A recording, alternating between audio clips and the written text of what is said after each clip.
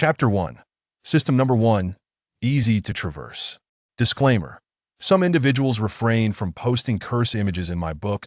I diligently review comments daily, and upon encountering one, I will immediately silence the offender. To those earnest readers, if you notice any that I have not deleted, please inform me.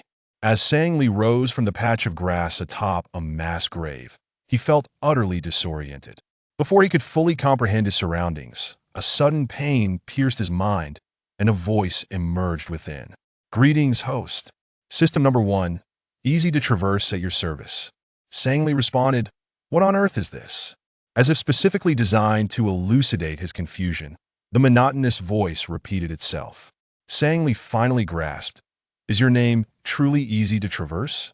No sooner had he spoken than the distinctly stiff voice echoed once more. "Indeed, host." The system's voice was evidently not mechanical in nature. It resembled a tone deliberately affected by someone attempting to sound different. Puzzled, Sang-Li pushed aside the grass before him and surveyed the area. Surrounding him were only the graves that stood shoulder to shoulder. Along with mounds of earth and the scattered remains of bones, he appeared to be the sole living soul present. Surely, this horde of corpses could not be attempting to brainwash him. "Host, do not search further. I exist within your consciousness. You need not speak aloud, for you can converse with me through thought." Tilting his head in contemplation, Sang-Li pondered. "Is that so? Can you hear me?" "Indeed. How sophisticated. I never expected to traverse realms one day. Where exactly have I found myself?" "In the very book you were reading prior to your arrival." "What book?" "The one he had been reading?" "The one titled Shocking. I am actually of the demon god bloodline, a narrative that subverted all conventions." It suddenly dawned on him that he seemed to share the same name as the male protagonist of this tale. Upon seeing the title, he had outright refused to read it. His good friend had insisted he give it a chance, claiming that they shared names, thus ensuring a profound sense of immersion. Believing his friend's enthusiastic demeanor, he had reluctantly decided to open the book, convinced it would be an exhilarating read. Drawing upon his extensive reading experience, he had also heard that those who read stories featuring their own names often found themselves drawn into the narrative. Truth be told, upon learning he shared a name with the protagonist, a flicker of anticipation had sparked within him. After all, which man did not harbor a fantasy of being a heroic figure? Thus, with a spirit of experimentation, he began to read. What unfolded before him was a shattering of his worldviews. He had never encountered such a poorly treated protagonist. His misfortunes were beyond measure. Losing opportunities was but a trivial matter. The crux of the issue lay in the fact that he was treated as less than human by his fellow disciples. The male protagonist had 7 disciples under his master, and it could be said that the protagonist could serve as a reincarnation for each of them. The second disciple, gravely injured, sent him into the depths of the demon realm to gather herbs for healing. The third disciple, afflicted with a bizarre poison, required him to test the poison on himself to ensure the safety of the third. The youngest sister, on the brink of death, demanded he provide his heart's blood to concoct elixirs for her recovery. The fourth disciple, with a shattered golden core, compelled him to sacrifice his own core as a replacement. The fifth disciple, who had lost his sight, required him to relinquish his own eyes to restore his vision. The eldest disciple, with damaged spiritual roots, demanded he give up his roots to aid in restoration. Thus, they drained the last vestiges of his worth and cast him out of the sect to fend for himself. In a moment of desperation, the male protagonist awakened his demon god bloodline, rapidly ascending to power and claiming dominion over the realms. He vanquished the current demon god, took control of the demon realm, and led the denizens of the demon world back to the sect to exact revenge. In truth, the protagonist's career arc was quite impressive. The novel faltered solely in its romantic subplot. While enduring humiliation, the protagonist encountered the daughter of another sect's leader, who was the female lead of the original text. She did not exhibit profound compassion for him. Rather, she merely offered assistance when witnessing him being bullied. As a celestial being surrounded by admirers, it was no coincidence that the protagonist's disciples were among her suitors. Each time she aided him, one of the disciples would happen to witness it, and fueled by jealousy from unrequited love, they would subsequently intensify their torment of the protagonist. At first, Sang Li found the beginning of the story to be rather conventional, but as he delved deeper, it seemed as though the author had lost their way. The narrative felt clumsily contrived, merely existing to inflict suffering upon the protagonist. As the story progressed, the romantic entanglements of the lead characters spiraled into chaos. After the protagonist darkened, he kidnapped the female lead, and thus commenced their tumultuous and painful romance. In the end, yearning yet unattainable, he succumbed to self-indulgence, engaging in a harem with his numerous friends and confidants. The female lead found it difficult to accept this version of the protagonist. She feigned proximity with the intent to assassinate him, only to be inadvertently slain by him in the process. From that moment, the novel completely unraveled, resulting in a chorus of discontent from readers. Trigger warning. This is not the main text, not the main text, not the main text. Far too many precious readers mistook this segment for the main narrative. Allow me to reiterate. This section is not the main text. 1. It is entirely normal for a novel to have foreshadowing. Some readers may perceive the romantic developments as abrupt and jarring, but could it be possible that these are merely hints? 2. This book predominantly features absurd and melodramatic themes. If you cannot accept such narratives, it would be best to step away. 3. This is a work of fiction, not reality.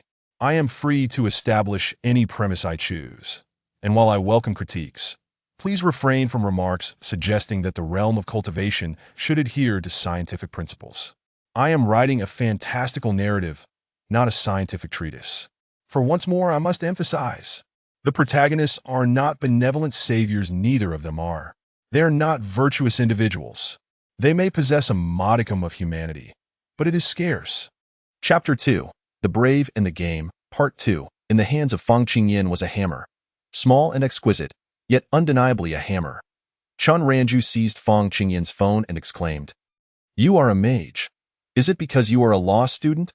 "I believe so." Fang Qingyan nodded with difficulty, lifting the diminutive hammer, for it was indeed a gavel, used to commence or resume court proceedings. Struck before announcing the agenda, it could also serve as a warning in the event of disorder within the courtroom. "And no worries, you must look incredibly cool while wielding it," Chun Ranju reassured her. "But I am a mage," protested Fang Qingyan. "The law mage, to be precise." "What is the special trait?"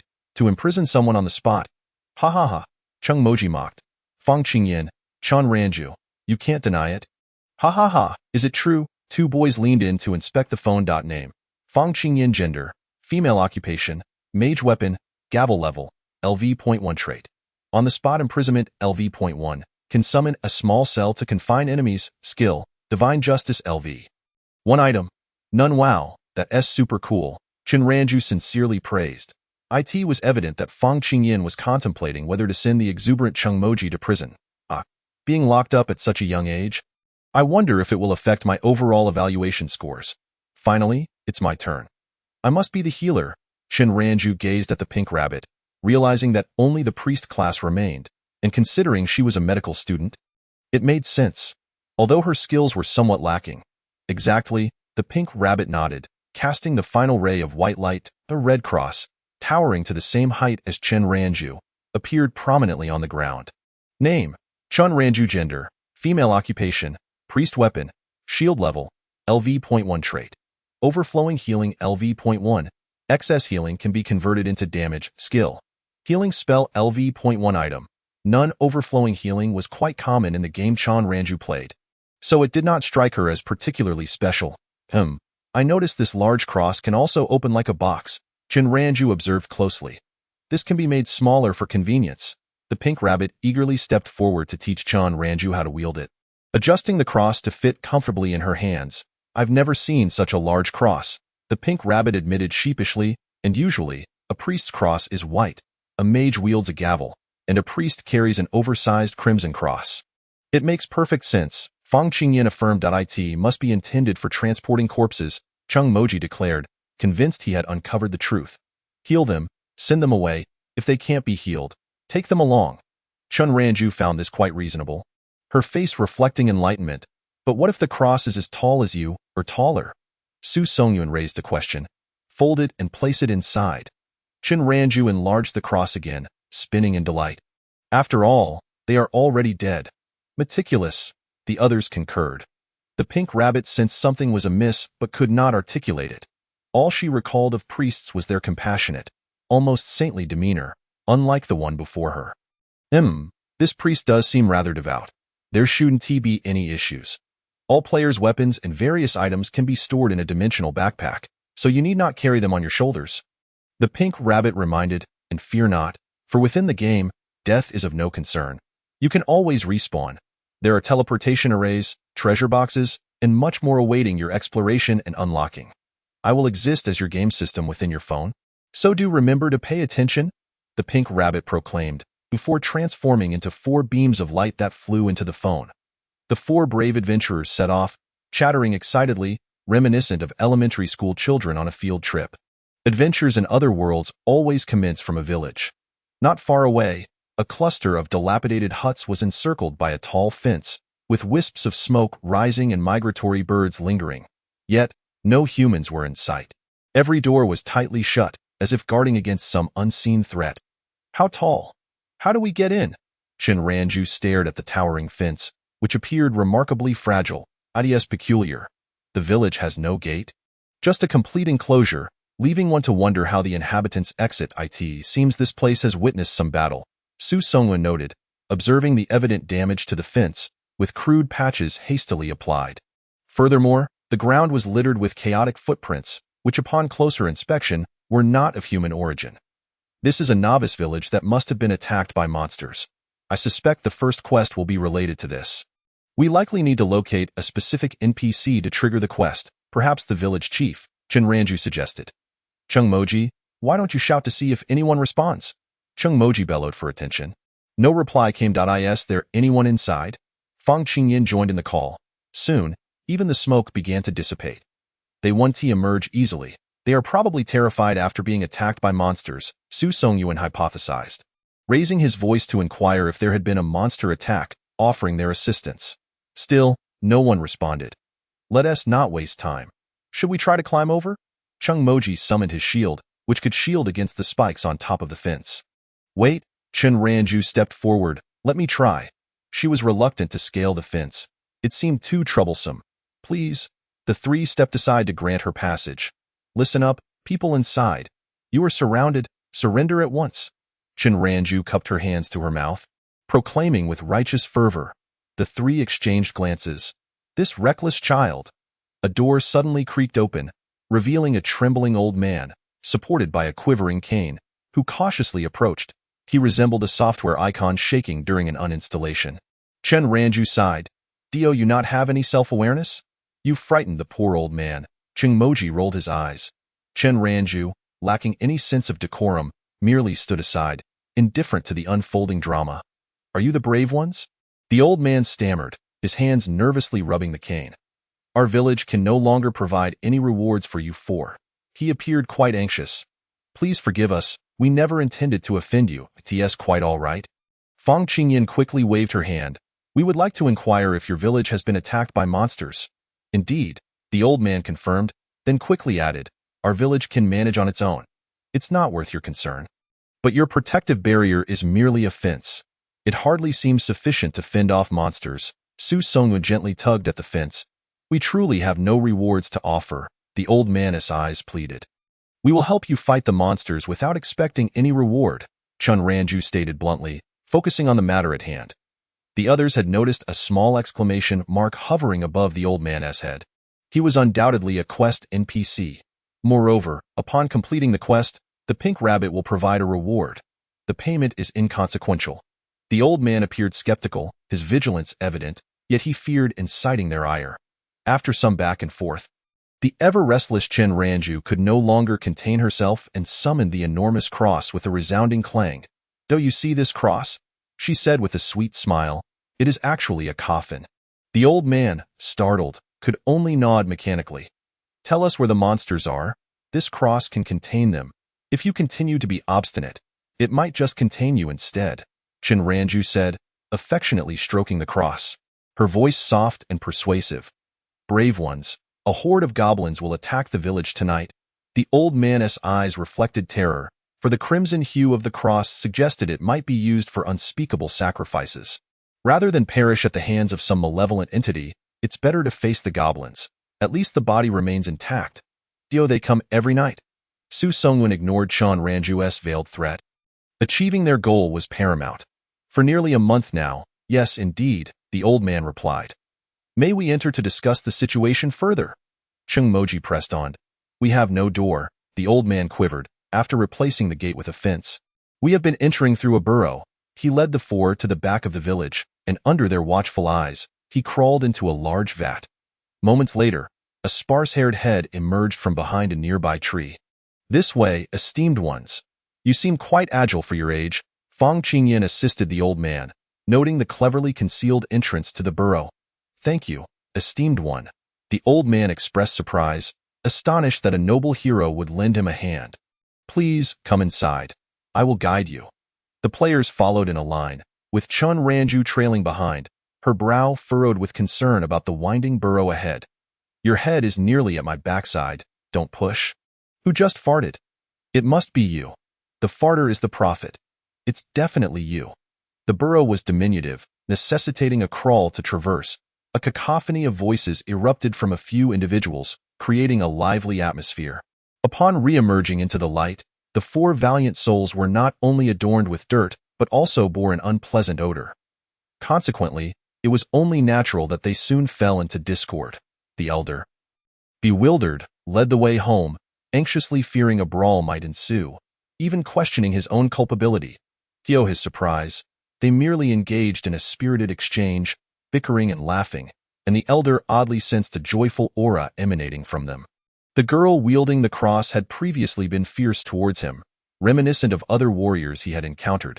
Yet now she merely brushed off the dust from her garments, refraining from chastising herself for her soiled appearance. It seemed they had entertained a notion of rebellion against the elder, but swiftly suppressed it. He could only pray that these brave souls would show mercy towards the village. Chapter 3. The Novice Village. 1. The fishing goblin. The elder's abode was sparsely furnished, a mat, a wooden table, a few cooking utensils, and a handful of garments sufficed for his existence. That moment, he was at a loss as to where to invite the heroes to sit, for his home was exceedingly humble. Just as he was about to venture out to borrow a few stools and procure some tea, he observed the heroes seated directly on the ground, for pairs of clear eyes gazing at him eagerly. Please describe the situation in your village, they implored. It was as if they were solely intent on exterminating the monstrous beasts. Seeing this, the elder halted his efforts to entertain them. Provisions in the village were already dwindling, and offering them a share would mean less for the villagers. A month prior, an influx of goblins had inexplicably appeared near the village, launching nightly assaults. The elder spoke with a heavy, deliberate tone. As the village chief, I promptly submitted a request to the Adventurers Guild for assistance. Indeed, the heroes arrived that very night and vanquished the goblins. He paused, however. Come the next day, new goblins emerged. Since then, each day saw the eradication of one wave, only for another to arrive the following day. This relentless cycle rendered us unable to compensate the heroes any longer. With so many goblins, there must be a nest nearby. Why not enlist the heroes to eradicate it all at once for convenience? Chinranju queried with a furrowed brow. The village chief fell silent, exhaling deeply. The heroes are unwilling to destroy the goblin nests. They only accept the task of eliminating the nightly invaders. Is the goblin nest particularly difficult to destroy? Fang Qingyan inquired, perplexed, as she was unfamiliar with such creatures and had never engaged with related games. I do not know. The chief shook his head, and we dare not ask. Then let us wait here for the goblins to arrive tonight, Chung Moji suggested. After all, they had no knowledge of the goblins' lair, and the darkness was rapidly approaching. They could seek it out tomorrow, but our village truly cannot afford any more rewards, the chief reiterated insistently. We genuinely do not require rewards, Fang Qingyan replied earnestly. Locking eyes with the chief, leave it to us. The chief opened his mouth to say more but swallowed his words, merely nodding weakly and retreating to the side. Ding! The mobile device emitted a notification, prompting the four to open their panels. Quest title, Assist Us, O Noble Heroes. Quest 1. Defeat the incoming goblins. 030. Reward. Gold 500. Experience 20. Random item box 1 note. The quality of the item box ranges from low to high. White, blue, purple, gold. Do you know how many we can hit in succession? Su Songyuan expressed satisfaction with the displayed numbers, enabling them to prepare more effectively. Help me, oh Su Songyuan, Chang Moji exclaimed joyfully, initiating a playful banter.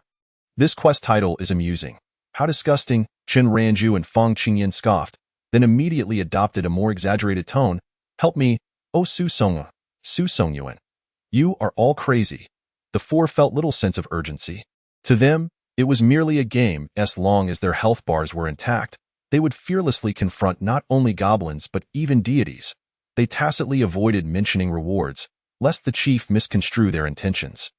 The chief remained silent, sitting among them on the ground, appearing present, yet his mind had wandered elsewhere. As twilight descended, an eerie atmosphere enveloped the village, each household bracing for impending danger, a palpable tension pervading the air.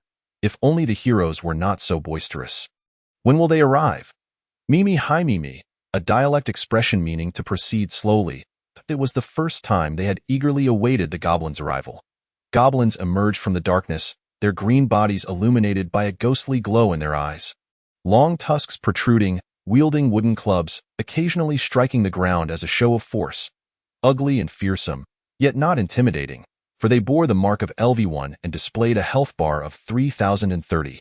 In contrast, their own health bar read 50-50. With newfound strength as heroes, Cheng Moji and Su Songyuan deftly vaulted over the fence, their basic combat skills instinctively surfacing. The two girls remained behind, capable of ranged attacks. And as a priest and a mage, their defenses were lower, necessitating better protection within the confines of the fence. As soon as Cheng Moji entered the goblin's attack range, she was immediately beset by a throng of goblins. Activating her defensive skill, her resilience surged, and despite a flurry of blows, she only lost a few health points. Su Songyuan unleashed a cross-slash upon the goblins that had not been taunted. And due to the skill's high level, the health of 4 or 5 goblins plummeted. Just as he intended to unleash another strike, he found his skill on cooldown and had to resort to basic attacks. Fang Qingyan raised her small magic hammer, and a colossal hammer appeared above the goblins, crashing down with a resounding boom, delivering justice and toppling a group. Chen Ranju was diligently healing her companions. But with Chang Moji and Su Songyuan sustaining minimal damage, her efforts were largely redundant. She turned her attention to a solitary goblin, which she suspected was idling. While the other goblins charged forward, this one pretended to advance a couple of steps before repeatedly swinging its club at thin air, exhibiting a proficiency that belied its supposed inexperience. With a swift motion, Chen Ranju cast a healing spell on the idle goblin. And to her astonishment, it registered as full health, resulting in a damage overflow of -1 on its health bar. Stunned, she realized she could heal an enemy. The goblin, equally bewildered, questioned the priest's sanity. However, the overflow damage was minimal. Chen Ranju then directed her healing towards Su Songyuan, and the overflow inflicted -3 damage upon another goblin. Observing a goblin attempting to change its position, she sensed something amiss. Why is this goblin's health bar full? Wasn't he there a bit of damage earlier? Wait, this isn't right, Panic set in as Chen Ranju discovered the goblin's health bar had transformed to 2929. While her own read 5151. Determined, she attempted to heal yet another goblin to discover the new mechanics. Healing a fully restored creature allowed her to siphon its health. Excited by her discovery, she began to heal the surviving goblins, delighting in her newfound power. The other three soon recognized the anomaly and urged Chen Ranju to return indoors and occupy herself with something else. No, look at our health bars, Chen Ranju insisted, her enthusiasm infectious. As the others noticed the changes, they were astonished, but Chen Ranju's audacious act of restoring a wounded goblin's health was too outrageous, and the threat of her inadvertently killing them loomed large. Chen Ranju settled down, focusing on the idle goblin, confident it was no threat. Hee, you cannot escape my grasp. Chen Ranju watched with a smile as the fishing goblins scurried about in a panic. Separated by the fence, there was little that could be done. The priest's healing domain was expansive, and once a target was locked on, the healing spells would inevitably reach them. When the fishing goblin's health bar dwindled to 1010, it simply lay down, an expression of resignation upon its face, as if inviting death. At that moment, the other three had also concluded their battles, leaving only the fishing goblin among the lifeless bodies of its kin. Presenting an oddly serene tableau. Intrigued, They began to discuss animatedly. IT has been idling the entire time. Do you understand? It didn't even participate in the fight. It appears to be utterly drained of vitality. What a twisted game you play. It feels as though it has gained sentience. How is the task completed? Their lively discourse was interrupted by a note of confusion, prompting everyone to check their phones. Quest title: Help Us, Brave Hero. Quest objective: Defeat the attacking goblins. 30/30. Rewards: Gold 500, Experience 20. Random item box 1. The random item box 1 was automatically placed into the inventory. Please check the backpack system for details. Player level upgraded to LV.3. You have a new quest. Please accept. Quest title: Help Us, Brave Hero. Quest 2. Destroy the Goblin Nest. 01. Rewards: Gold 500. Experience 50. Random item box 1. Skill point 130 goblins. Indeed. Including this one lying here. That makes 30. Then why does the task show as complete? Chapter 4. The Novice Village, Part 2. Why did the elder weep in the dead of night? The goblin lying on the ground closed its eyes, its hands resting on its chest. Were it not for the health bar above its head indicating it was indeed alive, one might have mistakenly thought it had passed peacefully. Sent defeat, just a euphemism for kill? Chinranju pondered, fixating on the nuances of the wording. If they merely need to be vanquished, isn't this goblin already vanquished? Perhaps, maybe.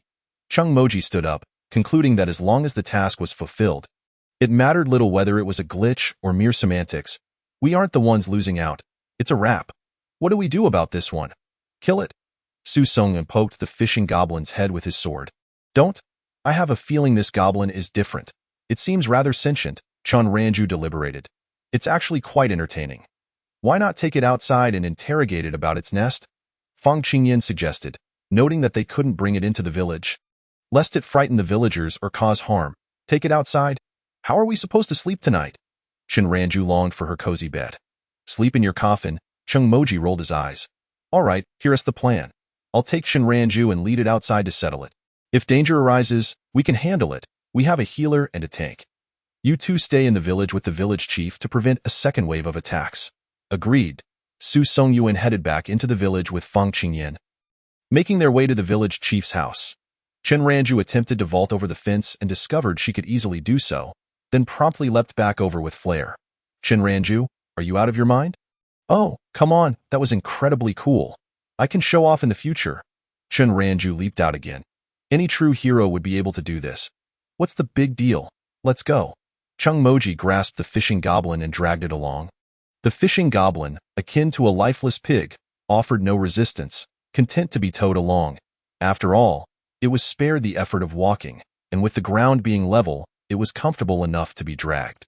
Chinranju empathized with the fishing goblin's predicament. Thank you, brave hero. The village chief rose to greet the returning heroes. Have some water and rest a moment. What of the other two? They went to interrogate the goblin. Fang Qingyan accepted a cup of water, expressing her gratitude. They didn't steal anything? The village chief inquired incredulously, admiring their bravery. Rest assured, tonight's goblin threat has been dealt with. Tomorrow, we will locate the goblin nest and eliminate it. Su Songyuan reassured him. They said they would help destroy the nest. Thank you, esteemed heroes. The village chief trembled with excitement upon hearing their willingness to eradicate the nest. Our village lacks the funds for a reward. But should you truly succeed in destroying the goblin nest? The village chief gritted his teeth and struck his cane against the ground. I shall offer my granddaughter in gratitude. They might save us? Fang Qingyan nearly spat out her water in shock. No. You can't just give away your granddaughter. Su Songyun panicked, waving his hands frantically, fearing he might be branded with some strange label. I know my granddaughter may not be worthy of your attention, but she is young, only 16, and quite beautiful. I am certain you would like her. The village chief spoke urgently. She was recently sent to the city for refuge. After you destroy the nest, I will have her return. It is not a question of beauty. I genuinely do not want her. Su Songyun felt a wave of fear wash over him for the first time in this otherworldly realm. What nonsense is this? Growing up under the red flag, nurtured by the spring breeze, the education I received forbids me from accepting such a reward. We do not seek any reward. Fang Qingyan spoke softly. Your granddaughter is precious to you. As demonstrated by your decision to send her to safety, to offer her up is to ruin her life. After enduring this calamity, why would you cast her into another fire pit? I would never willingly give my granddaughter away. The village chief sighed. Due to the financial constraints of this evacuation, our village could only afford to send one person to the city, and everyone else sacrificed their opportunity for my granddaughter. There is a neighbor with a 2-year-old child still nursing, who gave up their chance. The 2 brothers across the street, in the prime of their youth, also relinquished their chance. The 2 listened intently as the village chief recounted how, from over 20 households, everyone had allowed their opportunity to go to the village chief's granddaughter. She is quite innocent and lively. I cannot keep her under control. She often runs off to play with others, helping with chores and chatting, never at rest. The village chief's eyes softened as he spoke of his granddaughter, perhaps due to her good relations with the villagers, and because of his position, everyone had chosen to forego their chances for her sake. The commissions at the guild require substantial funds. We nearly emptied our coffers to hire heroes for protection for a few days. Afterward, when our funds ran dry, we ceased to place commissions, yet that very night, another group of heroes appeared. They killed the goblins and then demanded their reward. When we couldn't pay, they ransacked our homes for valuables, claiming it was their due. After several days, there was nothing left to steal, and they ceased their visits. Today, no one dared venture outside, fearing that if they came again, they would take people instead, perhaps to be sold into slavery, or worse, it would not end well, better to let the goblins in for a swift demise, as the fence would soon be insufficient to hold them back. The village chief chuckled bitterly, mocking their weakness, their helplessness, their fate. For he dared not weep. He could not weep for the heroes' greed, nor for their tyranny, nor for the sins of the heroes. When that crusader bearing a cross issued threats earlier today, he resolved to obstruct them. If he could not, he would bring them in, drug their tea, and perish alongside the goblins that night. Fang Qingyan and Su Songyuan exchanged startled glances, both turning to their recently consumed tea, unsure if it were still possible to expel it. Please rest assured, none of this tea has been drugged. The village chief quickly clarified, noting their changing expressions. Later, I saw that you did not appear to be the type to seize us, so I refrained from taking action. Thank you, as Su Songyuan managed to utter, feeling relieved that he had not experienced any adverse effects. You have suffered, Fang Qingyan lamented, uncertain how to console the village chief. We will certainly dismantle the goblin nest, and if we encounter those treacherous heroes again, we will ensure they are dealt with accordingly. You are truly kind. You do not take advantage of us, the village chief spoke earnestly, as he insisted upon offering them his granddaughter as a reward. We really do not need it, Su Songyuan replied with equal seriousness. Please take good care of your granddaughter, asked the village chief. I have failed to protect my people, yet you have safeguarded my granddaughter. I feel indebted to you, and now that there are a few who can help, I am somewhat desperate. Then you would also be failing your granddaughter? Fang Qingyan interrupted the village chief. Your logic is flawed. First, no reward should be forced upon us. Second, your guilt regarding the village should not be compensated with your granddaughter, and why should it be to us? Finally, we truly do not require any reward. The last few words were emphasized heavily by Fang Qingyan, fearing the village chief might overlook them once more. We do not understand why you are so insistent, as if this were some sort of ritual to fulfill. Su Songyuan remarked, rewards should be given based on ability, and not coerced. We are here to assist, not to rob. The village chief stood in a daze, his mind in disarray, unable to utter a word for a long while. The 2 brave souls before him were earnestly articulating their viewpoints. They claimed that aiding the weak and supporting the vulnerable was a commonplace endeavor. They insisted that he had wronged no one. They asserted that it was those brave individuals who had let everyone down. They proclaimed that everyone should simply strive to live well. An antiquated oil lamp flickered on the table, its flame wavering, perhaps on the verge of extinguishment, or perhaps the wind was seeping through the cracks. Suddenly, the village chief burst into tears, his tears flowing uncontrollably. Chapter 5. The Novice Village, Part 3. A romance between humans and demons has no good ending in the forest. A small-scale interrogation was underway.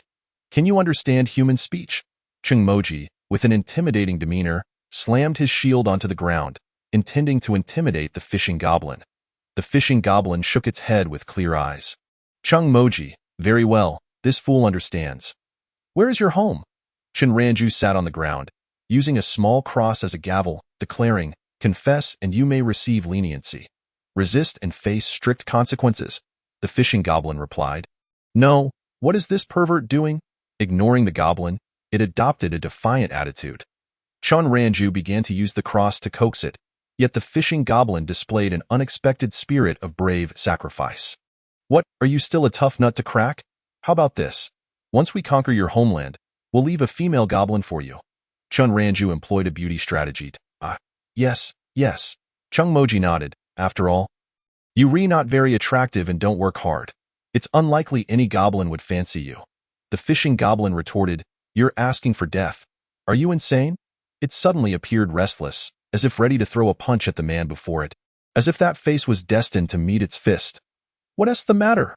Chung Moji sensed the fishing goblin wavering and continued his taunts. Look at you, with such poor abilities and a penchant for slacking off. You must be struggling back in your homeland, barely able to fill your belly. The fishing goblin endured. Oh, I've seen other goblins with golden hair. Look at yours, it's a balding head. Have you been mocked by your own kind? Chung Moji initially aimed to speculate on the goblin's miserable life within its organization, hoping to persuade it to surrender, but as he spoke, his words took a derogatory turn. If Fang Qingyan and Su Songyuan had been present, they would certainly have intervened, but the only audience was Chen Ranju, who merely absorbed each word.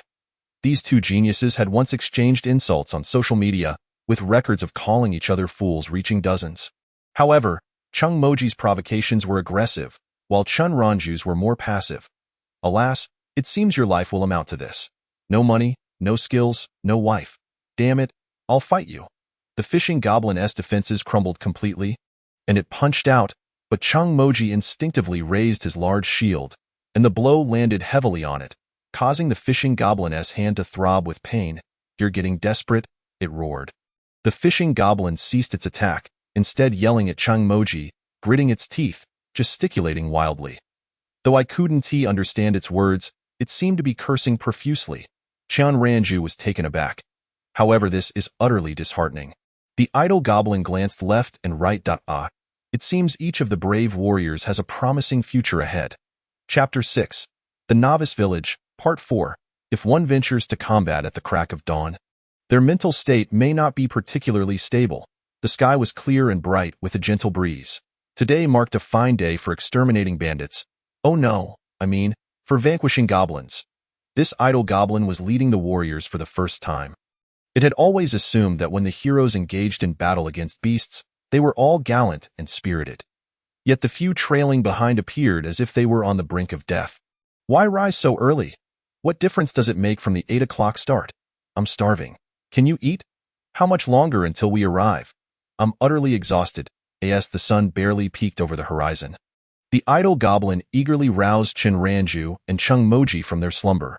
Following a principle of if I cannot sleep, neither shall you, the two rushed into the village to awaken the other two. Thus, this unfortunate team set off. The goblin's lair was hidden in a secluded location, winding and turning, taking them quite some time to reach. Their den was merely a cave, guarded by two level 1 goblins, whose capability to guard was questionable at best. The idle goblin halted behind a patch of grass and struck a pose reminiscent of an ancient general inviting guests. The four of them pushed aside the foliage, and Su Songyuan initiated the attack. Battling a level 1 foe as a level 2 was indeed effortless, and with skills equivalent to that level, Su Songyuan executed a precise cross-slash, swiftly dispatching the guard. Shall we proceed inside? Su Songyuan inquired, glancing back at the others. Let us go. Chung Moji advanced, brandishing his large shield to lead the way. The cave's lighting was dim, yet it did not hinder the group from slaying monsters.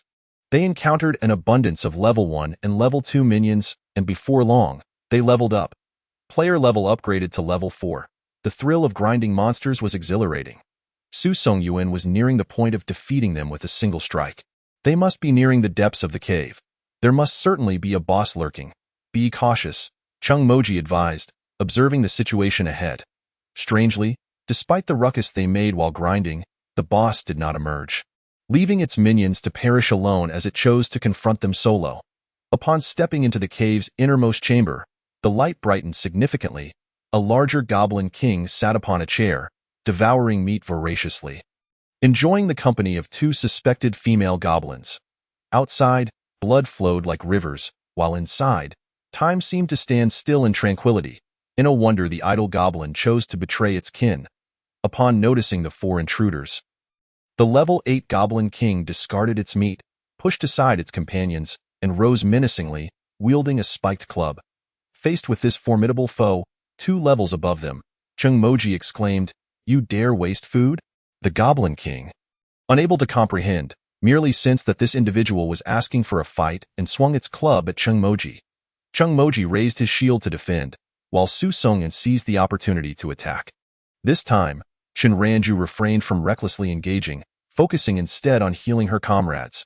Her healing skill had a short cooldown, making it easy for her to support her team during the battle. Fang Qingyan swung her small staff with vigor, her melee attacks radiating a brilliant golden light with each strike. Together, they managed to reduce the Goblin King's health to just over 50%.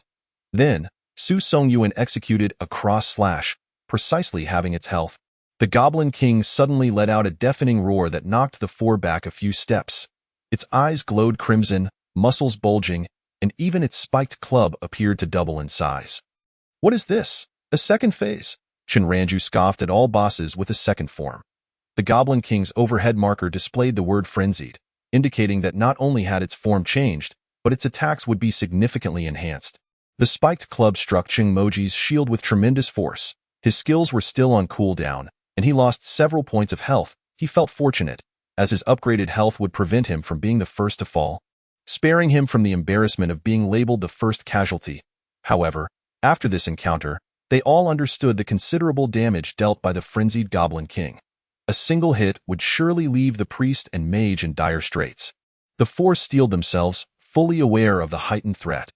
The Goblin King's defenses had clearly increased, and after an arduous battle, they had barely managed to deplete 20% of its health. Is this truly a level 8 creature? Su Songyuan felt as though his sword might wear out from overuse. Thus, I declare that any boss with a second phase is inherently troublesome. Chen Ranju began to wish for her cross to automatically heal her comrades. Although they remained vigilant, their health continued to dwindle, fluctuating dramatically. Chungmoji, overwhelmed by the relentless attacks, was rendered speechless, as the Goblin King's aggro remained fixated on him, leaving him no room for distraction. Fang Qingyan felt despondent. Her fragile frame could no longer engage in melee, forcing her to remain at the back and cast her cages. However, her low level meant that her cages were ineffective against the Goblin King. Disintegrating at the slightest touch, why cage lacks dignity. It is meant to be a prison, yet its quality is appalling. Fang Qingyan lamented, determined to find alternative angles to deploy her imprisonment spell. Her cage could expand and contract, fitting into any space, so perhaps if she targeted a different part of the Goblin King's anatomy, she might achieve some restraint. What area would be easiest to ensnare without being easily destroyed? As she pondered, her gaze fell upon the ragged cloth draped around the Goblin King's lower half. An idea sparked within Fang Qingyan. Raising her hand, she cast a cage upon it in the midst of its fervent battle. The Goblin King suddenly felt an odd sensation, as if something had ensnared a certain part of its body, making movement uncomfortable. The object pressed uncomfortably against its inner thigh, hindering its mobility. Upon witnessing the Goblin King's attack slow, Fang Qingyan realized her success. She felt triumphant. This particular area would indeed limit the Goblin King's movements, and the cage would be difficult to destroy. Though it lacked quality, attempting to obliterate it would necessitate exerting force that would ultimately affect that very region. "Ha! Let us see how you attack now," Fang Qingyan thought gleefully. Then, to everyone's shock, the Goblin King reached beneath the tattered cloth. In a moment of sheer agony, it crushed its own with a pained scream. Its health plummeted to a mere 1 point before it collapsed, unable to rise again.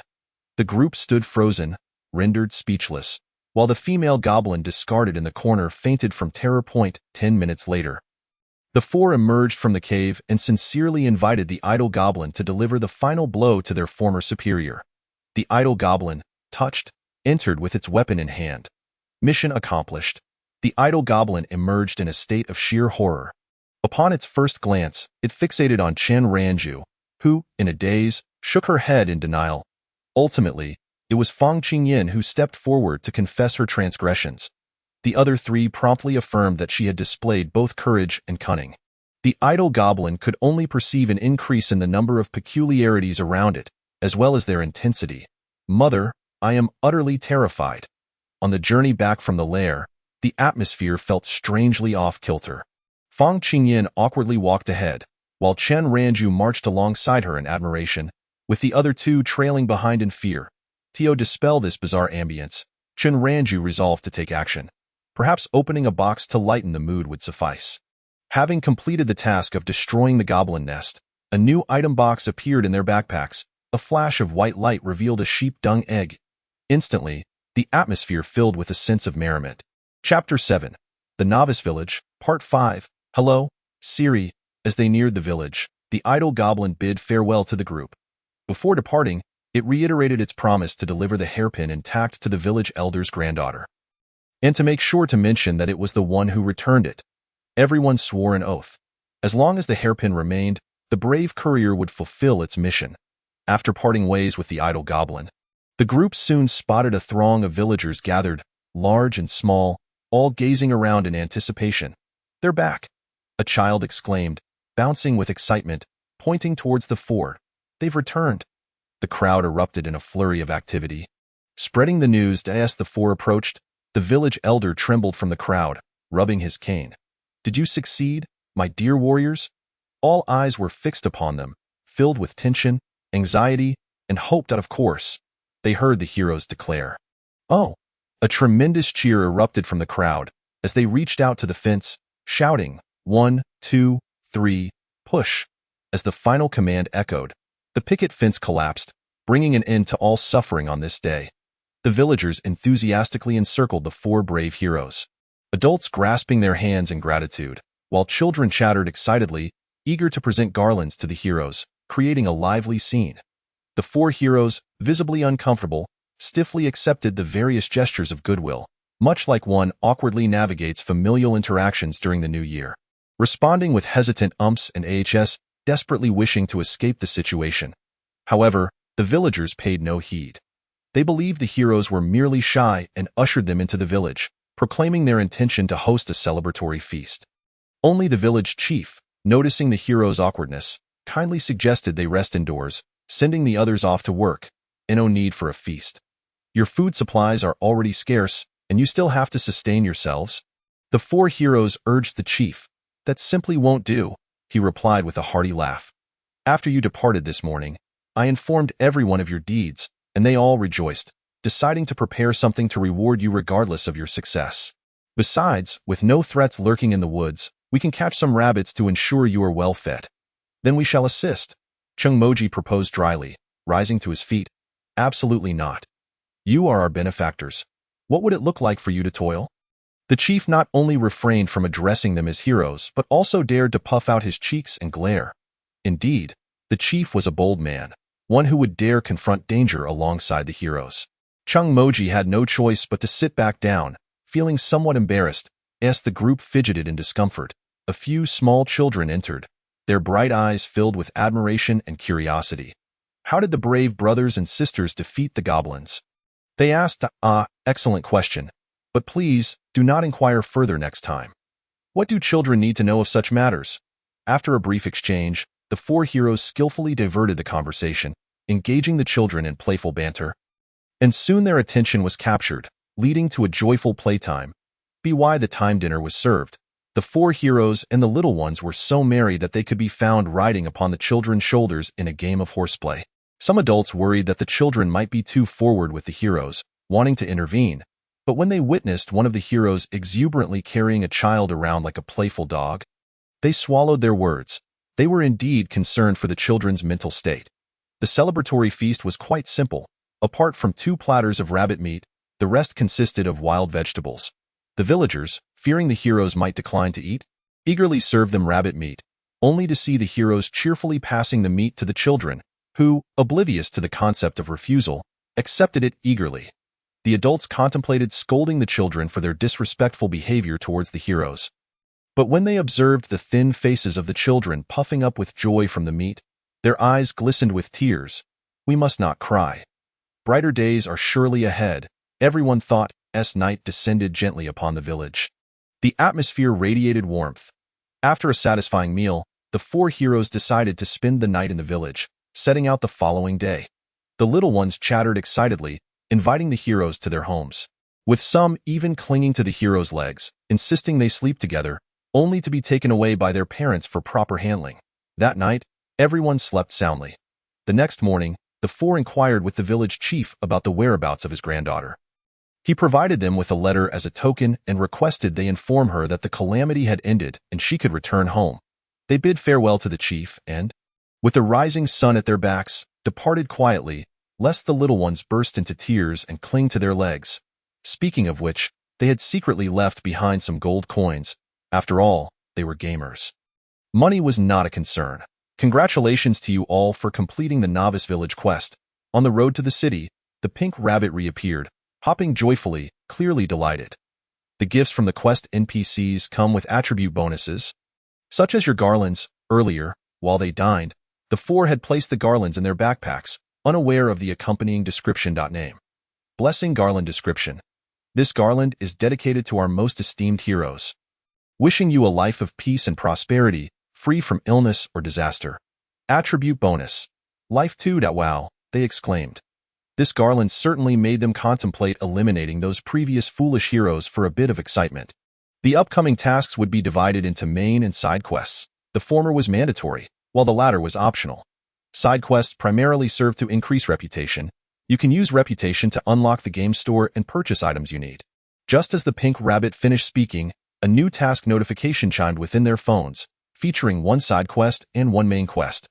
The side quest involved delivering a hairpin to the village chief's granddaughter, while the main quest pertained to the Hero Guild. Side quest: deliver the hairpin to the village chief's granddaughter. Reward: Gold 50, Reputation 100. Main quest: embark on the hero's journey. Quest objective: join the Hero Guild. Reward: Gold 500. Experience 30, Random Item Box 1. To reach the village chief's granddaughter's residence, they would need to pass by the Hero Guild. Chung Moji checked the map and decided to complete the main quest first. That works for me, the others agreed. If you need anything else, just call me. I'm right in your phones, the pink rabbit winked. Huh? What is your name? How should we address you? They all inquired, puzzled that I don't know. I don't have a name, the pink rabbit tilted its head. You can name me. The four huddled together, whispering, and after ruling out a series of options like Dog Egg, Li Hua, Xiaoming, and Chi Fei, which sounded quite delicate, they finally reached a consensus. You go in first, and we'll call you out to try. After conveying their choice to the pink rabbit, they were eager to give it a go. All right, the pink rabbit nodded obediently, transforming into a beam of white light that entered the phone. Chun Ranju took a deep breath, bringing the phone to her lips. Hey, Siri.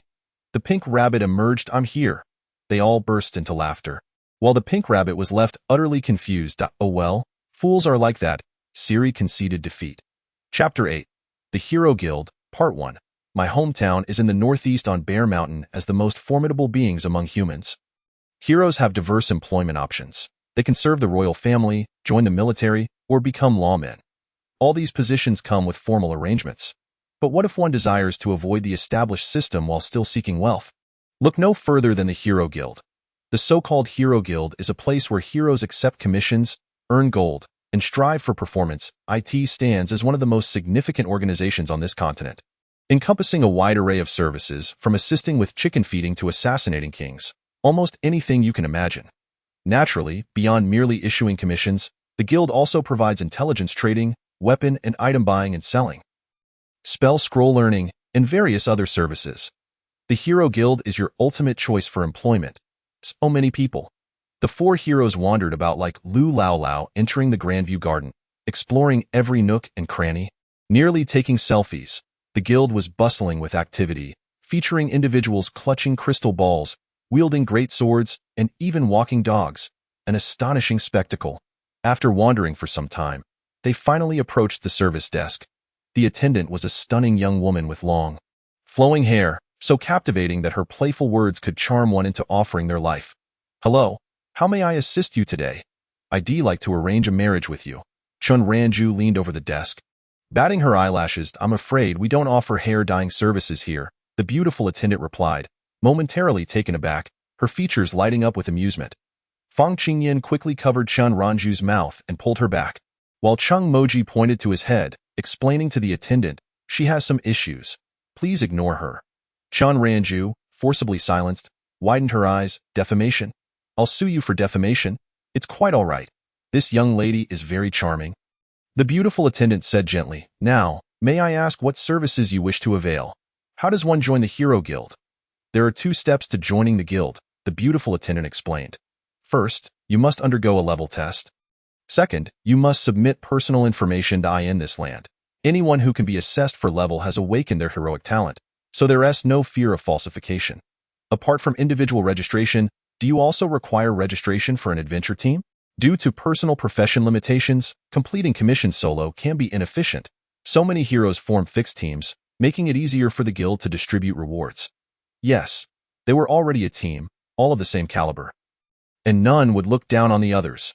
This way, please, the beautiful attendant led them to the level testing area, where a transparent crystal ball awaited.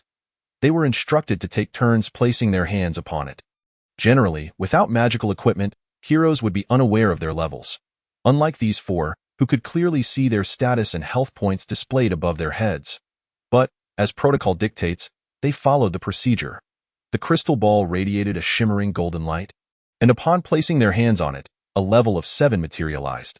Having previously vanquished the Goblin King and gained experience from tasks, they had each leveled up 3 times. All 4 were now level 7 heroes. The beautiful sister stood nearby, taking notes, and her manner of addressing the 4 individuals shifted. The onlookers dispersed, revealing that they were merely at level 7, an ordinary rank, indicating they had recently become heroes. Please follow me to fill out your personal information, she instructed. Her expression remained unchanged as she returned to the front desk, handing over 4 scrolls, gesturing for the 4 to use the feather quills beside them to complete their details. Writing down their names, ages, and professions was straightforward, but the address posed a dilemma.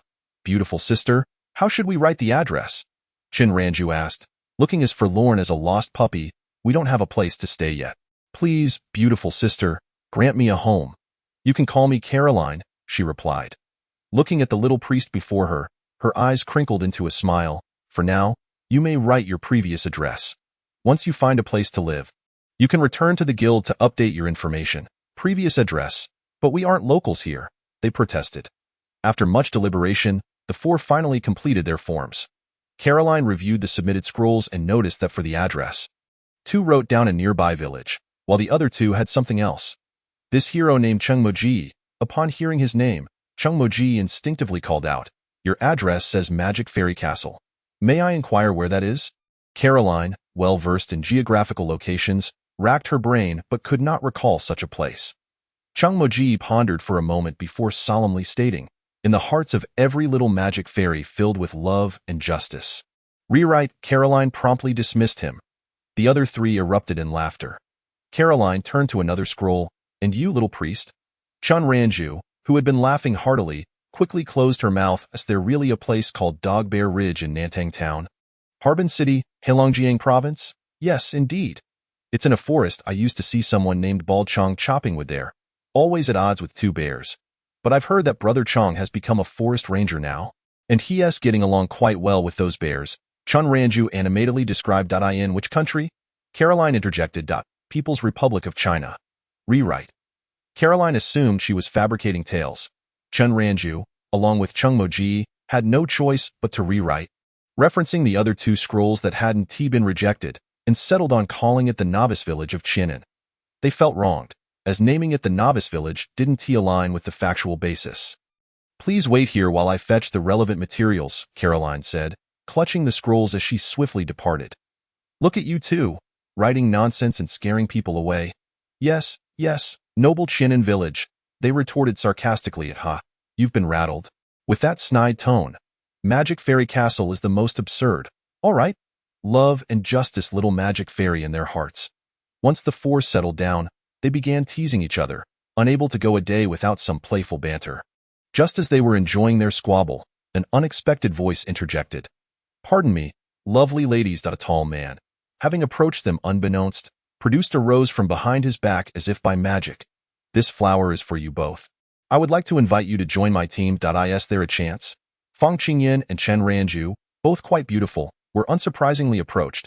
We already have a fixed team. You offer just 1 rose for the 2 of us? They responded in unison. The Rose Man replied, "If this lady desires flowers, I shall present her with a grand bouquet upon joining my team." He flashed a self-satisfied smile. "After all, the gentlemen beside you seem rather impoverished. Perhaps unable to afford even a single rose. Two impoverished gentlemen. You can invite us, but why slander us?" The two exchanged frantic glances. Chun Ranju, "Go on. If you don't confront him, we'll call you Rose Girl for life."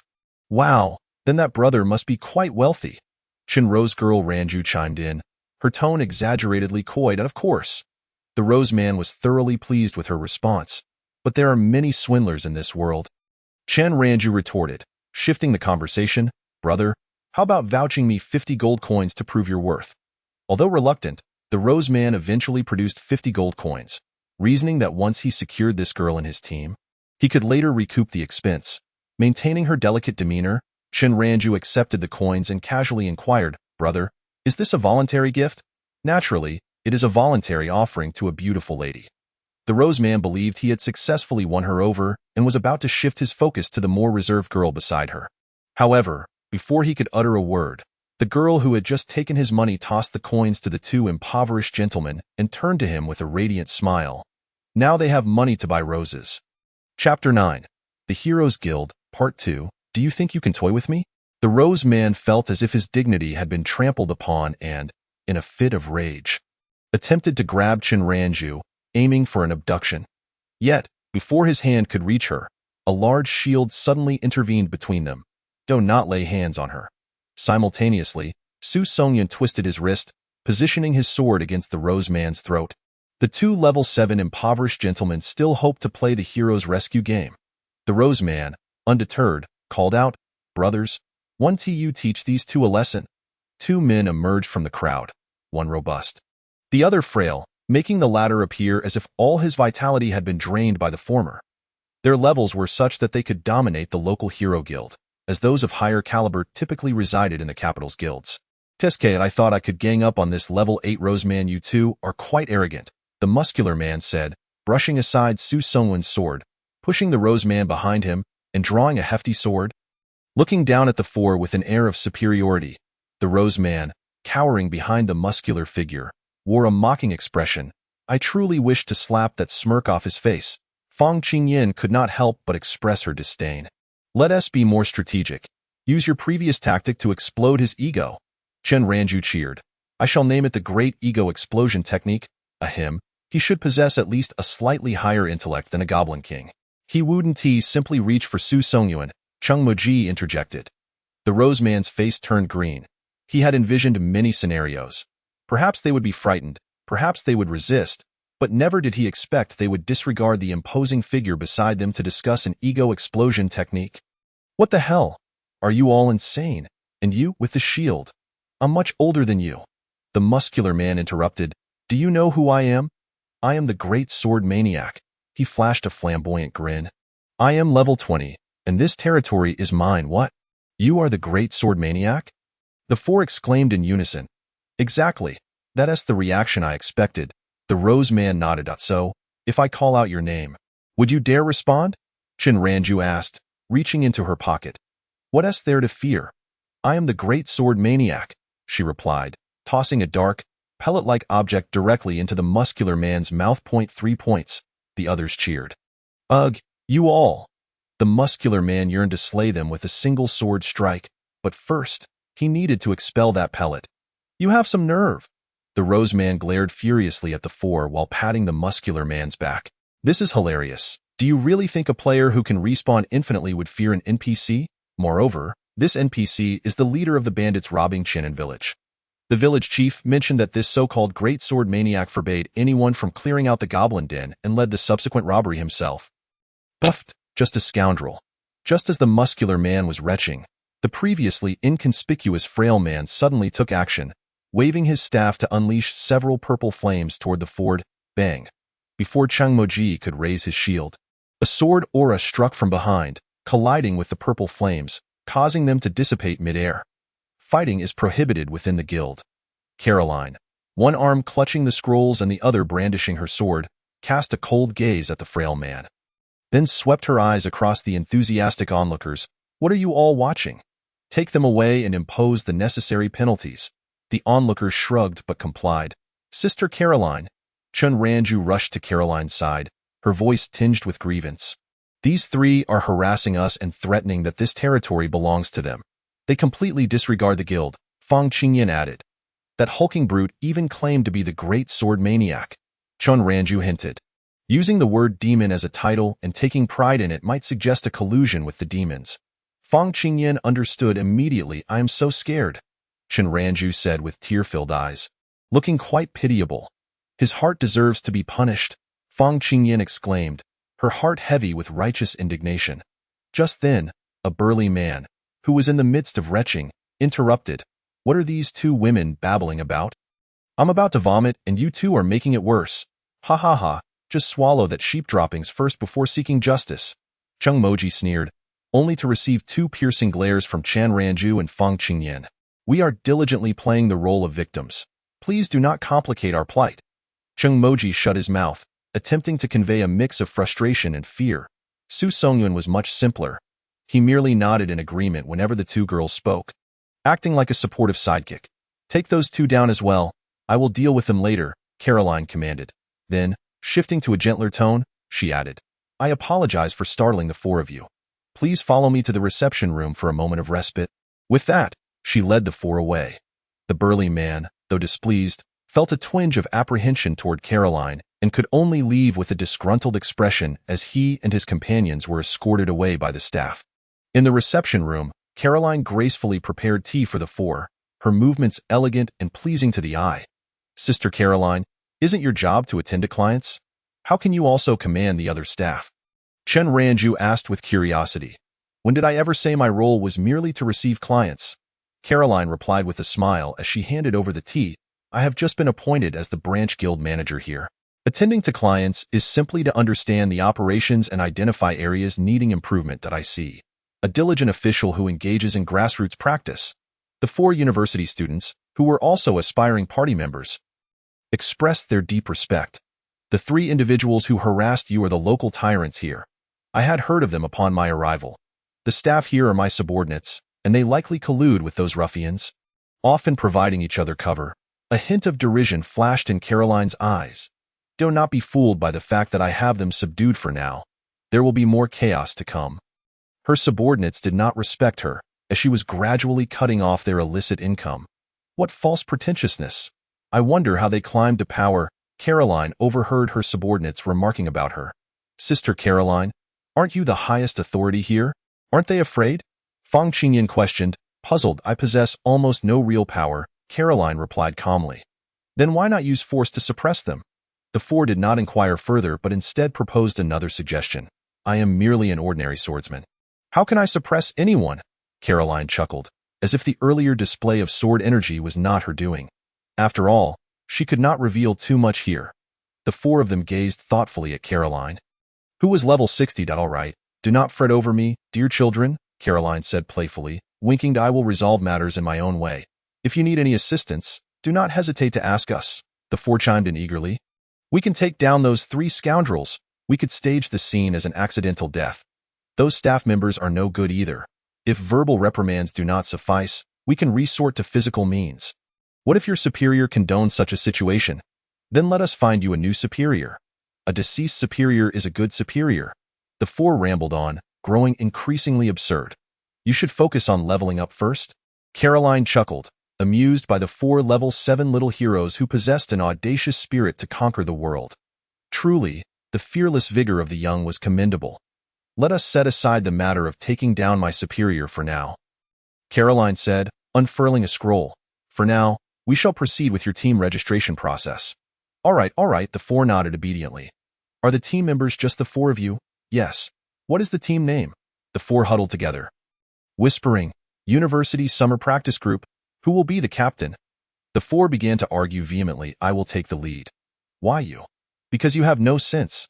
Fools are banned from the competition for leadership. 3 team members. Please do not quarrel. Any issues can be addressed to me, the captain. They made a trivial matter seem akin to a royal succession dispute. Ultimately, the contention concluded when Su Songyuan won a game of rock, paper, scissors. Caroline recorded all the information and stamped each scroll. Welcome to the Brave Guild. she said, her smile genuine and unmasked. Chapter 10. Slums 1. Women cannot say no. Mission completed. Join the Brave Guild. Level up to LV. 8. You have a new mission. Please accept it. Main quest. Accept the Lord's Commission. 01. Mission rewards. Gold 500. Experience 50. Random item box 1. Skill level 1. Very well. Let's continue to grind for missions. Sister Caroline, we wish to accept the Lord's Commission. Su Songyuan, as captain, stated straightforwardly. Caroline paused, contemplating before replying. Are you referring to Lord Jellin? He never assigns commissions here. Oh dear. Can we see what commissions are available? You may check the commission board, Caroline gestured.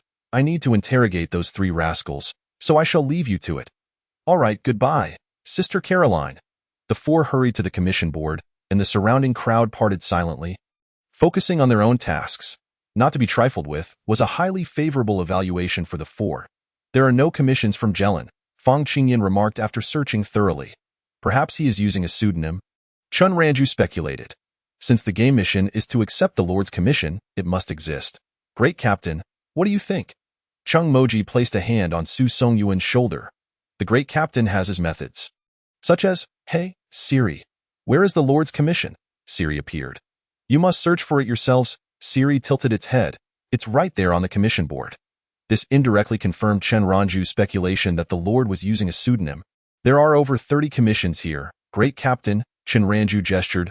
Please use your wise little brain to deduce which is the Lord's Commission. Why think? Su Songyuan questioned. Oh, it's nothing. It's just something you would say.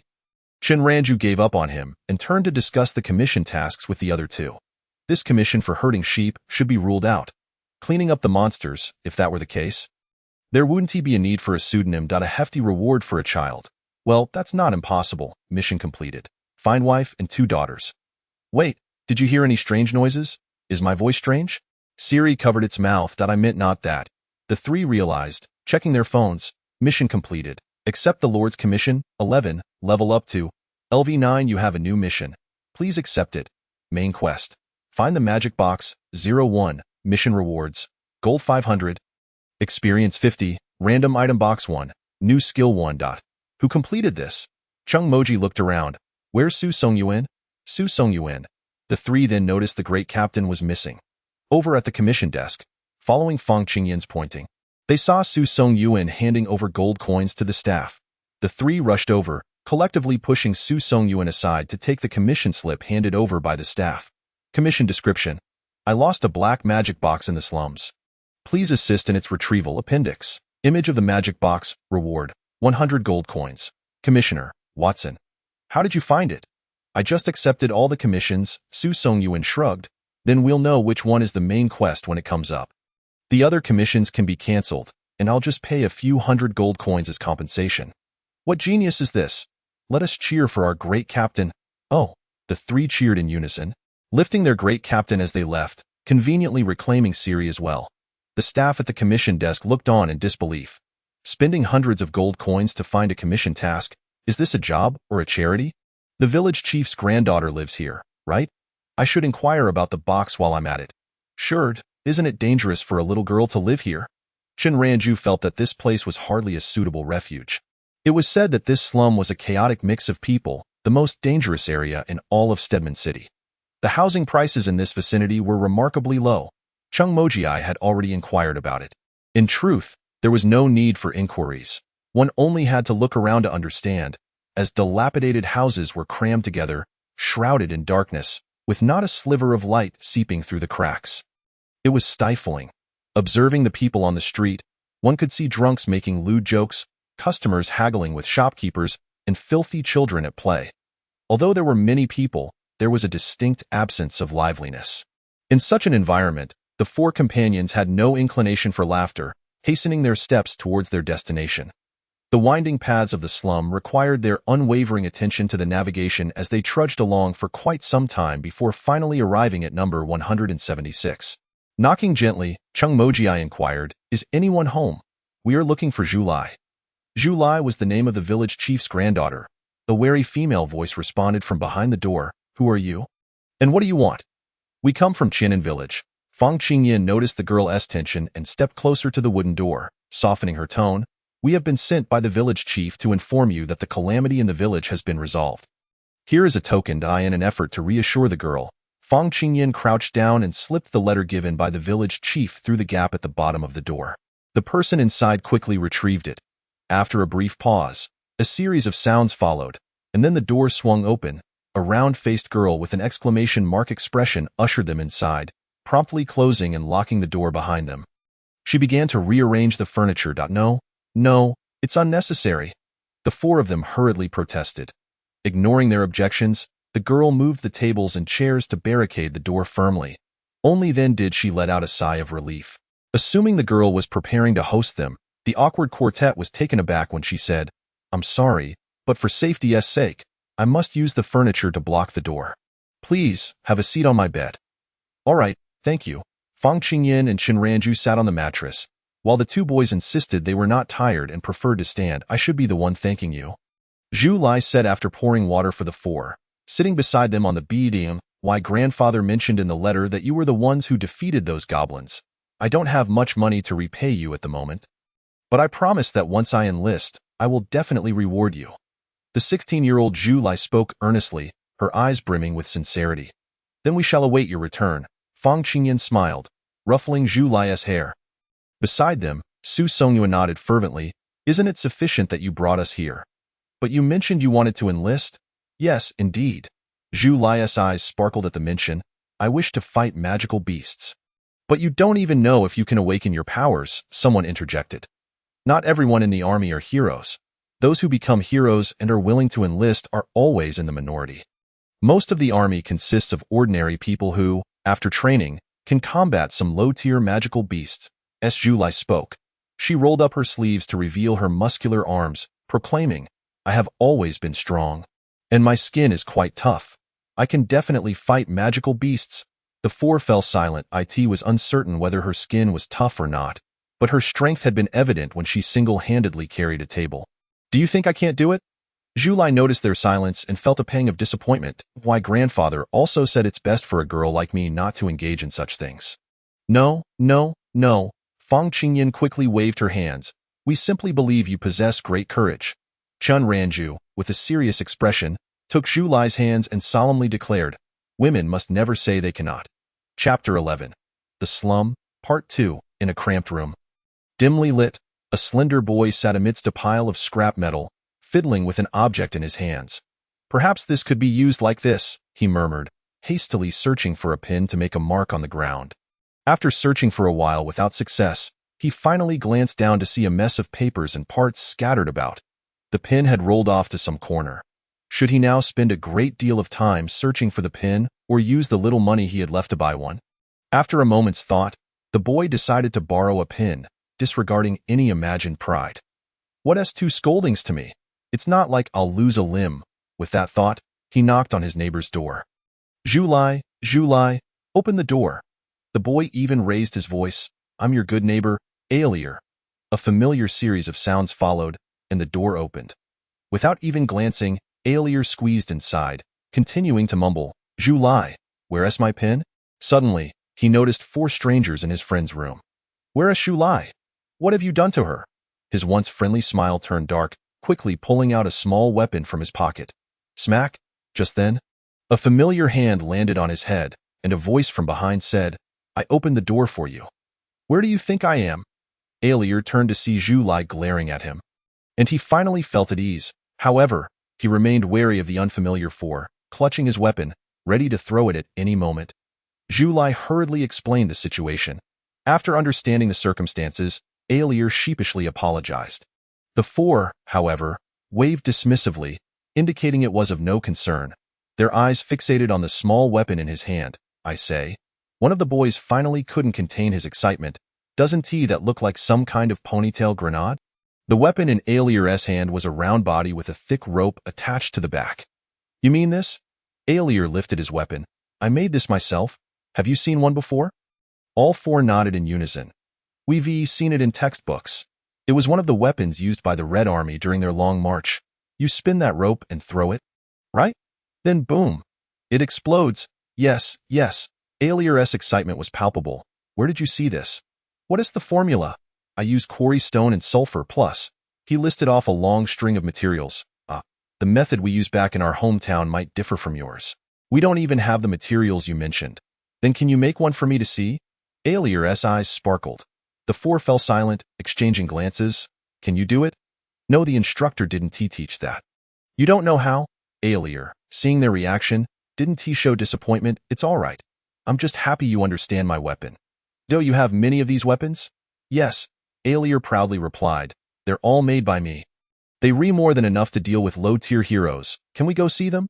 The four had no awareness of their own status as low-tier heroes. Sure. Aliar eagerly agreed, turning to Julai. Can I borrow your pin? It was fortunate he remembered he had come to borrow something. Julai had already guessed his intentions when he knocked on the door. Aliar's room was a mess. Aside from the pin, he often lost his daily necessities. Ever since Julai moved in and they became friends, he frequently came over to borrow things, returning them promptly. Julai never minded, for he was in a sense protecting her. After all, even the residents of the slum and passing heroes had some reservations about Aliar. But, can't you tidy up your room a bit? Julai couldn't help but critique Aliar's living conditions. It's so messy, you can't even sleep properly. A barrage of admonishments followed. Yes, I'll definitely clean up next time, Aliar nodded. This scene resembled a mother's lecture to her rebellious son. One earnest and the other dismissive. I only have this one pin, so be careful with it. Julai retrieved a seemingly new pin from her drawer, a keepsake from her mother. Thank you. I promise to return it in perfect condition tomorrow. Aliar accepted it with both hands. Let us go. Come see my house. Aliar put the pin away and beckoned the others, but noticed their meaningful expressions. What's with those faces? Nothing. The four immediately broke into laughter. Linking arms, let us go. Let us check out your weapons. Aliar's living arrangements were quite similar to Julai's, but due to the sheer amount of clutter, Julai's room appeared like a luxurious suite in comparison. Wow! Upon stepping inside, the four couldn't help but exclaim, if there were dormitory evaluations, let alone deductions, this would warrant a school-wide reprimand. This box is filled with my weapons. Aliar pulled out a large cardboard box, showcasing the contents. This one is a timed explosive. This one detonates underground. This one is explosions, nothing but explosions. Explosions are an art. Isn't it a bit dangerous to pile them all together like this? For individuals express their concerns in unison. I had advised him as well. Meanwhile, Julai stood by with his arms crossed, yet he insisted there was absolutely no issue. Truly, no problem at all, Oriol, with unwavering confidence, declared that these items would only explode if operated correctly. Very well. Since they all claimed there were no issues, it would be impolite to persist in cautioning them. Have you ever used them against monsters? Chen Ranju inquired curiously. No, Oriol shook his head. I have yet to encounter a monster. I have only used them against heroes. Don't you want to give it a try? Chung Moji also encouraged from the sidelines. There's no need. Oriol's tone took on a hint of despondency. These items lack sufficient power to even defeat a hero. How can you know without trying? Fang Qingyan pulled Julai closer. Just think about it. Julai's dream is to enlist and fight monsters. If your weapon can kill monsters, wouldn't that help Julai? Oriol pondered for a moment and indicated that he would give it a try. Julai? The other three. We understand. Thus, they joyfully reached an agreement to venture out together to slay monsters once their task was completed. What task? Oriol asked, intrigued. We have two objectives here. Su Songyuan asserted with the authority of a leader. First, we need to locate a box, and second, as he spoke, he abruptly fell silent. What's the second? The other three fell silent as well, casting strange glances at Oriol. What's wrong? Is it related to me? Oriol felt a twinge of anxiety. No, it's unrelated to you. At least, on the surface, it bears no connection. Julai. Chun Ranju produced a hairpin. Is this yours? Someone. No. A goblin found it and asked us to return it to you. A goblin? Julai took the hairpin, somewhat dazed. Chun Ranju recounted the events that had transpired. Before Julai could respond, Oriol exclaimed in disbelief. It fell in love with Julai at first sight. Ha, see, I told you so. Chapter 12, The Slums, 3, The So-Called Love Shop. Don't get too excited, Chun Ranju reassured Oriol. A romance between humans and demons has no future. Julai? Is that the crux of the matter? Surprisingly, Oriol calmed down. Julai, is it really just a goblin? It seems rather sentient, doesn't it? Ignoring the startled reactions of those beside him, Julai posed his question. It's not strange for a monster to possess intelligence, but it appears abnormal for it to show goodwill towards humans. Truly, truly, Chung Moji described the lazy goblin to Julai. It was a bald goblin, not particularly tall, and lacking the robust physique of other goblins, seemingly malnourished.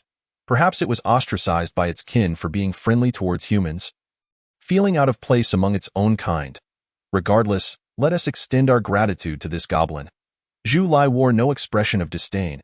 Instead, he affixed the hairpin to his head. I felt quite saddened when I lost this hairpin. So will you still hunt monsters in the future? Oriel suddenly asked without context, of course. Why wouldn't I? Zhu Lai looked at him in confusion. I might spare this goblin, but the others are fair game.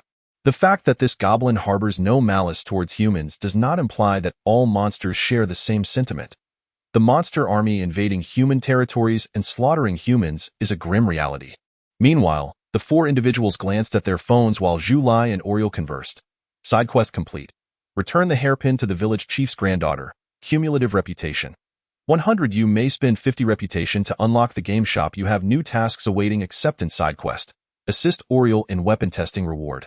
Gold 50. Reputation 100. It seems side quests require us to trigger them ourselves. Fang Qingyin mused. Both the goblin and Oriel's tasks were activated after they agreed to help.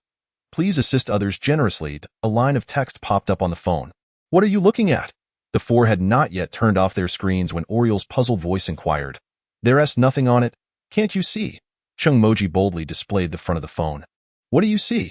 Oriel was perplexed. NPCs cannot view the content of the phone. I see that it's nothing. Chung Moji chuckled, putting the phone away, and produced a commission slip. Besides returning the hairpin, we also wish to inquire about something. Have you seen this box?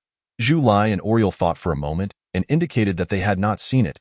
I can inquire on your behalf, Oriel shrugged, but don't hold out too much hope. Such a delicate box is a coveted item in the slums.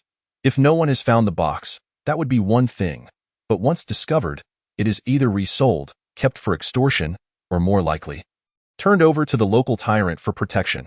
The local tyrants here are not easy to deal with, not to mention their brute strength. What's more important is their connections. This is also the reason why this commission task has been left unclaimed for so long. It's not only fraught with complications but could also lead to significant financial loss and a heap of trouble.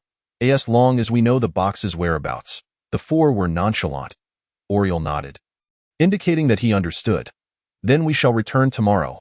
Bidding farewell to Zhu Lai and Oriel, the four exited the slums and sought accommodation at a nearby inn, opting for a luxurious suite. What a wonderfully soft bed. Chen Ranju collapsed onto the bed. Previously, I was either lying on a cross or sleeping on the floor, hard and uncomfortable. Let us go. Let us gather in the living room. We'll return to sleep later.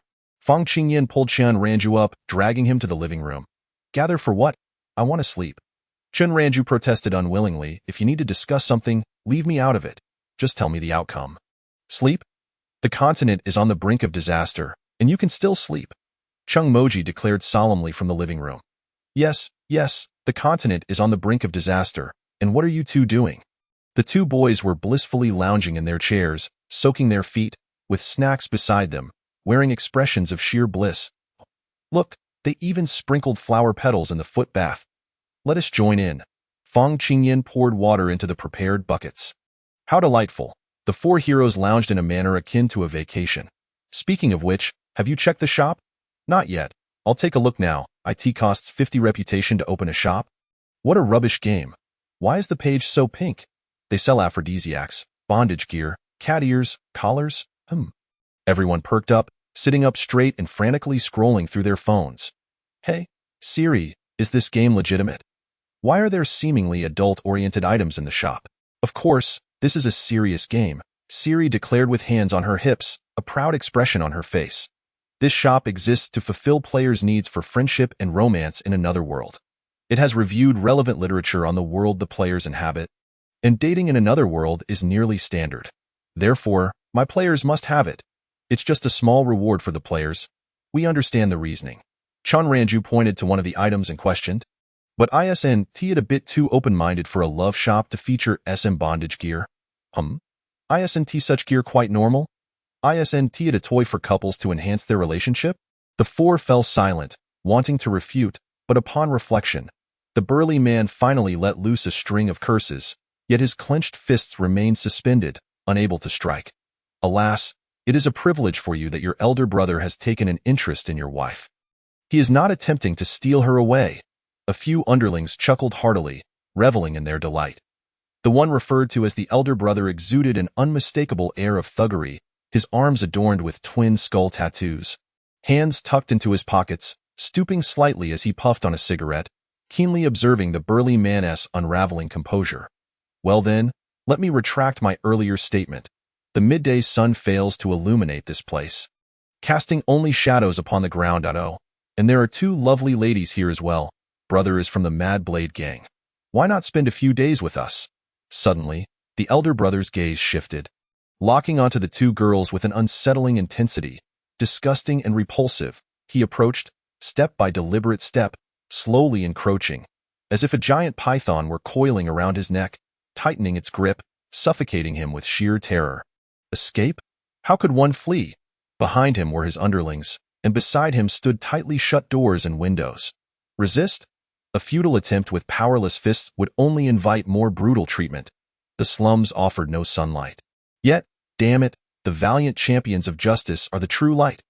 Chen Ranju lifted her leg and delivered a precise kick to the groin, while Fang Qingyan followed suit, swinging her small hammer and sending the man sprawling several meters away. Those underlings, eager to assist, found themselves unexpectedly toppled by Cheng Majia and Su Songyuan, who had charged in from seemingly nowhere. A chorus of wails erupted around them. "To strike you is a privilege. We have not slain you." Chen Ranju placed a foot upon the nearly incapacitated elder brother's chest, revealing a grin as wicked as those of her earlier tormentors. In truth, she had intended to step upon his groin. But that would be a slight against her footwear. The elder brother could only howl in pain, uttering nothing else. "Quite the vocal performance you have there. From what I have learned, the louder the shout, the lower the priority for rescue. You may take your time awaiting assistance. Rescue? What rescue?" Cheng Majia and Su Songyuan kicked the fallen underlings toward Fang Qingyan. "Fang Qingyan, send them straight to prison. But first, kindly strip them of their trousers."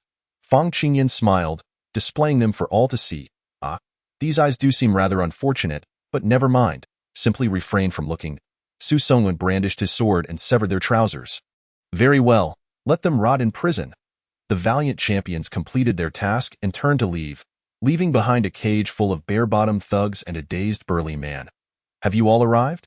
Zhu Lai greeted the quartet, noticing their gloomy expressions. "Just encountered a few scoundrels. We administered a slight punishment." Observing the calm demeanor of the four, Zhu Lai surmised they had not sustained any harm. "As long as you are unharmed, have you learned of the box's whereabouts?" Su Songyuan inquired. "It is in the possession of the Mad Blade gang." Oriole interjected, noting they are the most powerful force in this slum. "What a pretentious name. It sounds like yet another band of those Sima miscreants." The university students' summer internship group expressed their disdain. "Who is their leader?" Cheng Majia intended to confront the gang's head directly. "A fellow named Akel is their leader." Oriole understood Cheng Majia's intent, but added that Akel was currently absent from the slum. "A hero? What business does a hero have running a gang in the slums? To be the king of the mountain, I suppose." Oriole shrugged. "It is said he is level 20, quite formidable in this small town, which has made him a tyrant." "Level 20? Wasn't that heavy sword maniac also level 20? "The heavy sword maniac? Yes, you know him?" "Indeed. We not only know him but have also fed him excrement."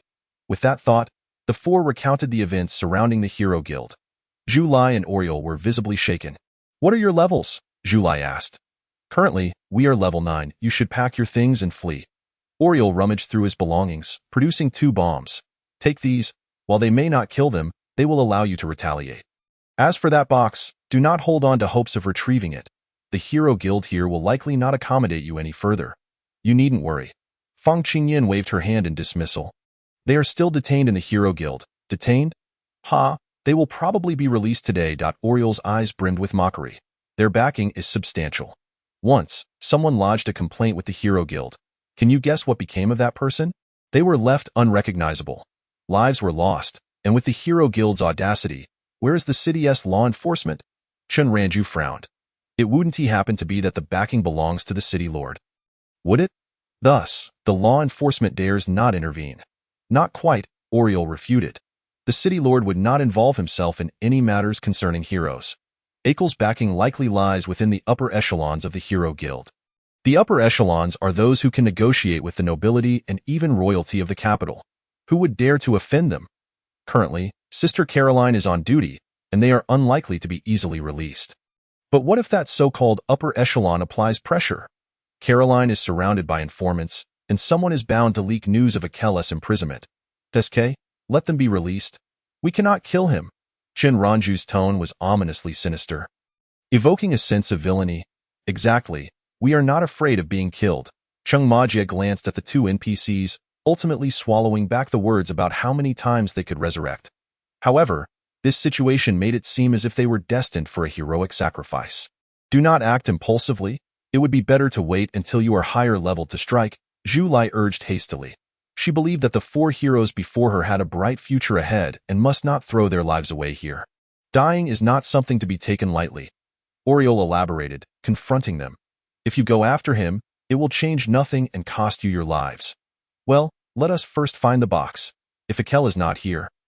Who is in charge? Cheng Majia, unable to explain further, shifted the topic. You still intend to retrieve it? Oriol and Zhu Lai expressed confusion. What if Akel returns? We will be swift and stealthy. I shall stand guard. I shall keep watch. This should pose no problem. The four reassured Oriol and Zhu Lai, asserting that once they secured the commission fee, they would move on to other locations. Not a chance. We not only aim to deal with Akel but also intend to dismantle this gang. It is time to eradicate evil. Chapter 14 Slums, Part 5, Looting NPC homes is a basic skill for players. Mardox is a despicable scoundrel, a consensus shared in hushed tones. His offenses range from the humiliation of women to causing disturbances and robbery. All these acts could be considered mild in his case. He once, alongside his heroic leader, exterminated an entire family residing here. The reason? A hero had emerged from that household, youthful and impetuous, who dared to defy Mardox. In a bid to protect his sister, the young hero even took up arms against Mardox. Consequently, Mardox enlisted the help of his heroic leader to annihilate the family. Fortuitously, that day the young hero was away on a mission, thus escaping the grim fate. When he returned, clutching a pouch of coins in hopes of providing a better life for his family, he opened the door to find cold, lifeless bodies, consumed by vengeance. The young hero learned that Mardox had been brought to the Hero Guild by his leader and resolved to confront the guild alone. However, upon arrival, he found the heroic leader merely drinking. This was also his adversary. Yet, to confront him would mean certain death. He could not even achieve mutual destruction. He resolved to take Mardox's life himself and then leave the heroic leader to the guild for judgment. The young hero believed in the guild's justice. The guild members listened to his plea, assuring him of a serious investigation. Was Mardox brought here? He inquired. Oh, he is in the adjacent room. Would you like to see him? Yes. The following day, the inhabitants of the slum discovered the young hero's severed head in a trash bin, eyes wide open in death. No one dared to provoke Mardox thereafter. Thus, when the people saw Mardox confined in a cage, bare-bottomed, they merely averted their gazes, too fearful to look too closely, even as their hearts screamed to rend the scoundrel to pieces. Yet, everyone had families. Survival was paramount.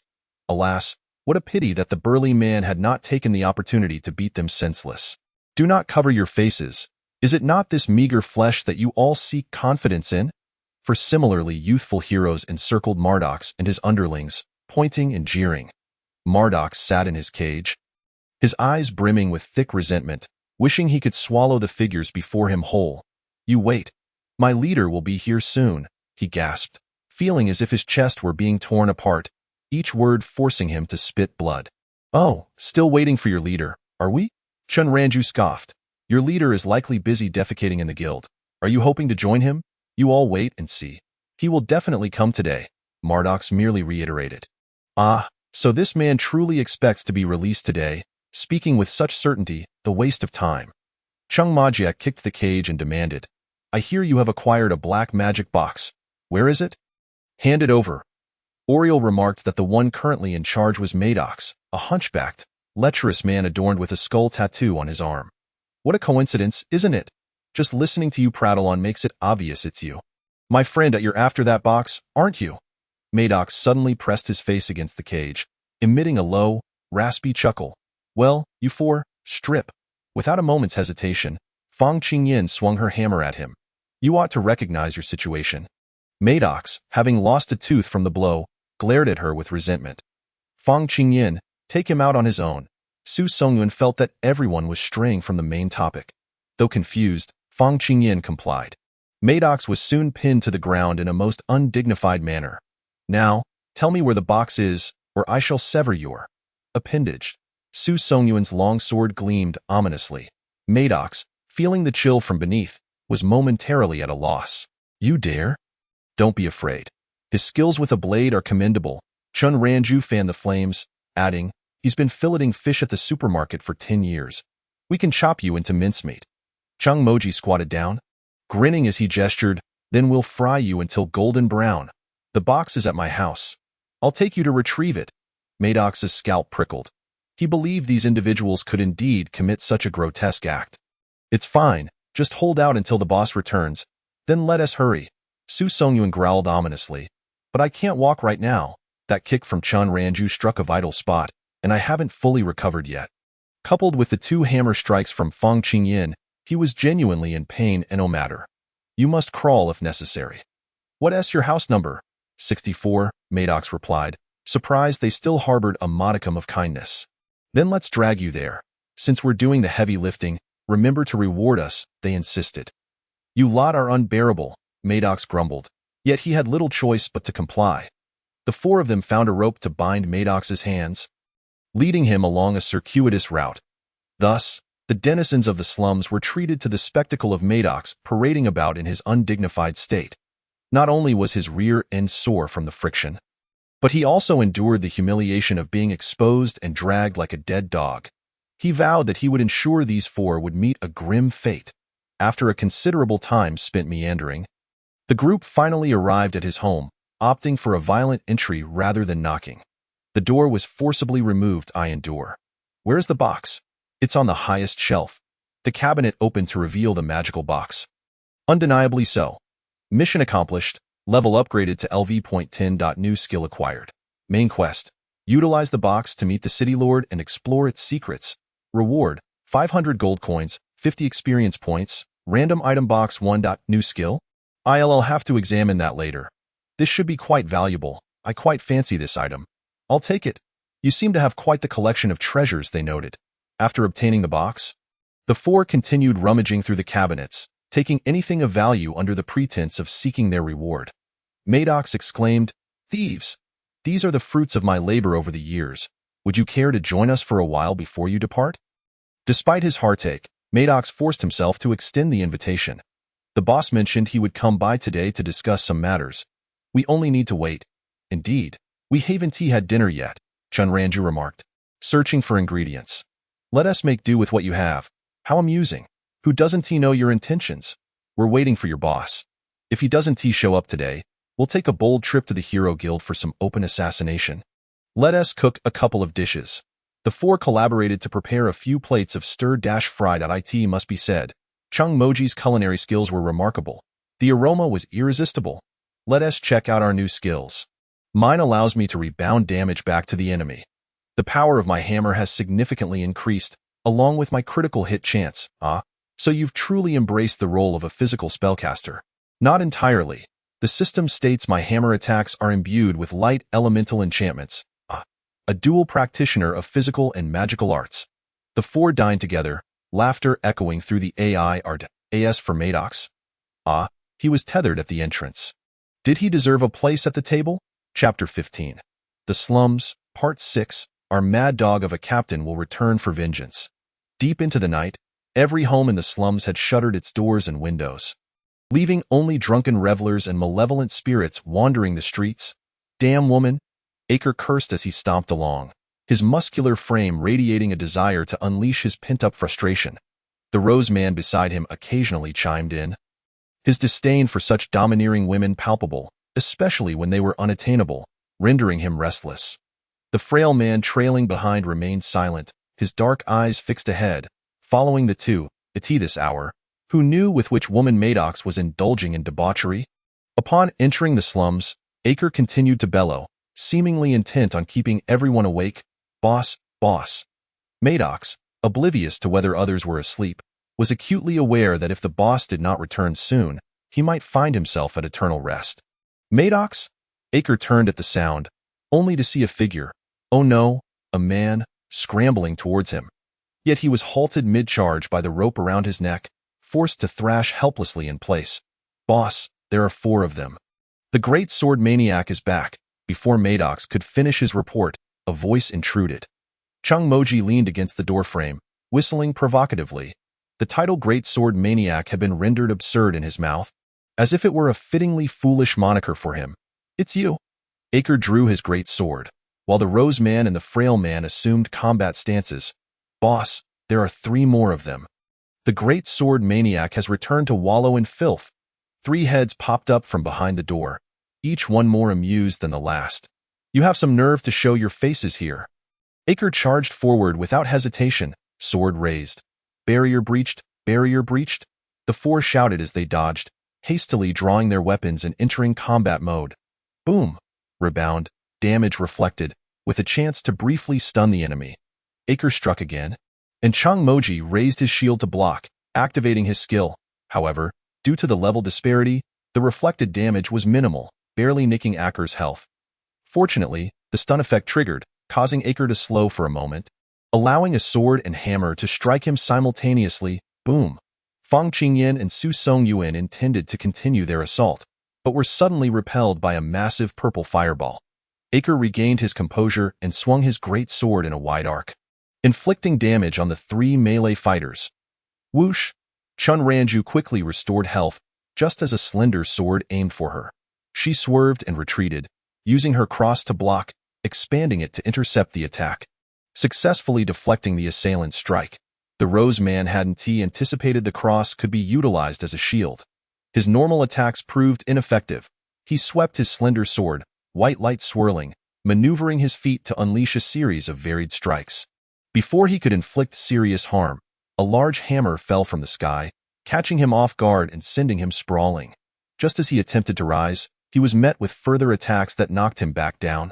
However, under Aker's relentless onslaught and the Frail Man's persistent harassment, the Rose Man managed to extricate himself, swiftly consuming a potion to heal. It bears mentioning that only Maddox, along with his abode, was unable to heal here. In battle, blades are blind. Collateral damage is to be expected. One must exercise caution in their next life. As for the rest of the slums, they remained entirely unaffected, as a barrier had silently encircled the battlefield. Long before Aker and company approached, Chung Moji had exchanged for a private space from the shop, establishing a protective shell to safeguard the surrounding residents and buildings. Any attacks would be rendered ineffective against this shield, and no one could exit. When the Rose Man was sent flying against the transparent barrier, Aker and his companions realized their predicament. What have you done? Aker attempted to breach the barrier, but to no avail. He was met with a counterattack that exploited his momentary distraction. Just a minor protective measure. Not everyone is as inconsiderate as you lot, disturbing the peace at this hour. Instead of worrying about this, perhaps you should contemplate how to survive. Aker disregarded the barrier. As long as he could eliminate these 4, he would surely find a way out. With the level disparity in play, even their numerical advantage would prove futile. Aker truly did not anticipate that these few fledgling players would manage to persist until now. Fang Qingyan had already shifted her focus of attack, directing her efforts towards the mage, as the sporadic barrage of magical orbs was undeniably exasperating. Chen Ranju, the ruthless healer, upon realizing that the damage inflicted by the mere level 8 Rose Man was negligible, did not even attempt to evade, resolutely enduring the assaults while steadfastly providing healing. After all, it hardly hurt. Chung Ma-jin, with his formidable defense and ample health, augmented by the support of a priest, proved nearly indestructible. As for Su Songyuan, he was the one whose health bar fluctuated most dramatically. Aker's expansive attack range often left him with little time to dodge, and in his determination to maximize his healing, Su Songyuan nearly clung to Aker's side. Consequently, Aker found himself devoid of opportunities to consume restorative potions. If this continued, he would genuinely be ground down to nothing. Perhaps unleashing a powerful attack would eliminate them all at once. With a mighty swing, he brought his heavy sword crashing down, causing the ground to tremble and molten lava to erupt from the depths, engulfing the two in towering flames. Chang Ma-jin utilized a skill to protect himself, but upon glancing back, he discovered that Su Songyuan had already been reduced to a charred corpse. May you find peace on your journey. Su Songyuan was enveloped in darkness, a curious sensation indeed. After death, his body floated freely in the void. The first resurrection was complimentary. Would he resurrect or not? After this, a fee would be required. The choice became clear as a brilliant light tore through the darkness. Su Songyuan regained his sense of gravity, yet his body was slow to respond, causing him to lean back and inadvertently sit upon a toilet. A restroom? Was it perhaps the lavatory of the Mardaks? He had expected to resurrect on the spot. At this moment, Su Songyuan felt immensely grateful that this restroom was equipped with a toilet. Otherwise, had he landed in a pit, he might have opted for self-termination to acquire a new body. The sounds of battle raged outside, interspersed with the taunts of enemies.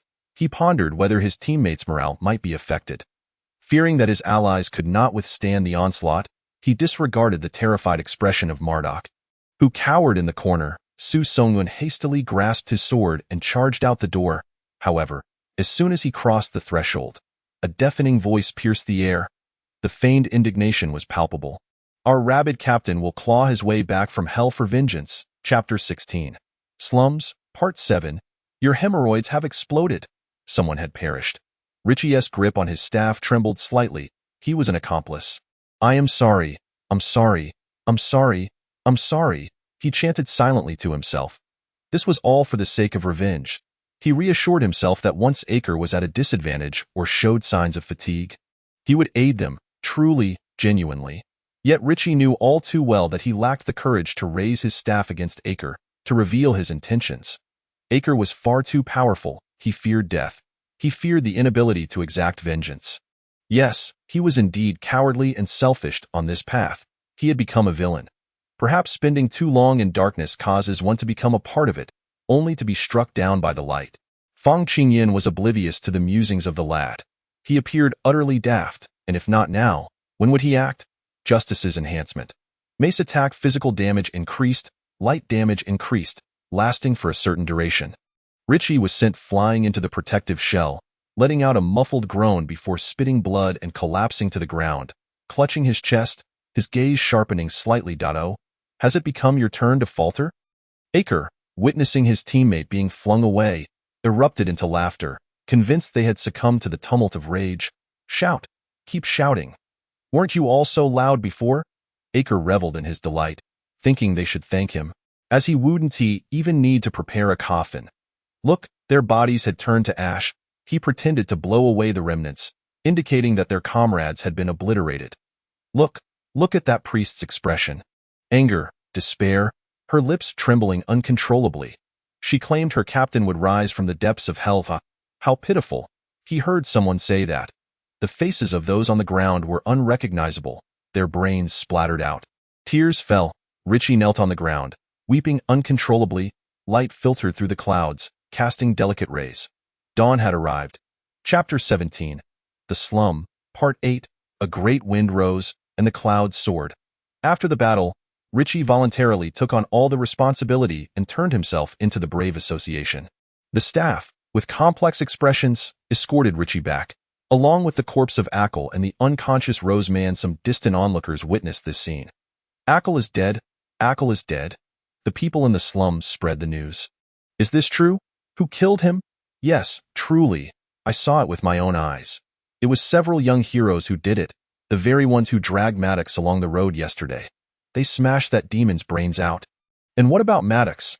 Maddox has been tied up by the heroes. They said they would hand this scoundrel over for our judgment. I think a change is coming for us.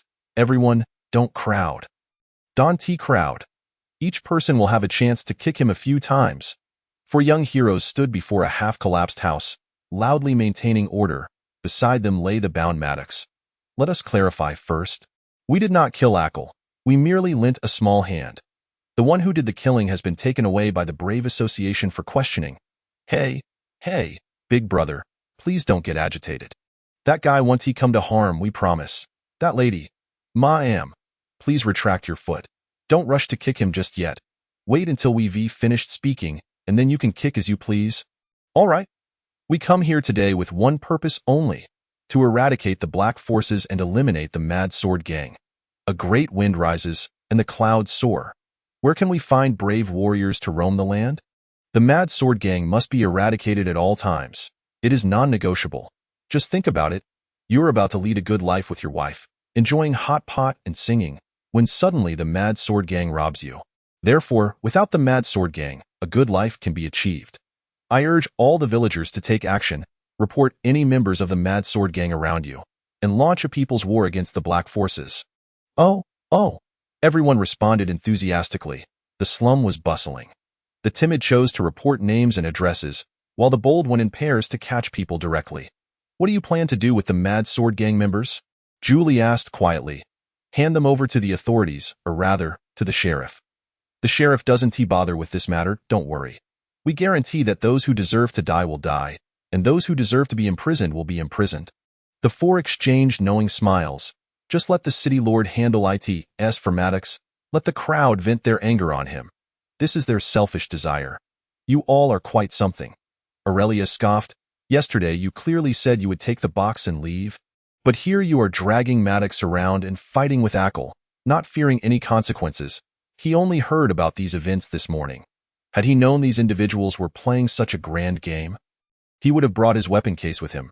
Damn, what a loss. I was just worried about you all. Chen Ranju turned her head sheepishly. By the way, we will still need your help later. Fang Qingyin changed the subject, asking you to verify the identities of the reported individuals to prevent any false accusations. Additionally, we need to record and verify the misdeeds they committed before. Chang Moji added. The workload is quite substantial, and it may take the entire day. Where will we put these captured individuals? Julie recalled that the Mad Sword Gang had dozens of members in a cage, of course. Fang Qingyin explained with a smile, I will use my magic to control them. Though the cage is a bit small, we can squeeze them in. The preliminary work to eradicate the black forces continued until midnight. During this time, to reward the busy and cooperative crowd, the four prepared a large pot of food. Shiitake mushrooms, onions, and pork belly stir-fried rice with radishes. It was delicious. The next morning, the four set off with a cage of people, greeted warmly by a crowd. They attached 4 small wheels to the cage and covered it with a privacy screen, walking down the road boldly. Apart from the 4, no one could see the people in the cage behind them. Off we go, and let us complete a main quest while we're at it. I thought you would execute these people on the spot. Siri's voice suddenly echoed in everyone's minds. Why are you speaking in my head all of a sudden? Chung Moji jumped. Did you get permission from my brain? The game system has updated some features. After you summon me, I no longer need to come out. I can directly communicate with you in your minds. So, can you answer my question? If I were playing a computer game, that would indeed be the case. Chen Ranju pondered for a moment, but now we are all living in a game. And everything around us feels very real. It's as if we have truly immersed ourselves in this world. Killing so many people at once would be incredibly awkward for us. You must understand that just a week ago, they were defenseless university students, happily goofing around. There must be an adjustment period. Moreover, not all of them deserve to die. Fang Qingyin was responsible for recording their past illegal actions yesterday and roughly remembered the contents. There are no judges in Manster City. Or rather, aside from the city lord, there are no other administrative positions. The sheriff doesn't count as an administrative official. Their current status is similar to that of the guards at the city lord's mansion. Does he do all the work himself? No, he hardly does any work, and doesn't he really manage anything? Then let us just let him manage it. Chung Moji stated. He is just a game NPC.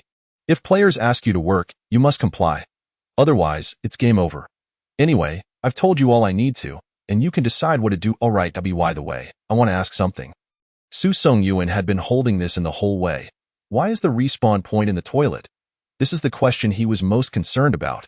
Because toilets provide the highest level of privacy. Siri replied confidently, upon respawning, you will automatically be teleported to the nearest available toilet, so as not to frighten the NPCs here. Are all the toilets here equipped with toilets? The respawn victim Chan Ranju spoke up. Well, most of them are. Siri began to mumble. What if it's a pit latrine and what if we lose our footing and fall in? Everyone demanded their rights to be protected. How about I sprinkle some water to wash you down? Protest, protest. So what do you want to do? In the end, both sides reached an agreement that the respawn point would be set in a clean, sanitary toilet equipped with a proper toilet. Siri, so troublesome. For people. Satisfied?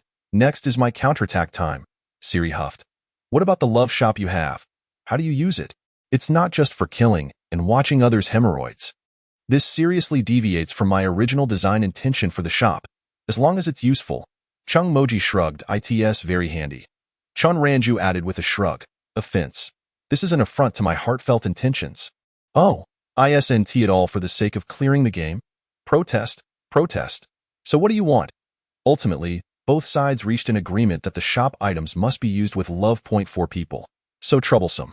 Siri, satisfied. Chapter 18. The City Lord, Part 1. The Little Maid Outfit. Logically speaking, after completing the commission, they should have handed the box over to the Brave Association, which would then transfer it to the client. However, since the main quest stated that they needed to use this box to meet the City Lord and explore its secrets, there was no need to hand it over. Not only did they not hand it over, but the four also attempted to open the box to see what was inside, showing a complete lack of professional ethics. Unfortunately, since it was declared a magical box, it was indeed enchanted with spells that required a specific person or item to unlock it. Who were they protecting against with these spells? TCH. After a journey filled with stops and starts, the four finally arrived near the City Lord's mansion, but just as they were about to approach, they were stopped. Brother, could you please notify him? We have something to hand over to the City Lord. Chung Moji glanced at the guard's level, which was LV8. I've seen too many people trying to use this excuse to get in. The guard ruthlessly refused. Not even a notification. Su Songyuan deliberately showcased the magical box, saying, "It's this box. Your City Lord is eager for it." What a useless box. The guard glanced at it and averted his gaze, telling them to clear off. The City Lord is very busy and has no time for you. After much futile back and forth, the four dejectedly left with the box, not forgetting to take the cage with them. What now? Break in? Chung Moji suggested. I see the guards around have relatively low levels. No. What if we end up as wanted criminals? Su Songyuan rejected the idea. Let us sneak in and find someone. Fang Qingyan thought for a moment, then threatened with the box. If that doesn't work, we can use force to make him handle this cage situation. Sneak in? Sneak in? Chin Ranju raised her hand. I have a great idea. Let us commit suicide. No need to force our way through with death. No. Our respawn point is the nearest toilet. Chin Ranju explained. If we find a nearby spot to end it, we can enter the City Lord's mansion through the toilet, right? This could work. Su Songyuan agreed.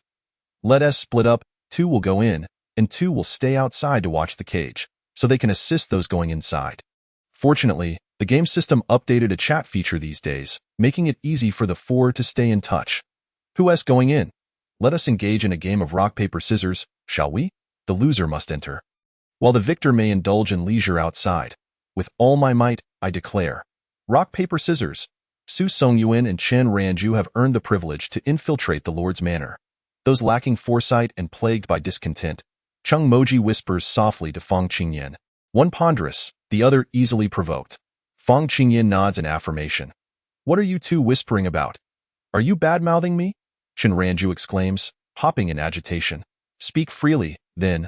I am leaving. Su Songyuan tugs Chen Ranju away. It must be noted that although the Lord's manor boasts public restrooms, they are remarkably pristine, devoid of any unpleasant odors, a commendable review indeed. Chen Ranju and Su Songyuan, in separate stalls, cautiously peek out. Excellent, the restroom is devoid of others. What now? How do we locate the Lord? Su Songyuan glances outside with his sword in hand. I see Chen Ranju browsing the game shop. She recalls an item that can provide a location. Must one have seen the person in question to utilize it? Utterly useless. There appears to be a viable option here. What about this one? Chen Ranju thrusts her phone towards Su Songyuan's face. Maid outfit. A role-playing costume that adds a touch of playful intimacy between couples. Donning this attire will surely lead others to perceive you as a charming little maid. Su Songyuan furrows his brow. It is all for the sake of the mission.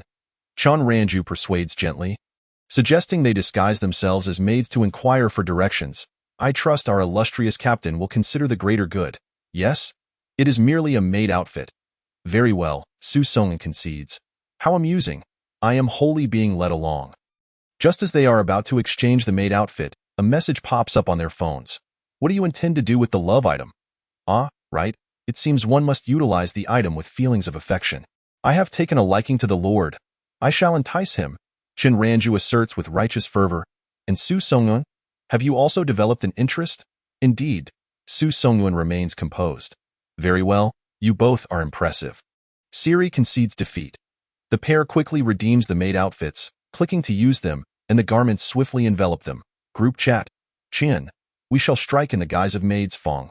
No evidence, no truth. Chung. Let me see it. JPG Su. Get lost. It is indeed a pity that the phone lacks a camera function at present. Su Song. Guess why I can agree to wear the maid outfit? Let us proceed to inquire about the Lord's whereabouts. We shall adapt as the situation unfolds. The manor is several stories tall, with numerous rooms. Without asking anyone, who knows where the Lord might be hiding? Stop. No sooner had they exited the restroom, without having approached anyone, than a middle-aged man in servant attire scolded them. You two seem unfamiliar. Are you new? State your names. I am Tsuehuat. I am Swansai. What flower? What vegetable? I recall your names are not on the maid list. The middle-aged man frowned, yet did not immediately seize them. The reason was simple. These two young maids exuded an alluring charm, clearly resembling servants. They were likely brought back by the Lord himself for his enjoyment. You may not be aware, but we were brought back by the Lord, Chin Ranju said, smiling coyly. She found wearing this outfit rather refreshing. They had already gathered that the Lord was quite lecherous, often bringing back beautiful maidens. Then what are you doing on the first floor? The middle-aged man's suspicion waned instantly. Shouldn't you hurry to serve the Lord? We just arrived at the manor and got lost after changing our clothes, Su Songyun replied, his mind sharpening. The middle-aged man grumbled quietly, then directed the two, from here, turn at the corner, go up to the 5th floor. Such detailed guidance. I could weep. The two expressed their gratitude, hastening up the stairs. The room where the Lord resided was easy to locate, marked by the most extravagant decorations at the entrance, and there are 2 guards as well. The Lord is busy. Unless there is urgent business, you cannot disturb him, one guard said sternly. Indeed, he is busy. Had we not heard the rather lively sounds from within, we might have believed you. The suggestive noises wafted through the door, making it evident what was transpiring inside. Chin Ranju repeated their previous excuse. Su Songyun cooperatively tugged down the fabric, covering his chest. The 2 guards, without hesitation, stepped aside, allowing them entry. A jest. No urgent matters. No disturbances. Chapter 19. The Lord, Part 2. What lively sounds. Jelen was a man who relished the pleasures of life. Though merely the lord of a small town, he lived as if he were of noble birth. With gold in one hand and beauty in the other, life was indeed delightful. Recently, he had faced minor troubles, yet after an indulgent interlude, all unpleasant emotions were cast aside, my lord, just as Jelen was reveling in his enjoyment. 2 maids entered. Enough of this. Do not interrupt, Jelen thought to reprimand them, but upon seeing their seductive glances and delicate forms, he swallowed the words, my lord. We sisters wish to serve you together. Chin Ranju's voice was coy. Could you let this sister step out first? How did those words pass my lips? I am tainted. Since it is the request of a beauty, of course, Jelen's eyes widened, nearly yearning to leap upon them. Mistaking them for newly recruited maids willingly offering themselves for riches and glory, it must be said that the buff from the maid outfit was indeed potent. Even a robust man would appear as a delicate beauty in the eyes of others while clad in it. You may leave first, Jelen instructed the disheveled woman beside him, having grown somewhat weary of her. Damn it, I can't see a thing. Chin Ranju thought to herself, I do not know what sort of trick the game system has played, but upon entering the room, all I see is a blur, devoid of any meaning. As for Su Songyun, he had closed his eyes upon entering, resolutely avoiding such explicit scenes. Only when Chin Ranju playfully reminded him did he dare to open his eyes, only to meet Jelen's lecherous gaze, as if he wished to devour him whole. Damn, I feel sullied. Su Songyun silently shut his eyes once more. I asked the little beauty, feeling shy. Jelen seemed more intrigued by Su Songyun. Finding his bashful demeanor utterly captivating, Jelen stepped closer, hands reaching out. The sensation of a man caressing his face sent Su Songyun into a panic. Smack! Su Songyun, in terror, swatted Jelen's hand away, quickly retreating, his scalp tingling. Do not be shy. Let me cherish you properly, Jelen grinned, eager to engage in a playful chase with the beauty. Chun Ranju. Su Songyun ground his teeth, drawing his sword, vowing to protect his dignity. Understood, Chun Ranju. Abandoning her spectator's role, focused on the target and employed the item, resolutely safeguarding her captain's honor. Ropes suddenly sprang forth, binding Jelen. Rare XP binding item. You know what it means. Su Songyun removed the maid outfit's enchantment. Striding forward, shoving a rag into Jelen's mouth, and swiftly drew his sword to his throat. Jelen, bewildered as he was bound, could only emit muffled sounds when he tried to call for help. Are you not a maid? I shall report you for fraud. Is your endowment larger than mine? Does this box look familiar? Su Songyun brandished a magical box, tossing it before Jelen. It was the magical box he had lost. Had they accepted that commission? But he had used an anonymous identity. How had they traced it back to him? Never mind how we found you. Chen Ranju, unbeknownst to Win, had perched herself on the desk. One leg bent, looking down upon Jelen as she opened the box. Jelen squirmed, indicating that he could not open the magical box while bound. As long as your fingers can move, you can easily open the box. Su Songyun prodded Jelen's chin with the tip of his sword. With a slight pressure, blood began to seep from Jelen's neck. Do not attempt any tricks. 2 devils. Are all the people outside fools? How could such terrorists be allowed in? Who are they? Where did they come from? Do they know something? Could it be the Heroes Guild? Jelen's mind raced, swirling with various speculations. I will count to 3. Before he could formulate a coherent thought, the woman seated at the desk clearly grew impatient. Yet Jelen did not believe they would dare to kill him. 1. Killing a public official is a capital offense. 2. I am the Lord. 3. Ugh, I will open it. Jelen cautiously reached for the box, fearful of any sudden movements from the sword at his throat. Click, the magical box swung open. Chun Ranju leapt from the table and began to inspect the contents within. It was several high-level magical scrolls. Task accomplished, level upgraded to LV.11. Main quest. Unravel the secrets the city lord is concealing. Reward, 500 gold coins, 70 experience points, and a random item box. 1. Chun Ranju stowed the scrolls into her backpack and returned the magical box to Jelen. Here, your box is back. We have completed the commission. Jelen's eyes widened in disbelief. Was he truly after that worthless box? These scrolls were his treasures. Just hand over the commission fee directly to us. He insisted. Chun Ranju rummaged through Jelen's valuables, asserting, we can take this ourselves. No need for thanks. Woo, thieves. You are nothing but thieves. Su Songyun exclaimed. We made no noise inside. Do you think they'll suspect us outside? That's a fair point, Chun Ranju acknowledged, admiring the captain's astuteness today. Who is going to call out?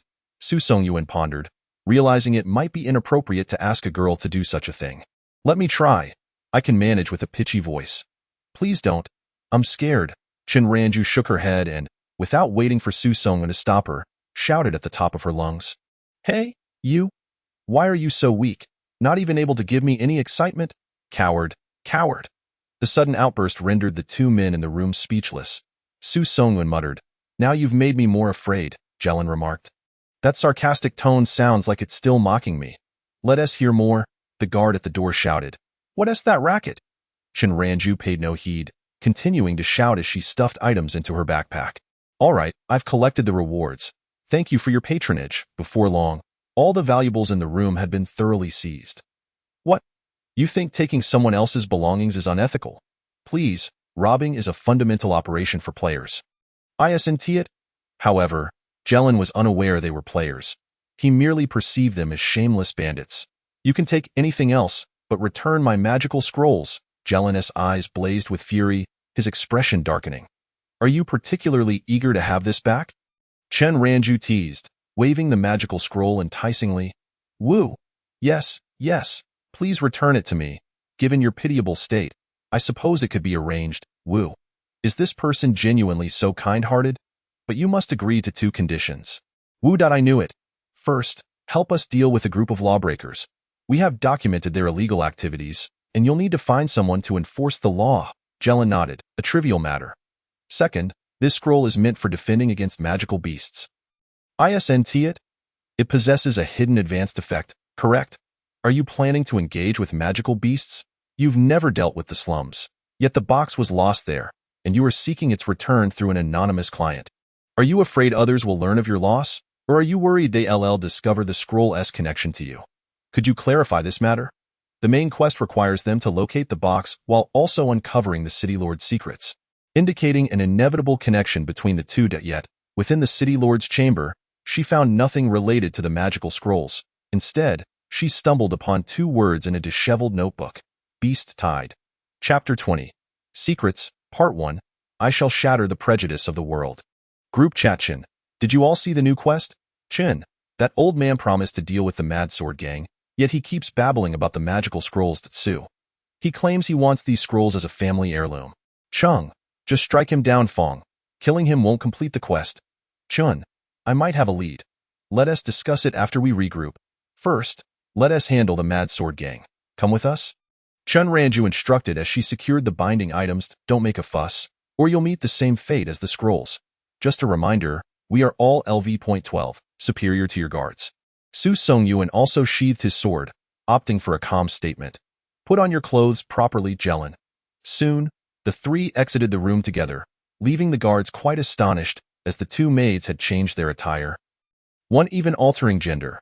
The City Lord has a preference for my style, Su Songyuan remarked nonchalantly as they passed by. Damn, why brother's makeup skills are quite impressive. Aren't they? Chen Ranju cheerfully explained to the guards. The guards glanced at the visibly displeased City Lord and nodded blankly. How peculiar, but what does it matter to them? Their wages barely suffice for guarding the door as they made their way. Jelen attempted to catch the guard's attention through his expressions, but all efforts ended in failure. Guard. Our duties do not include interpreting facial expressions. Thus, Chen Ranju and Su Songyuan smoothly escorted Jelen out of the City Lord's residence. Here, these people. The private space dissipated, revealing a throng of individuals jostling before Jelen. We will return the scrolls once you complete your tasks. If even one task remains unfulfilled, don't expect to claim the scrolls. Be obedient. Jelen had no choice but to acquiesce. Those scrolls were far too crucial, and he could not afford to procure another batch in time. After handing over the members of the Mad Sword Gang and their illegal records, the 4 joyfully proceeded to dine, their demeanor a stark contrast to the earlier menacing threats. Beast Tide? Yes, I believe the magical scrolls may be intended to counter this. Chun Ranju declared as she ate. Leave me a piece of that fried meat pie. I haven't heard of any impending beast tide. Fang Qingyan remarked, poking a piece of beef into her mouth. Since the Demon King launched a large-scale invasion of human territory, lower-tier magical beasts have gathered to attack nearby towns, forming what is known as a beast tide. If the scrolls are indeed meant to defend against the beast tide, then why is the City Lord so secretive in using a pseudonym for the commission? There seems to be no need. Chung Moji pushed the dish containing the fried meat pie closer. I think it's not just a hypothesis. It must be related to the beast tide. Susong set down his fork. The City Lord typically does not engage with magical beasts. Aside from the beast tide, I can't think of any other scenario where he would utilize the scrolls. Dio, you remember the sudden appearance of that goblin nest a month ago in the novice village? Fang Qingyan mused. Having finished the last piece of beef. In retrospect, it seems rather unusual. Are you suggesting they might be connected to the beast tide? Chung Moji pondered. If we notice this, surely others must have as well. Yet, the suspicious part is that there's been no news at all. How about we return to that forest and investigate? Oh, and let us bring Zhu back with us, and Oyer. Didn't we agree to test his weapon? If we encounter any danger, we can use the private space to protect them. All right. Wait, put down that chicken leg. I was eyeing it just now. It's quite tasty. You have good taste, came the teasing reply. Get lost. After the 4 finished their meal, they ventured into the slums to retrieve 2 individuals before returning to Qian Village. After a few days, Qian Village had completed the construction of the village gate, and the fence had been replaced. Upon seeing Zhu Lai and the 4 heroes return, the villagers welcomed them warmly, with the little ones joyfully calling out brother and sister in sweet tones. Accompanying Oyer seemed to make him awkward, as he formally greeted the elders, bowing nervously to the village chief, startling the trembling old man. Zhu Lai hurriedly introduced Oyer, explaining how he had rescued her from harassment by passing heroes when she first arrived in the slums, and how he had since ensured her safety. Upon hearing this, the village chief grasped Oyer's hand, expressing heartfelt gratitude and urging him to consider the village as his home, insisting he should feel free to ask for anything. Have you all eaten? Come, come. The food in the village has improved greatly these past few days, thanks to the few heroes who left behind some gold coins. Our village is recovering quickly. The village gate and fence were also built with this money. You 4 kids, why are you sneaking in money? We don't even know how to thank you. Upon hearing this, Su Songyuan instinctively took a step back, fearing the village chief might offer him his granddaughter. Oyer would surely explode with rage. Fortunately, the village chief had regained his composure and simply stated that once the village developed, they would repay the funds, adding that as long as they wished, the village would provide meals for them for life. After a lengthy discussion, the group finally rose to suggest a visit to the forest, deliberately omitting any mention of the beast tide to avoid causing unnecessary worry among the villagers. Come back for dinner tonight, the village chief called after them. Understood. The group cheerfully waved back. Upon entering the forest, their expressions turned serious, becoming vigilant of their surroundings as they searched for clues in the past few decades. Manta City had not experienced a beast tide. Zhu Lai knelt to inspect the traces on the ground, stating, "Indeed, we haven't heard any news of a beast tide recently. The observation of beast tides is organized by the city lord, with a specialized department established for monitoring. Oral possesses a profound understanding of these matters. Should any anomalies arise, it is imperative to draft a report in duplicate, one for the capital and one for the lord of the city. The lord is then responsible for informing the residents within and around the city, followed by a series of defensive constructions, the preparation of rescue supplies, the establishment of aid stations, and the recruitment of brave souls, among other tasks. Thus, if a beast tide is detected, there will undoubtedly be considerable commotion within the city. We are, after all, not professionals. Continuing our search like this may cause us to miss our scheduled meal. Let us call for external assistance." Chun Ranju retrieved her phone to search for items in the store. External assistance? Oh, we wish to inquire with that goblin. Fang Qingyan explained from the side. Are both of you agreeable to this? Zhu Lai had no objections. She was also curious to meet the peculiar goblin and express her gratitude. Oral grunted twice, but offered no dissent. However, Siri was opposed. You may seek assistance, but why must you utilize my romantic items? Previously, you mentioned seducing the city lord, which was tolerable, but now employing it against a magical beast. What justification do you have? I have grown weary of the old lord. I now fancy that goblin. Chun Ranju asserted boldly, but it is a magical beast. You previously stated that love between humans and beasts seldom ends well. Such a union is intolerable in our society. Then today, I shall shatter this societal prejudice. Chapter 21. Secrets, Part 2. The young heroes confront the magical beasts in the end. Siri capitulated. The call of love, that is the one whom I have cherished day and night. How shall I find them? Perhaps with this item goodness, I nearly broke into song. The conditions for using this item are quite simple. As long as the target possesses an item of yours, you can track their location. The phone redirected to the map page, where a small pink heart appeared, pulsating at the target's location. Let us proceed. The group followed the navigation to the edge of a small stream. The fishing goblin was bathing, scrubbing itself with a cloth, occasionally lathering up with soap. Ahem. What noise is that? The fishing goblin turned upon hearing the commotion, and upon seeing 4 heroes smiling at it. It froze for a moment. Wait, who is that girl beside you? Roar. The fishing goblin screeched, hastily grabbing a cloth to cover itself, appearing quite bashful. Look at you. Chingmoji stepped forward, taking the goblin aside in a friendly manner, urging it to dress quickly. After a few murmured words, when the fishing goblin returned, it bore an expression of utter dismay. It glanced at Zhu Lai, then at Oral, its gaze vacant. Hello? Zhu Lai crouched down. Thanking you for returning my hairpin. Roar. No need for thanks. The fishing goblin grinned foolishly. The others. This is unbearable to watch. We have come to ask you something. Chung Moji waved a hand in front of the fishing goblin's eyes. Does this forest harbor other magical beasts? Or are you aware of the impending beast tide? Is one approaching? Roar. The fishing goblin tilted its head and began drawing in the dirt with a stick. The drawings resembled various nonsensical creatures. Ant beasts, stone monsters, gray bears. Zhu Lai had the most knowledge among them, while the other heroes needed to consult their phones for the magical beast encyclopedia. Are you saying there are such beasts in the forest? The fishing goblin nodded, sketching a few more lines, indicating that the beasts resided deeper within the forest. Shall we approach a bit closer? Chung Moji proposed, as they were still at the forest's edge. Having seen no magical beasts aside from the fishing goblin, let's engage some low-level beasts to give the two miners some practice. The fishing goblin once again took on the role of guide, this time without any demands, nervously yet excitedly leading the way. The four heroes surrounded the two miners protectively, with Oral clutching two ponytail grenades and Zhu Lai holding a dagger, remaining vigilant of their surroundings. This dagger, a reward from a random item box opened in Qianan Village by Fang Qingyan, had a purple quality, high attack power, and possessed a poison attribute. As they ventured deeper, an ominous atmosphere thickened, and signs of chaos began to emerge around them. Crimson hedgehogs.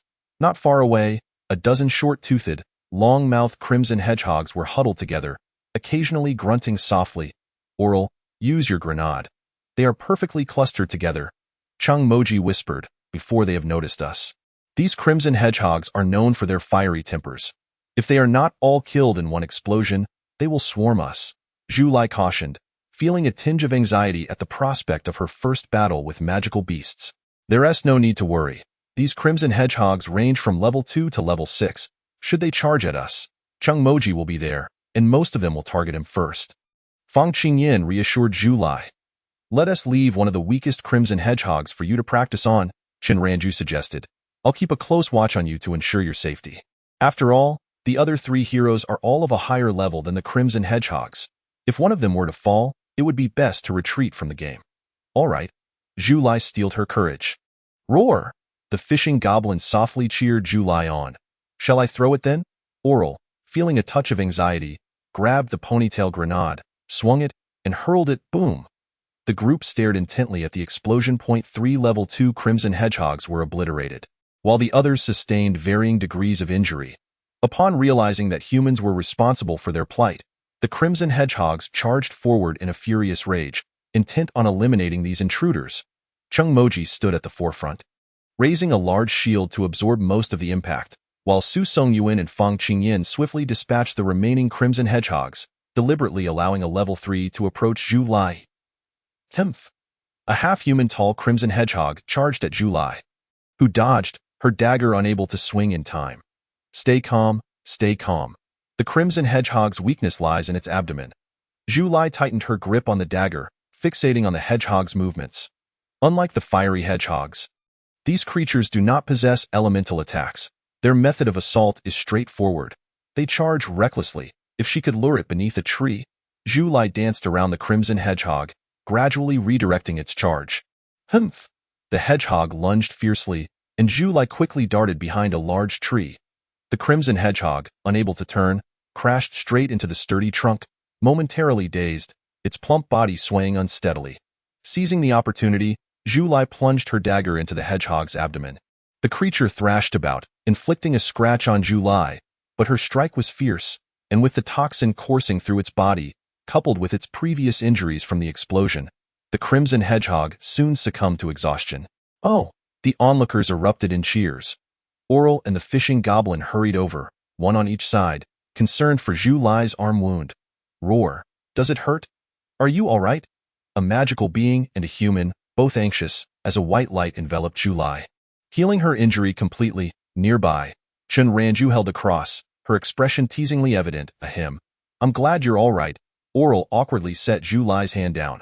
The fishing goblin, seeing Zhu Lai unharmed, turned to kick the fallen crimson hedgehog, shouting in indignation, appearing quite boastful. Impressive, impressive. The others gathered around, chattering praises. The bomb had substantial power. Keep up the good work, and soon it won't be a dream to blow the magical beast world to bits. Level 2? What of it? Rounded up, you've effectively defeated a level 5 beast. Further rounding places you at level 10, and again rounding, Zhu Lai, your handling of the crimson hedgehog was commendable. You'll surely be able to fight in the future. This dagger is quite useful. Isn't it? From now on, wield this, and for every beast you encounter, strike them down, charging into the Demon King's castle and severing the Demon King's head. Each sentence flowed into the next, with even the slightest achievements being exalted to the heavens by the heroes, leaving Zhu Lai and Oral feeling somewhat embarrassed. Roar, roar!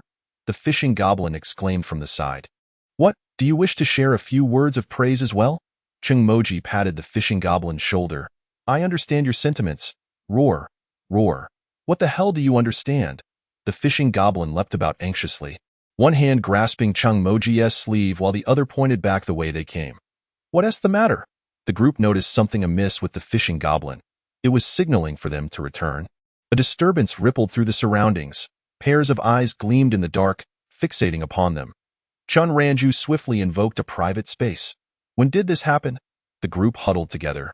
Numerous magical beasts had gathered around them. Countless, indeed. What shall we do now? Zhu Lai clutched her dagger tightly, quietly inquiring of the heroes. Fear not, fear not. We have established an invisible protective barrier. They cannot see us at present. Chun Ranju bounced left and right, baring her teeth, while the surrounding magical beasts remained unresponsive. Were they drawn here by the sound of the explosion? Fang Qingyan pressed Chun Ranju down. It seems likely.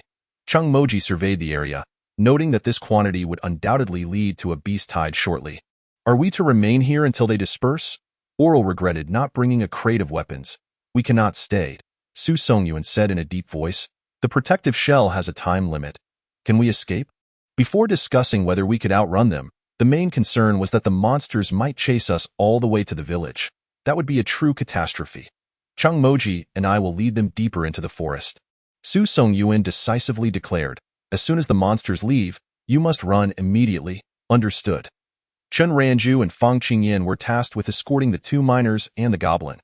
However, Zhu Lai and Oriel were aware that if the two heroes attempted to divert so many monsters, they would have no chance of returning alive. No buts. Trust us.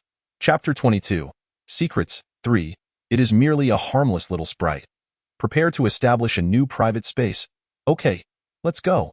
Chun Ranju dismantled the private space, and Su Songyuan and Chung Moji dashed out swiftly, one wielding a sword to repel the advancing monsters, while the other held a shield to deflect attacks from all directions.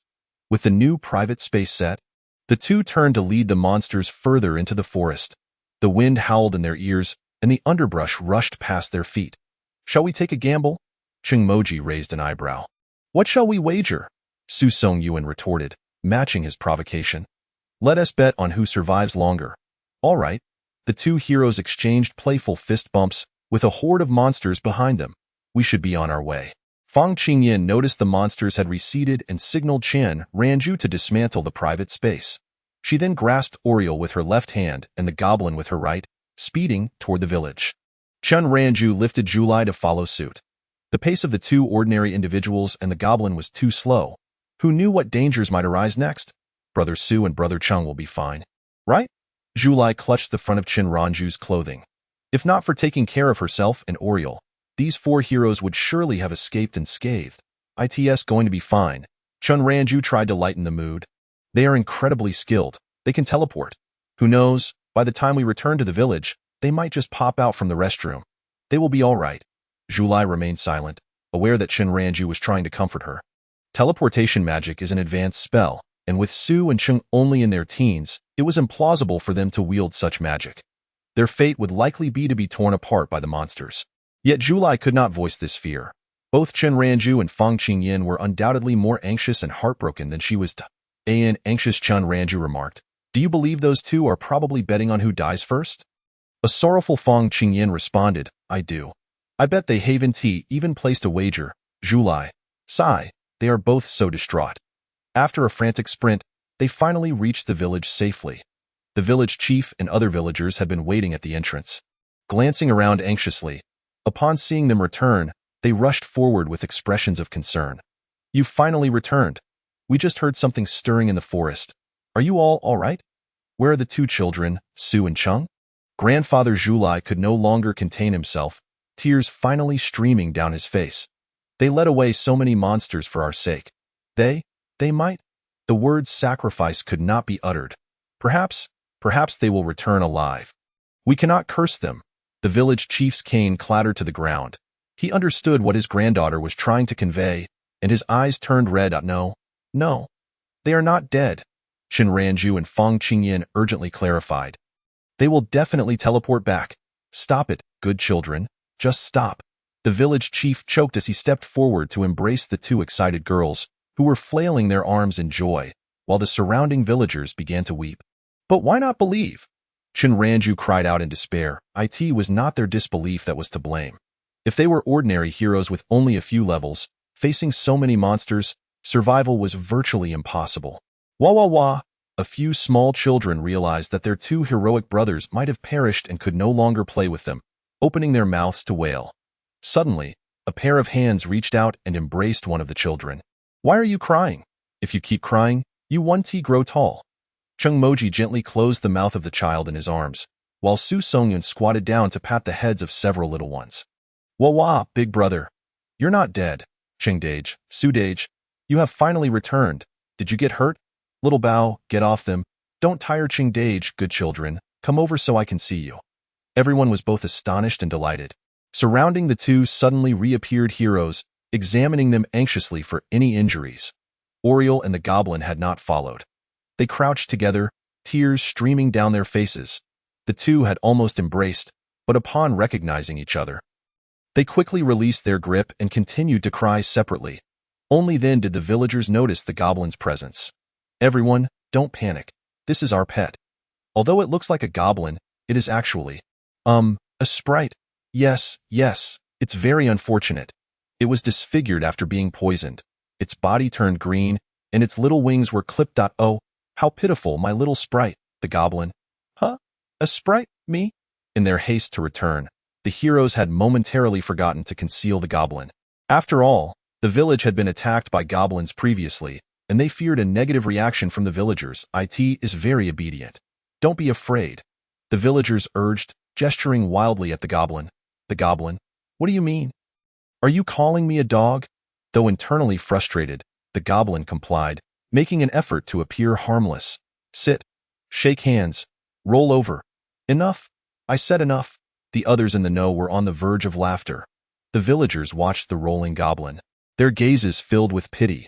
This little sprite was not only disfigured but also seemed somewhat dim-witted. How tragic! The little children joyfully began to play with the goblin, while the adults discussed matters on the side. The monster tide was approaching, and the villagers needed to evacuate to the city for safety. The reason for the city's silence was unclear, but everyone had heard the commotion in the forest. Remaining there would be perilous. The villagers naturally trusted the heroes, yet a significant problem arose regarding their evacuation to the city. Where will we stay? The city surely had no designated shelters. They would have nowhere to settle upon arrival. It was unreasonable to expect the heroes to pay for their accommodations. Let us head to the slums, Oriole proposed. Most of the members of the Mad Sword Gang live alone. Their houses would be vacant after they leave. But those are their homes. We have no right to use them. Julai shook her head. Can we borrow from other families in the slums? Fang Qingyan pondered. The village was not large, and if they borrowed, there should be enough space. Yet, the slum residents themselves were struggling. It's unlikely, Chung Moji whispered. The group was at an impasse, filled with worry. Chan Ranju and Su Songyun had not joined the discussion. They were whispering to each other, gesturing animatedly. I remember there are many. Then let us go. The two suddenly joined the conversation. We should stay at the Lord's mansion. Chapter 23. Secrets. 4. Your home is my home. Good evening, Lord Mayor. Chun Ranju leaned on the table with both hands, beaming as she gazed at Jelen. Su Songyun stood nearby, polishing his sword. Good evening. Why are you back again? Jelen nearly wept. He had specifically investigated these two and their companions. They were newly joined heroes. Yet, from their performance, they seemed far braver than mere level 7 newcomers, as recorded in the guild. They had punched the bully Akel and kicked the Mad Sword Gang out of their lair. Now they were even bolder, riding on his head. The people you sent are still not dealt with. I'm working hard, and I promise to finish by tomorrow. Jelen was convinced they were concealing their true strength, causing him to feel a tinge of fear in his tone. We didn't come for that. Then for what? Your Lord's mansion is quite spacious. Huh? Could you let us stay? Jelen exhaled deeply. Having expected something serious, only to realize it was merely a request for a few rooms. Of course. Jelen rubbed his hands together, wearing a fawning smile while secretly planning to gather all the valuable items from the rooms first. Thank you, Shinranju said cheerfully. Then we'll need rooms for the 4 heroes and 78 villagers. Jelen's pupils dilated. What? Villagers? Why are there villagers? For reasons that are scientifically sound, Su Songyun replied dismissively. Hurry up and arrange it.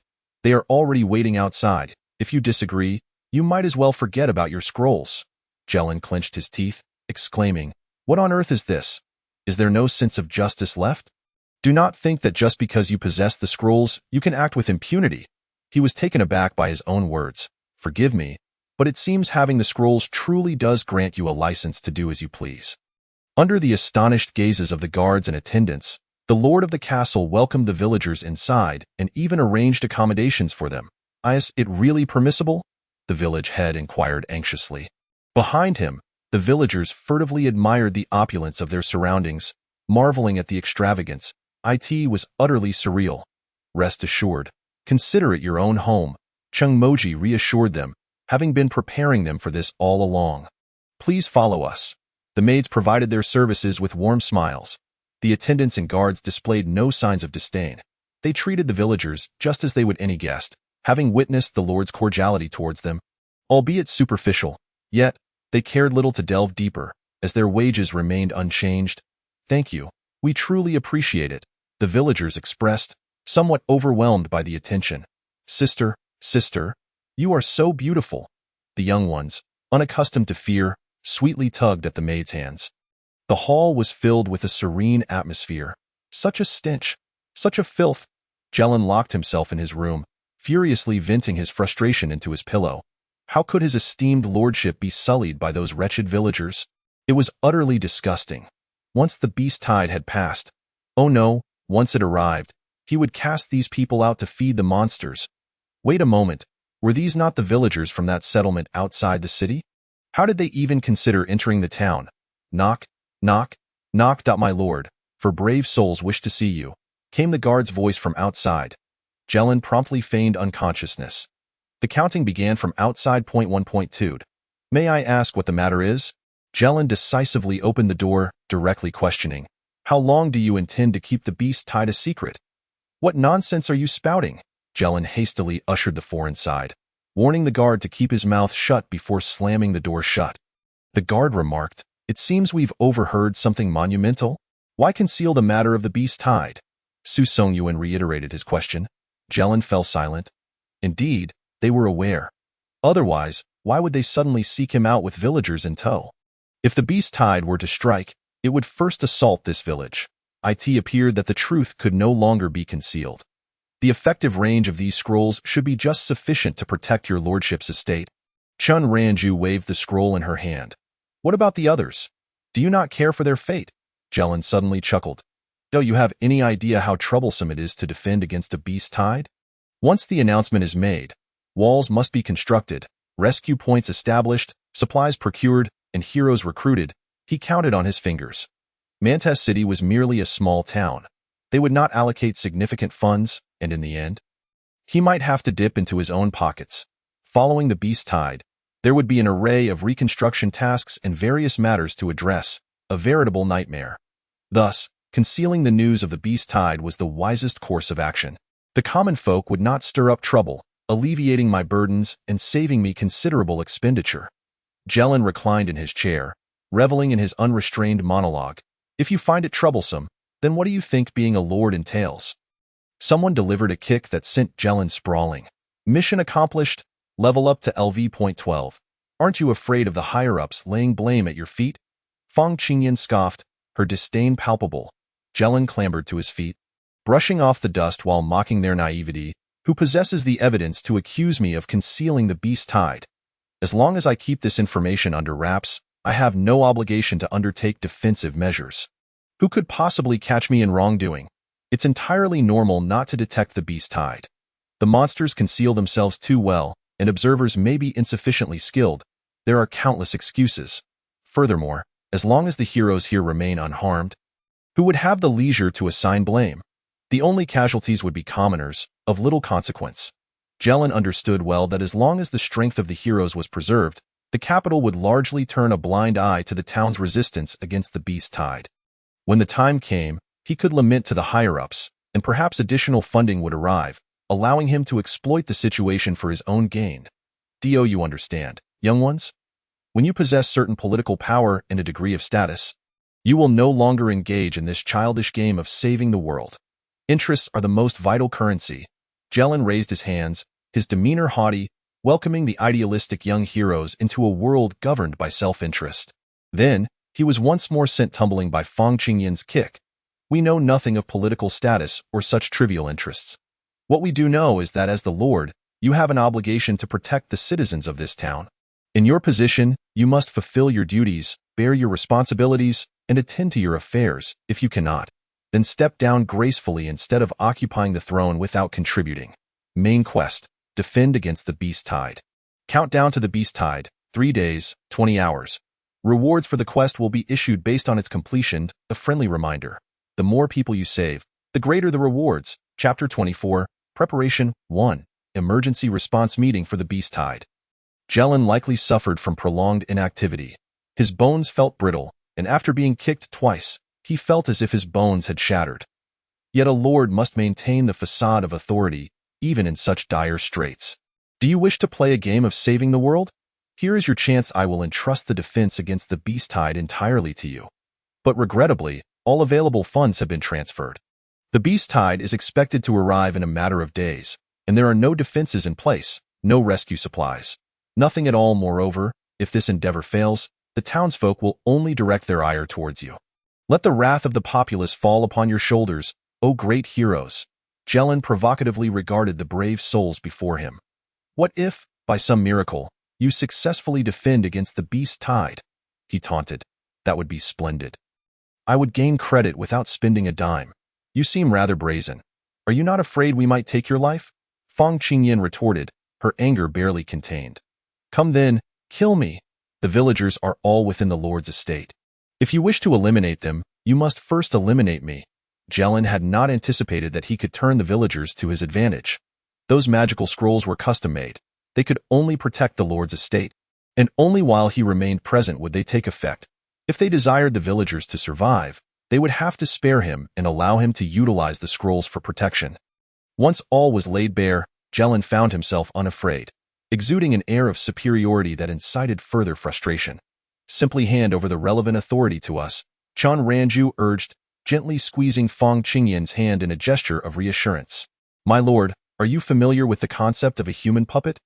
Without waiting for Jelen to respond, Chen Ranju continued, severing a person's hands and feet, extracting their eyes, pouring molten copper into their ears to render them deaf, forcing them to swallow mute potion, cutting out their tongues, and damaging their vocal cords to silence them. As long as you remain within the array, the magical scrolls will still take effect, regardless of your form. Correct? So, behave yourself and do not overstep your bounds. The atmosphere within the Lord's estate grew heavy.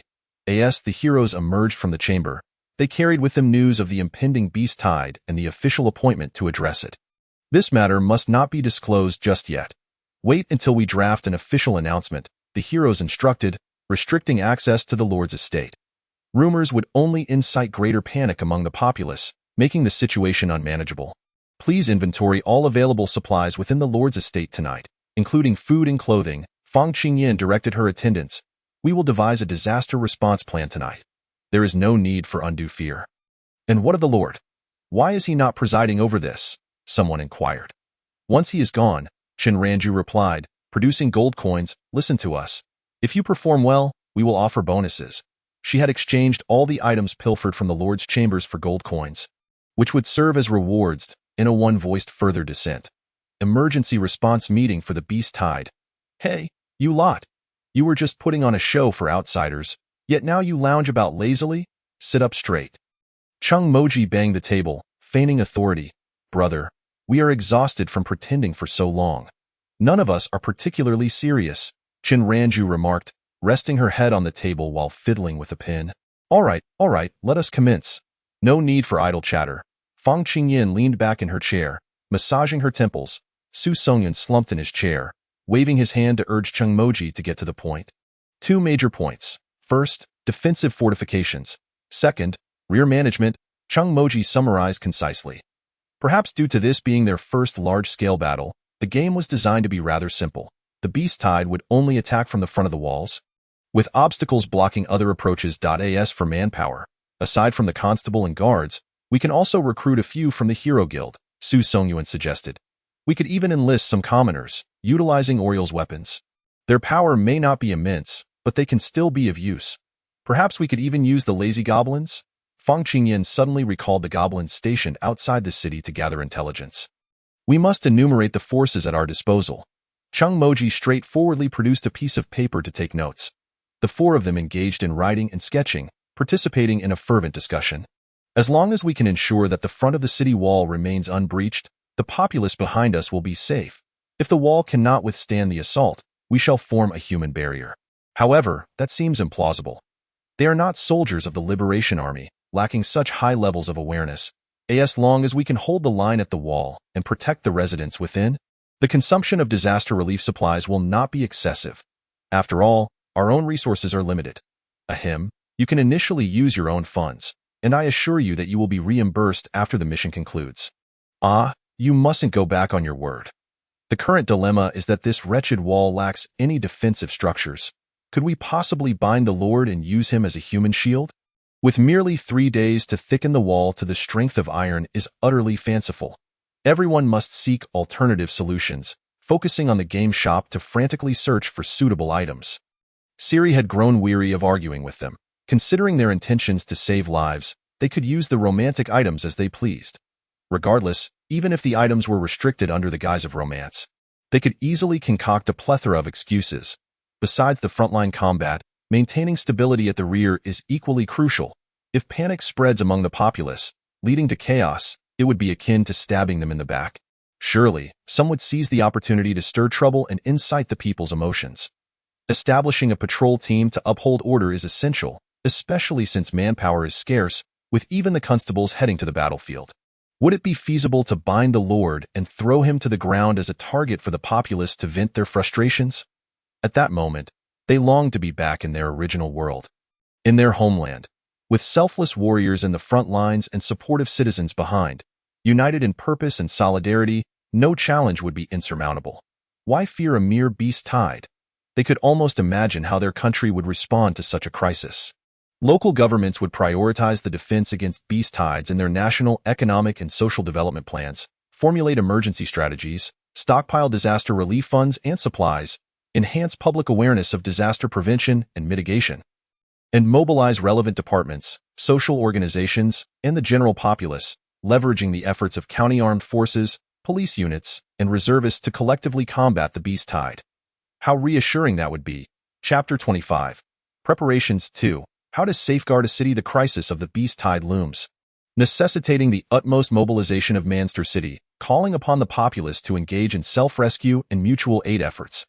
Those lacking survival supplies should seek assistance at the nearest distribution points. Combat personnel at all levels must serve as bastions of defense, bravely facing challenges and responding vigorously to the call to defend the city, dedicating themselves to safeguarding the interests of the people, and if necessary, embracing sacrifice as our honorable duty and responsibility, as well as our solemn commitment to the citizens. The entire Manchester City began to stir. The constables toiled to maintain order. It was not yet time to defend the city, as they first needed to fulfill their primary responsibilities. The overall situation remained within manageable limits. Fang Qingyan temporarily assumed the role of leader of the security team, having apprehended those causing unrest. Surprisingly, the slums, typically the most unruly area, had not seen a single disturbance that day. It seemed that the residents, resigned to their dire circumstances, believed that if disaster struck, the entire city would suffer, and they would share in the misfortune. Fang Qingyan inexplicably understood this mindset. It was akin to the strange sense of relief one felt upon hearing the world was ending. Let the world explode, at least school would be out. Conversely, those with a modicum of power and wealth near the Lord's residence clamored for evacuation. How amusing! Not only was there a considerable distance to the next district, but whether the Lord of that area would accept them was also uncertain. The relationship between cities in this world seemed to be one of mutual independence. Trade was possible, but in times of trouble, one should not expect assistance from another. Thus, those demanding to leave would only incite negative sentiments. If everyone decided to flee, they would have no extra manpower to maintain control. For heaven's sake, do they not understand that when one is in peril, all must come to aid? Chen Ranju, the leader of the supply team, inexplicably found a pillow and began to pound it with her fists. She had ventured to the nearest district to procure supplies. As the brave could travel swiftly with minimal fatigue, and with a spatial backpack, gathering materials was relatively easy. With limited funds, the residents of that city raised prices upon hearing of the impending beast tide, seemingly relishing the misfortune of others. Naturally, they would not be taken advantage of. After calculating the price at its original rate, Chun Ranju swiftly tossed the items into her backpack, paid the amount, and made her escape before the local constables arrived. Thus, after pillaging several shops, almost becoming a wanted criminal, Chun Ranju finally returned with medical supplies, rations, and other necessities. While not abundant, it was better than the previous situation. She would also need to check on her team members' procurement activities within the city and oversee the distribution of supplies. Among other tasks, there was no shortage of work. Had those two not returned for a break? Chun Ranju vented her frustrations, tossing the pillow aside and collapsing onto the bed. No, let me check the group messages. Group chat Chung. The boss has vanished. Caroline took Ackle's body along with Richie to the capital. I heard they left a couple of days ago. Chung. They must be addressing the matter of Ackle's death. Fong. How many members of the Hero Guild are still available? Chung. After hearing the news, quite a few fled. Only 12 are willing to accept recruitment, all around level 10. Chin. No matter, we can't afford to pay too many anyway. Chung Moji, the head of the recruitment team, diligently darted about, not only seeking to enlist heroes, but also to gather capable ordinary individuals to form a patrol team during the combat. It was laughable. In the vast Manster city, hardly a handful of administrative officers could assist them in managing these affairs. Jelen had eliminated numerous positions to save on wages, consolidating power within his grasp. Truly, quite the character. Were it not for their prior exposure to professional disaster relief protocols, they would undoubtedly be utterly lost, unable to act. There was much to prepare on the eve of battle.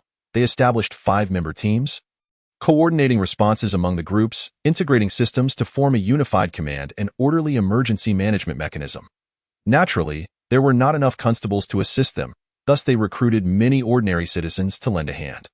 Rest assured, they were compensated. Team leader Su Song Yuan served not only as the overall action commander but also as the leader of the Defense Works team. At that moment, he was laboriously directing a group to apply paint to the city wall.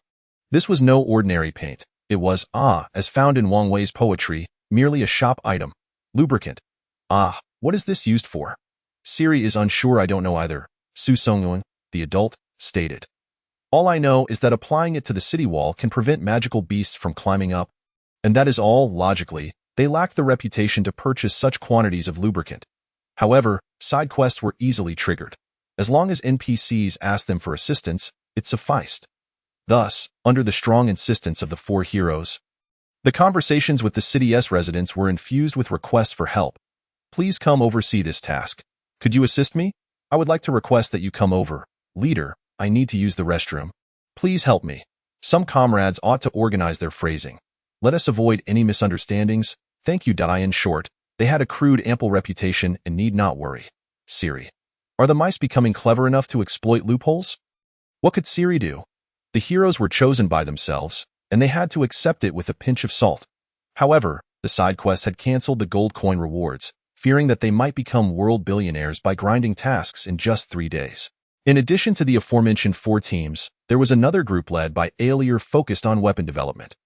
The members of this group were villagers from Chinen, who, for reasons unknown, exhibited a remarkable talent for creating explosive devices, finding it almost effortless.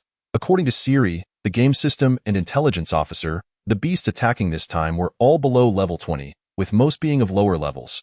Aelier's weapons would prove immensely useful. The current issue was the lack of materials. Even if Aelier taught the villagers to manufacture some basic weapons, they could not produce them in abundance. After relaying this issue to the supply team, Chun Ranju decided to exploit the Hero Guild's resources. After all, most materials were sourced from various parts of the magical beast bodies. Negotiating prices with the material vendors of the Hero Guild was a grueling process. Chun Ranju swore that she would never again let any magical beast's corpse slip through her fingers. All tasks were proceeding in an orderly manner, and a few disobedient individuals were subdued by force when reasoning failed. As for Lord Jelen, he remained obediently confined within his room, refraining from causing any disturbances. This time, it was not due to fear of the heroes. Rather, he feared the villagers. Can you imagine the sensation of hearing grenades being manufactured just beneath your window every day? Thank you for the invitation. When it comes to sleep, One must keep both eyes on guard in turns. He once mustered the courage to consult the brave theory, stating that engaging in such activities within his residence was perilously risky. Although precautions were in place to ensure that the bombs would not detonate spontaneously, there was no guarantee that a mentally unstable villager might not use a bomb against him or his dwelling. The unsettlingly eerie smiles that occasionally graced their faces were indeed terrifying. Jelen even prepared various justifications, ranging from persuading that bombs were ineffective against monsters to expressing concern for the villagers' mental and physical well-being. All he sought was for the villagers to cease their production of such hazardous materials. The brave responded with disdain. Chapter 26, Preparation, Part 3, Faith. The fishing goblin has been rather audacious these past few days. With its hands clasped behind its back, it strides through the forest with an air of indifference. Ever since it was appointed as the deputy leader of the intelligence team, it has become insufferably arrogant. Parading around the monster realm at level 1, it occasionally gestures and points as if conducting an inspection. The other monsters, for reasons unknown, hardly pay it any mind.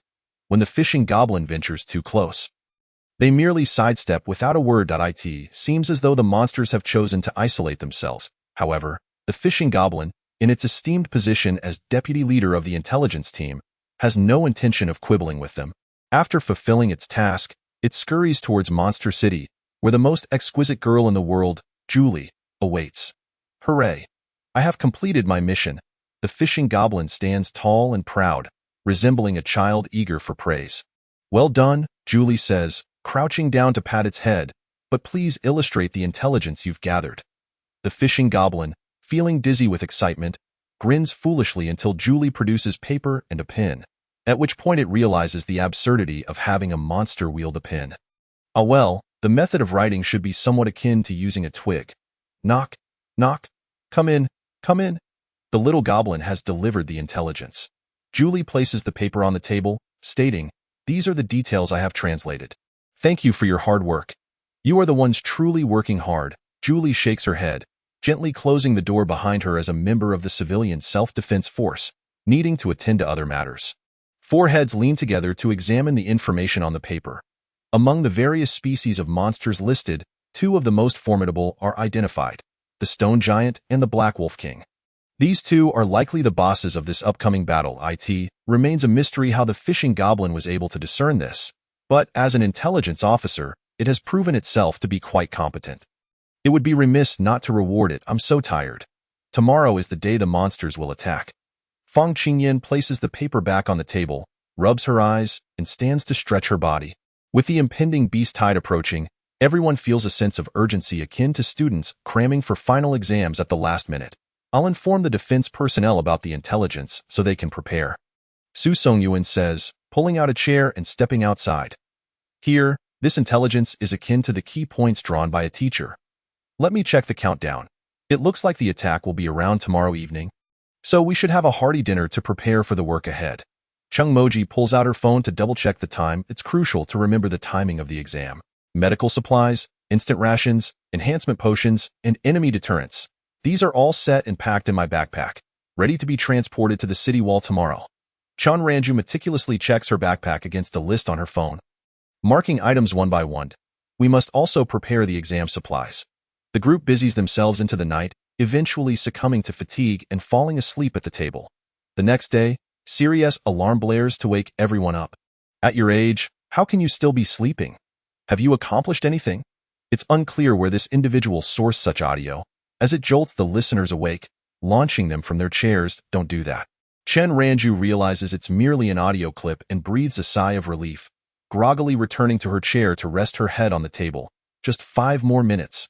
Nearby, Su Songwon struggles to rise as well, though he shows a bit more resolve, opting for a forced wake-up, mechanically pouring himself a glass of water, only to choke slightly, revealing that his body is awake but his mind is still sluggish. Indeed, the only time one feels comfortable sleeping at a desk is during class. Chung Moji supports herself on the table with one hand while rubbing her back with the other, attempting to alleviate the soreness. Let us go. We need to freshen up and get ready to work. Fang Qingyan declares, hoisting Chun Ranju up with her forced wake-up skill. All right. The townspeople are even more anxious today, having heard the 4 brave warriors predict that the beast tide would arrive today. Some individuals have even begun performing rituals for safety since early morning.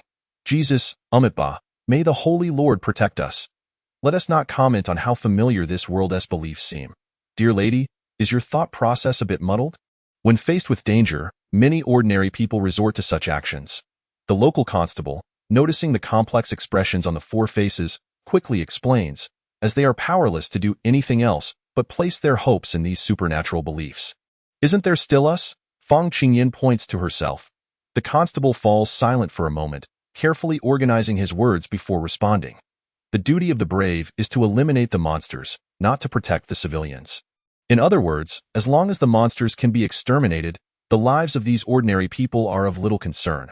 They are not nobility. Chung Moji expresses her shock at this worldview.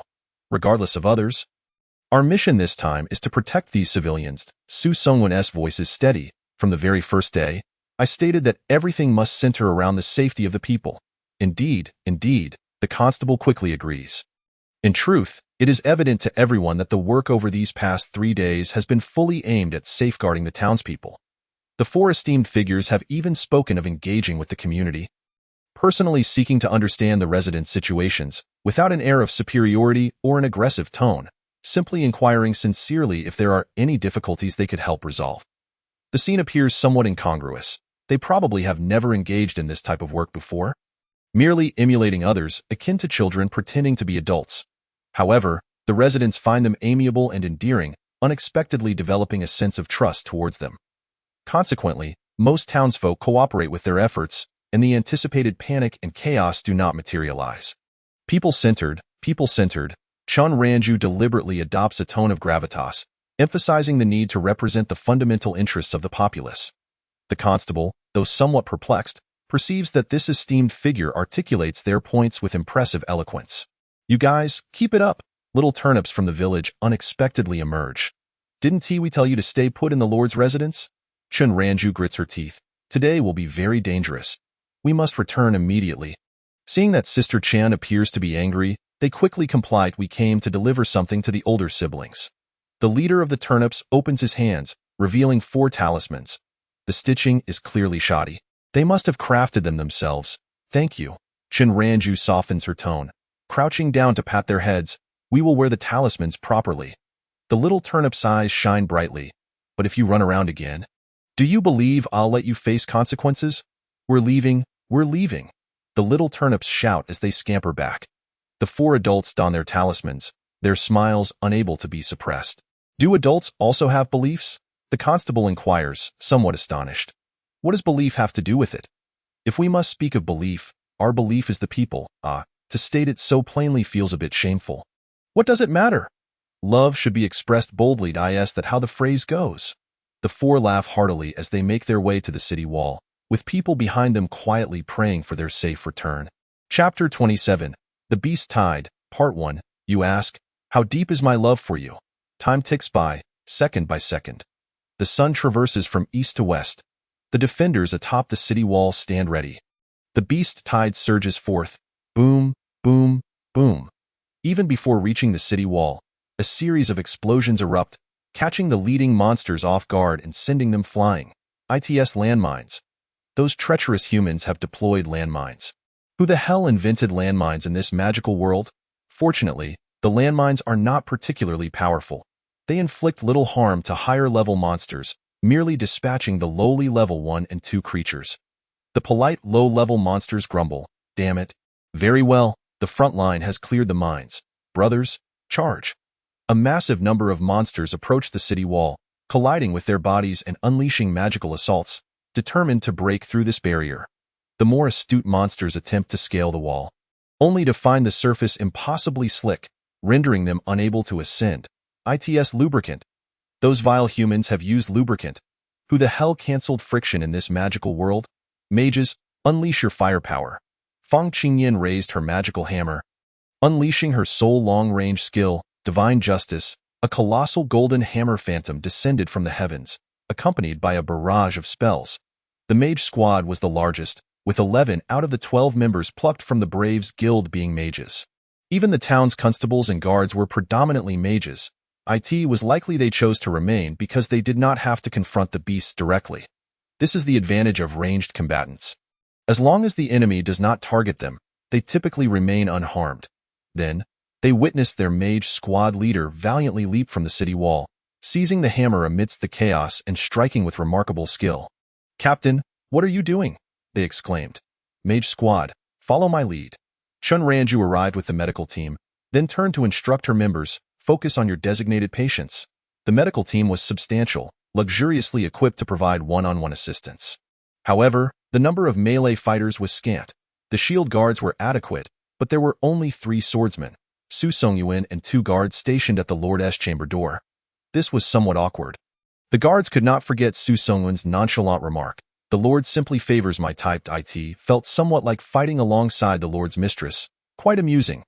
Unaware of what his only 2 teammates were pondering, Su Songyuan adhered to their agreed-upon tactics, darting about to slash at the beast's IT was not true flight, but his speed dazzled the onlookers. An unfortunate moment befell Guard Tom, who was struck by a beast. But he quickly retaliated, plunging his sword into the creature and unleashing his skill.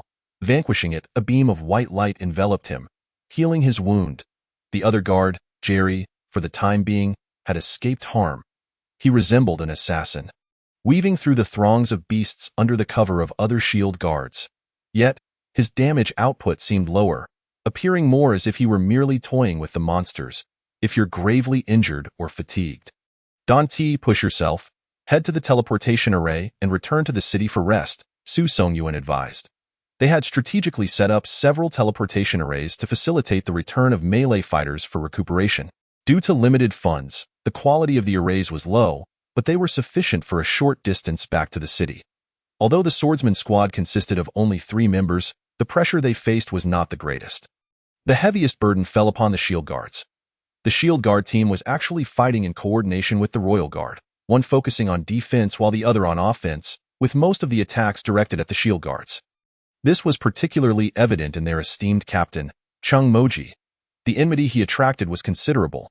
Nearly every beast that laid eyes on him charged forward, making it difficult for his teammates to engage with the monsters. As those attacking Chung Moji disregarded the others, the captain bore too much.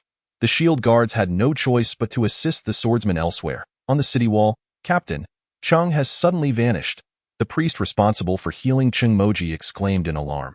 "No need to worry. Remember, if you cannot find Chung, Su, or Fong, it just means they're momentarily indisposed," Jin Ranju calmly explained. "We might frequently emerge from the restroom." Just as she spoke, Chung Moji burst forth from a nearby restroom, leaping down to rejoin the fray without so much as a glance back. The 4 had commissioned the construction of restrooms atop the city wall just days prior, specifically requesting toilets to ensure the respawn points were near the battlefield. The team members were baffled but deeply impressed, their gazes filled with a mix of sympathy and concern.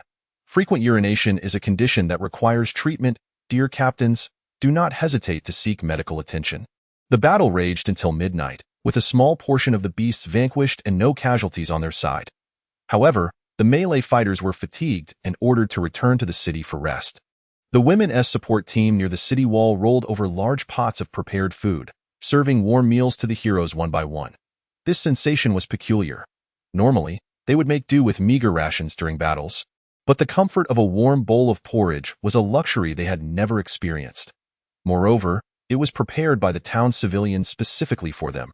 The kind words of the aunties, "You've all worked hard, and there's plenty more if you need it," fell upon the heroes like a soothing balm, making them feel that no matter how arduous their struggle, it was worthwhile. The heroes within the city wall enjoyed their meals, while the beasts outside remained unfed. Yet, their stamina was considerable. They could survive for days and nights without food, remaining as lively as ever. Once the heroes departed, the beasts redirected their focus to the city wall, relentlessly battering it. Why not target the weakest point, the city gate? One might jest, yet they could not even locate the gate. It had long been shielded by a private space. Every so often, Chen Ranju would replace it, however. If the beasts continued their assault unchecked, the wall would not withstand for long. Special measures were imperative.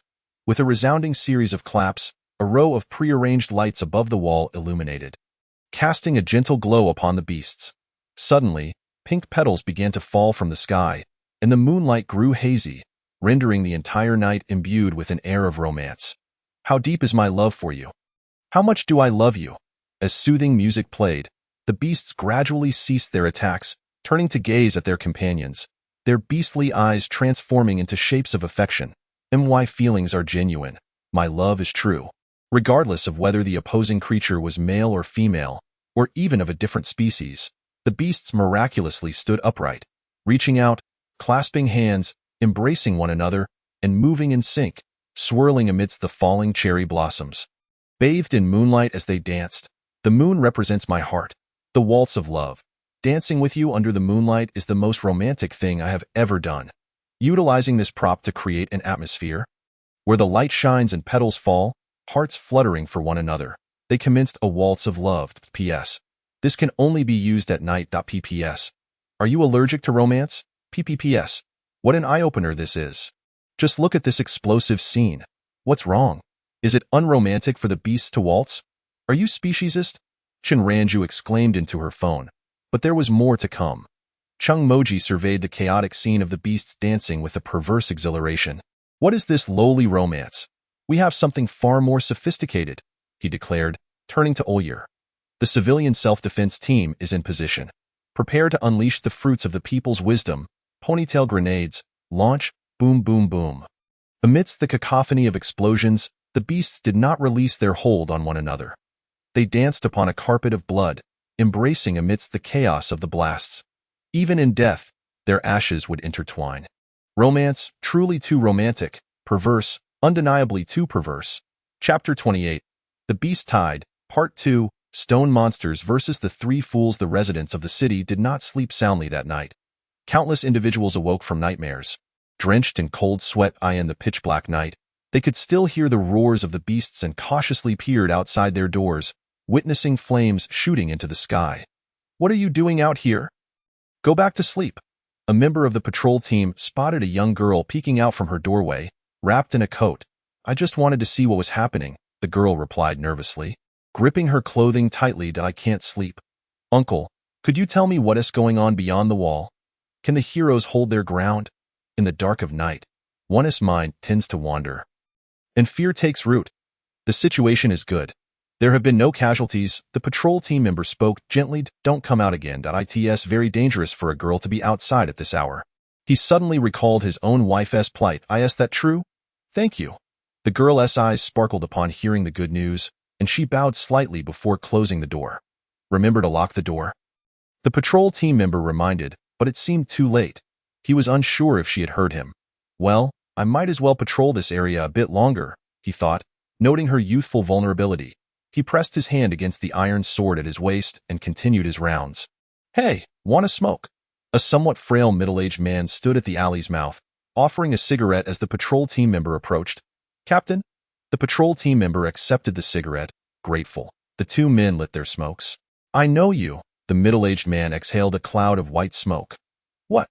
The patrol team member was momentarily taken aback. I interrogated the thugs who helped Marduk's mistreat your wife. The captain leaned against the wall, his tone indifferent. Have they all been sentenced? Of course, they have all been imprisoned. Thank you. The patrol team member paused for a moment, but Mantas City had no judges. I'm certainly no judge. The middle-aged man brushed off the ash. It was Jelen who instructed me to handle those individuals. He didn't even refer to the Lord. You should thank those 4 youngsters. I am grateful to them. The patrol team member lowered his head and took a drag of his cigarette. The only way I can repay them is by joining this patrol team, ensuring their safety from behind. Half of the patrol team is made up of people from your slums. Everyone wants to repay them. It is quite commendable. And you? Why did you join the patrol team? The patrolling team members found themselves perplexed by the individual before them. Given their capacity to assist the lord of the city, it was evident they must possess a certain status.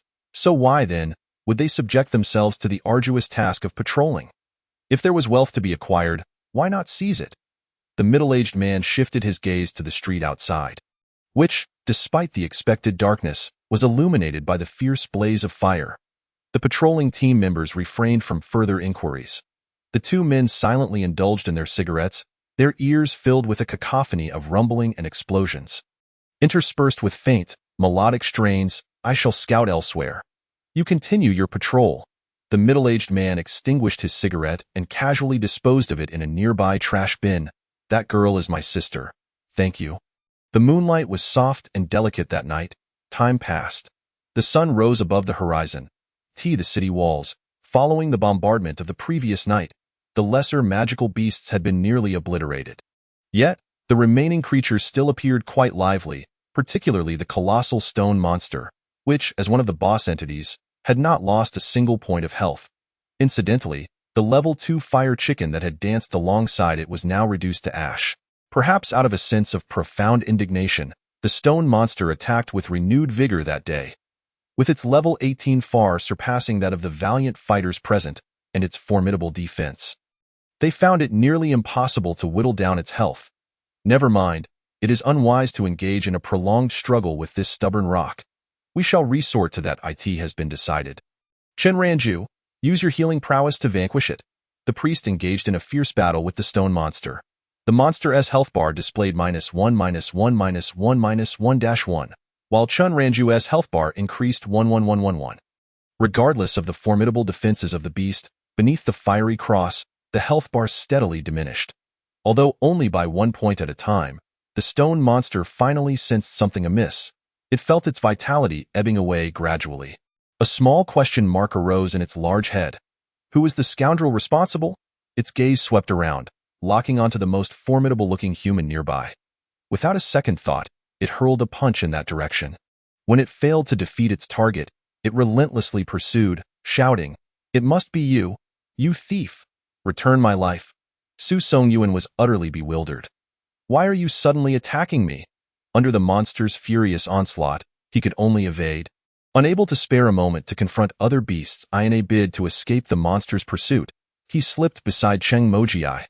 "Chung Mojiai! Chung Mojiai! What the hell is wrong with you?"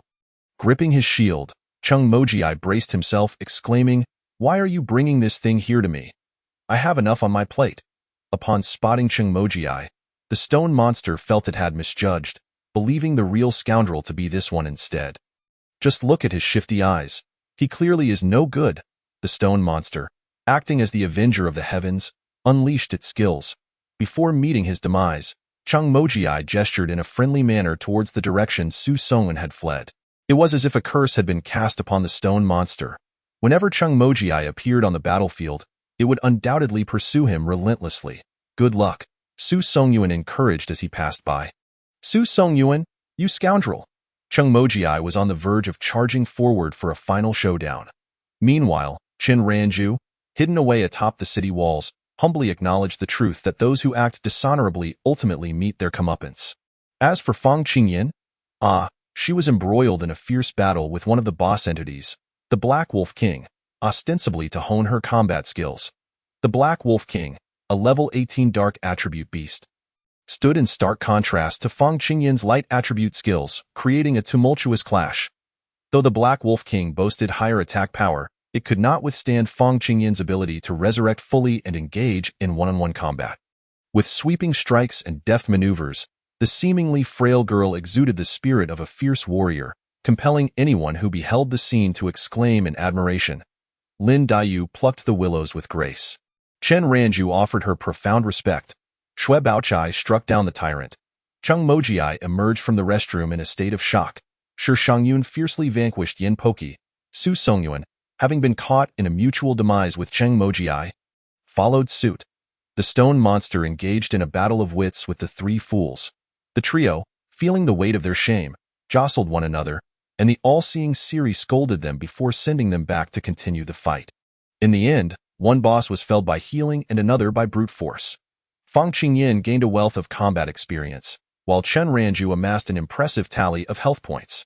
Chung Mojiai and Su Songyuan, however, garnered the highest number of deaths. Each had a bright future ahead. Chapter 29. The Beast Tide. 3. We have emerged victorious. While the games and antics were entertaining, the gravity of life was not taken lightly. The four of them targeted relatively high-level magical beasts, leaving the lesser ones for others. With the defeat of the Stone Monster and the Wolf King, the pressure on the city's defenses was significantly alleviated. Moreover, with the cooperation of other brave souls and the civilian self-defense forces, the magical beasts were now dwindling in number. Under the pressing circumstances, none of our personnel had perished. Achieving such a feat was no small accomplishment. The 4 chosen heroes bore the heaviest burden, and it was their sacrifices that safeguarded the lives of others. Who the hell doesn't flush after using the restroom? A sharp explosion echoed from within the lavatory. Siri, seated within the confines of the mobile device, couldn't help but snap a pin in frustration. Keep your distance from me. Chan Ranju stepped back. I didn't get any on me. Chung Moji gritted his teeth. Siri, wasn't the resurrection point supposed to be in a clean restroom? All other spots are occupied. This is the only one available in these extraordinary times. We must make do.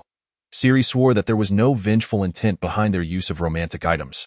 There is indeed a clean latrine nearby. Would you prefer that? I would not. Then that settles it all. Chung Moji's expression twisted in fury as he charged back into the fray.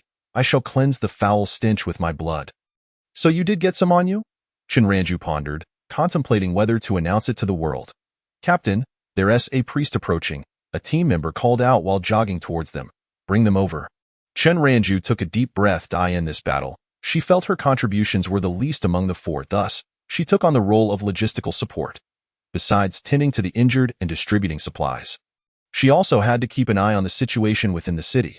Jelon had become a hands-off manager, and while there was some coercion involved, he had ultimately delegated all matters to them, requiring her oversight of the city's operations. In the meantime, she had to prevent the patrolling team from being overwhelmed by the troublemakers. Over the past few days, Chan Ranju had even found herself running back and forth between the scenes. Just yesterday, she had managed the stone monster's health bar with one hand while signing documents with the other. I can't believe this. I'm at my wit's end. This lordship is too much for me. Though her body had survived, Chun Ranju felt her spirit had been subjected to 1,000 tortures. Before entering this game, she had been a complete slacker. Without someone pushing her, she wouldn't have even moved. We intercepted a letter from Jelon. The patrol team captain handed a letter to Chan Ranju. This captain was the same middle-aged man who had previously guided her and Su Song Yuan at the Lord's mansion. Where did you intercept it? Near the Lord's mansion. As soon as he released the letter bird, it was spotted by our people. What kind of seal is this? Chin Ranju realized she couldn't open the envelope. You won't be able to, Talon replied nonchalantly. The wax seal on it was a protective measure for the letter. Removing this seal will allow it to be opened? Yes, but it can only be removed with a special pair of tweezers. Talon pulled a pair of tweezers from his pocket. Where did you get those? Chin Ranju thought she would have to threaten Jelon once more. They were in his room, Talon shrugged, as if it were a simple task.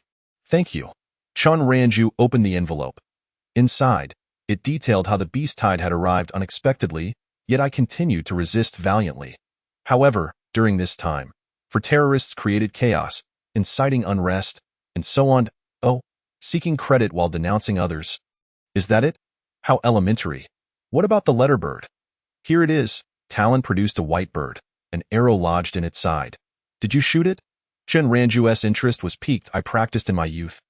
Talon admitted without reservation. Thank you for your hard work. Chun Ranju accepted the letter bird, eagerly anticipating a feast once the battle concluded. You've all worked hard, Talon shook his head. Everyone has contributed to our current success. Damn it, why does that sound so smooth coming from me? Like the group leader's speech upon completing a group project, I've truly been corrupted. Thank you, Talon suddenly interjected. You saved the city of Manster. No need for thanks. It is simply the duty of the master. Wait, that is not it. Chin Ranju covered her mouth. When left unchecked, she would say anything. Next time, I shall have you resurrect in a latrine. What I meant was, everyone has contributed. Chan Ranju hurriedly clarified. In battle, in patrol, in logistics, even those who stayed home have played their part. It is you who deserve gratitude. Applause.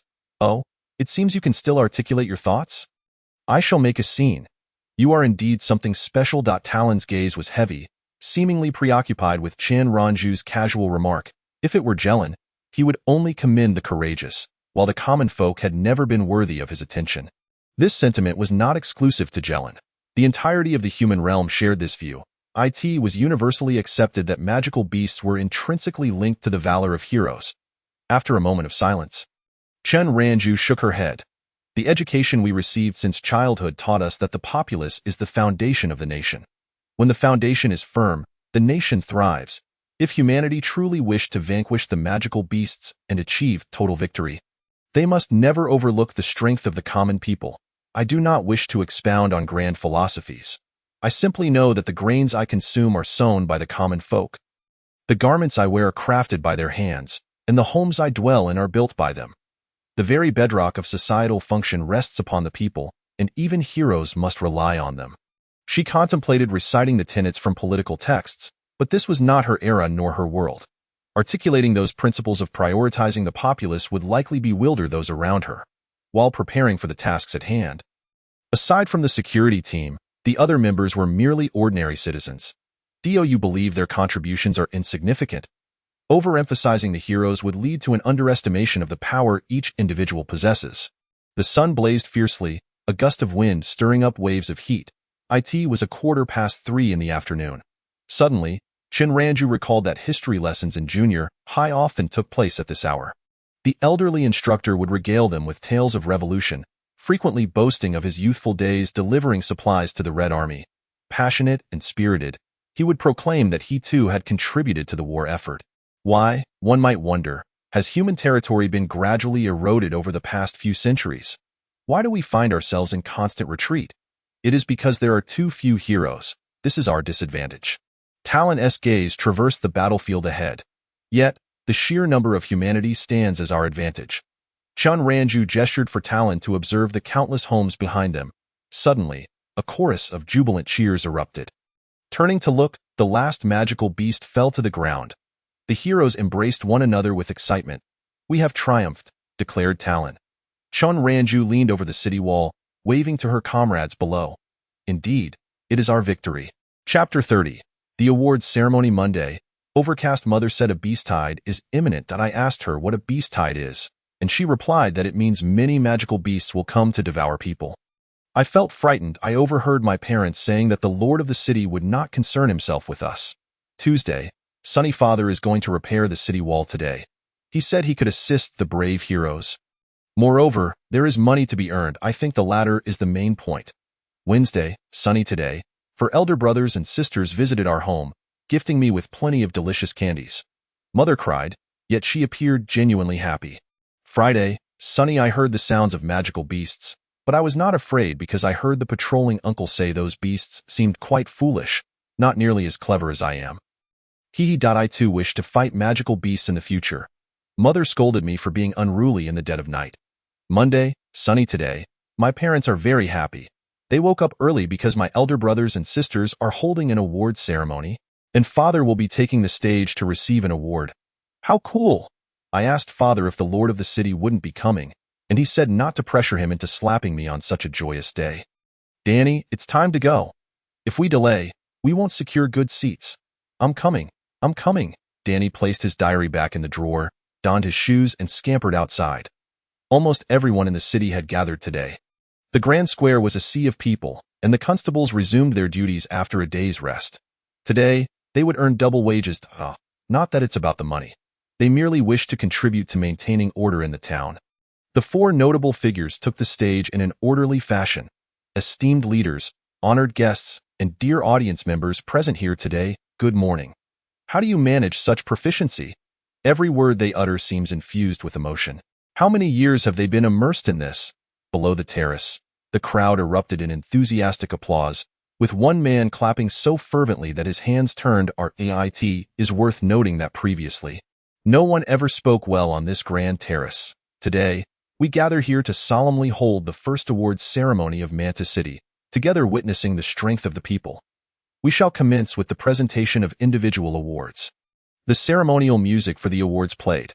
The first recipient is Oriel. The four heroes briefly explained Oriel's weapon's role in combat, and the crowd's gaze toward Oriel grew fervent. Oriel felt somewhat uncomfortable under such scrutiny, but still straightened his back. Striving to present his best self, spotting a girl in the crowd whose smile resembled that of a blooming flower, he accepted the certificate, blushing, and proudly raised his honor high.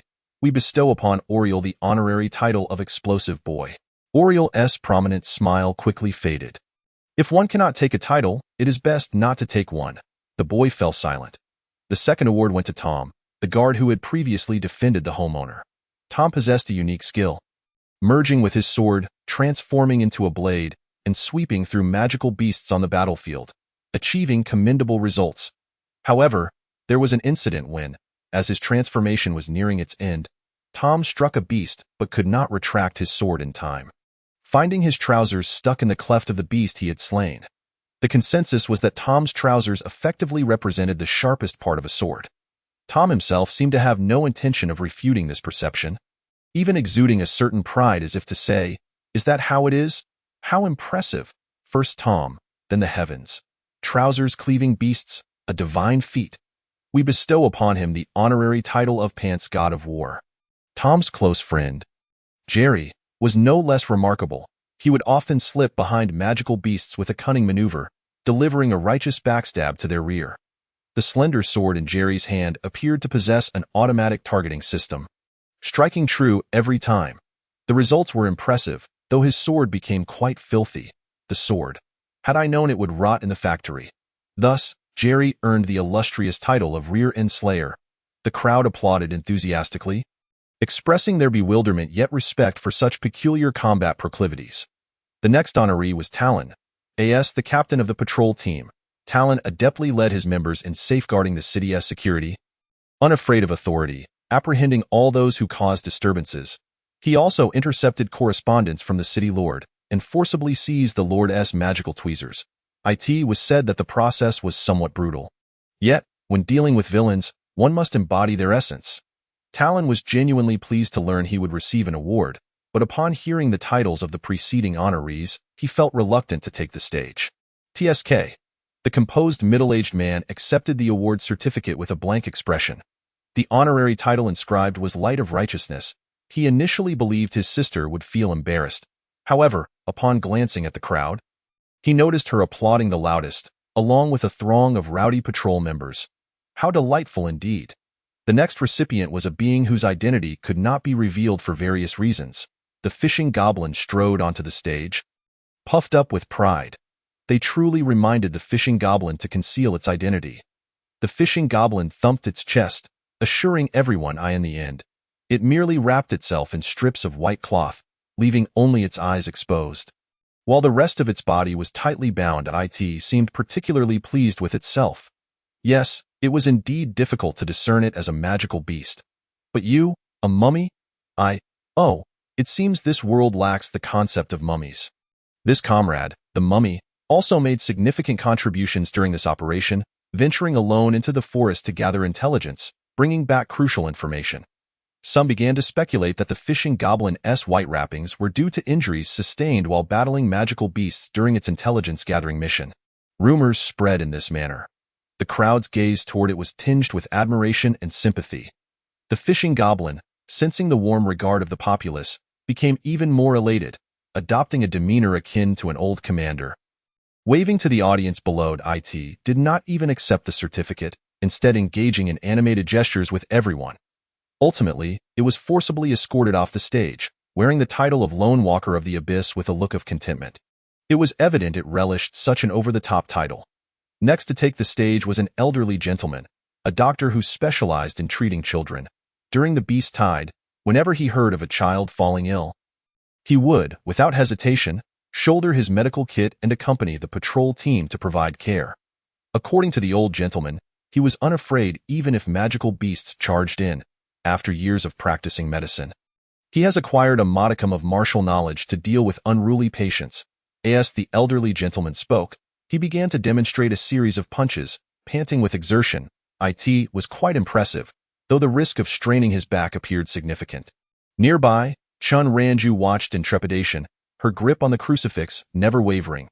Ultimately, the esteemed title bestowed upon the old gentleman was Benevolent Heart and Skillful Hands, the most solemn accolade to date.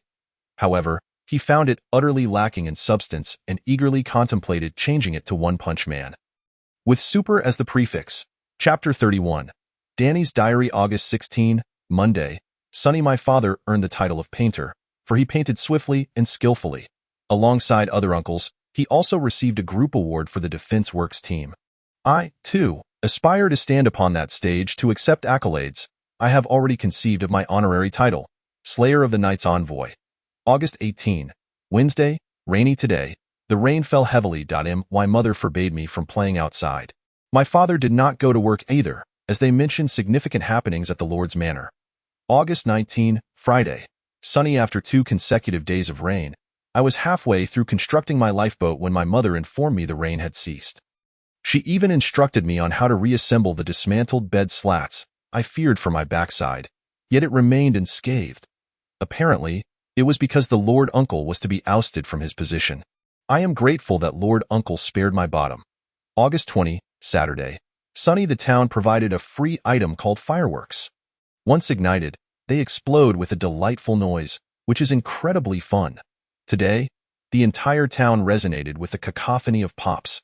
A sound I adore. Why older siblings claim that fireworks can dispel evil spirits. I stuffed some fireworks into the house, believing that since my parents frequently scolded me, there must be unclean entities present. August 21st, what a lie. The fireworks were utterly ineffective. My backside is in agony. August 23rd, I heard that the town has acquired a judge. A throng gathered at the temporary courthouse, and I spotted the 4 older siblings among them. I inquired if I could sue my parents for hitting me. They patted my head and advised that possessing awareness of domestic violence is commendable. However, if it is due to my mischief, not even a benevolent magistrate could save me. Oh, why are my parents here too? August 24th, what of being beaten? What is so amusing about it? A swollen backside is a badge of honor for a man. Yet, my neighbor clearly told me that my parents would soon be unable to strike me. He mentioned that Lord Uncle had converted another building in town into a school. We are all to attend school now. I wonder if it will be enjoyable. August 25th, wow. I heard that school will teach us about magical beasts. Learning about magical beasts sounds incredibly cool. My parents are preparing supplies for my schooling. They are looking at me with such strange expressions, their eyes red-rimmed. It's frightening. Surely, they haven't discovered my escapades with fireworks again. August 27th, my parents were conversing, stating that Lord Uncle is actually under house arrest. The town has elected a provisional lord and various ministers. And my father remarked that we will no longer have a lord who monopolizes all power while doing nothing.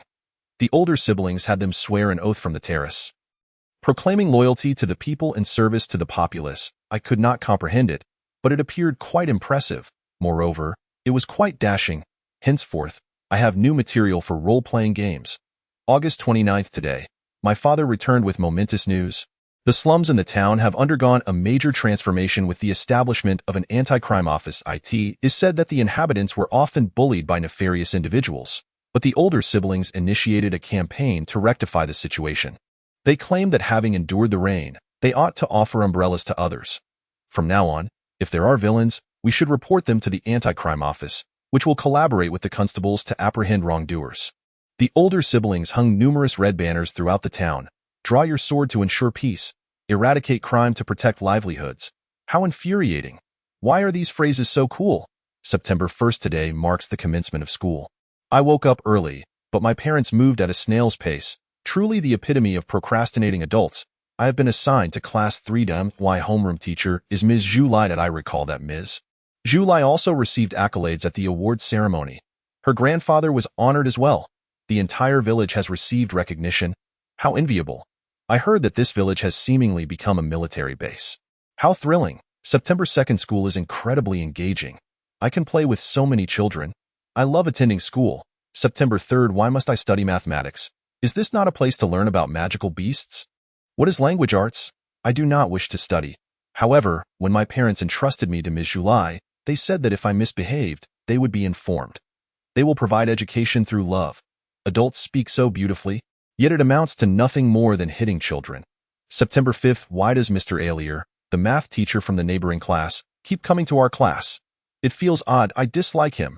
September 6th, Mr. Alier possesses his own laboratory. He crafts numerous weapons to combat magical beasts. I must devise a method to become his apprentice. September 7th, there is a peculiar bandaged creature wandering around the school. It does not speak, yet it is remarkably skilled at drawing. Ms. July mentioned that it is a specially appointed staff member for magical beast education at our school. September 8th, the position of class monitor must be mine. My father is a recipient of awards. September 9th, isn't it merely the class monitor? I do not care. September 10th, today, the provisional lord visited our school and I recognize him. He was the patrol captain during the beast tide. Appearing rather intimidating and not to be trifled with, he brought a plethora of candies for us. He seems far more agreeable than the previous lord. September 11th, I heard that the 4 older siblings are preparing to leave Manchester City to embark on new adventures elsewhere. My parents seem a bit downcast. I, too, will miss them. The candies they provided were absolutely delightful. September 12th, Ms. July suggested that if we wished, we could create a small gift for the 4 older siblings. The class monitor proposed writing them a letter. How cliché that I had intended to paint a picture for them, dull. Xiaopeng mentioned that he and his friends from his village would fold numerous origami cranes for them, each inscribed with blessings. How despicable. September 14th, tomorrow, the older siblings will depart. Furthermore, they have explicitly stated no gifts are necessary. Ms. July and Mr. Alier chose to take us to the older siblings' room, secretly placing our gifts inside. After all, we never agreed to anything. September 15th, today, the entire town gathered to bid farewell to the older siblings. Everyone sang a farewell song, and many wept. The older siblings reassured us that there is no need for such sorrow. They are merely leaving temporarily and will return in the future. I, too, urged my parents not to be upset. The older siblings have merely departed, not passed away. As a result, they immediately attempted to pull down my pants to punish me. Truly ungrateful. In the end, I was rescued by the older siblings. They recognized me. Just look at the envious gaze of the class monitor. Ha, fine. I admit I was trying to garner their attention. I hope they remember me. Have they stored that wooden sword properly? I sacrificed my bed slats and backside to carve it. I offer my dreams for their perusal. I wish to forge a sharp blade that cleaves through darkness. To become a person like them. Chapter 32. Conclusion. The chapters of Manchester City have been completed. Task completion has reached the highest level. Rewards. Gold 3000, Experience 300, Skill Level 1, New Trait 1, Random Item Box 10. Level upgraded to LV.20.AT Level 20. It seems I have stepped into the ranks of mid-tier heroes. Fang Qingyan reviewed her character information. The experience gained from the task, combined with that obtained from the Beast Tide, has propelled them up a tier. Name. Fang Qingyan. Occupation. Mage level. LV20 traits. Incarceration LV1. Law Guardian LV1. This trait allows the summoning of a law book to accompany, automatically performing light attribute attacks at intervals. Skills. Divine Justice LV2. Justice Enhancement LV2. Wow. This effectively compensates for the current deficiency in physical output compared to magical output for mages. The resulting traits are closely tied to one's essence. Is that why my trait signifies a bond of life and death? Chung Moji seethed with anger. Name. Chung Moji. Occupation. Shield Guardian level. LV20 traits. Taunt LV1. Bond of life and death LV1. This trait can be toggled on or off at will. When activated, defense increases, allowing the bearer to absorb a certain amount of damage for 3 designated targets. Skills. Defense Enhancement LV2. Counterattack LV2. Why must I bear their damage? Do they not possess their own health bars? In the future, the 3 individuals by his side could exploit his health bar, a fate far more distressing than his demise. Upon witnessing Su Songyuan's new trait, he felt even more indignant. Name. Su Songyuan. Occupation. Swordsman level. LV20 traits. Steadfast Mind LV1. Sword Flight LV1. Allows for enhanced speed during sword flight. Skills. Cross/LV2 1. Break enemy LV2 1. Su Songyuan immediately commenced experimenting with this trait, soaring around Chung Moji on his sword. Chung Moji was consumed by jealousy. The other 2 were no exception. Which Chinese person could possibly resist the allure of sword flight? It was, without a doubt, the most magnificent spectacle in this world. Regrettably, Su Songyuan's flawed trait did not allow him to take others along for the ride. Xiao Hui is unyielding, and the people are also unwilling. Everyone collectively scorned Su Songyuan, enforcing a rule that he must not fly on his sword recklessly, citing his lack of a flying license as justification. Such an ugly display of character. Su Songyuan clicked his tongue but acquiesced to public sentiment. Descending from the skies, he noticed Fang Qingyan's magic scepter was already brimming with anticipation. Chun Ranju, what about you? What are your traits? Chung Moji sought to identify a companion sharing his lamentable plight. Just take a look for yourselves. Chun Ranju showcased her character profile. Name. Chun Ranju. Occupation. Priest level. LV20 traits. Full health overflow LV1. Half demon bloodline LV1. Can understand monster languages. Skills. Healing LV2. Chant LV2. I believe my health bar has become tainted. Chun Ranju accepted the situation nonchalantly, pointing to her health bar that significantly exceeded her companion's. She had previously drained the health bars of stone monsters entirely, leaving her uncertain about how many drops were genuinely her OWN. It was explosive and perverse, yet posed no harm to her. For a moment, Chung Moji was at a loss as to whether to mock others loudly or continue lamenting his own fate. The traits will not increase further from this point, but those you currently possess will yield new effects as your levels rise. Let us unbox, Chun Ranju declared, feeling this was the truly exhilarating moment. The group planned to open all the random item boxes they had received as rewards, both from the recent event and those accumulated previously. Open them all? Yes. The four fixed their gazes intently on the boxes before them. With a flurry, for beams of light erupted simultaneously. Purple, purple, purple, purple. It seemed that everyone's fortune was relatively equal, as the highest quality items obtained were all purple. A potential conflict was deftly averted. If the items in the game shop belonged to the game system, then the items within the random boxes were truly part of this world. Trash, trash, trash, corruption potion, trash, trash. Chun Ranju only drew one purple item. The rest were all white. At least the others managed to pull some blue items. However, the blue items were merely herbs and the remains of low-level monsters, which Chun Ranju felt no envy for. After all, she had harvested all the monster corpses left in the wake of the beast tide. Looking at Su Songyuan and Fang Qingyan beside her, they too had only one purple item each, a flame sword and a small defensive magic formation pack, respectively. I drew two purple items, Siren's Love and Golden Eyes. Chung Moji declared proudly. Siren's Love? Golden Eyes? Why do those sound so grand? Chun Ranju sensed something amiss, feeling they shouldn't be purple items. Let me see. They turned out to be exquisitely crafted necklace and ring. Do they possess any attribute bonuses? Chung Moji suspected there was some hidden significance. None, but they are fashion staples in today's noble circles. Chung Moji questioned, so what? What's the use? They're valuable. Ha ha ha, others erupted in laughter. Being valuable is quite nice. Ha ha ha, what are you laughing at? At least your assets are less than mine now. Chung Moji retorted stubbornly, stowing away the necklace and ring. Let us see how you manage when you're broke later. Use yours, Chun Ranju countered assertively. Why should we divide what's ours? Fang Qingyan added matter-of-factly. Thank you in advance for your generous gift, young master. Su Songyuan quickly chimed in. What could Chung Moji say then? Who told him to engage with this group of mischief-makers? This was the fate he had brought upon himself. Quiet down.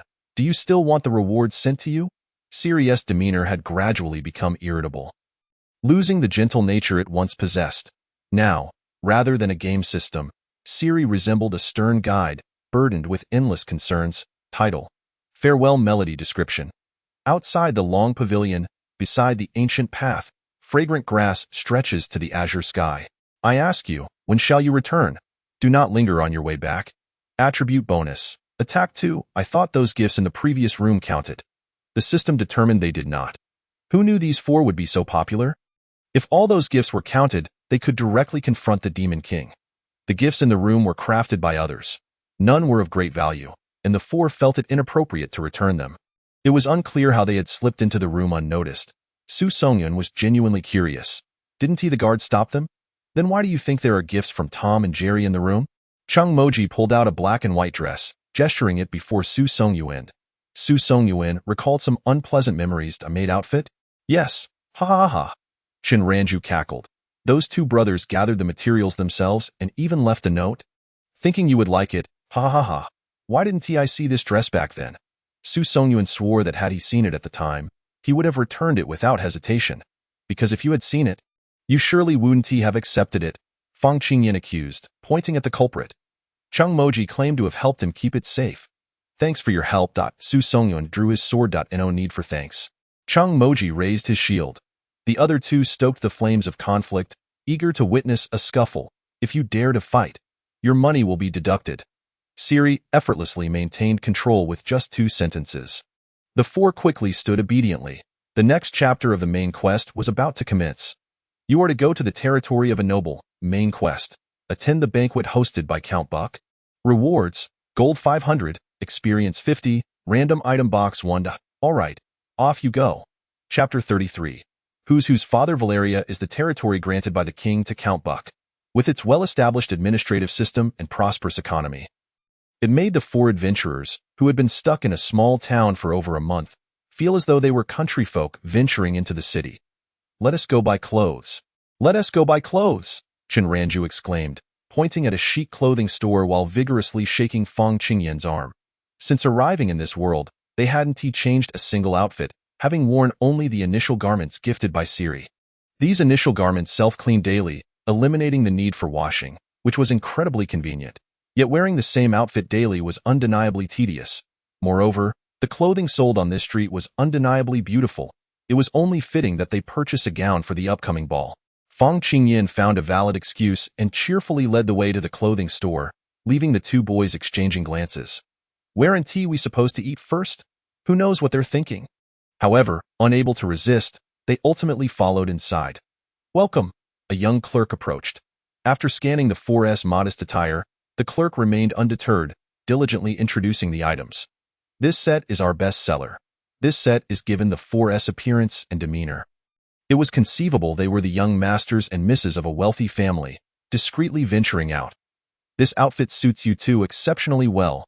Generally, few can pull off this design, but with your fair skin and figure," seeing the two girls captivated by one of the garments. The clerk quickly turned her praise toward them. Chen Ranju and Fang Qingyan had long grown accustomed to such flattery and were entirely unmoved. Glancing at the price, they swiftly redirected their focus. The clerk, somewhat disappointed but understanding that the two ladies were uninterested in further persuasion, shifted her attention to the two gentlemen on the sofa. "Excuse me, are you two the companions of these ladies?" "No, I am their father," both answered simultaneously. "Is that so?" The clerk was astonished. "You look remarkably young. Is this gentleman beside you also your child?" "He doesn't seem to resemble you." "Indeed, indeed." Chung Moji, unflustered, replied, "I appear youthful, while he appears older, thus we seem of a similar age. I am their father." Su Sungwon quickly caught on, apologizing to the clerk. "My son speaks out of turn. I'm sorry. Don't listen to your big son's nonsense," he admonished. "Why are you being so unruly? You don't heed your father's words."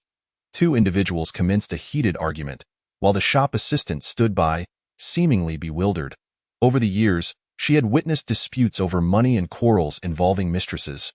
Yet she had never encountered a confrontation sparked by the desire to claim parenthood over one another. As the situation escalated towards physical confrontation, the shop assistant hurriedly intervened, urging them not to become agitated. For both bore the countenance of benevolent fathers. However, such persuasion proved utterly ineffective against the immature young men, prompting the assistant to seek assistance from a lady still perusing garments. "Are your fathers about to come to blows?" "Whose father?" Fang Qingyan inquired, directing her gaze towards the two grappling individuals. "Those two?" Chen Ranju instantly feigned innocence, asserting, "My two mischievous sons are merely playing. They are always so childish. We are their fathers." Fang Qingyan donned an appropriately charming smile. "I am the eldest father, while I am the second father." Chen Ranju quickly delineated their roles. "But you both are ladies," the shop assistant exclaimed, her eyes widening in disbelief. "How can you assume our gender?" Chen Ranju pretended to be indignant. "Why, sincerest apologies," the assistant hastily responded, aware of the existence of complex gender dynamics, but having never witnessed them firsthand. "Then grant us a discount, and we shall consider this matter settled." Chen Ranju sighed, adopting an expression that suggested reluctance to cause inconvenience. In an effort to avoid offending the two ladies, the assistant hesitated before sheepishly acquiescing. "You need not concern yourself with those two rascals. They won't actually come to blows," Fang Qingyan reassured. "Siri explicitly states that fighting results in a monetary penalty." "Very well," the assistant conceded, no longer leaning towards the sofa but instead aligning herself with the two ladies, who appeared to maintain a more composed demeanor. "The styles of your dresses are quite commendable," Fang Qingyan remarked, noticing the assistant's lingering presence. "They would indeed be suitable for the banquet it hosted by the Earl?" the assistant eagerly inquired. "Indeed, we have been invited from afar," came the reply. The assistant gasped in astonishment, realizing why these four individuals seemed unfamiliar. Fang Qingyan and the assistant engaged in casual conversation, gradually uncovering that the upcoming banquet was a gathering of nobility and a matchmaking event for young gentlemen and ladies. At this juncture, a hint of dissatisfaction crept into the assistant's tone, but she quickly masked it. "Is there a problem?" Chen Ranju perceptively noted the assistant's unease. After contemplating for a moment, the assistant decided to divulge a piece of widely known information. Several children have gone missing in recent times, yet the reasons remain elusive and none have been found. She cautiously glanced at Chinranju and added, I do not imply anything negative about the Earl. I merely believe that hosting a banquet at this time might incite public discontent, and no need to be concerned. We are merely outsiders seeking information, Chinranju reassured. Could it be the work of monsters? Chinranju inquired. Uncertain, the assistant shook her head, but it is unlikely. If monsters were to appear in Valeria, the Earl would undoubtedly dispatch heroes to combat them. Thank you for the information. The two ladies chatted with the assistant for a while before selecting their preferred garments and approaching the front desk to settle their bill. Have you finished quarreling? Who is whose father? As they passed the sofa, Chinranju leaned in to inquire. I am his father. The two young men pointed at each other. What a spectacle! These two unworthy sons are indeed so immature. Fang Qingyan remarked, ignoring their antics and continuing her light-hearted banter with the assistant. Cheng Moji and Su Songwen were quick to protest, escalating the argument to determine who was everyone's father. It was not until the exasperated Siri interjected with a resounding declaration that they all ceased their bickering, exclaiming, You are all my fathers. Is that acceptable? The four then leisurely made their way to a nearby restaurant. Fang Qingyan shared the information she had gathered, concluding that the main quest would undoubtedly be linked to the missing children. So why should we attend the banquet and matchmaking event? Chinranju pondered aloud. To find us partners, thereby compensating for the loss of children? Absolutely not. That is utterly revolting. The group erupted into a cacophony of wise analysis. Just enjoy your meal, living fathers. Well done. Inside the shop, the manager returned from outside, giving the assistant a reassuring pat on the shoulder. The assistant sighed in relief, grateful to avoid the manager's displeasure over her decision to grant discounts to unfamiliar patrons. They must surely be the offspring of nobility, the manager remarked knowingly. Only the nobility have such entangled relationships. Then who, exactly, is the father of whom? Chapter 34. The False Heiress. After extensive inquiries, the four confirmed that the banquet would take place the following evening at the Earl's estate. If we wish to enter through the main entrance, we must possess an invitation, Cheng Moji stated. If we cannot procure an invitation, let us resort to more drastic measures, Su Songyuan suggested. That should only be a backup plan. If we cannot enter seamlessly, our movements within the banquet will be severely restricted, Cheng Moji countered, recognizing the gravity of the situation. Perhaps we could disguise ourselves as staff to infiltrate, Cheng Moji proposed. The banquet service personnel are all from the Earl's estate, and they are quite strict. You would be more easily discovered, Cheng Moji dismissed the idea. This is not the town lord's residence. It is not applicable. Why not simply adopt a noble as our godfather or godmother and have them escort us inside? Chinranju suggested. Who would want a rebellious daughter like you? Cheng Moji rolled her eyes. However, if we were to follow this train of thought, Fang Qingyan mused, we could align ourselves with a noble young lady or gentleman and have them lead us in. For instance, the Earl's daughter. Gina. You mean that false heiress? Chinranju perked up with interest. In the past few days, aside from discussions of the banquet and the missing children, the most prevalent topic had been the tale of the true and false heiresses of the Earl's estate. It was said that the estate had been deceived by a treacherous individual, resulting in a child swap, but fortunately, this was discovered in time, and the children were returned. Due to the Earl's wife's kindness, she decided to keep the false heiress, raising her alongside her own. The false heiress, Gina, had endured a difficult life due to her precarious position, facing exclusion from the circles of noble ladies and neglect from her own family. I find this tale rather peculiar, Chinranju analyzed. The Earl's family clearly does not favor Gina. Why would they adopt her if they intended to treat her poorly? There must be some hidden agenda. Have you been reading too many novels? Cheng Moji retorted. I notice you're particularly opposed to me today. Chinranju shot back. The two began a playful exchange of light-hearted jabs. Ahem, we are not fighting, Chinranju declared, clarifying that their actions were merely expressions of friendly camaraderie. With a playful slap on Cheng Moji's back, the latter winced in pain. Look at how delighted he is, as tensions rose. Fang Qingyan intervened, separating the two to prevent their childish antics from escalating. Calm down. Let's return to the topic at hand. With a firm tap on their heads, she continued, in any case, Gina's situation is delicate. We could seek her collaboration. Collaboration? Su Songyuan remained composed while the two quarreled. What could we offer her in exchange for her leading us into the ball? We can help her seize the title of Earl. Chen Ranju declared boldly. First, let's inquire about her conditions before making any arrangements, Fang Qingyan suggested, adeptly covering Chen Ranju's mouth to prevent any unwise proclamations from being overheard. How do we find Gina? We have only one day, Chung Moji fretted, initiating a search for the elusive game store. I have heard she frequents a particular bar, Fang Qingyan recalled. No need to search further. We must have met the individual to utilize any locating items. This is utterly useless, Chung Moji grumbled. Don't you dare curse me while putting down the bowl, Su Songyan declared firmly. Let us proceed to that bar and try our luck.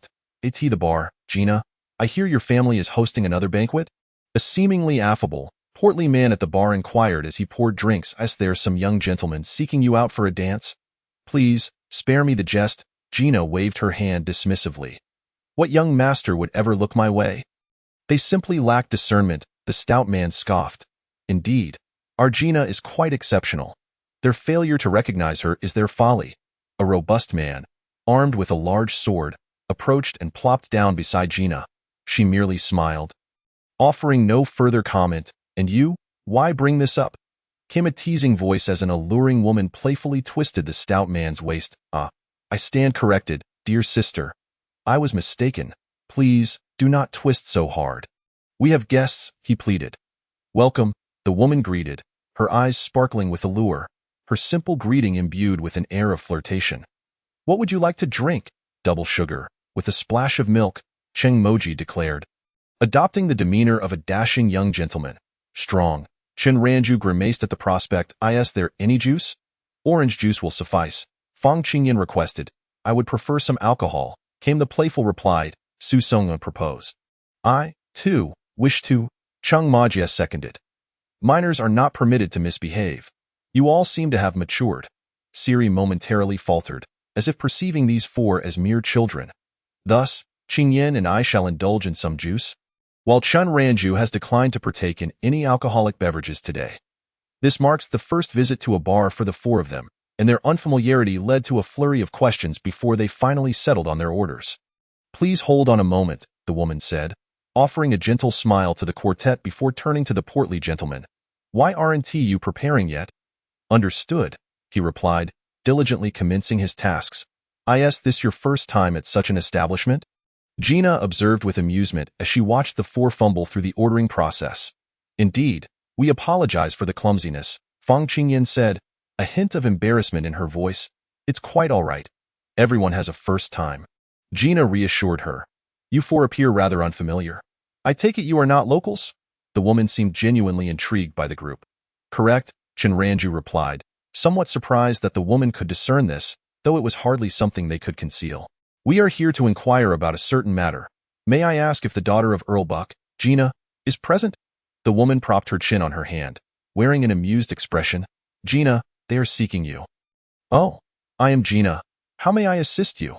Gina was taken aback that these four were connected to her. What a coincidence, hello? Chen Ranju chuckled awkwardly. So embarrassing, she added. May I inquire if you are available now? We wish to discuss a few matters with you. Of course, Gina smiled. Peggy, could you prepare a private room for us? This young lady was surprisingly agreeable. At your service, Miss Gina, Peggy replied, rising to adjust her outer garment. Your drinks will be served in the private room shortly. Please follow me. The four eagerly trailed behind her. Gina stood, ready to follow, but was halted by the burly man beside her. If it's another group sent by your family, remember to be firm. This is our territory, and we need not fear them. You know we are on your side. Chapter 35. The revelry of the bar. Are you interested in attending the ball? Why? The host inquired. Silence. Fang Qingyan glared at the babbling host. Do not mind her. We wish to investigate the matter of missing children, she stated earnestly. We suspect there may be a connection to those attending the ball. Who knows if that is true? It could be mere fabrication. Regardless, a righteous cause is more easily accepted. Gina furrowed her brow. Could you tell us who it is? I apologize, but it's a covert operation, and I cannot divulge that information, Fang Qingyan replied with utmost seriousness. Then what would be the terms for my assistance? Gina swiftly redirected the conversation. Do you have any difficulties? We can help you. Su Songyuan suggested. Whether it is fully integrating into the aristocratic circle or extricating yourself from a troublesome family situation, we can assist with that, Changmagia assured her confidently. However, I do not require any of that. Gina chuckled lightly, finally convinced that these four were not troublemakers sent by her family. You've heard the rumors circulating outside. Haven you. As Gina spoke of her own situation, her tone remained flat. It's called exclusion, but I haven't truly suffered. They merely choose not to engage with me. They've never bullied me, and without common ground, I have no desire to intrude. The matters at home were similar. There was little difference. She had grown accustomed to navigating life based on appearances, and she could handle her minor troubles independently. You seem quite at peace with it, Chinranju remarked, surprised by Gina's composure in such an environment. I wish I had such a mindset during my senior year, she mused. So, what is it that you require? To investigate the matter of the missing children. Include me, Gina stated bluntly. Oh. Is that permissible? No. I'm merely surprised that this is your condition. Chunranju waved her hands. After all, they will likely investigate this matter further. Having additional support is beneficial. So, do we have your agreement? Gina's eyes sparkled with hope.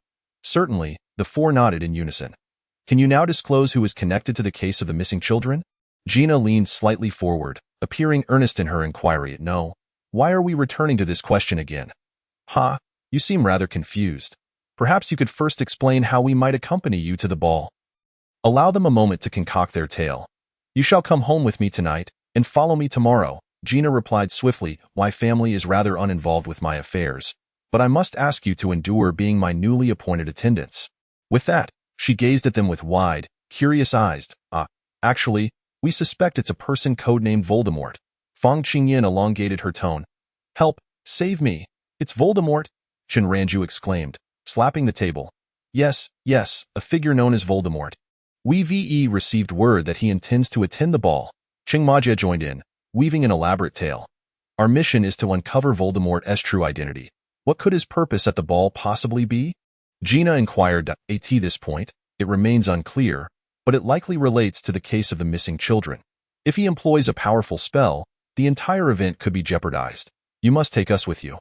He is a sorcerer, and we are the heroes who can protect you. We will not disarm you of your magical weapons, but we will physically disarm you. The group animatedly crafted a narrative that grew increasingly plausible. Their confidence palpable. Gina was convinced as they painted a vivid picture of this character, realizing they were entirely serious. They must think I've never seen Harry Potter, she mused. Do not speak of this to others. The four discreetly cautioned Gina. This was a covert operation, and raising alarm would be detrimental. Whether others can be so easily deceived remains uncertain. Can you guarantee the safety of the ball? Gina still appeared apprehensive. Of course we can, the four swore. After all, this character likely does not exist. Even if he does, revealing his true form will leave him in shambles. Then allow me to extend my gratitude to you all. Gina said, rising to bow. The safety of the ball and the well-being of the children rests in your capable hands. Upon witnessing her sincerity, the four felt a twinge of guilt and no need for thanks. Come, let us sit downstairs. I would like to introduce you to my friends. Gina's tone carried a newfound warmth. We shall return later. This is a splendid place to unwind. Since we've ordered drinks, it would be a pity not to linger. Upon reaching the lower level, several pairs of eyes at the bar immediately focused on them, clearly concerned about the unfolding situation. Peggy, Gina called cheerfully. We've concluded our discussion. Please bring us some food, preferably the current bestseller. It's on me. Excellent. It seems you weren't bullied, the burly man remarked, having remained stationary since their ascent, wary of Gina being forcibly taken back. It's a secret, Gina responded playfully. Do not worry, Brother Zach. Let us share some food. It appears you have yet to sample the newly released offerings. You little rascal. I'm concerned for you, and you show no gratitude. Don't come crying to me later, Zach said, his voice deliberately loud, insinuating that this girl had support. What concern do you have for the affairs of the young? The portly gentleman scoffed. I want to reveal who was peering upstairs just now. Zach added. Allow me to introduce you, Gina said with a bright smile. This is Brother Zach, a swordsman. Greetings, the four replied as if introduced to distant relatives by their parents. Hello, Zach nodded modestly. This is Brother Rahul, Peggy's sibling. His cocktails are highly praised around here, a master mixologist. Oh, Gina is merely flattering me, Rahul replied, unable to suppress his smile. And this is the owner of the revelry bar, Sister Peggy. Isn't she lovely? Many patrons come specifically for her. Gina winked, but Sister Peggy is not just beautiful. She is also a formidable sorceress. The four sweetly greeted everyone. Upon entering, they had noticed the levels and professions above the heads of these individuals, clearly indicating that they were not ordinary. This quaint bar conceals many talents. On the left is Fong Qingyan, and this is Gina. She turned to her friends, omitting their identities as heroes. What a unique name, Peggy remarked, nodding. You are all welcome to visit my establishment often. After a round of introductions, laughter filled the air, and the atmosphere quickly became familiar. Perhaps it was because the four appeared so innocent and naive that the seemingly gruff Zack gradually softened his demeanor. It is precisely because you wear that perpetual scowl that you remain single, one of them teased. I have no need for one, he retorted. And oh, girlfriend? With those muscles, that chest, and that fine physique, you should be quite the catch. Your experience does not represent the experience of the masses. Thank you, lacking in taste, experience? Is that what you mean by your preferred type? I can't believe you all actually like this one. A voluptuous figure is truly the most captivating. It's hard to tell, young lady, but I've seen even more astonishing sights. Oh, do elaborate. As the conversation shifted to more adult topics, everyone's faces flushed crimson. Some blushed from drink, others from shyness, and some from sheer excitement. What are we discussing? Let's all tone it down a bit. Chapter 36. The Countess. After leaving the bustling bar, the group made their way directly to the Count's residence.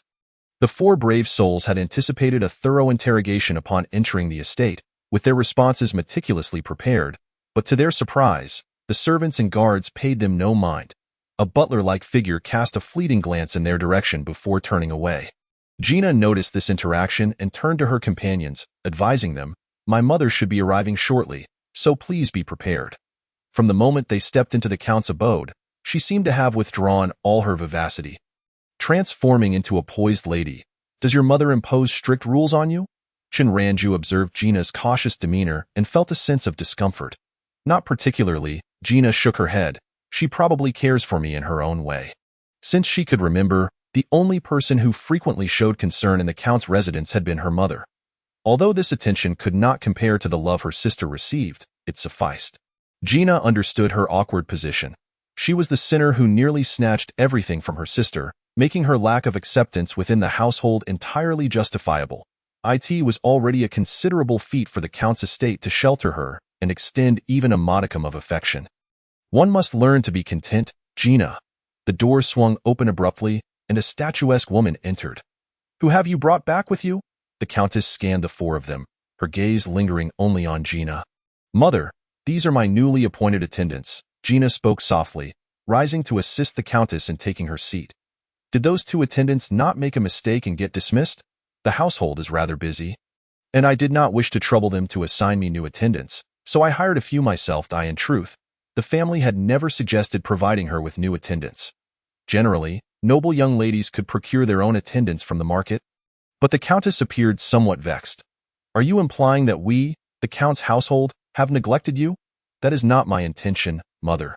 Gina endeavored to placate the Countess, offering explanations and apologies while simultaneously praising the Count's household and diminishing her own worth to secure her mother's understanding. It's one thing to hire these two women, but what are these two men doing here? Do you not recall that you are to be courted? I have already found a suitable match for you.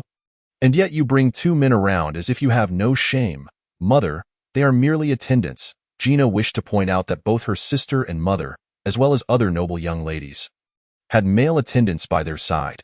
Are you defying me? The Countess's tone sharpened. I fought against all odds to keep you here, only to raise a disobedient ingrate. I am not. Gina felt as though her heart was being gripped tightly by numerous hands. The atmosphere in the room grew heavy, and the Countess unleashed a barrage of scolding. A quiet voice emerged. Madam, the young lady is also considering the family's interests. Chen Ranju lowered her head, concealing her phone behind her back. Surprisingly, the Countess did not reprimand the maid for her sudden interjection. Instead, she seemed to regain her composure, her fury dissipating, albeit still tinged with impatience. Gina spoke a few more conciliatory words, ultimately soothing the Countess, who acquiesced to the presence of the new attendants. Emotional soothing device. What to do if your partner remains irritable despite your best efforts. Try this emotional soothing device to ensure they truly listen to you. I heard you went to the bar again today, didn't you? I've mentioned this several times. Enough is enough. Behave yourself at tomorrow's ball. After all, you are the Count's daughter. Act accordingly. The Countess stood up and delivered a few more admonitions before departing the room. Once the door closed, Gina leaned against it, bracing herself to avoid collapsing onto the floor. It was stifling in here. Fang Qingyan opened the window, allowing the cool evening breeze to flow in, wondering if it might alleviate some of the weariness in their hearts. I apologize for the trouble. Gina exhaled deeply, forcing a smile. My mother can be quite domineering. We are the ones causing you trouble. The four of them expressed their apologies. Your mother seemed quite emotional just now. And I took the liberty of using a small device to help her calm down. Chun Ranju hesitated but decided to reveal the device's existence, feeling remorseful. The Countess's hysterical demeanor had left even them feeling suffocated. I truly wanted to argue back at her. Yet, considering she was Gina's mother, they had to be mindful of Gina's own feelings and circumstances. Ah, that explains it. I wondered why your mother calmed down so quickly today. Gina adjusted her breathing, gradually regaining her composure. What a remarkable device. Thank you all that it was merely a trivial effort on our part. Come sit over here. All right, by the way, would you like some candy or chocolate?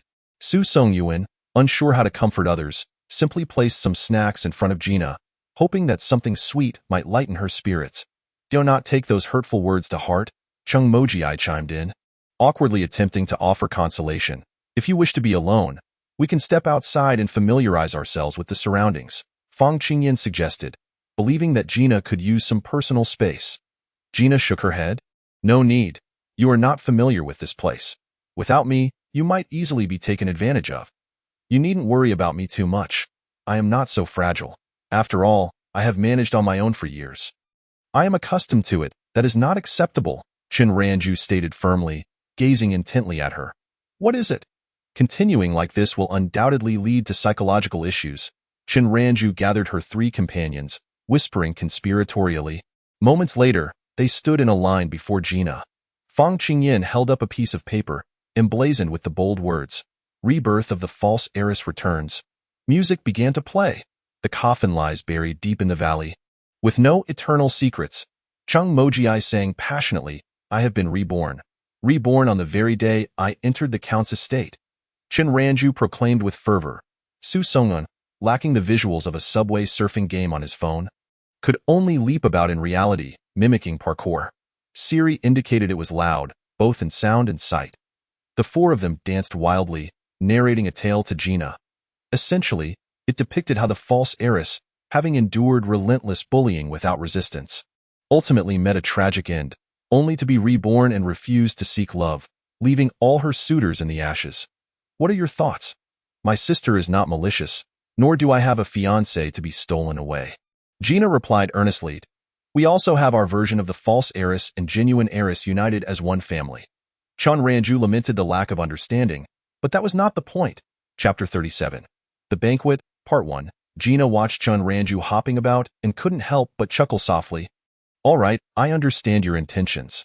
You wish for me to break free from the cage of longing for love and to strive for independence and strength to live a better life, correct? The four nodded in unison. Of course, I know what I should do. Or rather, just like the heroine in your story after her rebirth, I am already prepared to leave this place. Gina approached a cabinet, crouched down, and opened the bottom drawer. Retrieving a velvet box from within. Would you like to hear my story? She delicately opened the box, revealing a necklace adorned with sapphires, exquisitely crafted. This necklace was custom-made by my mother when I was first brought to the Count's estate. I heard that the jeweler was notoriously temperamental, only working for those of ducal rank. My mother and father pleaded with him for quite some time, offering many gifts to secure his services. I even recall a vague memory of my father lifting me onto his shoulders while my mother cautioned us to be careful. They once loved me dearly. Gina gently caressed the gemstone. Since she became aware, she had sought various means to repay the Count's estate for their kindness, hoping to earn even a sliver of affection in return. She excelled in her studies, striving for top marks to bring honor to her parents. She displayed talent in potion-making, never again drawing from the family coffers, and even managed to contribute financially. However, no one appreciated her efforts. Everyone believed she was merely indebted to the Count's estate, even suspecting her of vying for her sister's favor. But what could be done about it? Others' opinions are of little concern to her. However, she fears her parents might truly regard her as despicable, and she worries that her sister may harbor resentment. Thus, Gina must temper her brilliance, becoming an invisible presence within the household. The stifling atmosphere at home often drives her to seek solace in the bars, her sole refuge where she can unwind. Yet, this only earns her the label of being uneducated and incompetent.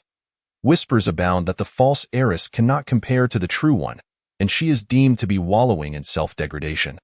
Yet, perhaps this is for the best, as it spares her from further provoking discord between her and her sister. However, this has only served to deepen the rift between her and her father and sister. While her mother frequently chastises her for bringing shame upon the family, it matters not, Gina thinks, and no matter how much she is scolded or neglected, she will forever cherish the love of her childhood. It is this love that sustains her, until the day her parents announce their intention to marry her off to the son of a wealthy magnate. Gina is resolute in her refusal to wed. She understands this union is merely a transaction between aristocrats.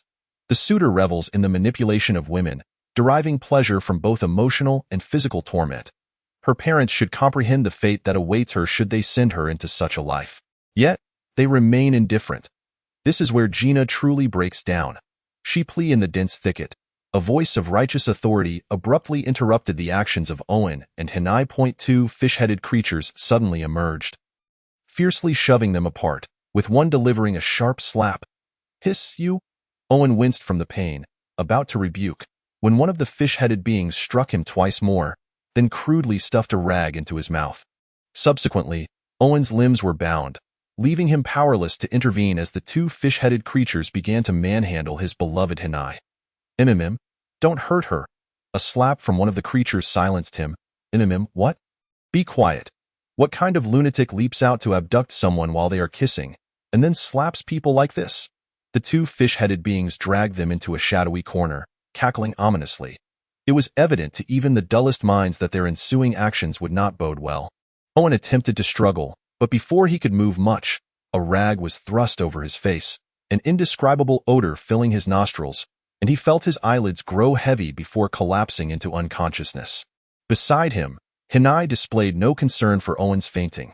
Instead, she gazed up at the two fish-headed creatures, sitting demurely on the ground, projecting an image of fragile innocence. "Aw-oo, aw-oo," the little mute uttered simple sounds, her eyes brimming with pleading. Resembling a wounded rabbit, evoking great pity, if only one could comprehend her words. "She's cursing us as lunatics." One of the fish-headed creatures seethed. "You're the crazy one." The other retaliated with a swift slap. Hanai's eyes widened in shock. How could they understand her? Did this not imply? "What business do you, a beast, have at the ball? Speak plainly, or else it will be dire," threatened the fish-headed creature. "Aw-oo, aw-oo. Aren't you beasts as well? How dare you criticize me?" "Ah?" The fish-headed creature tilted its head. "Right, it seems in this world, only beasts can comprehend the language of beasts. Well then, how could they not criticize her?" "You can't say that." Chen Ranju interjected loudly. "We are inspectors from the Beast Control Squad, here to investigate reports of beasts forgetting their duties and betraying Lord Demon King. Just like you, cozily mingling with humans. What a disgrace. Are you planning to betray Lord Demon King?" "Aw-oo, aw-oo. But isn't our task to be affectionate with humans? We have no combat ability." Hanai covered her face, nearly on the verge of tears. "So, that's how it is?" Chen Ranju continued accusingly. "Yet you harbor real feelings. You've fallen. You two have kissed. You've been corrupted by the hypocritical love of humans. Aw-oo, aw-oo. Which I saw me developing feelings for that fool. It's all an act, do you understand? Who besides Owen, that blind fiancé of his, would even look at him?" Hanai felt that the fish-headed creature before her not only distrusted her, but also insulted her. "Really?" the fish-headed creature questioned skeptically. "Oh, truly." Hanai raised her hand in a pledge. "All right, then we wronged you." The fish-headed creature softened its tone. "Though you have two teammates? Where are they? We must interrogate them as well." "Oh? What teammates?" They were all concealing their identities from one another, aiming to prevent any one of them from exposing their companions if their identity was revealed. Chapter 39. The Banquet. 3. Jingren Palace does not allow you to stay. 4. Chung. I captured one with Chan Ranju. Fong. We have a suspect here, but we can't confirm it. You two come over and take a look. Su. I think this person is strange. Just 2 glances and he got furious. Chung. Why haven't you been kicked out yet? Chin. Okay. Our inspection squad is on the way. Fong. What inspection squad? Chin. Voice 45. Chun. This is our persona in front of the beasts. Okay. Xiao Ri. Just stay here and keep an eye on your man. Don't let anyone notice. Okay. Chun Ranju patted Hinai's shoulder, casually affixing a locator bought from the game mall. We'll check if any other beasts have been corrupted. Later, we'll have to go through a statement process together. Only after this can we truly ascertain your stance, so bear with us. All right, I'll wait for you here. Hinai obediently replied, standing up to nudge the unconscious Owen further in. Indeed, she had not developed real feelings. Poor Owen, how tragic. But he deserves it. In the banquet hall, the clinking of glasses and lively chatter continued unabated. Here, Fong Qingyan pulled Chen Ranju, gesturing towards a nearby flirty scene. Hello, beautiful, I'm Gary. Might I borrow a moment of your time to escape the human crowd for a romantic date? The man speaking was handsome, slightly bowing as he extended his hand in invitation. Sorry, no. The noble lady brushed off the advance coldly, turning to leave. I thought he was a quality catch. Turns out he can't even engage in conversation properly. Unbearable. Strange, isn't it? Fong Qingyan whispered. Let me check. Chen Ranju produced a palm-sized cross, locking onto the man.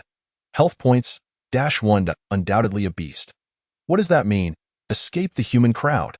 It would be hard to be anything else, Cheng Moji commented. You too, keep your eyes on him. Don't act like Su Songyuan. This guy is very sensitive, Fong Qingyan cautioned, noticing the widening eyes of the two. Yet, as if to validate Fong Qingyan's words, the man turned his gaze toward them in the next moment. Chen Ranju and Cheng Moji quickly faced each other, playfully throwing punches. What a clumsy disguise, Fong Qingyan remarked. The man approached with a frown, continuing the mock punches. Closer. Nervously punch. Walk past. Nonchalantly punch. What are you looking at? Didn't I tell you to stop staring, or I'd throw you out? The man's voice boomed behind them. He was addressing Su Songyun. I wasn't looking at you, Su Songyun replied. Bewildered. He had deliberately closed his eyes moments ago. I felt it. That annoying gaze. The man's face flushed with rage. He wanted to shout but feared drawing attention to his lack of decorum. So he lowered his voice. How dare you? You always watch me make a fool of myself. Is my humiliation so entertaining? Su Songyun nodded honestly. It is rather amusing. You insolent fool. The man pointed at the banquet entrance, gritting his teeth. Get out. But this time, it truly wasn't Su who was looking. Su Songyun and the man tugged back and forth. Others whispered behind them. So, this was what it meant to be humiliated in anger? He had attempted to flirt with a dozen girls without success, and Su Songyuan happened to be nearby each time. With such a pathetic line, success would indeed be miraculous. Inviting someone to see a glowing watch would be more credible than this. Suddenly, the man turned around, glaring at the 3 whisperers. Hi. The trio was caught off guard, slightly embarrassed. Surprisingly, however, the man did not demand they leave. Rather, he shifted his tone and earnestly inquired, do luminous watches really attract women? Of course they do, Cheng Moji replied emphatically. Not just women, even men can be attracted. Who could resist a cool, glowing watch? Certainly not him. Where can I find a luminous watch? Do you have one now? The man's excitement was palpable. He finally understood why he had been unsuccessful in his pursuits. He lacked the necessary props. I don't have one. Cheng Moji sadly shook his head. He had wanted to buy one, but was hindered by poverty. The man's expression fell in disappointment. Don't worry, sir. Chen Ranju stepped forward. While he doesn't have a luminous watch, he possesses something extraordinary that can assist you in flirting. What is it? A pair of glowing underwear. All eyes shifted downward. Chen Ranju, you absolute fool. It was now Cheng Moji's turn to blush, as if filled with indignation. I don't have any. Stop looking. In this brightly lit hall, it was indeed impossible to discern if it glowed. Chen Ranju gestured invitingly. Shall we step outside to a dimmer area and take a look? The man hesitated, feeling it was all rather strange. Come on, sir. He is wearing outer pants that block the view. We can't exactly strip him here in public, can we? Fang Qingyan understood her friend's intention and immediately chimed in, coaxing softly, like a devil whispering. Let us go outside together. Don't you want to see glowing underwear? It's glowing, you know. Ultimately, the man dumbly nodded in agreement. Chung Moji did not wish to comply, but no one cared. He had no choice but to follow them outside. All the while, he held a tray in front of his groin with one hand, desperately clutching his pants with the other, trailing behind in humiliation. What is the point of covering the front? Su Songyuan leaned in beside Cheng Moji. If they're glowing underwear, then not just the front, the back will glow too. I'll say it again. I don't have glowing underwear. Cheng Moji gritted his teeth. Then why are you covering up? The man ahead frequently turned to cast glances at my groin, which left me feeling quite unsettled. Stay strong. It's all for the mission. Su Songyuan deliberately turned to steal a glance at Cheng Moji's rear, which, indeed, lacked any luminescence. Scram. Cheng Moji felt a surge of anger at Su Songyuan's expression of disappointment. After walking a short distance, the man began to express his impatience. Is it time yet? When will we strip? Behind him, Cheng Moji grimly yanked up his trousers. Chen Ranju and Fang Qingyan, ahead of them, sought to placate the man's emotions. Almost there, almost there. Isn't it best to see the effect in the darkest corner? The four of them guided the man into a dimly lit alcove. Oh woo! Rena remained vigilant, eyeing the newcomers. Chen Ranju donned a fish-head monster mask, its familiar grotesqueness evident. Oh woo, you've returned. Oh woo? You're also a beast? What's happening? The man widened his eyes in surprise, realizing he had encountered a fellow creature, and promptly switched his language system. Oh woo? The inspector squad sent me here to take a statement, didn't they? Oh woo? What inspector squad? I'm here to see the glowing underwear. The two beasts exchanged a series of awoo sounds. And only then did the man grasp that he had been deceived. However, he dared not express his anger. The so-called inspector squad must have summoned him for a significant matter. You two just stay here quietly.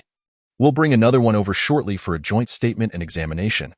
Chen Ranju was quite pleased that they could sort things out themselves, sparing her the need to waste words. I have no emotional involvement. Why should I be examined?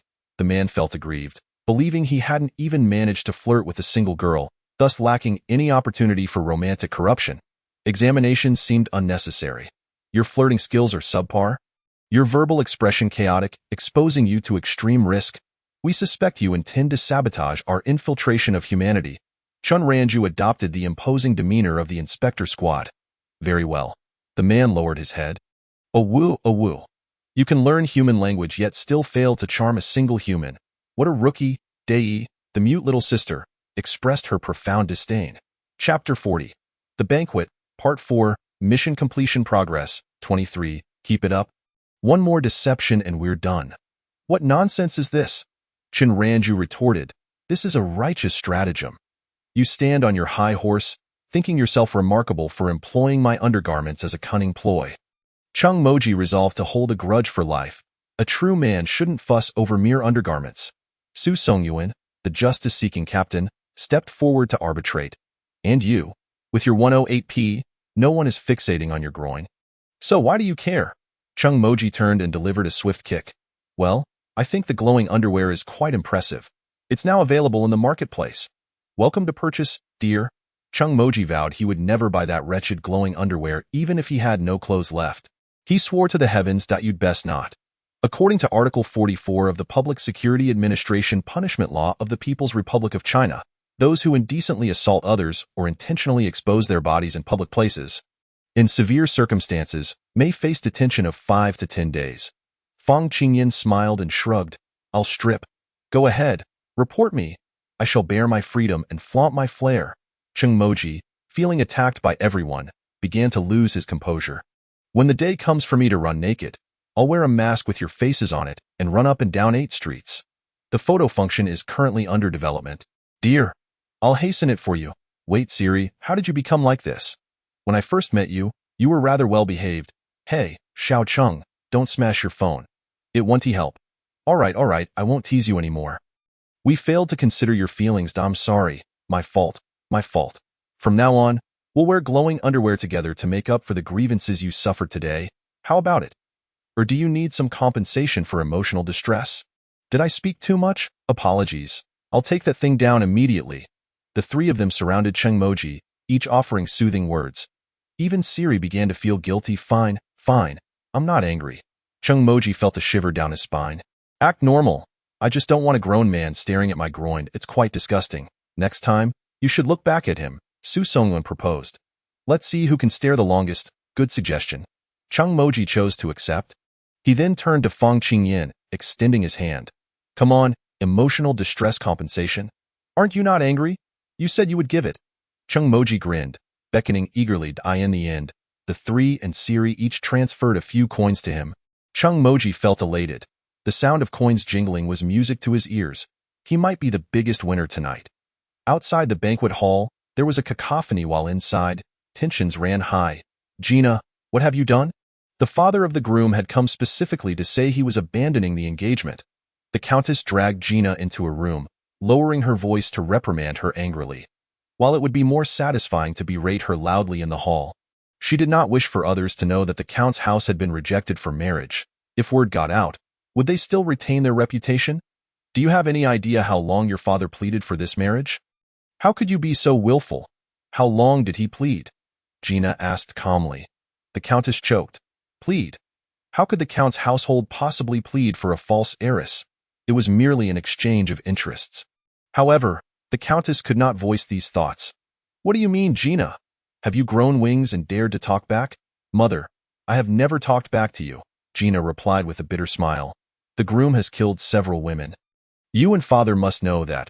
What mindset do you hold in trying to marry me off? Is there no sense of reluctance? None at all, Gina answered herself. She had specifically sought a private conversation with the groom's father tonight, not as the count's daughter, but as the apothecary Su Mu. The groom's family was involved in the pharmaceutical business. Upon hearing the name Su Mu, they naturally became more cautious.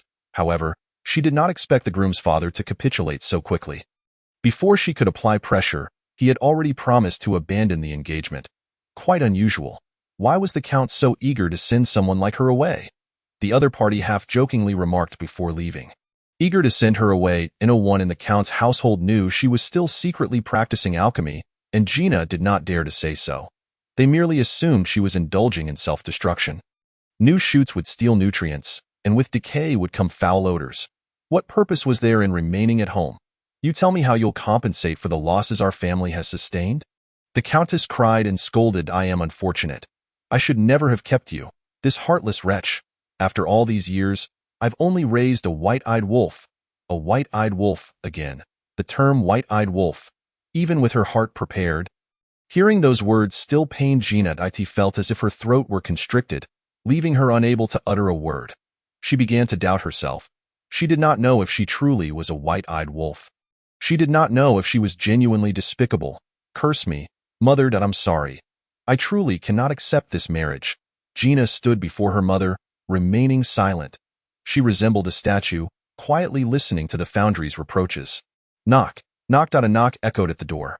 Mother, are you in there? Anya? Countess, quiet down and come in. Anya opened the door and stepped into the room. Father wishes to discuss something with you. All right, I'll be there shortly.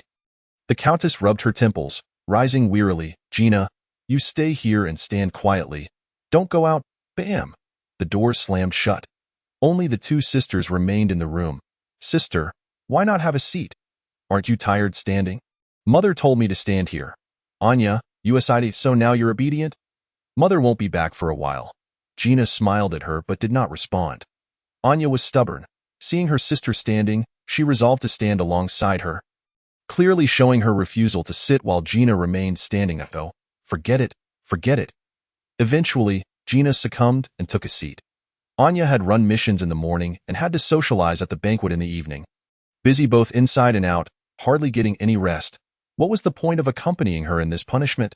I've heard about the engagement matter, Anya said as she settled down. I'm sorry. Gina sighed. I didn't mean to accuse you. The two sisters spoke while deliberately avoiding each other's gaze. That man is no good. It's for the best that you won't marry him. Anya's tone was flat, betraying no emotion. You don't blame me? Gina asked, somewhat surprised. Why would I blame you? Not wanting to enter an engagement with such a person is entirely reasonable, but this involves the interests of the count's household. Interest requires your sacrifice to obtain. Anya suddenly raised her voice. I will handle the family matters. You need not worry. Thank you. Gina chuckled softly. After all these years, her sister remained unchanged. However, she had made up her mind. She would compensate for the loss of benefits. Gina delivered this statement with remarkable calmness, for she had envisioned it countless times in her mind. The room fell into silence. After a considerable pause, Anya finally regained her voice. Are you planning to leave the Count's residence? Yes, Gina did not shy away. I am preparing to depart. Where will you go after leaving the Count's estate? That bar. Anya's breath quickened. Perhaps, Gina replied, if you do not wish to stay at home, I have properties under my name. You need not go there. As for work, I can assist you in finding something, or you could return to alchemy. Anya found it difficult to voice her thoughts. Ever since their sister's alchemical tools were destroyed, she had not seen her sister engage with alchemy again. It was from that moment that her sister had changed. All her brilliance had faded away. Now, she frequented bars, aimlessly drifting through life. Surrounding people claimed her sister had resigned herself to decline. Anya wished to lift her sister up, but her sister refused to extend her hand. Anya could not understand. Her sister was pushing her away, and those around them were creating distance. Gradually, their rift widened. Despite being sisters, they could only perform their own soliloquies. She felt unqualified to interfere in her sister's life. Anya, the bar's environment suits my lifestyle better. Gina shook her head, rejecting the offer. You need not worry about work. I have plans. Fine. It seems I cannot meddle in your choices anyway. Anya fell silent for a moment before standing up. Let's go outside for some fresh air. Mother will not return before tonight's banquet concludes. She opened the door, and a cacophony of noise rushed in. Simultaneously, for individuals tumbled into a heap. Surprise! 4 heads lifted in greeting. What are you doing here? Gina exclaimed, hastily rising to help them up. Do you believe I was merely passing by? Chen Ranju feigned innocence, attempting to evade suspicion. Not a chance. Anya shot them a cold glare. Aren't you the new attendants my sister acquired? What are you sneaking around for? Her gaze was sharp, akin to a teacher awaiting a child who had failed to complete their homework to confess. The 4 had no choice but to come clean. We heard the Countess was quite angry and summoned Miss Gina. So we were a bit worried and came to check, shouldn't attendants remain by their master's side? Did you leave during that time?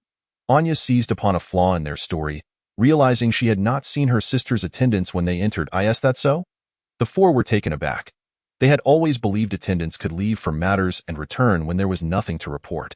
Moreover, Gina had told them they were free to act. I'll explain. Gina began, but then recalled the matter of secret actions and cast an inquiring glance at the 4.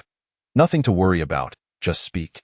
Indeed, there is a hidden danger. Gina recounted the events. Upon our investigation, it turns out this hidden threat is not human but a magical beast disguised as one. Fang Qingyan added. Thus, the lie was perfectly wrapped up. Where are the 2 magical beasts you captured? Anya's voice grew somber. Take me to see them. The presence of magical beasts is no trivial matter. How about we catch one for you to see? They proposed. We happen to have 1 magical beast left. We can bring it along after capturing it. How do you intend to catch it? Miss Anya, are you familiar with the guests? Generally, Anya nodded. Are there any guests who only make strange noises or speak incoherently? After a moment's thought, she mentioned the names Rena and Gary. Those are precisely the 2 we captured. What about the others in the Count's estate? Fang Qingyan pressed further. None. Anya shook her head. Well, it seems the remaining 1 knows some foreign language. If we are to catch a magical beast, I can assist. Gina hesitated but ultimately decided to speak up. This is a mid-tier revealing potion, specifically designed to identify magical beasts hidden among the crowd. She produced 2 small vials and handed them to Fang Qingyan.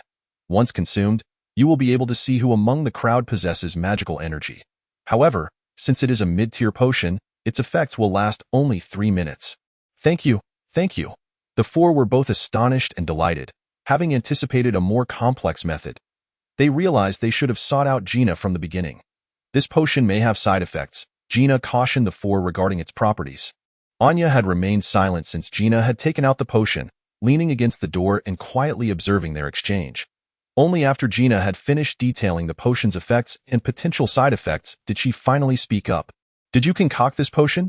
Yes, Gina finally ceased her concealment. Since I am leaving anyway, my identity as an apothecary will no longer pose a threat to my sister's standing. That's quite good. Anya straightened up, turned and walked outside, ensuring no one saw her expression. Let us go. Take the potions and catch the beasts, they're coming.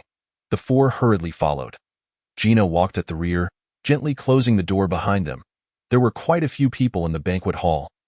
And with only 2 potions available, it was most effective to have 2 individuals consume the potion and split up to find the magical beasts. I'll take 1 vial.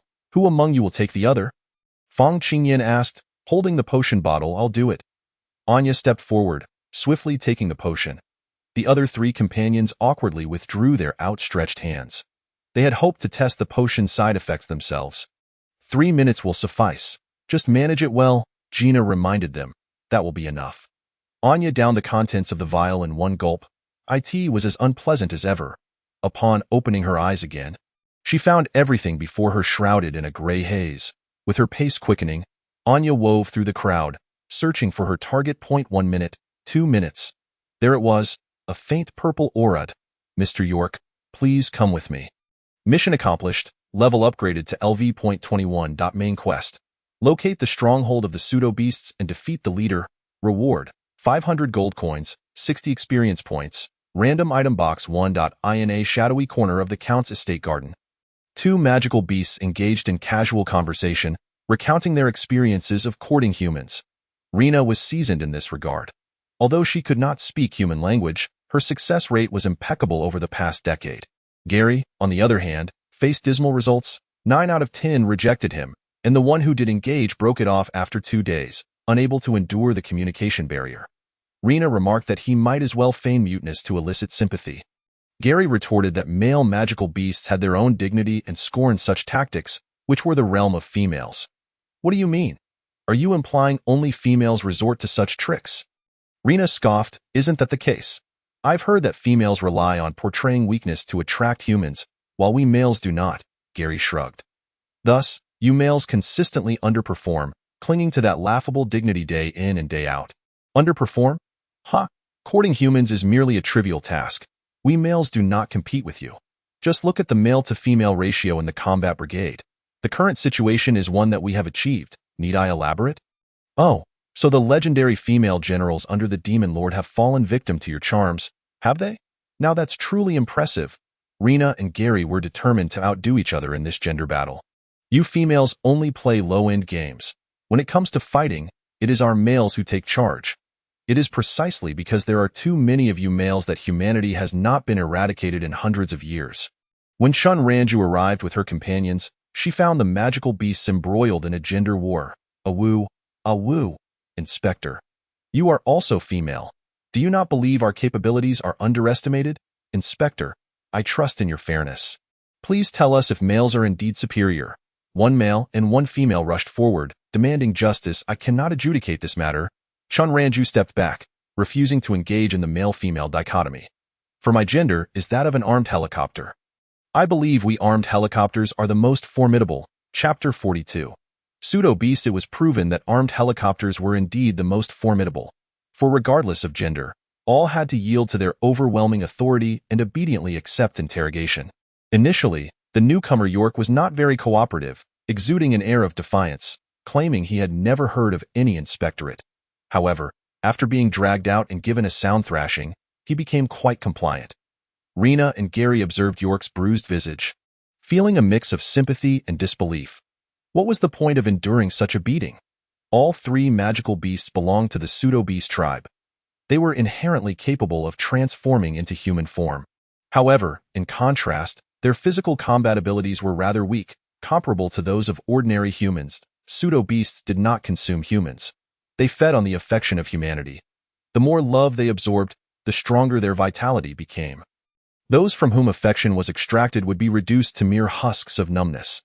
Thus, the Demon Lord bestowed upon this race the mission to infiltrate human society, ideally targeting nobles and aristocrats. If the resolve of the upper echelons were to be eroded, the downfall of the human empire would be inevitable. Where is your stronghold? I wish to speak with your superior. The 3 little soldiers possessed limited information, and the exact number of pseudo-beasts in Valyria remained shrouded in mystery. Gary, eager to respond, questioned, how could you, as inspectors, be unaware of our stronghold's location? York interrupted Gary, harboring suspicions about their identities and reluctant to reveal the stronghold's whereabouts. "Ah, I see you've been exposed," he said. "Take him out and give him a good beating." Chun Ranju waved her hand dismissively. The others promptly dragged York away. "Now, where is it?" With her back against the moonlight, Chun Ranju crouched before the two remaining monsters.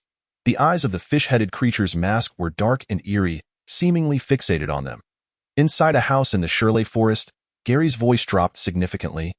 Tinged with tremors, "Do you have a map?" The two monsters shook their heads. "Can you lead us there?"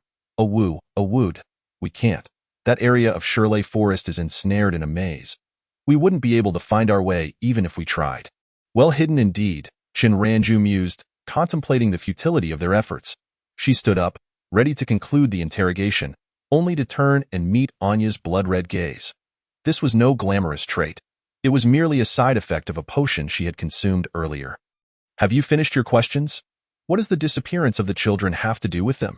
Chin Ranju's mind briefly faltered. Hadn't they initially suggested that Voldemort was connected to the children's plight? "Damn it, I've lied so much I can't keep track," she scowled. Squatting back down, "Be honest. Do you think you can deceive us with sweet talk? We still have matters to discuss.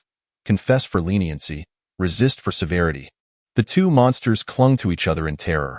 Under the pressure of the armed helicopter, they were akin to a family of lovebirds. "Is it true that the recent child disappearances are linked to you?" Gary and Gina nodded vigorously, their heads bobbing faster than a pile driver. Awoo. That batch of children was brought in during our gathering last week." "Wait, so it was truly you? Why would you transport children?" "There's a limit to how far you can go in enticing humans. May you suffer a wretched fate." No. Awoo. We don't do that." The two monsters shook their heads frantically. "It was the leader who commanded us." "We know nothing more." Gary recoiled slightly. Awoo. Perhaps it's because the love of children is the purest. The leader wishes to become their mother and absorb their affection. After several rounds of pressing, the two monsters could not yield much useful information. "This should be the end of it, right?" Chin Ranju summarized the information she had gathered and informed the others. "So, the situation is urgent. We must hasten to Shirley Forest to rescue the victims." "What about these three? We can't just let them return." "Leave it to me," Anya asserted, gripping the hilt of her sword. "This matter must be promptly reported to my father. We shall handle it."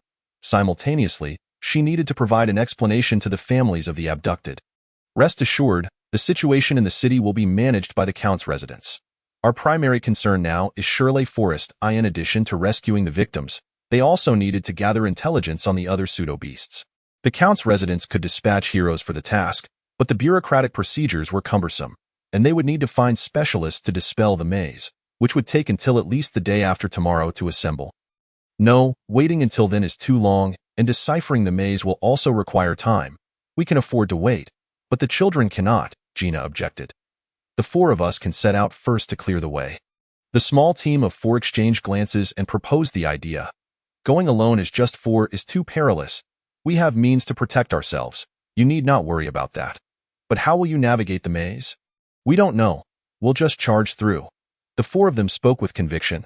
Currently, no one knows how to solve the maze. Rather than waiting for experts to arrive and resolve it slowly, it might be faster for us to push through ourselves. After all, we have the system's support. After weighing their options, Anya and Gina agreed to this plan. After all, opposing it was futile. These four did not fall under the Count's jurisdiction, and even if they chose to dig a tunnel to the Demon King's castle, the Count's residents could not stop them. However, although they could not halt the reckless steps of the four, Anya and Gina could still offer some assistance, such as providing them with a stack of potions and a fine carriage. "Oh, the carriage is just a temporary loan. Then it's settled." Compared to the carriage, the four were more concerned about another issue. "Now that we've made this bold claim, everyone should think of how to resolve it," Chung Moji said, resting a hand under his chin in contemplation. "I have a daring idea." Chin Ranju's eyes sparkled. "Do you think the leader's house has a toilet?" "Monsters don't use toilets, do they? Don't they just go wherever?" "But the abducted children must need one. You just said they were abducted, yet they have such good living conditions. Is this some charity? Aren't they supposed to absorb affection? Why should they provide children with toilets if they want love?" "Enough chatter. Let's make a bet. Friends, if we guess right, justice will descend from the heavens. If wrong, we don this mask, At least no one will know who the pervert is who casually uses someone else's restroom. Anna's dedicated coachman was quite efficient. To hasten their journey, they sped along, the wheels nearly smoking from the friction. They reached the vicinity of Shirley Forest sooner than anticipated, although the passenger experience was far from pleasant. Some felt nauseous, while others were ill, and I must ensure that teleportation arrays become widespread, victim Chan Ranju advocated. Let us create a production line for teleportation arrays, benefiting countless households. Victim Fang Qingyan elevated the proposal. This would not only benefit us but also all of humanity. Victim Chung Moji began to envision a bright-futured, splendid idea. But please check the balance in your accounts, victim Su Songyuan interjected, dispelling their fantasies. Ultimately, the Grand Teleportation Array project perished due to insufficient startup funds. The detestable Captain Su Songyuan faced the collective wrath for shattering their illusions and was compelled to commit seppuku. In reality, it was merely a reconnaissance mission to locate the toilet. Su Songyuan inflicted 2 cuts, only to discover he had not succeeded. Is my damage too low? Or has their health increased? Looking up, he noticed Chang Moji's health bar had also decreased. It seemed the trait of shared life and death had been triggered. Smile international friendly gesture 1 minute later. How's it going, Su? I have relieved myself and feel quite well. Chapter 43, Shirley Forest, Part 1, Shattering the Darkness with Thunder. Mom, there's a pervert in the house. A group of little boys, upon seeing a stranger emerge from the restroom, screamed in unison. Don't shout, don't shout. I'm a good person. Su Songyuan hurriedly explained. He had intended to don the fish-headed mask, but reconsidered, as it would only appear more perverse. What pervert? A seemingly gentle lady rushed over, shielding the children behind her. Eyeing Su Songyuan warily, who are you? What are you doing in my house? Just using the restroom, Su Songyuan replied while discreetly surveying the surroundings. It appeared to be a perfectly normal household. This is the leader's home. Hurry. After sending the message, Su Songyuan calmly tucked away his phone. You needn't be afraid. You may find this hard to believe, but there are 3 more perverts like me. Please wait 1 minute. 1 minute later. 3 perverts lined up and emerged from the restroom. Mom, there are 4 perverts. The children's screams reached a piercing pitch, momentarily distorting the gentle lady's expression. How did you get into my house? The lady, who was indeed the pseudo-beast leader, clucked protectively around her children. Is this truly the leader's home? The 3 little companions cast suspicious glances at Su Songyuan. Su Songyuan feigned indifference, refusing to acknowledge their signals. How odd. Chen Ranju drew forth a crucifix, locking onto her target, the woman's health bar decreasing. See? I told you this was the leader's home. Su Songyuan stood with his hands behind his back, exuding confidence. But the other companions had already seen through his nefarious scheme. Wow, it really is the leader's house. We thought you were embarrassed after being mistaken for a pervert, so you dragged us into this mess. How could that be? Su Songyuan smiled. Are you heroes? What brings you here? The gentle lady, the pseudo-beast leader, instinctively recoiled at the sight of Chen Ranju holding the crucifix. Is it just the 4 of you? How did you find this place? And how did you navigate the maze? The pseudo-beast leader's eyes darkened as her mind raced with questions. We came to exorcise evil, Chung Moji shrugged. Otherwise, would we come all the way to your house just to use the restroom? Hey, monster! Show your true form at once. Chen Ranju shouted. Don't you dare harm our mother. Upon hearing that the 4 intended to harm their beloved mother, the children immediately grew agitated, rushing forward in a bid to protect their mother from the perverted intentions. Are you sure she's your mother? Fang Qingyan questioned, incredulous at the children's apparent brainwashing. Of course she is our mother. Don't try to sow discord. The foremost child planted his hands on his hips. Exuding determination, we will protect our mother. Do not even think about bullying her. The young knights have pledged their unwavering loyalty. Truly commendable children. The false beast leader affectionately patted the head of the child beside it, then revealed a sinister smile to the quartet. Alas, it seems the children must protect me at all costs. How do you intend to strike me? It would be quite unfortunate if any harm were to befall the children. Wouldn't it? Of course, we would never harm the children. Chen Ranju raised the cross, declaring that it was only you who would be struck. Precision strikes, understood. Target locked, milk. The false beast leader's health bar dwindled. -1. What have you done? After a brief pause, the false beast leader sensed something was amiss, its expression contorting into one of ferocity. IT could feel its vitality gradually ebbing away.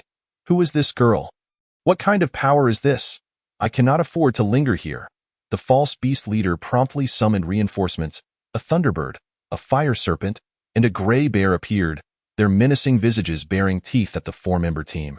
Yet, the children nearby, instead of cowering in fear, cast encouraging and affectionate glances. What is this? Are they mere domesticated pets? Eliminate them. The false beast leader clearly held great confidence in its domesticated companions, retreating to the doorway with the children. Wait, are you certain you wish to engage in battle within your own home? Should the place collapse, do not blame us. It was you who chose to instigate the fight. Chung Moji raised his shield, indicating his refusal to be a pawn in this game. After all, if the toilet were to be destroyed, where would they resurrect? Let us take this outside. The false beast leader relinquished its position at the threshold. Indeed, this dwelling was painstakingly constructed by it. The thought of it being destroyed was distressing. The four adventurers and three beasts politely exited the house. To ensure the safety of the children and prevent the false beast leader from fleeing, the benevolent heroes thoughtfully erected a private space around the house, Gagaga. Seizing the opportunity before the four could enter a combat stance, the Thunderbird let out a shriek, diving forward amidst crackling lightning to initiate the assault. How dishonorable! Chung Moji raised his shield to block the attack. Simultaneously, the others sprang into action. The mage, Xiaofeng, activated the Law Guardian trait, summoning a crimson law book that occasionally fired beams of righteous light to aid in the assault. The swordsman, Xiao Su, could not yet utilize his sword flight, as he possessed but one blade. Should he step on it, he would be left to fight barehanded. Thus, he adhered to the previous tactics, executing a cross-slash followed by a flurry of strikes with his weapon. The priest, Xiao Chun, had little variation in his actions, healing this one and buffing that one. A rather monotonous affair. The true amusement lay in the battle cries that Xiao Chun overheard. As is well known. Magical beasts tend to call out during skirmishes. Yet, no one understood what they were saying, merely assuming they were attempting to intimidate humans. Upon comprehension, it became evident that the intimidation was futile. The gray bear appeared to be a bit of a dramatic character, often shouting the names of its skills before unleashing them. In the midst of the brawl, it would occasionally exclaim, "How troublesome! This human is quite a challenge. I shall unleash my full power." The fire serpent's mental state seemed precarious, twisting its body while cackling sinisterly, embodying the essence of dark crawling, twisting, and howling. Meanwhile, the Thunderbird was hurling insults, spewing profanities. The gist of its tirade suggested that humans were few in number yet forced to toil under the oppressive grip of greedy employers. Leeching off its efforts. What expletives is this shield? It's giving me a headache. Block, block, block. Today, I shall expletive electrocute you. With thunder, I shall shatter the darkness. Chapter 44. Stone Ridge Forest, Part 2. They charged forth, shouting about friendship and bonds. The Thunderbird, fueled with fervor, targeted Chung Moji, while the others remained indifferent. Each of its attacks crackled with electricity. Blocking with a shield would not suffice, as contact would inflict pain upon the bearer. Occasionally, the Thunderbird would conjure a small black cloud, unleashing a storm of lightning and a cacophony of thunder. Chung Moji was in agony. He glanced at the Thunderbird's health bar, then at his own. It could continue to unleash electricity for quite some time, and he could endure for a while longer too. However, if this continued, he would either perish or lose his sanity. Better to face a brief pain than prolonged suffering. A bold idea took root in his mind. While fending off the attacks, Chung Moji edged closer to the riverbank. That's so? You think you can catch me with your electricity, do you? The moment had arrived. Dive into the river. Chung Moji plunged headfirst into the water. The Thunderbird, as if cursed, followed suit, trailing bolts of lightning. As is well known. Water conducts electricity. A cacophony erupted in the lake, lively and chaotic. Both the man and the bird suffered significant health loss. Having lightning-based power does not equate to being immune to electricity. This inequality was swiftly nullified. They would both meet their end together. Chun Ranju's healing could not keep pace with three companions revealed their menacing gazes. Chung Moji had forgotten that the hallmark of their little team was precision and order. The trio forcibly restrained Chung Moji, pressing his head against the protective shell now. All four had red foreheads. A sense of relief washing over them. The space was cleared. They advanced. Don't come any closer. The The children encircled the faux beast leader once more, vigilant against the approach of the Ford feudal. The faux beast leader gritted his teeth. They can take your life from afar. Your little pet has already been eliminated by us. Now it's your turn. Chun Ranju raised the cross. Don't move. The faux beast leader crouched down, selecting a fortunate child at random, pulling him close and brandishing a knife against the child's neck. If you dare to act, I will kill him, Mom. The child, forced into the role of hostage, displayed an expression of disbelief. The cold blade pressed against his neck felt as if it would pierce him any moment. Mom, what are you doing? The other children widened their eyes, exclaiming in shock, Aren't you supposed to protect Mom? The faux beast leader spoke softly. Now your lives are your mother's talisman. Come, protect me, children. Chapter 45, Stonelay Forest, Part 3, Look. What about the children being held hostage? The solution is simple, a single shot, but it seemed the moment was not yet ripe. The faux beast leader was now exceedingly cautious. When did you find out about our faux beasts? Just yesterday. Some of your subordinates were exposed. The Earl's estate is aware as well, correct? Why did they only send the 4 of you? We are merely the vanguard. The faux beast leader fell silent. These 4 brave souls appeared to have principles, refraining from recklessly putting the children's lives at risk. If the Earl's main force arrived, however, they would disregard such concerns for the greater good. The beasts must be eliminated.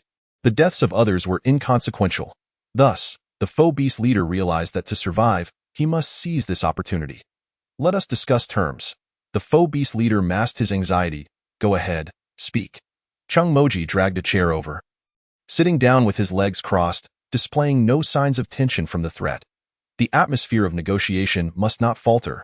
The other 3 companions donned sunglasses, standing behind him with hands clasped behind their backs. Their showboating served a dual purpose. The sunglasses had a clever utility. You can take these children, but you must let me go, Mom. The children were reluctant to leave their mother, wanting to persuade her. But upon seeing her indifferent expression, they swallowed their words. These children regard you as their mother.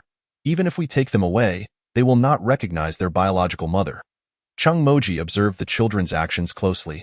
You must restore them to normal. I can only guarantee the lives of these children. The faux beast leader shook his head. What a joke. Restoring these children to normal is no different from risking my life. Then your sincerity is lacking. Chung Moji gently tapped the armrest with his fingers. What do you wish for then? The faux beast leader furrowed his brow. Chung Moji had been waiting for this question. We can let you go, but you must tell us about the distribution of the faux beasts. Fine. The faux beast leader pondered for a moment and agreed to the exchange. After all, there were not many faux beasts dispatched for the task. These few could be considered expendable. Once he escaped from here, he could train another batch. Opportunities for resurgence would abound. In my study, on the right side, on the 3rd shelf of the cabinet, there is a magic box. Go retrieve it. Chun Ranju and Su Song Yuan entered the study one after the other. One was tasked with retrieving the box, while the other looted the place. After quite a while, the 2 finally emerged from the study. You're so poor, Chun Ranju expressed her disappointment. She had found nothing of value this time. Apologies. The faux beast leader struggled to suppress the urge to curse. How do you open this thing? Chung Moji inquired. Holding the magic box that Su Song Yuan had passed to him, the faux beast leader recited a series of incantations, and the box opened in response. It's voice activated. Chung Moji took out the papers from inside the box. Is this all the information on the faux beasts? Just this. Training is not easy, and finding someone who can approach the nobility is equally challenging.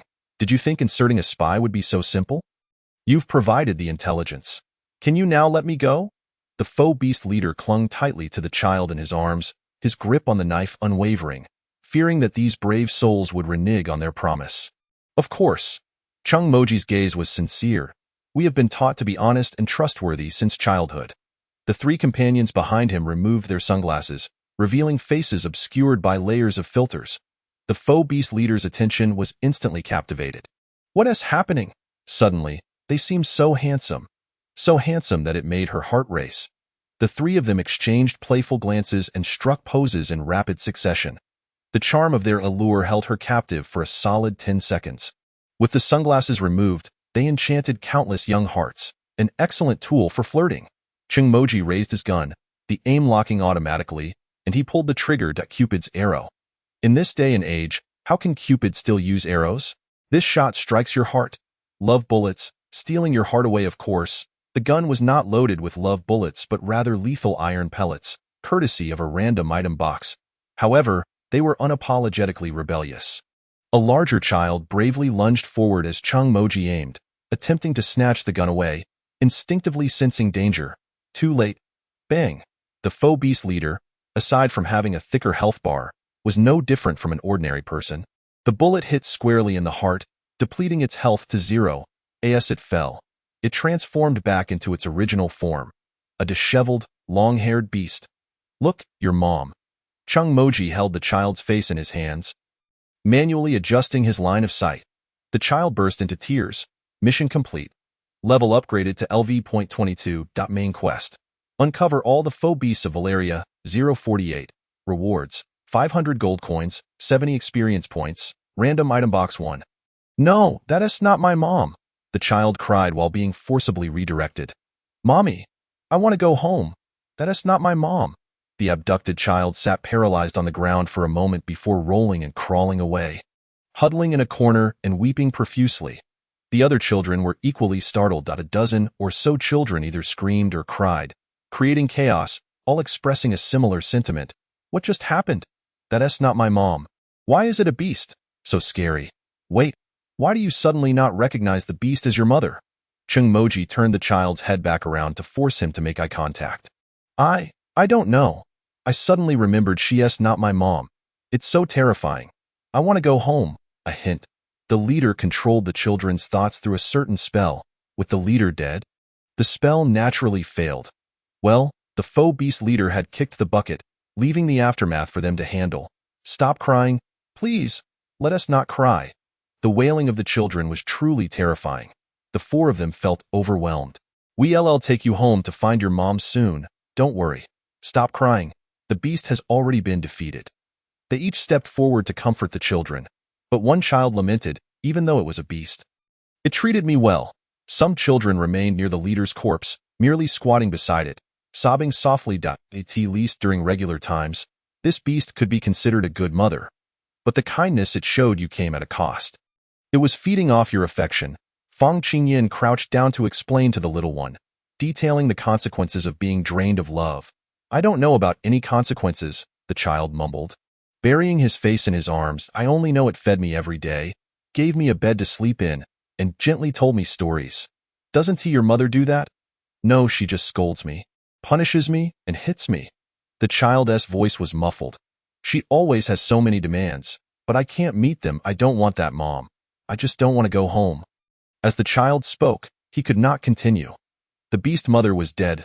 No one would tell him stories anymore. Unlike the other children who cried openly, he suppressed himself, whimpering softly. Fang Qingyin, at a loss for words, gently patted his little head. Children starved of love cannot discern the authenticity of affection, nor do they wish to. Chapter 46.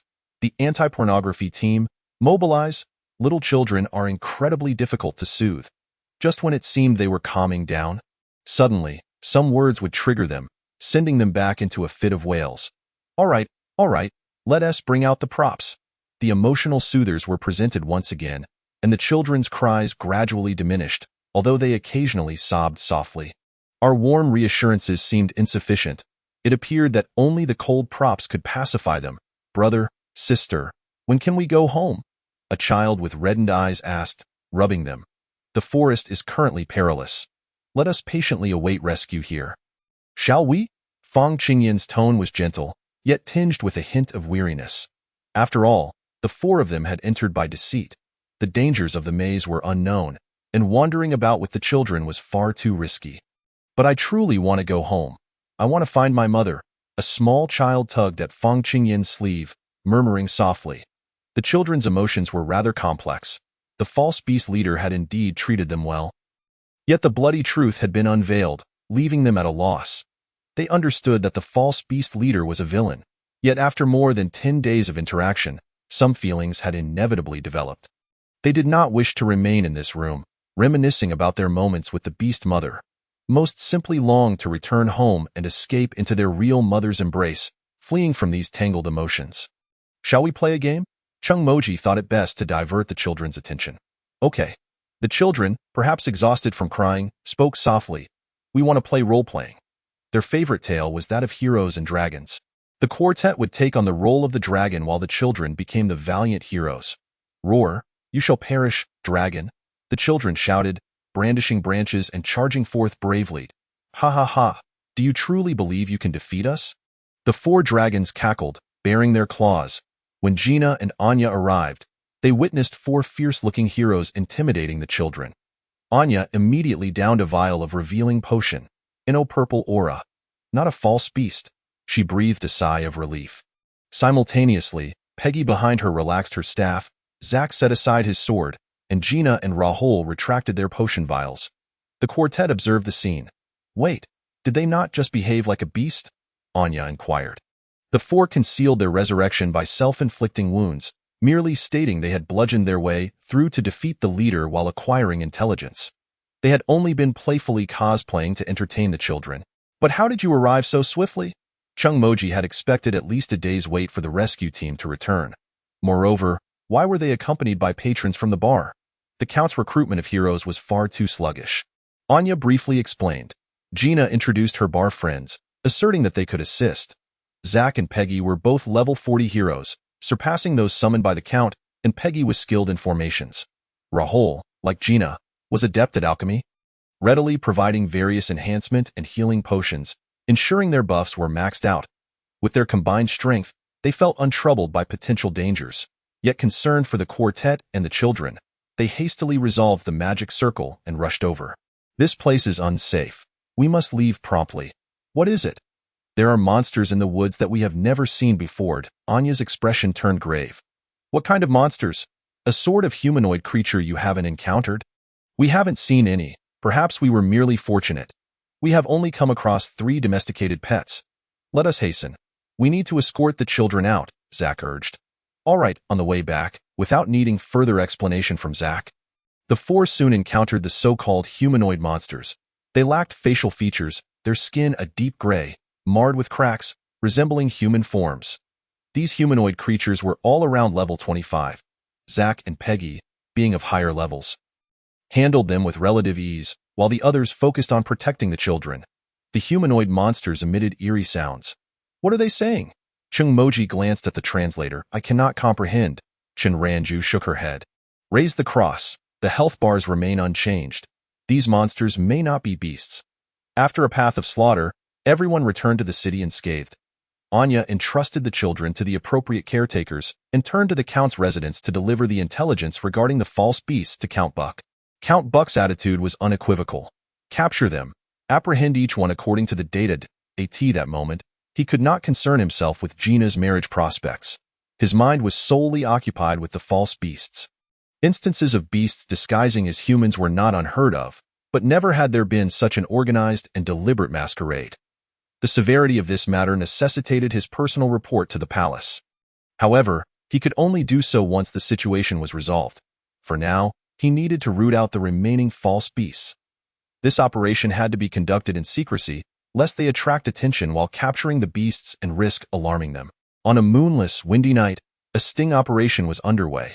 Inside a hotel, a man and a woman were entwined in passionate revelry. Sister-in-law, how do I compare to my brother? Beads of sweat dripped from the man onto the woman. Of course, you are better, she cooed, wrapping her arms around his neck. Suddenly, the door burst open with a kick, freeze, raid. For individuals donned in fishhead monster masks stormed into the room. 2 flesh-colored mosaics screamed and hurriedly separated. Put your clothes on, the lead fishhead commanded. The 2 mosaics scrambled to dress. The fishhead surveillance footage returned to normal. Who are you? The uncle and niece pair asked, visibly anxious. We're the anti-vice squad. One fishhead displayed a badge. This badge had been hastily produced overnight. What vice? Under Valeria's new regulations, those engaging in prostitution faced detention of 10 to 15 days, another fishhead asserted. We are not selling. We are in a romantic relationship. The uncle and niece protested. Can an uncle and niece not be in a romantic relationship? Who decreed that? Distributing obscene materials also warrants detention. The fishhead did not wish to argue further and quickly changed tactics. You two have transmitted lewd imagery to our eyes, constituting illegal behavior, and we shall arrest you in accordance with the law. With that, The righteous fishheads ceased their prattling and moved to apprehend them. The uncle and niece widened their eyes, struggling desperately. Who transmitted lewd imagery? You barged in and watched. Chapter 47. Exchange among kindred spirits. The peculiar proclivities of the false beasts were quite strange. They seemed to revel in various stimulating emotional connections, everything from uncle-niece relationships to other unconventional pairings. Hotels, kitchens, and outdoor venues were rife with a plethora of scenarios. While healthy interactions were delightful, the grotesque relationships were undeniably captivating. Truly, the establishment of the Anti-Vice Squad was a stroke of genius. Not only could they apprehend false beasts, but they could also combat societal ills. I'm doomed. My relatives will all know about my affair with my brother. Ha! You think that's bad? When I was caught, I was behind a hot spring rock, and a crowd gathered to gawk. Do you know how that feels? I was wrong.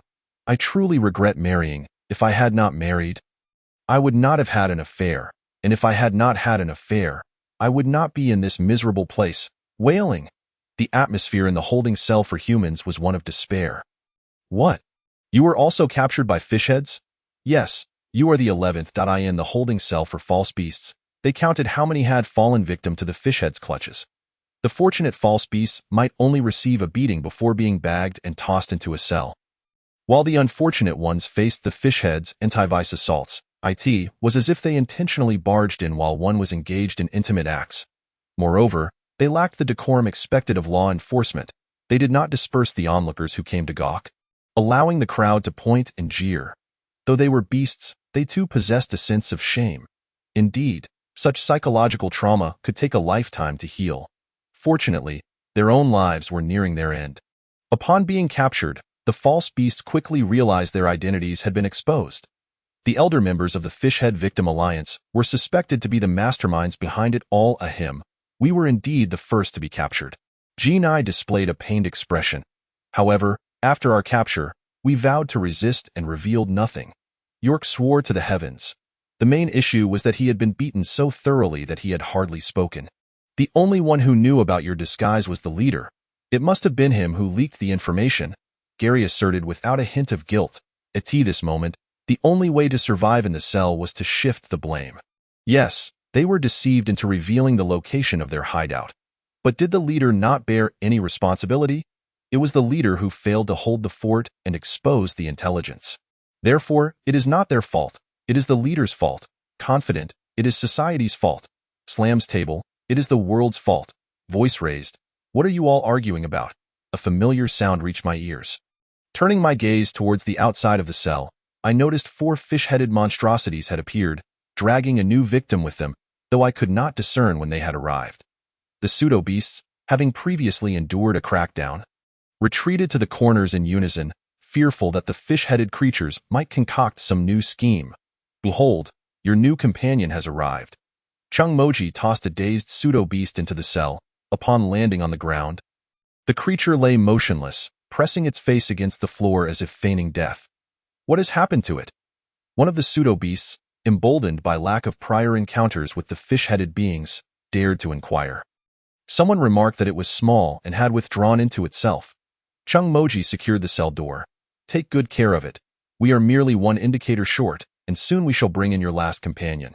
This primary mission was relatively straightforward, especially since they were not the only ones capturing pseudo-beasts. The constables were also making efforts. Consequently, the progress of this task advanced swiftly, apart from the other constables still pursuing their targets. Only one pseudo-beast remained unapprehended. There was no need to concoct excuses for a crackdown. They could simply storm in and capture the individuals directly. Knock knock. Who is it? We are constables, though temporarily appointed. We're here. A plump woman opened the door. Is your son Cody home? Yes, please come in. The stout woman welcomed the 4 into her abode with enthusiasm. Is this the usual warm reception from the populace when constables come calling? The 4 exchanged puzzled glances but maintained a serious demeanor as they entered alongside the plump woman. Inside sat 3 individuals. One was Cody, listed on their documents, another was a somewhat haggard woman, and the last was the little boy they had rescued from Shirley Forest. Hello, big brothers and sisters, the child greeted softly. Cody, how many times have I told you? Greet them louder. The haggard woman delivered a firm smack to the child's back. Cody reluctantly raised his voice. "Oh dear, little sister, don't be so harsh on the child." The plump woman chuckled, her eyes narrowing into slits. "These are constables, here to speak with my son. Oh, my son is truly remarkable. Even the constables come seeking his assistance. You ought to learn from your brother Cody. Just look at how impressive he is." The haggard woman felt a pang of jealousy but could not express it openly, resorting instead to poking Cody's forehead with her finger. Cody fell silent, bowing his head, hunching his back, and clasping his hands between his knees. "What is it that you want from me?" Cody, the protagonist, remained unperturbed, displaying a calm demeanor in the face of the constable's visit. Ever since he assumed the identity of the original host, he had navigated life with remarkable success, flirting with wealthy women, dating high-society ladies, and steadily elevating his status. It was not surprising for others to seek him out. "You are suspected of theft. Please accompany us. Here is the arrest warrant." "Are you out of your mind? Why would you think constables would come seeking your service?" "What theft?" Cody was taken aback. "Why, good sirs, are you sure you have the right person?" The plump woman quickly interjected. "My son is quite capable. He knows all the big bosses in town. There's no way he could be involved in petty theft." "No mistake has been made. Please come with us." Su Songa produced handcuffs. "Impossible." The plump woman's voice sharpened, and she turned her gaze toward her son. "Hurry and explain to the constables. There is nothing impossible about this." Chung Moji shook his head, then met Cody's eyes. "You have not stolen money, but rather the lives of others. Is there anything you wish to explain regarding this?" Cody found himself at a loss for words. His protests stifled in his throat. In an instant, he understood that he had been exposed, stealing lives. "Oh dear, sister, could it be that Cody has been up to no good outside?" The haggard woman covered her mouth, feigning concern. "You, child, what have you done that you couldn't tell your family, especially when the constables have come calling? Did you really steal something?" "What do you mean by stealing a life?" The plump woman struck Cody on the head. "Are you mute? Speak up." Cody remained silent, his head bowed as the handcuffs were fastened around Hu, silently collected the examination papers, suddenly feeling foolish for having studied late into the night. At the tender age of 16, you found yourself growing close to a classmate of the opposite sex, a connection that did not go unnoticed by your parents. They stormed into the school, delivering a stinging slap across your face in front of everyone. "We spend so much money on your education, and you waste it on frivolities. You are meant to be a hero, and yet you dare to slack off. Do you have no shame?" You could not lift your gaze to meet the eyes of your peers. From that moment on, your interaction with your classmates ceased entirely. 18. You participated in the Hero Talent Awakening test. Regrettably, you did not emerge as a hero. All your years of effort seemed to serve solely to affirm that only those with innate talent could become heroes. On the way back, your parents remained silent. That was until they saw the neighbors celebrating the emergence of a hero in their household. They turned back, delivering another harsh slap. "What use is raising a worthless child?" You covered your face. Unable to muster any retort, at 19, you entered the workforce. The labor was arduous, and when you voiced a complaint to your parents, they rebuked you. How dare you complain about working hard when you couldn't even become a hero? Is it not expected that you endure such hardships? You ceased discussing your job with them, retreating to your room to nurse your wounds in solitude. By 20, you found yourself in a romantic relationship. Your partner was neither a hero nor of noble lineage, merely an ordinary individual who loved you deeply. Your parents vehemently opposed the relationship. What is love? Is it of any consequence? What use is love without material support? Can your partner aid our family? Do they possess wealth? A home? After all we've done for you, you bring home someone so useless. Ultimately, unable to withstand the pressure from your parents, you broke up with your partner. You spent a night outside, feeling the cold wind, unsure of who else could love you or who would come to love you again. At 21, you moved out, minimizing contact with your parents. Having gained independence, you resolved not to share your life with them, growing distant. After much contemplation, you finally decided to broach the subject of the past with your parents, hoping to convey that they were the ones who had pushed you away. However, they failed to understand, only feeling anger. We provide for your needs. You hold a grudge against us for a few trivial matters. You were branded as an ungrateful child. At 23, you forged a remarkable friendship. This friend cared for you, always accompanying you in your endeavors, willing to listen to your stories and offer understanding and support. Initially, you were filled with doubt and apprehension, but gradually, you succumbed to the warmth of this affection. Wishing to remain in this dream forever, AT24, however, your friend revealed their true intentions. The dream came to an abrupt end as they confessed, "I have come to replace you. I approached you merely to understand you better, so that I could become you." You stood there, stunned. "So, you are here to kill me, is that right?" "Indeed." You felt no sorrow, no anger. Raising your gaze to the sky, you noted, "The sunlight is splendid today." A sudden, excruciating pain coursed through you, and your heart ceased to beat. Congratulations on completing the life experience project. Please rate this world 1 star. A poor review. I once nurtured a pot of flowers, tending to it with great care, eagerly anticipating the day it would bloom.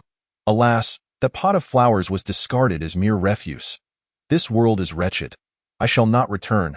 Chapter 49. Whose goodness is it that watches the stars at midnight after enduring a series of harsh interrogations? The faux beasts divulge the process of replacing humans. They seek out those starved for love, approach them, show concern, learn about them, and ultimately supplant them. Those lacking affection are the perfect targets for the faux beasts.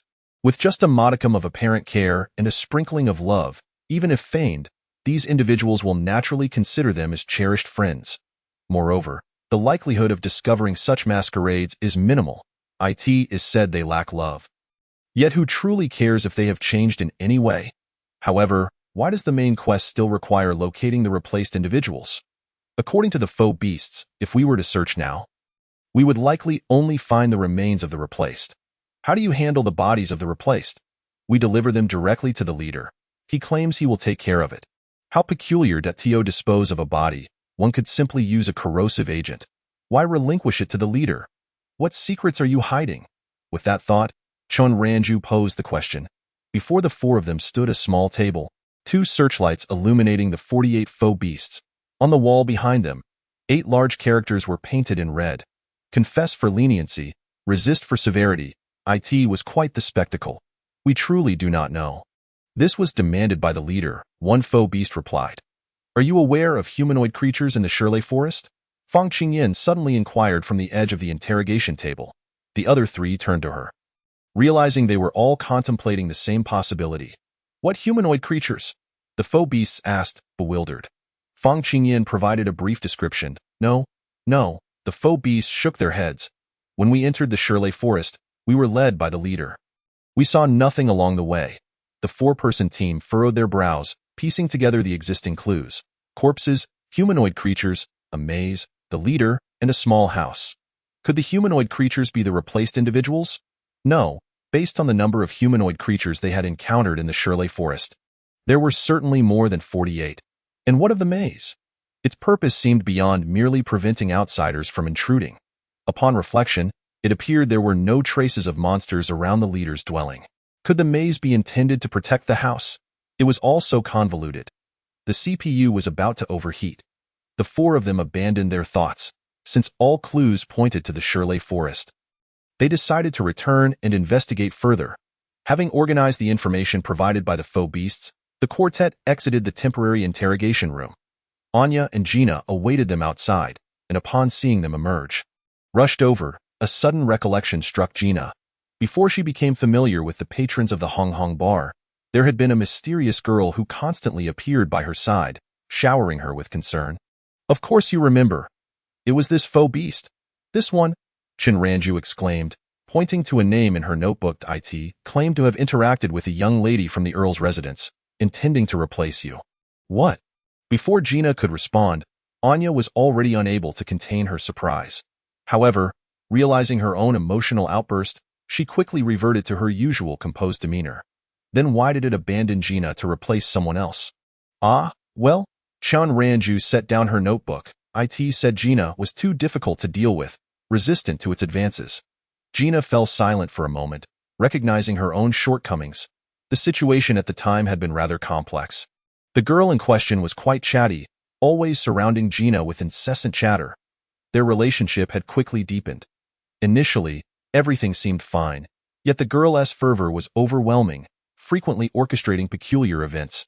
For instance, she once woke Gina at 3 in the morning to stargaze. After a long day, Gina was roused by the sound of the messenger bird tapping at her window, forcing herself to rise, thinking something was amiss. Upon reading the note, she found, "The stars are beautiful tonight. Let us go see." Exasperated, Gina ultimately decided to go, fearing she would disappoint the girl. The following day, she overslept and missed an important engagement. Such occurrences were too numerous to count, and Gina could no longer endure them, leading to a gradual reduction in their interactions. The faux beast, that girl, was bewildered, believing that taking a friend stargazing at midnight was a romantic gesture. Who wouldn't he be moved by such a heartfelt invitation? The four of them exclaimed their confusion. There are two types of people in this world. Point one finds those who wake them at 3 in the morning to gaze at the stars to be incredibly romantic. The other type, however, would wish for the person who disturbed them to vanish from their life forever. While Gina did not react as drastically as the latter, she indeed felt that their life rhythms were too disparate. More importantly, she had since grown close to the patrons of the Hong Hong bar, forming genuine friendships. They would never disregard Gina's feelings, coercing her into various activities. Being with them provided a sense of relaxation. With this contrast in mind, the faux beast could only regretfully exit the scene. Regardless, you were quite fortunate in this regard, having escaped a perilous fate. Chun Ranju gently patted Gina on the shoulder. I've narrowly escaped a calamity, but others have not, Gina sighed, feeling an inexplicable sense of guilt for the misfortunes of others due to her own inaction. It's not your fault, Fang Qingyan reassured her. We will retrieve those who were replaced, even if it means recovering their bodies. But how? The quartet of friends shared their various speculations. In any case, we must return to Shirley Forest. I will accompany you. Anya interjected, as the monsters in the forest and the Earl's manor also wore an investigation. When shall we depart? Tomorrow. Let us go tomorrow. I am utterly exhausted. Cheng Majia yawned, attempting to alleviate her fatigue. Let us head to the bar for a drink and unwind. After all, this task is too pressing. A delay wouldn't hurt. If we were to live every day solely for the mission, what would be the point of life? Sounds good, the friends unanimously agreed. With Gina nodding in affirmation to join them. Anya, will you come with us? Chun Ranju inquired, noticing Anya's silence. You all go ahead. I have work to do. Just call me when you set off tomorrow. Anya replied, shaking her head, as she preferred solitude over bustling gatherings.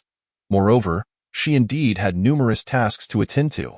The burden of errands had largely fallen upon her, as Earl Buck now merely gestured grandly from his table. Very well, poor child, they teased. Hello. Sister Peggy. We returned. Gina and the four friends entered the bar. Come sit over here, Peggy beckoned with a smile. What would you like to drink today? Alcohol. I want a drink today. Chun Ranju exclaimed.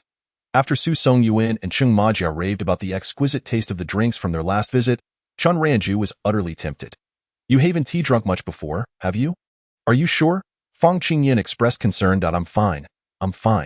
I can handle it, Chun Ranju insisted, sitting upright as she watched Rahul mix cocktails with eager eyes. Then I'll have one too. Fang Qingyan decided, feeling compelled to join her friends in their revelry. Adults shall not return until they are intoxicated. Seeing everyone so spirited, Peggy and Rahul also resolved to indulge in a couple of drinks. Once the drinks arrived, laughter and banter filled the air as they sipped occasionally. Wow, Sister Peggy, we didn't notice last time, but there are so many handsome men here. Just now realizing? Peggy tossed her hair playfully. Almost all of them here are of high quality. The young ones are charming, and the older ones still possess a lingering grace. But why almost? It was because she firmly believed that her brother Rahul single-handedly lowered the bar's standards. Then why do you make me mix drinks? Rahul lamented. Oh, my dearest brother, how could I not? I rely on your skills to earn a living. The sibling banter was entertaining, yet still paled in comparison to the allure of men. That one, I like that one, Chun Ranju, appearing slightly tipsy with rosy cheeks, excitedly pointed at a cool-looking guy. That guest? Peggy followed Chun Ranju's finger. That guest is a girl. Huh? Chun Ranju short-circuited. She pondered for a moment before rising. Where are you going? Fang Qingyan grasped her arm. That I need to visit the British Museum. Why? I must reclaim what belongs to me. The British Classics, Chapter 50. The painful numbers. Chun Ranju was undoubtedly intoxicated. She repeatedly clamored to go to the British Museum, bolting toward the door. Fang Qingyan couldn't hold her back, and the others hurried to assist. Chun Ranju dashed about erratically, proving far more elusive than a pig on New Year's. Eventually, they managed to restrain her, yet she continued to shout, "Why are you stopping me? What is your deal? Just be quiet for a moment." As the others realized they could no longer enjoy their drinks, the concern arose. If everyone got drunk, who would look after this reckless child? "You all take her to the private room. I'll fetch something to calm her down," Gina suggested. Asked the bar's owner. Peggy was tied up, and Rahul had his mixing duties. The remaining trio escorted Chun Ranju upstairs. Chun Ranju stumbled, her feet awkwardly navigating the steps. "Hey, this feels so familiar," she mused, her thoughts muddled. "No, I can't drive. I've been drinking." Chun Ranju suddenly panicked, realizing the gravity of the situation and struggling fiercely. Drunken minds often conjure nonsensical thoughts. "Drive what? There are no cars for you to drive in this world." Chung Majia restrained her flailing hands. "Impressive that you still remember traffic laws at a time like this." Fang Qingyan chuckled, amused. "Drunk driving is illegal. My license will be revoked." Chun Ranju was lost in unpleasant memories. "I failed the second driving test 9 times. 9 whole times. Wah. Do you know how I got here? Wah." The child ceased her ruckus and sank into sorrow on the sofa. "I remember her boasting that she passed on the first try." Chung Majia raised an eyebrow. "That's a lie. She has been deceiving you." Su Songyuan, an insider, revealed that we attended the same driving school. "She took 3 years to pass that second test. She threatened me not to tell anyone, or else she'd expose my secrets. And yet, you just did," Chung Majia retorted. "Did you hear Chun Ranju say that?" Chung Majia turned to Fang Qingyan. "No, I only heard our dear captain betray her own teammate." Fang Qingyan quickly understood. "Let us tell her that tomorrow." "Sounds good." The two exchanged a knowing high five. Their dear captain Su Songyuan gave them a thumbs up. A gentleman takes revenge. It's never too late. Suddenly, a knock echoed, and Gina entered with a bottle of dark brown potion. "Have her drink this. After a good sleep, she'll be fine. You two hold her down," Fang Qingyan instructed, accepting the potion and bringing it to Chun Ranju's lips. "Come on, Ranju. It's time for your medicine." "How frightening. This feels eerily tranquil," Chun Ranju remarked. "What is this? Mengpa soup?" Surprisingly, she offered no resistance, obediently drinking it. "This soup has no flavor?" she questioned, smacking her lips. Has her sense of taste dulled from the alcohol? How could this herbal concoction taste bland? Regardless of the potion's flavor, its effects were swift. Within 2 minutes, Chun Ranju's head drooped, and she fell into a deep slumber. Finally, peace has returned, the others sighed in relief. "We should try to keep her away from bars in the future," Gina subtly suggested. "We'll ensure she never touches a drop again," Fang Qingyan vowed. "This child is too troublesome. Can we spend the night here at the bar?" Chung Majia proposed. "As it was impractical to move Chun Ranju elsewhere, I'll ask Sister Peggy." "Thank you. We appreciate your help." The following morning, Chun Ranju awoke feeling refreshed. "Huh? Why are we still in the bar? Why is everyone sleeping on the sofa? Get up, get up. Everyone, rise." Chun Ranju, adhering to her principle that if she was awake, no one else could sleep, prepared to unleash her antics. "No, I advise you against it." Siri interjected just in time. "You got drunk last night, and they took care of you, which was quite exhausting." "I was drunk." Chun Ranju had no recollection. "Did I say anything foolish?" "Whether it was foolish or not, I can't say, as you could have said those things in your usual state of mind. Forget it. I don't want to know what I did yesterday as long as I don't remember. It's as if I never did it." Chun Ranju settled down and strolled downstairs, borrowing some supplies under Peggy's teasing gaze, intending to prepare a meal. It was impractical to cook here, especially since she wasn't skilled at it, so she made a few simple sandwiches. These sandwiches would serve as breakfast to repay their kindness from the previous night. When the 3 friends awoke to breakfast, they praised Chun Ranju for her thoughtfulness. "If I make breakfast for you again, I'll be a dog," Chun Ranju joked. "After eating and drinking, we should be on our way," Chung Majia declared, patting her stomach. "Sister Peggy said she wants to accompany us." Chun Ranju informed them earlier in the morning. "Great." The others nodded in agreement. With Peggy around, battles would be far easier. "Take good care of the bar." Before they left, Peggy winked at her brother who remained behind. Bang! Rahul slammed the bar door shut, nearly colliding with Peggy's nose. All right, good, good, good. Let us go find Anya." Chun Ranju pulled Peggy, who was ready to charge in. "Let us set off." Upon receiving Anya, the investigative team set forth towards the Shirley forest.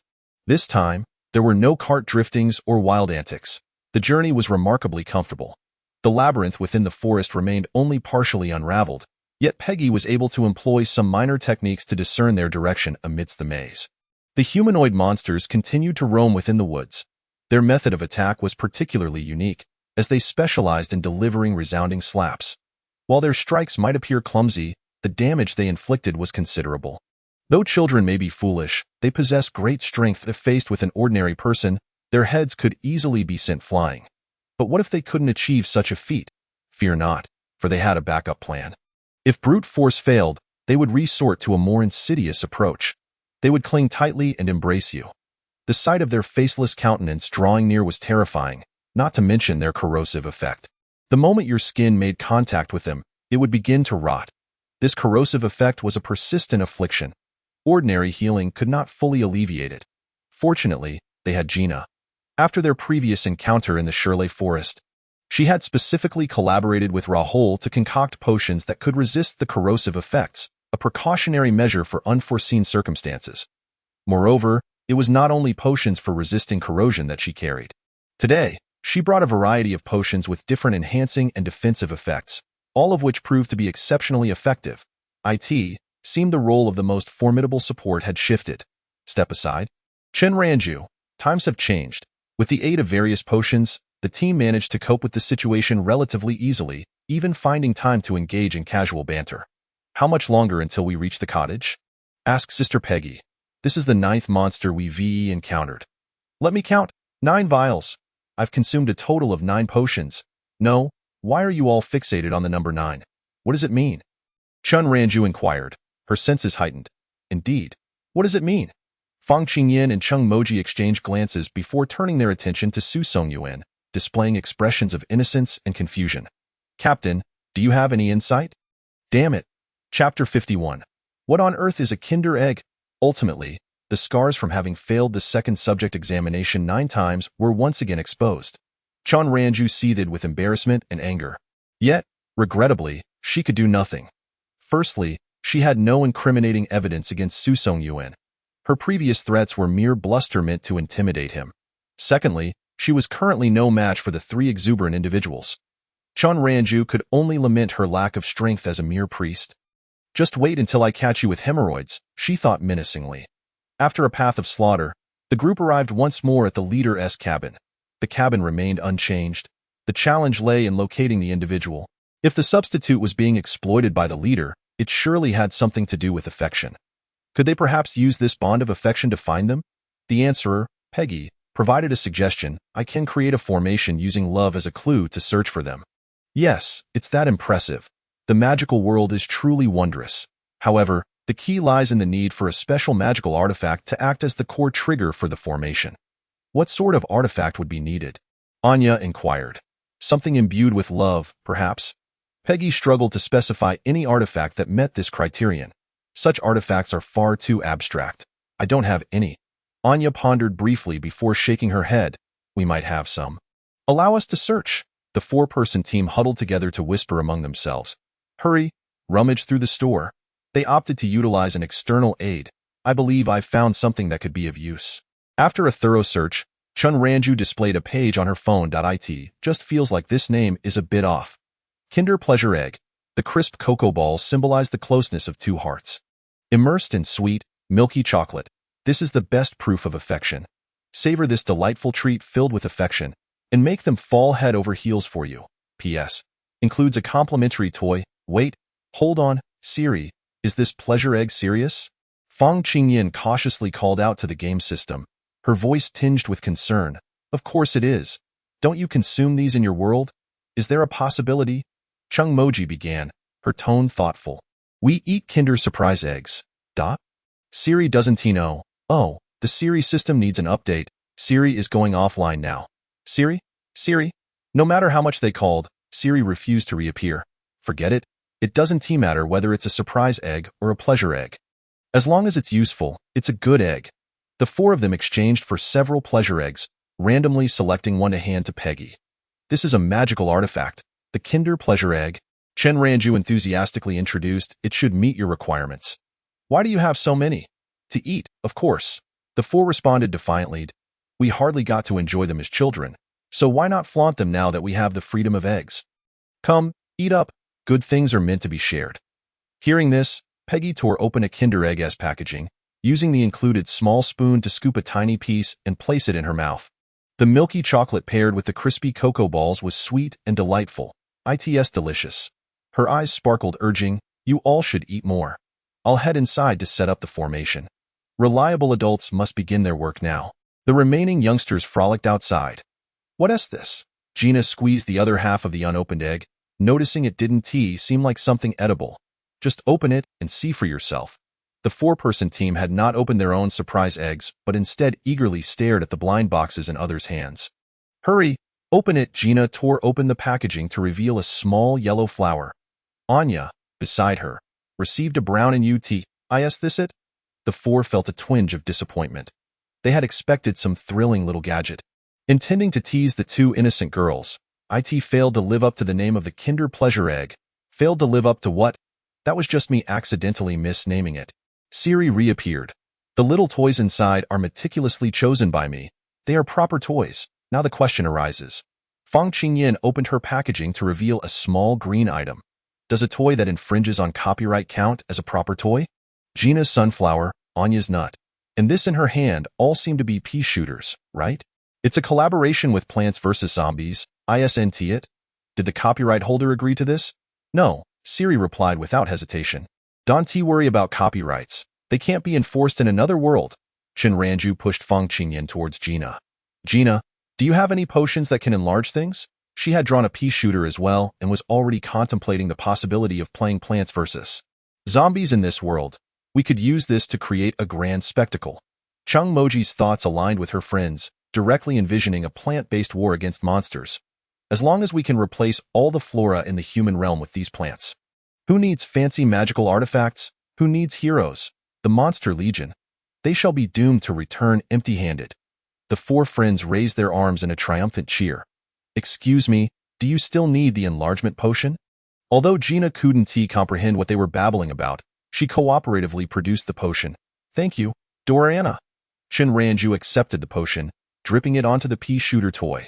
The toy quickly reacted, expanding rapidly until it reached a height of a person. It grew larger, yes, but it lacked vitality. Fang Qingyan deemed a pea shooter that couldn't shoot peas was not a true pea shooter. How do we bring it to life? Chung Moji stared into the pea shooter's lifeless eyes. Why not ask the marvelous Doriana? Chen Ranju turned her gaze back to Gina. If I could concoct a potion to animate inanimate objects, I wouldn't be here right now, Gina replied, expressing her genuine inability to assist this time. Su Songyuan, who had been silent, was now pouring the edible portion of the Kinder Surprise Egg into the pea shooter's mouth. Two green leaves twitched slightly. A small green sphere was ejected from the pea shooter's mouth. It's alive! It's alive! Amid the eager gazes of the others, the small sphere was launched towards a nearby tree trunk, colliding, falling, sinking into the ground, and disappearing. Nothing happened. How weak? It must be fake. The imitation pea shooter continued to spew out around 10 peas before falling silent. Failing to even scratch the bark. The formation is set up. What are you all doing? Peggy emerged from the cabin just in time to see everyone gathered around a tall green plant. Chattering animatedly, with even some individuals attempting to insert their heads into the plant's mouth to investigate its interior. There must be something wrong with the plant itself. What kind of shoddy product did Siri provide? Is it my fault that you all forcibly altered the toy's properties and then blame me? Four little friends, undeterred, insisted on filing a complaint against the game store for selling counterfeit products. Siri declared that one day, she would capture and eliminate all the unreasonable consumers. Gina and Anya, oblivious to the righteous struggle between consumers and merchants, chattered away, explaining the situation to Peggy. Peggy expressed her confusion, yet was profoundly shaken. Setting aside matters regarding the plants, she suggested they activate the magic circle. The four companions fell silent, murmuring as they entered, while Chen Ranju, in the back, did not forget to tug on the neck of the pea shooter, dragging it along with her into the room. The Kinder Surprise was placed at the center of the purple magic array, surrounded by glimmers of light. Peggy closed her eyes and began to chant. strands of magic emanating from her palms and flowing into the array. Runes appeared. She opened her eyes. There was a response. The person who had been replaced might be right beneath this very room. Huh? Right underground? Peggy confirmed once more. Dozens of the replaced individuals' corpses lay beneath. The children had previously lived here for a time. Above was the warmth of human life. Below was the chilling aura of vengeful spirits. A chilling realization set in. The reactions of the 4 university students varied. The just-lost student, Fang Qingyan, furrowed her brows, her expression grave. The professional police academy student, Su Songyuan, surveyed the surroundings, attempting to locate a secret passage to the underground. The reserved engineering student, Chung Moji, quietly retreated to the edge of the door. The only medical student, Chen Ranju, panicked and jumped onto a chair, clutching her pea shooter tightly as she trembled. Chapter 52. The Monster Creation Manual. The secret passage leading to the underground lay beneath a bookshelf. To uncover this passage, they overturned everything they could within the room. If they could not find it, they might even uproot the very ground itself. Once the bookshelf was moved, a square hole was revealed. With damp, cold air rushing forth, peering down, a series of stairs descended into the profound darkness. Let us go. Su Songyuan was the first to step onto the stairs, feeling along the walls as he led the way. Chung Moji took a deep breath, suppressing the fear bubbling within, and summoned his large shield, following closely behind. Fang Qingyan held up her glowing magic hammer to illuminate the path, as a light mage. She could easily channel magic into the hammer to use it as a spotlight. Behind them, Chen Ranju, terrified of the dark, clung desperately to the only source of light, dragging the pea shooter down with her. The pea shooter, nearly being choked, wondered, "Isn't anyone going to speak up for me?" Peggy and Anya brought up the rear, carefully guiding Gina as they descended. The investigation team moved slowly through the dim tunnel, all remaining silent. The others were on high alert, wary of monsters lurking nearby, unable to afford distractions. Meanwhile, the 2 most animated were preoccupied with a plethora of terrifying images, too frightened to speak. After an indeterminate amount of time, a faint light appeared ahead. They must be nearing the underground. Su Songyuan stepped down the last stair, sword in hand, cautiously advancing. The imagined monsters did not materialize in the dim light. 48 chairs formed a circle, each occupied by 48 figures, or rather, 48 corpses. Their heads reclined against the backs of the chairs, expressions serene, sitting upright yet incredibly stiff, as if they had been nailed to their seats. Task completed. Level up, LV. 24 Main quest. Simulate the process of monster generation and derive the optimal solution to counter the monsters. Reward: Gold 500, Experience 60, Random Item Box 1. With this, their earlier conjecture was fully confirmed. The monsters outside were indeed connected to the replaced individuals. The group dispersed to examine the scene. 2 Frightened children gradually regained their composure and, after a brief pause, joined in the search. Although they had felt a chill upon hearing about the corpses underground, the sight of them was less terrifying than anticipated. After all, it wasn't their first encounter. It was merely the fear of the unknown that had fueled their imaginations. The basement contained, apart from the replaced individuals, several workbenches cluttered with various jars and bottles, resembling a large laboratory.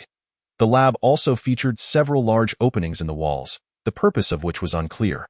Looking back at the corpses of the replaced individuals, they noted the absence of any signs of decay.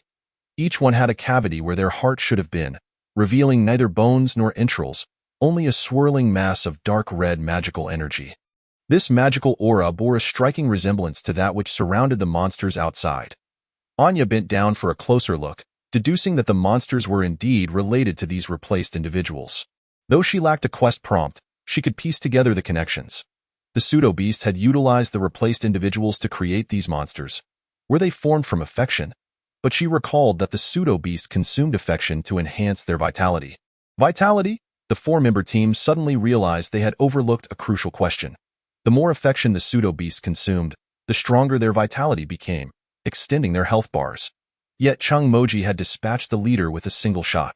Recalling the health bars of other pseudo-beasts, they seemed no different from ordinary humans. Where had the consumed affection gone? They stared at the hollow chests of the replaced individuals, sensing they had stumbled upon an answer. However, whether this answer was correct remained to be verified. But how could they verify it? Just as they pondered this dilemma, fortune smiled upon them. A manual had fallen from the sky. Chun Ranju exclaimed. Brandishing a small booklet, it must be said that her treasure-hunting skills were exceptional. After a mere minute of rummaging through the workbench, she had discovered this gem. The cover of the booklet clearly read, Monster Creation Manual, inscribed in human script, as if to ensure they could understand it. How considerate. Thank you. Chun Ranju opened the first page, where a preface was presented with a solemn tone. In summary, it explained that the heart cavity of the replaced individuals served as a vessel. Once filled with affection and manipulated correctly, it would yield formidable monsters. This aligned closely with their earlier suspicions. Are there steps written down? We need to simulate the monster creation process, Fang Qingyan suggested. Leaning in to examine the manual. Why simulate? Anya inquired, puzzled. Because an inner voice tells us that we must conduct an experiment to truly grasp the means to combat the monsters, Chung Moji casually remarked. Then turned his gaze to Chun Ranju. What are the operational steps? Read them out. Operational steps, let me see. The second page contains them. Chun Ranju read aloud from the manual. Step 1. Extract affection and fill the cavity. This is simple. Just place a Kinder Surprise. Step 2. Control the magical threshold to blah blah, then purify blah blah the array blah blah. What nonsense? Chung Moji retorted. If you can't articulate, perhaps you should donate your mouth to someone in need. He smiled. What is this blah blah? I merely skipped the words I didn't understand. Chun Ranju protested, flipping the book to show Chung Moji. Why don't you read it? Are you even a university student? How can there be so many words you don't comprehend? Chung Moji mocked, scanning the manual. The next moment, silence enveloped the room. Chun Ranju had skipped over an entire section of bizarre words. As they continued to examine the remaining steps, only a few comprehensible words emerged. The intricate, convoluted symbols stood in stark contrast to the straightforward text of the first step. It felt as if the previous step was a simple equation of 112, while the next transformed into ZF, X, XYZ, where F possesses second-order continuous partial derivatives. ZXY. How are we supposed to conduct an experiment with this? It seems you're intentionally making it difficult for me. Fat tiger. These terms appear to be specialized jargon. Gina, who had leaned in closer, found the script increasingly familiar. Sister Peggy, I recall that the characters in those books in your cabinet look just like this. Let me see. Peggy approached, eager to examine the manual. Here you go. Esteemed one. Chun Ranju respectfully handed over the booklet. These characters are ancient terminology. Peggy flipped through several pages, confirming her understanding before immersing herself in her studies. This lady is undoubtedly the bar owner, isn't she? Chung Moji remarked with a polite smile. How infuriating. This bee is putting on quite the show. Sister Peggy is truly remarkable, Gina informed the group. She was once a prominent figure at the Capital Academy. The Capital Academy is equivalent to Tsinghua or Peking University in China. The four friends were suddenly filled with reverence and reminisced about their glorious past. Tsinghua and Peking University, what a pity. I was just 100 points short of being able to attend. Then you weren't cut out for it. Whether you were short on points is secondary. I simply dislike the climate there. Which is why I didn't go. As for the climate, I have no objections. Primarily, the food in Tsinghua and Peking University doesn't suit my palate. Huh? Is that so? Back then, I chose not to attend because I saw you all didn't go. The elementary schoolers chattered excitedly, boasting amongst themselves. Meanwhile, the true high achiever had silently completed her research. I believe I have a general understanding of the principles. Peggy, seemingly producing a pen from thin air, began to sketch and annotate within her notebook. In simpler terms, the task at hand involved establishing a foundation and subsequently activating love with a touch of magic. This magic must be gentle and non-aggressive, lest it shatter the essence of love. Aside from the manipulation of magical forces and the implementation of this one-time magic array, all other procedural steps had already been completed. Peggy tapped the tip of her pen against the notebook. This array is not particularly difficult. I can attempt to set it up. However, for the task of simulating the process and manipulating the magic, it would be more appropriate for Ranju to handle it. She twirled the pen's tip, directing it towards Chun Ranju. The priestess possessed the most gentle magic, imbued with healing powers, making her the optimal candidate among those present. Huh? Me? All right. Once Peggy had arranged the formation, classmate Xiao Chun took over the subsequent experimental operations. Who should I select as the test subject? Chen Ranju glanced around, feeling uncertain about her choice. Let's resort to the old method, she decided, closing her eyes and raising her arm. Whoever the little rooster points to, I shall choose. Upon opening her eyes, she found her finger pointing directly at a round-faced girl. I apologize, but I must borrow your body. Chen Ranju stepped forward, softly offering her apologies, then clasped her hands in front of her and bowed her head in solemnity. After a brief moment, she bent down and carefully placed a Kinder egg into the chest cavity of the substitute. Channeling her magic, as she lifted her hand, a soft white light coalesced into a sphere, which she deftly pushed into the cavity. Almost instantaneously upon contact with the Kinder egg, a transformation occurred at the site. Wisps of black tendrils erupted forth, greedily consuming the white light while entwining and twisting until they coalesced into a gray-brown creature. A humanoid monster has emerged. Chapter 53. Learning new ideals as Chen Ranju felt her white light being devoured. A prickling sensation began to emerge in her head. In an instant, she found herself in a bizarre realm. Beneath a murky sky, strange shadows crawled from the ground, standing, twisting, and swaying. For a clear depiction of their appearance, one might refer to Edvard Munch's famous painting The Scream. Love, we crave love, she heard the shadows murmur. Come forth, Chen Ranju. Offer us your love. The whispers of the shadows filled her mind, a cacophony of fragmented voices. Come, step closer. Go, walk over there. Chen Ranju, her eyes vacant, began to move step by step toward the embrace of the shadows. Chen Ranju, wake up. You haven't completed your weekly youth study. Suddenly, a voice pierced through her daze with startling clarity. What? Chen Ranju jolted back, retreating several steps. In the blink of an eye, the scene before her shifted. The dark, contorted shadows suddenly stood upright, each adorned with red scarves and party badges, clutching small dolls in their hands. Study new ideals, strive to be a new youth. Welcome to this week's youth study. The voice had transformed into a resonant declaration. As the shadows spoke, their dolls began to stir. A torrent of black mist erupted from them.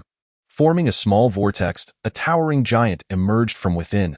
Upon closer inspection, this giant bore a striking resemblance to someone familiar. Quick, submit your youth study. The giant bellowed, swaying as it charged toward Chen Ranju. Without a moment's hesitation, she turned and fled. She ran, she chased, she felt trapped. Stop chasing me. I'll submit it. I'll do it right now. As she dashed away, an enormous screenshot page appeared before her. She sprinted through it. The space shattered. Her consciousness coalesced. Chen Ranju staggered, nearly collapsing to the ground, but was caught by someone nearby. Are you all right? You seem to be trapped in an illusion just now. I apologize. I wasn't aware that the residual power of the pseudo-beasts would create illusions when clashing with humans. Pagey, probing Chen Ranju's body with her magic, found no residual illusionary force and sighed in relief. I'm fine. Chen Ranju waved her hand. What about the monster? It should have materialized by now, right? Yes, I've contained it in a cage. Fang Qingyan gestured toward the silent creature in the cage beside them. Her cage, imbued with light attributes, seemed capable of suppressing the monster. Did you see anything in the illusion? Chung Moji was particularly curious about this. I saw many shadows. They seemed to want to lure me into their midst. Chen Ranju recounted the scene vaguely, and then our class's league secretary inexplicably appeared, demanding that I submit my youth study. I ran, and eventually made my escape. Quick, express your gratitude to the league secretary. Everyone turned their gaze toward the one who had spoken. Chung Moji clarified that she had merely called out casually, unaware that the league secretary would manifest in the illusion. So, did I submit my youth study before coming here? Chen Ranju suddenly felt an overwhelming desire to complete it. The league secretary in another world must be very pleased, right? Sister, where would the youth study come from during summer vacation? Fang Qingyan playfully tapped Chen Ranju's cheek. Wake up. What are your thoughts on the illusion you entered? Huh. What thoughts? Chen Ranju tilted her head. The shadows were indeed frightening, but the angry league secretary was even more intimidating. What I mean is, do you think there is a method to deal with the monster based on what you experienced? To touch their hearts with love. Those shadows were incessantly pleading for her love. Wasn't that a hint? If it's about love, that's quite simple. Suddenly, Su Songyuan proposed a bold idea. He produced a Kinder egg and fed it to the pea shooter. which had been languishing since their arrival underground. May the good be granted peace. The pea shooter revived, spewing righteous bullets. The monster in the cage was struck, losing a significant portion of its health. However, Siri did not indicate that the task was complete. You're getting closer to the answer. Your thought process is correct, it advised. Chen Ranju, think carefully about whether there were any details in the illusion you overlooked. Chung Moji shook Chen Ranju's shoulders in an attempt to jog her memory. And indeed, something surfaced. Chen Ranju suddenly recalled one of the shadow's words, true love. Stop shaking me. Let go. I remember now. Is it that we need true love? What do you mean by true love? Isn't the love within the Kinder Egg genuine? Fang Qingyin mused over the small Kinder Egg. This is a product of the system's synthesis. It doesn't count as true love. Siri provided an answer. I'm a bit curious about how you synthesized it. Mind your own business. Continue with your tasks, it retorted, jokingly implying that it could never reveal that the love essence was concocted while it watched sappy romance dramas. It had extracted a car that caused the protagonist to suffer amnesia. A token given to the male lead by the female lead during their childhood, some sweet nothings, and a sprinkle of flirtation. Finally, it mixed them all together in voile. How do we find true love? How do we extract it? Since Siri supplied a subpar product, the group had no choice but to seek alternative methods. Extracting it shouldn't be difficult. Fang Qingyin opened the omnipotent game shop. We have a love essence extractor. To be honest, this was something none of them had seen before. They were unsure if it was a last-minute addition by Siri, so now, we just need to find true love. Right? Chen Ranju's gaze swept from left to right across her three companions. Dio, you love me? A deathly silence ensued. Why aren't you speaking? I thought silence was the best response, Su Songyun shrugged. If you insist on us voicing it, then the answer is no. Chen Ranju fumed. We've played together for so long. What does that count for?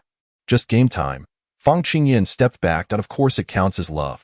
Chung Moji, unusually, offered a kind word. They all turned to him with incredulous looks. In the next moment, his true nature was revealed. Why mother said to give more care to the foolish. I initially played with you because you were silly. So should I thank you for that? Chen Ranju kicked at him. You're welcome. Chung Moji dodged with finesse. The quarrel began. Dare to deduct points? The quarrel ended. Chapter 54. Communication is the process of transmitting and reflecting thoughts and emotions between people. The situation is as follows. You have witnessed it. We cannot rely on this aspect at all. Chung Moji, having distanced herself from the dispute, stood before the trio of local girls, determined to direct the goal of extracting true love toward them. Why don't you two give it a try? You sisters can step up. Paige stepped aside. Huh? That won't work, Gina interjected, taking a step forward to pull Paige back. I don't think my sister likes me. This was a sentiment she hesitated to voice. Stop being coy. How will you know if you don't try? Chung Moji appeared to have discerned Gina's inner thoughts, not granting her the opportunity to refuse. He promptly produced the love extraction device and aimed it at the two sisters. The love extraction device. Capable of extracting affection for the use of two or more targets, the extraction can only be successful if the subjects harbor mutual affection. Note, the same target can only be extracted once. Aside from the parties involved, anyone with functioning eyesight could perceive that the two sisters genuinely cared for one another, yet stubbornly remained silent. Continuing in this manner would only lead to a funeral pyre for either the elder sister or the younger one. To alleviate the burden of such a fate, Chung Moji resolutely intervened, enabling them to recognize their feelings for each other. The love extraction device resembled a fire extinguisher and operated in a remarkably similar fashion. Once the two individuals were locked in, the process was executed seamlessly with a firm grip. This proficiency was largely attributed to prior fire safety training. However, unlike a fire extinguisher which sprays, this device functions by ethereal red smoke emanated from between the sisters, drawn into the love extraction device. Beside it was a display gauge, with the numbers gradually rising from 0 to 2, then 5, 8. You two are rather affectionate, aren't you? Chen Ranju observed the display, then glanced at the somewhat awkward sisters. Blood relations are indeed reliable, Fang Qingyin nodded. Meanwhile, Peggy wore a bemused expression. I told you the only reliable one in your family is your sister, yet you refuse to believe me, insisting on not disturbing her. Affection is reciprocal. Can't you see your sister cares for you as well? Gina lowered her head, while Anya turned her face away. Unbelievable. Anya, Peggy suddenly called out. Do you know why the potion you purchased was so cheap? Anya paused, shaking her head. Because that shop sources its supplies from your sister, who specifically instructed the owner to offer you a discount. She even mentioned that whatever potion you desire, even if not in stock, she would ensure it is quickly produced for you. Upon hearing this, Anya's gaze involuntarily fell upon her sister. Gina nearly buried her head in the ground. It's worth noting that potions are considered high-end products. Not only expensive but often hard to come by. Sometimes, even wealth cannot secure a purchase. Yet, every time Anya visited the shop to procure potions, she consistently obtained her desired items at a fraction of the cost. She had always believed this privilege stemmed from her title as the Count's daughter, foolish child. This shop has been established for over a century. The Count's household holds no such sway. Ultimately, it is merely a manifestation of your sister's love. Thank you, sister. Anya was the first to speak. I had no idea you were still practicing alchemy. Alchemy is a labor-intensive endeavor, and I can only imagine the hardships you have endured. Why did you not inform us you had not given up? Why keep it from me? I feel utterly useless. Anya voiced the questions she had long harbored. Many people disapprove of my alchemy, and our parents would also be displeased, Gina replied softly. Why would they be upset about such a remarkable skill? You are their daughter. They should be proud. Indeed, parents should take pride in their daughters. Why would they be angry? Gina did not wish to reveal the reasons to Anya, fearing it would portray her as overly sentimental. Once more, she opted for silence. Why remain silent? Is it so difficult to articulate the reasons? A bystander interjected sharply. Speak, Gina. Peggy's gaze was commanding. If you do not elucidate today, you shall not leave. After a moment of hesitation, Gina finally divulged the events of that year, albeit haltingly. What do you mean by stealing the limelight? Why would you believe such words? Anya's voice rose several octaves. If I were afraid of overshadowing you, why would I have gone to such lengths to help you reorganize your laboratory? What do you mean by reconstituting the laboratory? This time, it was Gina who appeared bewildered. Wasn't your laboratory destroyed back then? I sought to help you find new materials and equipment, but when I attempted to inform you, I happened upon you discussing matters with father and mother in the study. Then I heard you say you would never practice alchemy again. Anya's tone carried a hint of grievance. So, you never told Gina about the laboratory's reconstruction, did you? Peggy remarked, her head spinning. No. Anya shook her head, but I did hint at it. What hints? Gina pondered. I have no recollection. A little-known fact. The hints you offer may not always be received by the other party. Why not just say it directly? Chung Moji could no longer contain himself. It's so difficult to say I helped you reorganize the laboratory. You can practice alchemy again in those few words? Truly, I wish a time machine could be invented.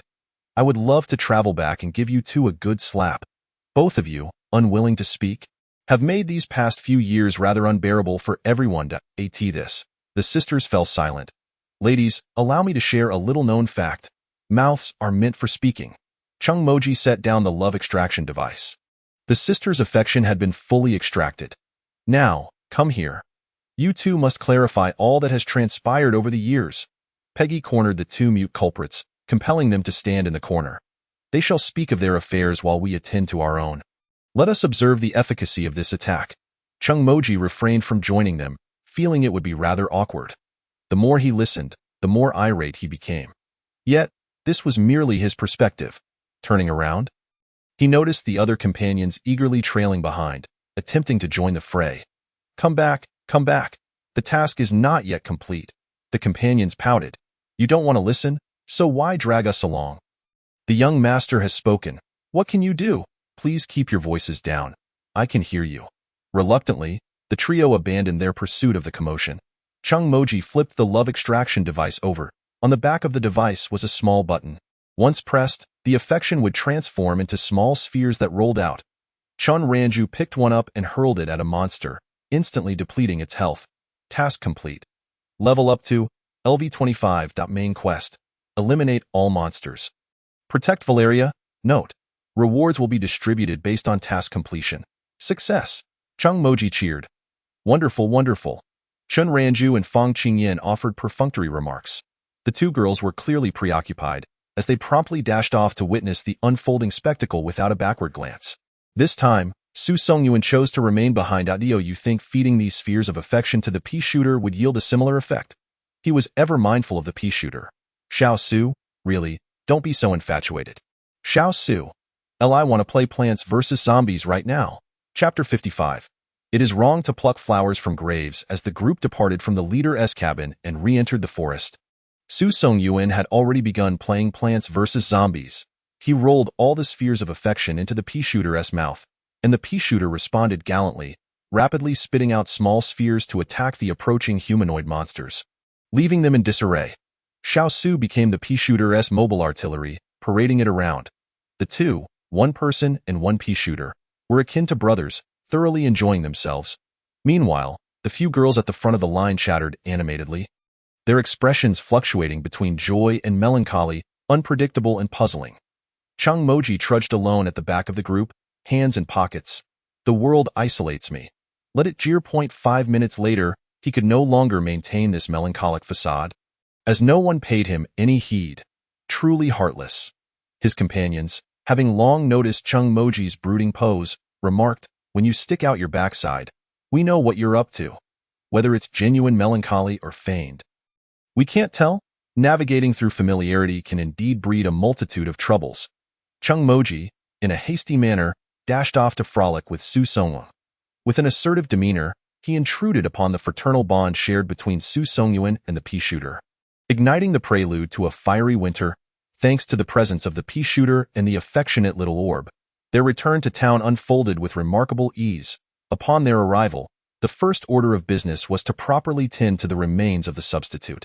The corpse, devoid of life, was carefully stowed away in their spatial backpack by the quartet.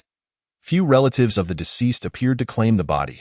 Most had rushed to the office to accuse the Count's residence of negligence, demanding compensation for the incursion of the beasts.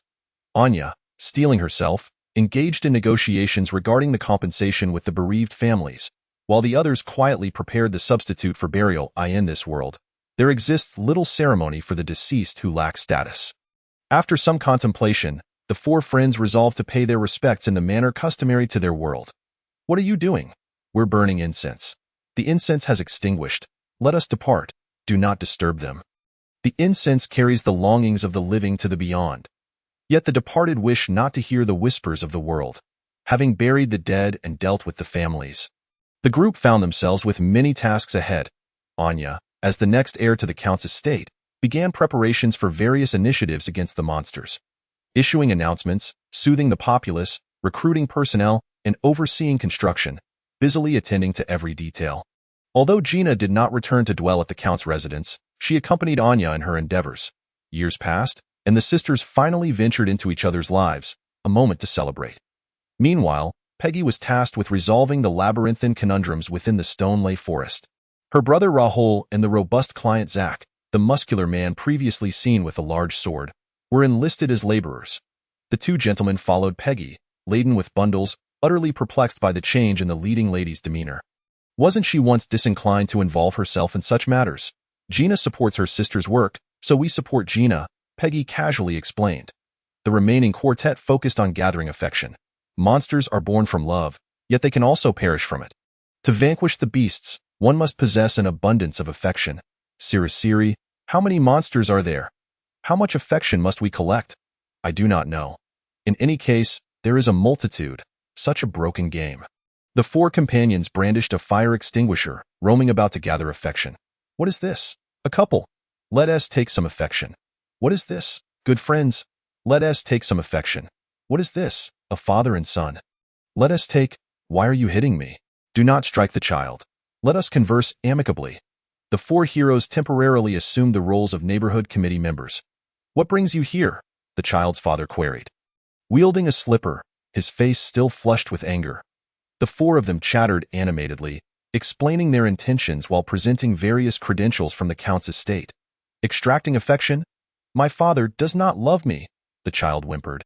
Utterly aggrieved, "I like Hua. I can't even take Hua back to decorate my bed." Upon hearing this, the father struck again with his slipper. "Why choose such flowers? You took paper flowers from a funeral. You even plucked them from a wreath." One could only imagine the father's dismay upon returning home to find his child lying amidst a pile of paper flowers. "Please, continue. We shall gather affection without causing any disturbance. Feel free to strike. Without pain, one learns nothing." The child wailed, While they continued to gather affection, a peculiar sensation emerged, as if the louder the cries, the more affection they amassed, be why the time they departed. The child's gaze was filled with venomous resentment, as if accusing them of being heartless and indifferent. How dare you glare at them? Do you even realize your wrongdoing? The father was further incensed. Striking harder. Let us hope there are no lasting effects. Amen. The quartet continued their stroll through the streets. As they gathered affection, patterns began to emerge. Different types of affection produced various colors of smoke: red for familial love, pink for romantic love, and blue for friendship. If there was no affection present, nothing would materialize. May I give it a try? Just as Anya and Gina returned from their outing, they encountered the four companions. Upon realizing her sister's feelings, Anya felt a glimmer of hope. Perhaps their parents loved them too. Perhaps they were merely unskilled in expressing it. Upon hearing Gina's thoughts, the four friends exchanged glances. Oh? My dear sister, let us not discuss your father for now. Merely observe your mother. Can she truly be deemed as lacking in expression? If she is, then the entire world must be mute. Unlike others who learn from their mistakes. You seem intent on repeatedly crashing into the same wall. This is the last time. Truly the final time. If you do not awaken to reality, we shall have to intervene. The four companions, brandishing affection extractors, approached Gina and Anya with determination. As they stepped inside, the Countess greeted Gina with a sardonic tone. Ah, is that not our esteemed young lady? Have you deigned to return? What is it? Could it be that you are struggling outside? Upon seeing Gina re-enter the house, the Countess felt a sense of satisfaction, relishing her control over the situation. My sister is merely back temporarily, mother. Might you refrain from being so confrontational? Anya positioned herself protectively in front of Gina. No matter how many times it had been addressed, the outcome remained unchanged. Why did their mother harbor such animosity towards her sister? Anya was equally curious. I am simply concerned for her, the Countess scoffed, yet did not pursue her sarcasm further. She wished to avoid appearing overly harsh before her own daughter. Moreover, there were countless ways to undermine Gina. If one approach failed, she could easily resort to another. Shifting her gaze to the quartet of heroes behind her, she scrutinized them. I recall these individuals were once Gina's servants. How have they suddenly transformed into heroes?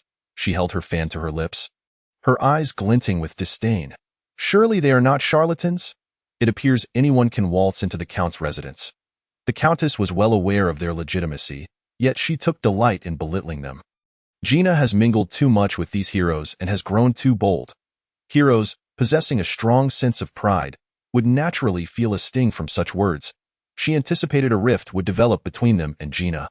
However, this tactic was far too juvenile and lacked any real bite, failing to evoke even a fraction of the disdain she had when chastising Gina. Hero 1. Meow. Hero 2. Woof. Hero 3 and 4. Having exhausted the animal sounds, emitted a pig-like grunt. Humph. Regardless of whether you liken us to cats or dogs, we would accept it. Hurtful words only resonate with those who care. The Countess's face turned a shade of green. Sister, I have previously explained the matter of the servants to you. They are also heroes participating in this endeavor. Anya was unwilling to grant the Countess any further opportunity to speak frivolously.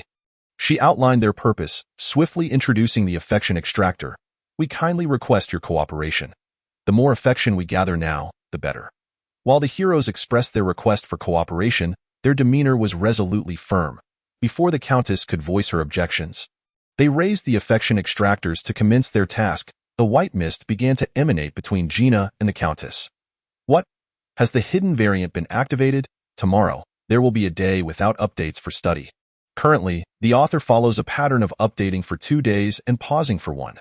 This may vary, however, as there are many uncertainties. Your understanding is greatly appreciated. A bow. Chapter 56. Those who disrupt the atmosphere are villains. What does the white mist signify? Siri responded. Love that has expired. Love is a remedy. Yet, expired love is akin to poison. Beware, for the smoke conceals its malice. What nonsense is this? Expired love is not a good thing. Thus the smoke produced is hardly amusing. We must retreat. The white mist was not only acrid but also stung the eyes. What is this smoke? What are you doing? The Countess rubbed her eyes while attempting to disperse the mist.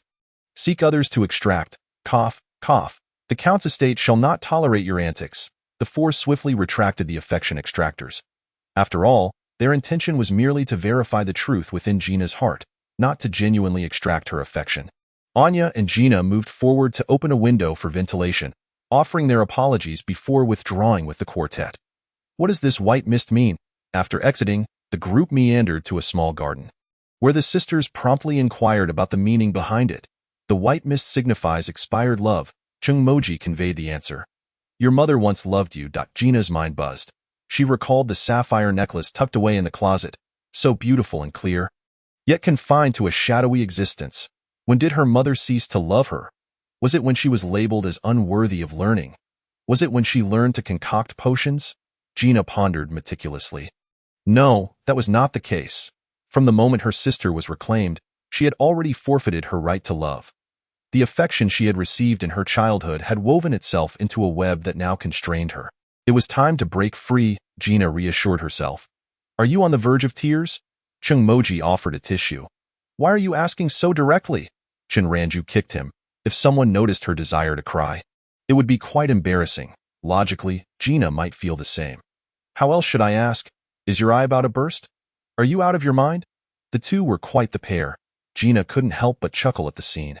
She no longer felt inclined to see or why Theo label her feelings as sorrowful would be an exaggeration. After all, the answer had been anticipated. It was merely a sense of helplessness that lingered. I have no family left, she thought. Sister, a familiar voice interrupted her reverie. It's all right, she heard her sister say. She perceived the helplessness in her sister's eyes. Gina recalled a time in her childhood when their mother had threatened to cast her out. Her sister had displayed a similar look of panic then. She couldn't remember what transgression she had committed. Perhaps there was none. Their mother simply wished to chastise her. Little Anya had been pulled aside by their mother, watching as her sister was shoved and scolded. Get out! Their mother had summoned a servant, commanding him to throw Gina out. Anya had reached out, desperate to grasp her sister's hand, yet she couldn't bridge the distance between them. The gap was not vast. One was held back by their mother, while the other was restrained by the servant's grip. That night, Gina had slept outside the Count's mansion, while Anya had sat in a room within. Now, Anya had matured. Her strength was sufficient to break free from their mother's constraints. Thus, this time, Anya clasped her sister's hand tightly. Mother doesn't love you. I will love you. What a beautiful display of sisterly affection. Wow. I will love you. Unfortunately, a scoundrel disrupted the atmosphere. Chapter 57. Those with poor tolerance for alcohol are not permitted to drink. The returning proprietress, Peggy, scrutinized the newcomer, Anya, with keen interest.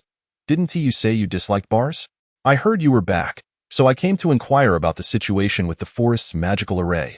Anya responded calmly. In truth, she had merely felt that her sister needed her company, so she came along, having completed her work for the day. Yet, she chose not to divulge this. Previously, declarations of affection had slipped from her lips in a moment of urgency, and once the emotions subsided, she had fallen silent. The quartet had been teasing all the way, while she remained quietly observant. Bad person? Siri voiced Anya's thoughts. Our bar welcomes you warmly, Peggy said after carefully considering her words. However, please tone down that serious expression. It's South rather out of place here. You look like a government official here to inspect the bar. Huh? Anya attempted to relax her facial muscles, but ended up looking even more peculiar. Pfft. Peggy burst into laughter. All right, I was just teasing. What would you like to drink? Anya turned her gaze to her sister. Gina readily began to introduce the bar's beverages. The quartet beside them could hardly contain their excitement. I want that drink we had last time, Chen Ranju ordered with enthusiasm. That you're not allowed to drink. They all unanimously protested. You can choose between juice or milk. Fang Qingyan kindly offered alternative options. I want a delicious taro milk tea that makes you stomp your feet. If you make things difficult for me, I'll make things difficult for you, she declared before opting for milk. Chung Moji didn't even give her a chance to be troublesome. All right, 1 cup of milk coming right up. Peggy immediately turned to instruct Rahul. Understood. Rahul promptly complied. Chun Ranju, forced to drink milk with no room for dissent. This is absurd. Ultimately, in this gathering of adults, only young Chun was sipping on a miner's beverage. Little Chin, please reflect on yourself, thank you. Ignoring Chan Ranju's forlorn gaze, The group launched into a spirited discussion about the forest's magical array. I Haven T completely unraveled the magical array in the forest. I deliberately left one step undone. Why leave it? Are we saving it for the new year? Chen Ranju continued to lament. Shut up and drink your milk. Fang Qingyin pressed Chen Ranju's head into the cup, then turned to Peggy. Please continue. Because now is not the time to solve the magical array, Peggy explained. This array is designed to trap monsters. In other words, once it is unraveled, countless monsters will surge forth from the forest, significantly increasing the risk to ordinary people. Then what about fighting monsters in the forest? Chung Moji pondered, doubting its feasibility. The vastness of the forest and the scattered distribution of monsters would make total extermination quite the challenge. I have a suggestion. Su Songyuan raised his hand. We could let Chung Moji wander around the forest. Who knows, maybe even the cockroaches in the entire forest would come out to chase him. We just need to deal with all the monsters that come after him. That seems inappropriate. A kind local voiced his concerns. Wow, what a splendid suggestion. Chung Moji began mockingly. But first, I can't jump that high. Secondly, you can take your mother for a stroll. He bared his teeth at Su Songyun, unleashing a tirade. Apologies, I overlooked that. Su Songyun mused. I forgot this fellow might bite. Letting him roam the woods poses a danger. We could tie him up. Since the proposed suggestion fails to resolve the issue, solving the problem of stupidity is also acceptable. There's a small test in the coming days. We might need to pause. By the way, I revised the first chapter. This side quest is also coming to a close. Need to contemplate the conclusion. Chapter 58. Please do not casually remove your appendix. Upon reflection, it seemed feasible to utilize Little Chung, if his mocking trait could be amplified. The mocking trait you mentioned could be classified as a type of magical power, right? It can be amplified, but you would need to extract your magical core. Peggy dismissed the proposal, stating that once the core was removed, one would be rendered incapacitated. Huh. What magical core? The four outsiders looked bewildered. You don't know? Even ordinary folks are aware of this. Peggy gazed at them as if they were primitive beings. The four primitive individuals shook their heads. Nearby, kind Anya offered an explanation. This core is essentially an energy source. All the magic you use comes from it. But where is this core? You should concentrate on the area within your body where the magic is strongest, Peggy instructed. It's located in your chest cavity. The four strained to sense it, can't feel anything. They held their breath and focused. Got it. I need to use the restroom. Chung Moji was the first to make his escape. Me too. The other three quickly followed suit. The four formed a line, each heading to the restroom. Upon exiting, they stealthily huddled in a corner. Why don't we have a magical core? Chung Moji repeated his attempts to sense it, finding nothing. Is it because we are players? I feel like we do have one, but our core isn't located in the chest cavity. Chen Ranju spoke mysteriously. I've heard a theory that the appendix is akin to a spiritual root in the cultivation world. By that logic, your appendix here would be equivalent to your magical core. You all Haven T had your appendixes removed, have you? The group fell into an eerie silence. You, a medical student, dare to speak such heretical words? Fang Qingyin paused for a moment before responding. One could only imagine the sharp, piercing sounds that would erupt from Little Chen's instructor upon hearing such absurdity. You actually believe the appendix is a spiritual root? I do. Little Chen saw no issue with his belief. This isn't the original world. The scientific world thrives on science, while the magical world enjoys a magical life. Appendixes can be used for arrays, granting boundless magical power. Actually, I believe it too. Little Chung raised his hand. Glancing at Little Su, he also nodded solemnly. All right, fine. I have no objections, as long as you can extract it. The majority rules, as is customary. Yet, there will always be a rational minority unwilling to submit to the bizarre majority. I have objections. Please, can we not be so extreme? We might get reported. Siri was on the verge of kneeling before them. The appendix is useless. Trust me, believe in science, all right? If it's not the appendix, then tell us where the magical core is. You all lack a magical cord. I don't believe it. Let's just remove the appendix. Practice is the only standard for testing truth. Perhaps it is the magical cord. Do you know how to perform an appendectomy? I may not be an expert, but I possess a modest understanding of anatomy. Are you prepared, dear Xiaoqing? Absolutely. I am willing to offer my appendix for the tranquility of Valeria. The resolute gazes of one or two individuals seem intent on joining the party. Wait. Although you lack a magical core, Your powers are all derived from me. Is that true? So the magical core resides here, albeit externally. Siri, could you step forward? What are you planning? Sensing danger, Siri retreated into the confines of the phone, clutching itself tightly. We wish to test whether the sacrificial game system is viable. Sacrifice, you say? If I perish, you would also meet your demise. As long as I sit at the core of the formation, I can harness what you call the magical core's power. Without any talk of sacrifice. Then, we kindly request your assistance, Lady Siri. Very well, but on what grounds? Are you the ones playing the game, or am I? Siri attempted to negotiate terms, yet the players staunchly refused. Xiaoqing, yes, sacrifice. All right, just don't pressure me. I agree to your request. Siri begrudgingly consented, aware that these four heroes would find a solution, though it was not what it had anticipated. Did it truly have so many lines in the script of saving the world? Irrelevant. Can't we add some drama? The four players joyfully returned to the bar, sharing news of a benevolent soul willing to assist. This resolved the issue of monster aggregation, allowing the meeting to proceed. Everyone then engaged in a lively discussion of plans. 2 days later, the strategy for the monster extermination operation was officially formulated. The initial step involved the formation setup. The forest was vast, necessitating a grand scale of array formations. Numerous in quantity, various formations overlapped, designed not only to attract monsters, but also to prevent their escape from the forest. It was impossible for Peiji to handle all the formations alone, prompting Anya to enlist other array masters under the banner of the Count's estate. The four-member team was also eager to attempt drawing formations. Crafting these arrays required considerable talent, demanding a high degree of control over magical energy. Failure could lead to loss of health instead of mana.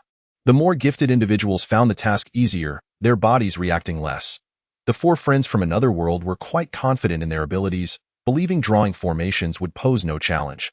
They resolutely set forth with their magical energy to make the first stroke, only to result in one spitting blood and two fainting. Another barely managed to sketch a circle before collapsing, unable to rise again. Checking for breath, they found he was alive, albeit socially dead. The four prodigies were deemed the least talented array masters Peiji had ever encountered. Subsequently being carried out by Anya and the others on stretchers, in truth, Anya and her team were there to safeguard the array artists, preventing monster disturbances. Everything was proceeding smoothly under their meticulous protection. Until four self-appointed fools appeared, adding a dramatic flair to their otherwise flawless mission record. Unaware that they had been noted down, the four fools returned to the city to rest before cheerfully seeking out Gina and Rahul for amusement. Along with obtaining the gigantification potion, these two alchemists were tirelessly crafting potions for restoring magical energy and gigantification, as well as others that might be needed in the subsequent battle. Alchemy does not deplete mana or health. It merely empties your wallet, as the materials required are substantial. If you lack even a couple of coins yet harbor dreams of alchemy, it would be wise to abandon such fantasies and flee. The materials for alchemy include not only herbs but also the limbs and innards of magical beasts. The companions rummaged through their previously acquired random item boxes for herbs and beast parts, hoping to exchange them for some gold coins. However, the total count of materials barely exceeded 30, far from sufficient. Chan Ranju unearthed a backpack full of magical beast corpses, all collected during the previous beast tide. Bosch Chen waved his hand grandly. Come, choose as you like, the price is negotiable. Ultimately, the two alchemists purchased this batch at 30% below market value. Why such a discount? Because the corpses were unprocessed. Young Chen fully grasped the concept that raw materials could significantly enhance a product's added value upon processing. Enlightened by this newfound knowledge, Young Chen left with his companions, clutching the gigantification potion. Upon returning to the forest, they each took a dose, swiftly finding themselves atop the toilet of the leader's cabin. Convenient and efficient. The four sauntered out of the cabin, turning back to gaze at the unauthorized structure that had not obtained a construction permit. What a splendid dwelling it was, clearly crafted with considerable effort. Now it had been confiscated. Yes, quite shameless. But what of it? The faux beast leader could not emerge and throw the property deed in their faces. The four began their diligent work, or rather, engaged in infrastructure development. This area would become their final battleground. They needed to construct it properly, a pea shooter here, a potato mine there. Inside, they would install a golden toilet, while outside, a defensive barrier would be erected. This time, they were set to play an exhilarating and intense tower defense game, Chapter 59. Xiaoxiu's favorite episode. The plan for the monster extermination operation was originally devised by Xiaoxiu. Typically a reticent child, he spoke passionately and eloquently during the war council. I believe we should adopt a strategy of luring the enemy into our territory. By removing the existing maze, we can utilize a new formation to draw the monsters into our control area, specifically near the leader's cabin. This way, we can concentrate our forces to effectively strike at the monsters within a relatively enclosed and defensible space. Furthermore, we can leverage the plants. I am confident that by coordinating with these plants, we can not only minimize casualties but also significantly weaken the monsters, laying a solid foundation for our ultimate victory. Well said. Clearly, your military theory classes were not in vain. But that's not all. To gain everyone's support, our commanding officer Xiaoxiu even created a combat simulation diagram based on Plants vs. Zombies and the conditions around the leader's cabin. He truly went to great lengths to play Plants vs. Zombies. After much deliberation, everyone ultimately settled on this version of the plan. It was a relatively safe option, albeit with substantial preparatory work required. What? You're asking for Earl Buck's opinion? That old fellow is still lounging inside, sipping tea, unconcerned about these matters. After the faux beast incident, he has been considerably more relaxed. The directive from above is to guard against magical beasts, not monsters. Besides, isn't there a group of people eager to handle this? Why worry so much? Thus, old Deng decided to leave the matter entirely in Anya's hands. Upon learning of this, the four-member team continually urged Anya to seize power and usurp authority. Anya replied, "Thank goodness this isn't a royal matter. Otherwise, it would surely be labeled as treason." How is the construction at the leader's cabin progressing? She chose to change the subject. Approximately a week had passed, and the various teams were nearing completion of their tasks. Almost there, almost there. We welcome the leadership's inspection. As they spoke, the four-member group eagerly draped a coat over Anya, a yellow one. It's getting cold. You should wear more. Why didn't you bring me a coat? Paige leaned against a tree, chuckling lightly, though her tone conveyed a hint of fatigue. She had been the most burdened over the past few days, participating in numerous formations, repeatedly experiencing the cycle of magical exhaustion, medication replenishment, and subsequent depletion. At this moment, there was one final formation to create, the teleportation array inside the leader's cabin. Without a coat, would you like some sweet, crispy chocolate balls? Chen Ranju presented a surprise egg. This surprise egg would merely be an ordinary snack unless they locked onto a target for its use. Thank you very much. Peggy tore open the packaging, nibbling as she led others towards the chief's cabin. The area surrounding the cabin was lushly adorned with a variety of plants, with nuts closely packed together, effectively shielding the other flora behind them. However, for the convenience of various preparations before the battle, the four had deliberately left a passageway. Peggy strode confidently into the cabin, gathering her focus once more as she immersed herself in the creation of the magic array. This teleportation array was linked to the Hoo-Hoo bar. With the array in place, logistics personnel like Anya and Rahul could concoct potions in the city's laboratory without interruption, sending the completed elixirs through the array, safe and swift.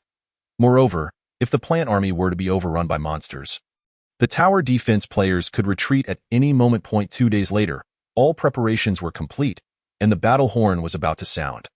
Siri, with a glum expression, sat at the center of the monster summoning array. Raising her paw to channel magical energy, Ina1 inquired about the origins of this plump little bunny, for the question had already been asked before. Chung Moji had claimed her as his own. If she chose not to divulge her origins, so be it. Everyone internally grumbled a bit, yet they refrained from further questioning. After all, who didn't harbor a few secrets? As long as their objectives were achieved. That was what mattered. The magical energy flowed into the summoning array, setting it into motion. Simultaneously, the maze was completely unraveled. The forest stirred restlessly. Soon enough, the first wave of monsters arrived at the chief's cabin. As the creatures drew nearer, the plants began to spring into action. The first line of defense was the potato mines. Oh no, they could no longer be termed potato mines. After being fed love, they had mutated. They could disguise themselves as various exquisite flowers before detonating, luring the monsters closer. Vivid roses, fragrant lilies, elegant jasmines. Each flower possessed its own allure, and once the monsters were enticed, they would all explode.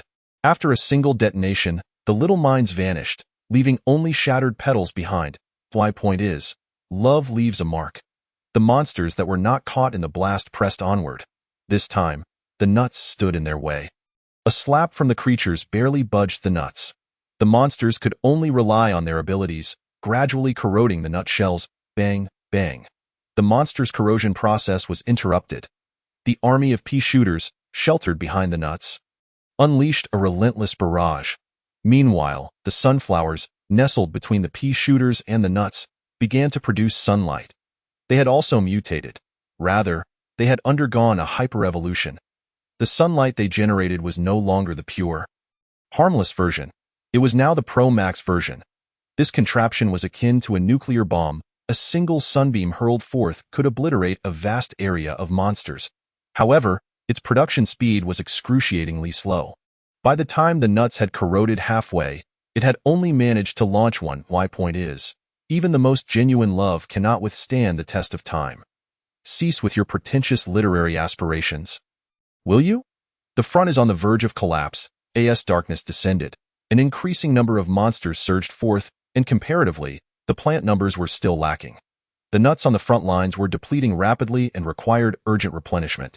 Su Songyuan's sword flight proved useful, darting around to airdrop nuts and mend the defenses. The other three companions were envious. This damned captain flitting about in the sky not only found it amusing but also garnered the admiration of other tower defense players. And what of them? They could only scurry clumsily amidst the plants, frantically feeding them love. If the defenses fell too much and Su Song it couldn't keep up, they would have to risk their lives to plant new nuts at the front lines. No, not their lives, rather, the danger of depleting their wallets. Reviving once cost 50 gold coins. Only the newly constructed golden toilet within the cabin offered them a modicum of comfort. The moment their backs touched the gold was pure bliss. Once the battle concluded, they would undoubtedly pry that golden toilet away. The three companions thought darkly. However, the golden toilet soon ceased to be their focus. As time progressed, the difficulty of this tower defense game escalated.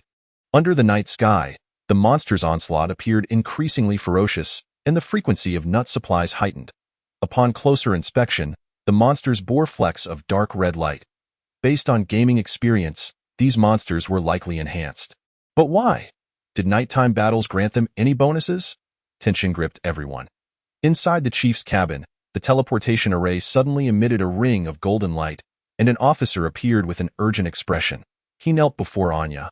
Reporting, emergency situation. Multiple residents in the city have collapsed without warning, cause unknown. Miss Gina is among them. Chapter 60. Maintain order in the hospital. Generally speaking, sunflowers do not produce sunlight at night. But now, you must produce it regardless. The battle is tense, and with new developments in the city, everyone is on edge. Sunflowers do not expect special treatment. When you were planted, no labor laws were signed. Who permitted you to rest at night? Besides, you are not even living off the sun at the moment. You have been fed love, so get back to work. And your production capacity is so low. Are you just sitting idly? Su Songyun found a small shovel from somewhere and threatened each sunflower in turn. Hurry up. If you don't produce sunlight, I'll shovel you away. As is well known, the shovel is the most effective tool for intimidating sunflowers. This holds true in both Plants vs. Zombies and in this other world. The sunflowers began to tremble as if they were software icons about to be uninstalled, desperately trying to produce sunlight. As the sunlight emerged, a nuclear explosion followed, alleviating the previously tense situation significantly. Excellent, keep this up. No formidable monster can contend with diligent workers. With that, the quartet could now divert their attention to assisting in the city. Half an hour earlier, Peggy and Anya had already ventured into the city to assess the situation, leaving the others and other tower defense players to guard the battlefield. Here, take this sacred shovel. They passed the revered shovel to Zack, who had demonstrated exceptional prowess in the tower defense game and was selected as the new leader of their group. Stand by the sunflowers. Any that produce sunlight too slowly, threaten them with this. We need to check the situation in the city, and we'll leave this bunny here. If any urgent matters arise, just inform it. It will notify us. Chung Moji ignored Siri's disgruntled expression, lifting her by the ear and placing her on a chair. After all, as a game system, Siri could communicate with them from anywhere. A circle of golden light arose, and the four departed from the tower defense battlefield. When they opened their eyes again, they found themselves standing in the lobby of the Hoo Hoo Bar. Looking around, They noticed that the establishment was devoid of customers, filled instead with hurried officers. "Excuse me, where are Anya and Gina?" They inquired of one officer. "Lady Anya has rushed to the medical center. And Miss Gina is there as well," the officer indicated. Upon hearing this, the four hurried towards the medical center. The facility was only 3 stories high and relatively small, but at that moment, the lobby was crowded with the families of the unconscious, all clamoring about. The officers struggled to maintain order, but their efforts were largely in vain, occasionally being jostled about. "It's so chaotic here. Where are Anya and the others? Has anyone seen them?" The four stood on tiptoes to peer inside, but not a single familiar face could be seen. "Are you here to find Lady Anya?" One officer recognized them. She checked on the patients and then hurried out again, seemingly for some magic array. A magic array? What kind? They had no time to ponder further when a young priest in medical attire rushed in, cradling an unconscious child. The child's eyes were tightly shut, their complexion pale. And the situation looked dire. Alarmingly, their health was at half, and it was steadily decreasing. The crowd that had previously huddled around the front desk surged forward upon seeing this. "Oh dear, priest. If my child doesn't recover here, will the medical center compensate us? Is it truly free treatment? You aren't in cahoots with the Countess residents to swindle us, are you? Make way, make way. The child is in critical condition." The young priest's face was etched with anxiety and impatience as he held the child securely, one hand attempting to pull out a cross to replenish the child's health, but the crowd was so unruly that he could hardly cast the healing spell. "Maintain order, maintain order." The sheriff and 4 individuals were assisting in controlling the crowd from the periphery. However, these people were utterly uncontrollable, as if driven, and it was not the appropriate time to resort to force. Considering they were all civilians, any injury inflicted could lead to further chaos. The unconscious child continued to bleed profusely, and if this persisted, the child would surely perish. Observing that the young pastor could not break through the encirclement, Chen Ranju promptly produced a crucifix, channeling pure white light into the child, restoring some of the lost blood.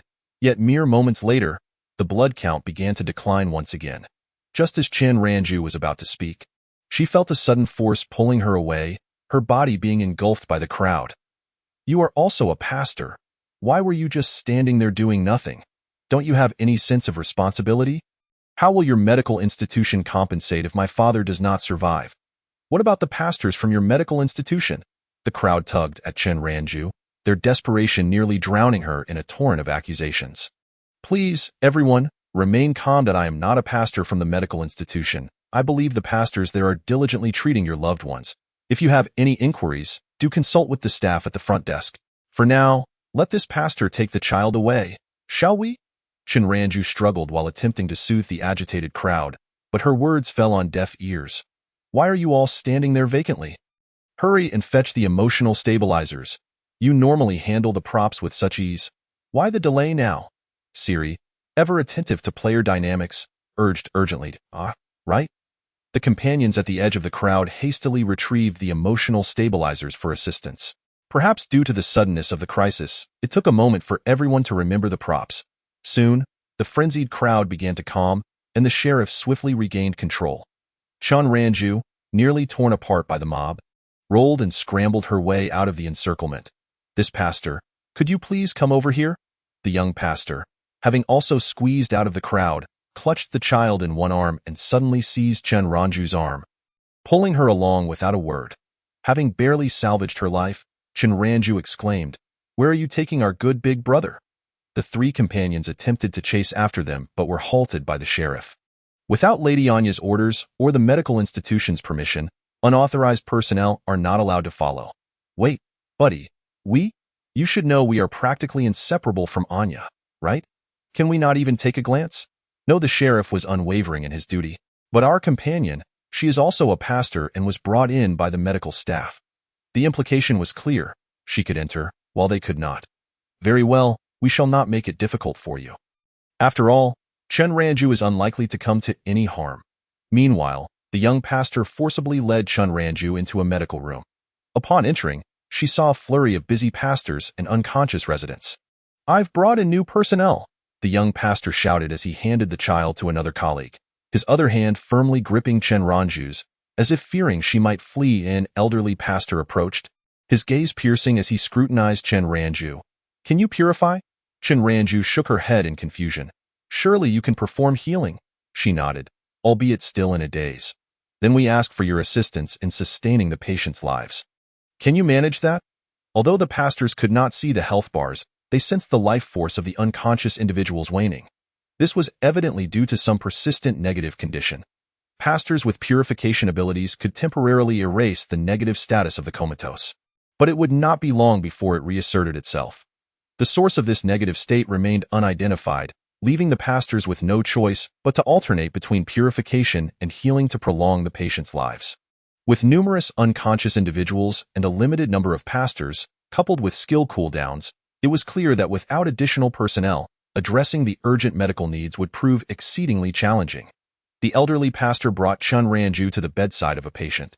"This bed is yours. The pastor will alternate with you." He nudged the young pastor beside Chen Ranju, giving their shoulders a reassuring pat. "All right, understood." Chen Ranju felt a surge of anxiety at his touch.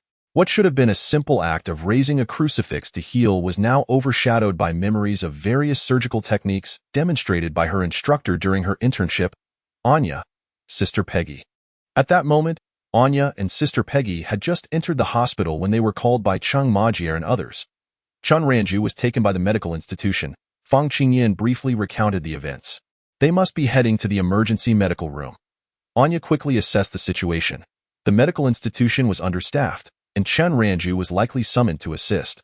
Alongside Sister Peggy, she hurried towards the emergency medical room, this time without any obstruction from the sheriff. "What is the situation in the forest? Our rabbits are keeping watch. There have been no issues for now. However, what is happening in the city? Have you heard? A magical array has been set up without anyone's knowledge, snatching away the consciousness of some individuals." As they spoke, the group stepped into the emergency medical room. The atmosphere inside was grave, with pastors in white robes diligently attending to their tasks. Chen Ranju realized that at some point, she had changed into a similar outfit and was now busy alongside them, her demeanor shifting to one of calm focus. "As my teacher said, donning the white coat means embodying the essence of a medical professional." Chapter 61. Maintaining hygiene is a good habit, but please consider the context. The healing capacity of a pastor is contingent upon their own life force. The higher the life force, the greater the healing potential. Chen, the blood cow, bore the brunt of the medical institution's overwhelming pressure alone. Not only did this individual possess a high life force, but their skill cooldowns were also shorter than those of the average pastor. The elderly pastor patted Chen's shoulder, lamenting the youth's potential. The young pastor beside him gazed at the diagnostic equipment, realizing that his healing output was less than one-third of Chen's, lost in contemplation. "Director." The group looked up. Its Anya, and Sister Peggy, along with 3 unidentified beings. Chen waved, acknowledging them before returning to his focused task of healing. The source of the negative status has been identified. Anya strode confidently to the elderly pastor. "A malignant array has been set up in the city, which is seizing the consciousness of the unconscious individuals and gradually draining their life force. They fell victim to the deceased pseudo-beast leader's scheme. This malignant array was likely established long ago to siphon the power of love, enhancing monsters while ensnaring humans. The malignant array is linked to the maze in the forest. Once the maze is destroyed, this array will activate automatically. Moreover, this malignant array targets specific demographics, particularly those lacking loved. It is perplexing how it identifies such groups. It seems almost absurd. Modern AI lacks this level of intelligence. However, lacking love, it is no wonder.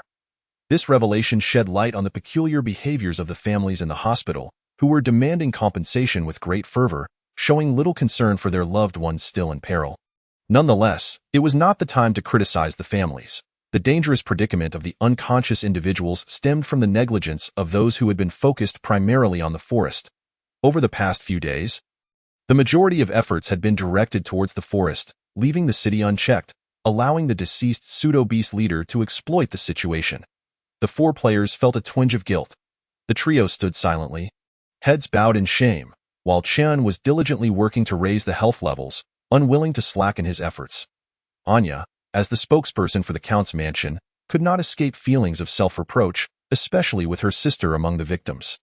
However, given the urgency of the current situation, She had to set aside her emotions and concentrate on resolving the immediate crisis. So it is due to the array. The elderly directors frowned deepened upon hearing Anya's words. When it comes to magical arrays, we are powerless, as no one in the medical institution specializes in that area. You need not worry about that. Peggy placed her hand over her heart. I can resolve this array. However, the immediate issue is that the consciousness of the unconscious individuals is still trapped within the malignant array. Once the array is destroyed, the consciousness will dissipate as well. How do we rescue them? We must have our people voluntarily enter the array with their consciousness to effect the rescue. Who can go? This method is too perilous. Any misstep could lead to their consciousness being ensnared and devoured. We will go, we will go. The three companions eagerly raised their hands, vying for a chance to atone, declaring, our consciousness is not afraid of being devoured. I will not go. Chun Ranju contemplated raising her hand but ultimately decided against it. Recognizing that the medical institution needed her, maintaining the vital signs of the unconscious individuals was crucial. I will go. Anya clenched her fists, driven not only by a sense of responsibility but also for her sister. No, you cannot go. The city still requires your presence. Paige shook her head in disapproval of Anya's self-recommendation, then shifted her gaze to the trio who had volunteered. What about you lot? Do you truly comprehend the peril that accompanies the entry of soul consciousness into the array? Yet you are eager to step forward? Of course, they had no such understanding. The three eager participants were unperturbed, repeatedly asserting their possession of life-preserving measures. Ultimately, after several discussions, the rescue mission was entrusted to the trio. Given that soul consciousness could not wield magical powers, these cunning individuals indeed proved to be the most suitable candidates for the task of rescuing the comatose. Everything is now in your hands.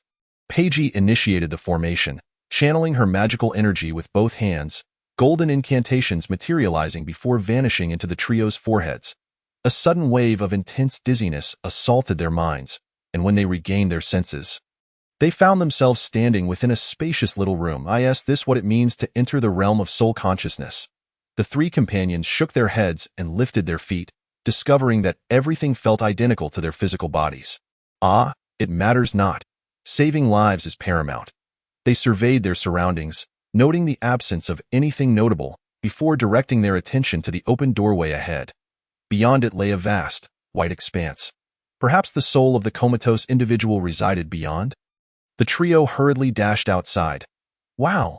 More visitors. A shadowy figure, whose origins were unknown, obstructed their path. It suddenly turned its face towards them, its voice peculiar and eerie. Heh, let me see, you, smack.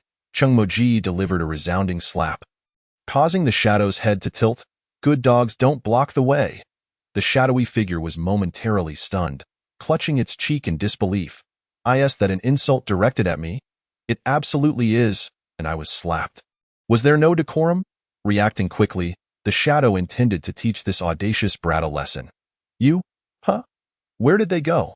Turning around, it found that the audacious child and his companions had already dashed through the door. Wait, hold on, the shadow shouted, but the trio had already entered the white, misty world, and upon glancing back, the small room had vanished, as if it had never existed. Looking around, they found themselves surrounded by exquisitely crafted black bird cages.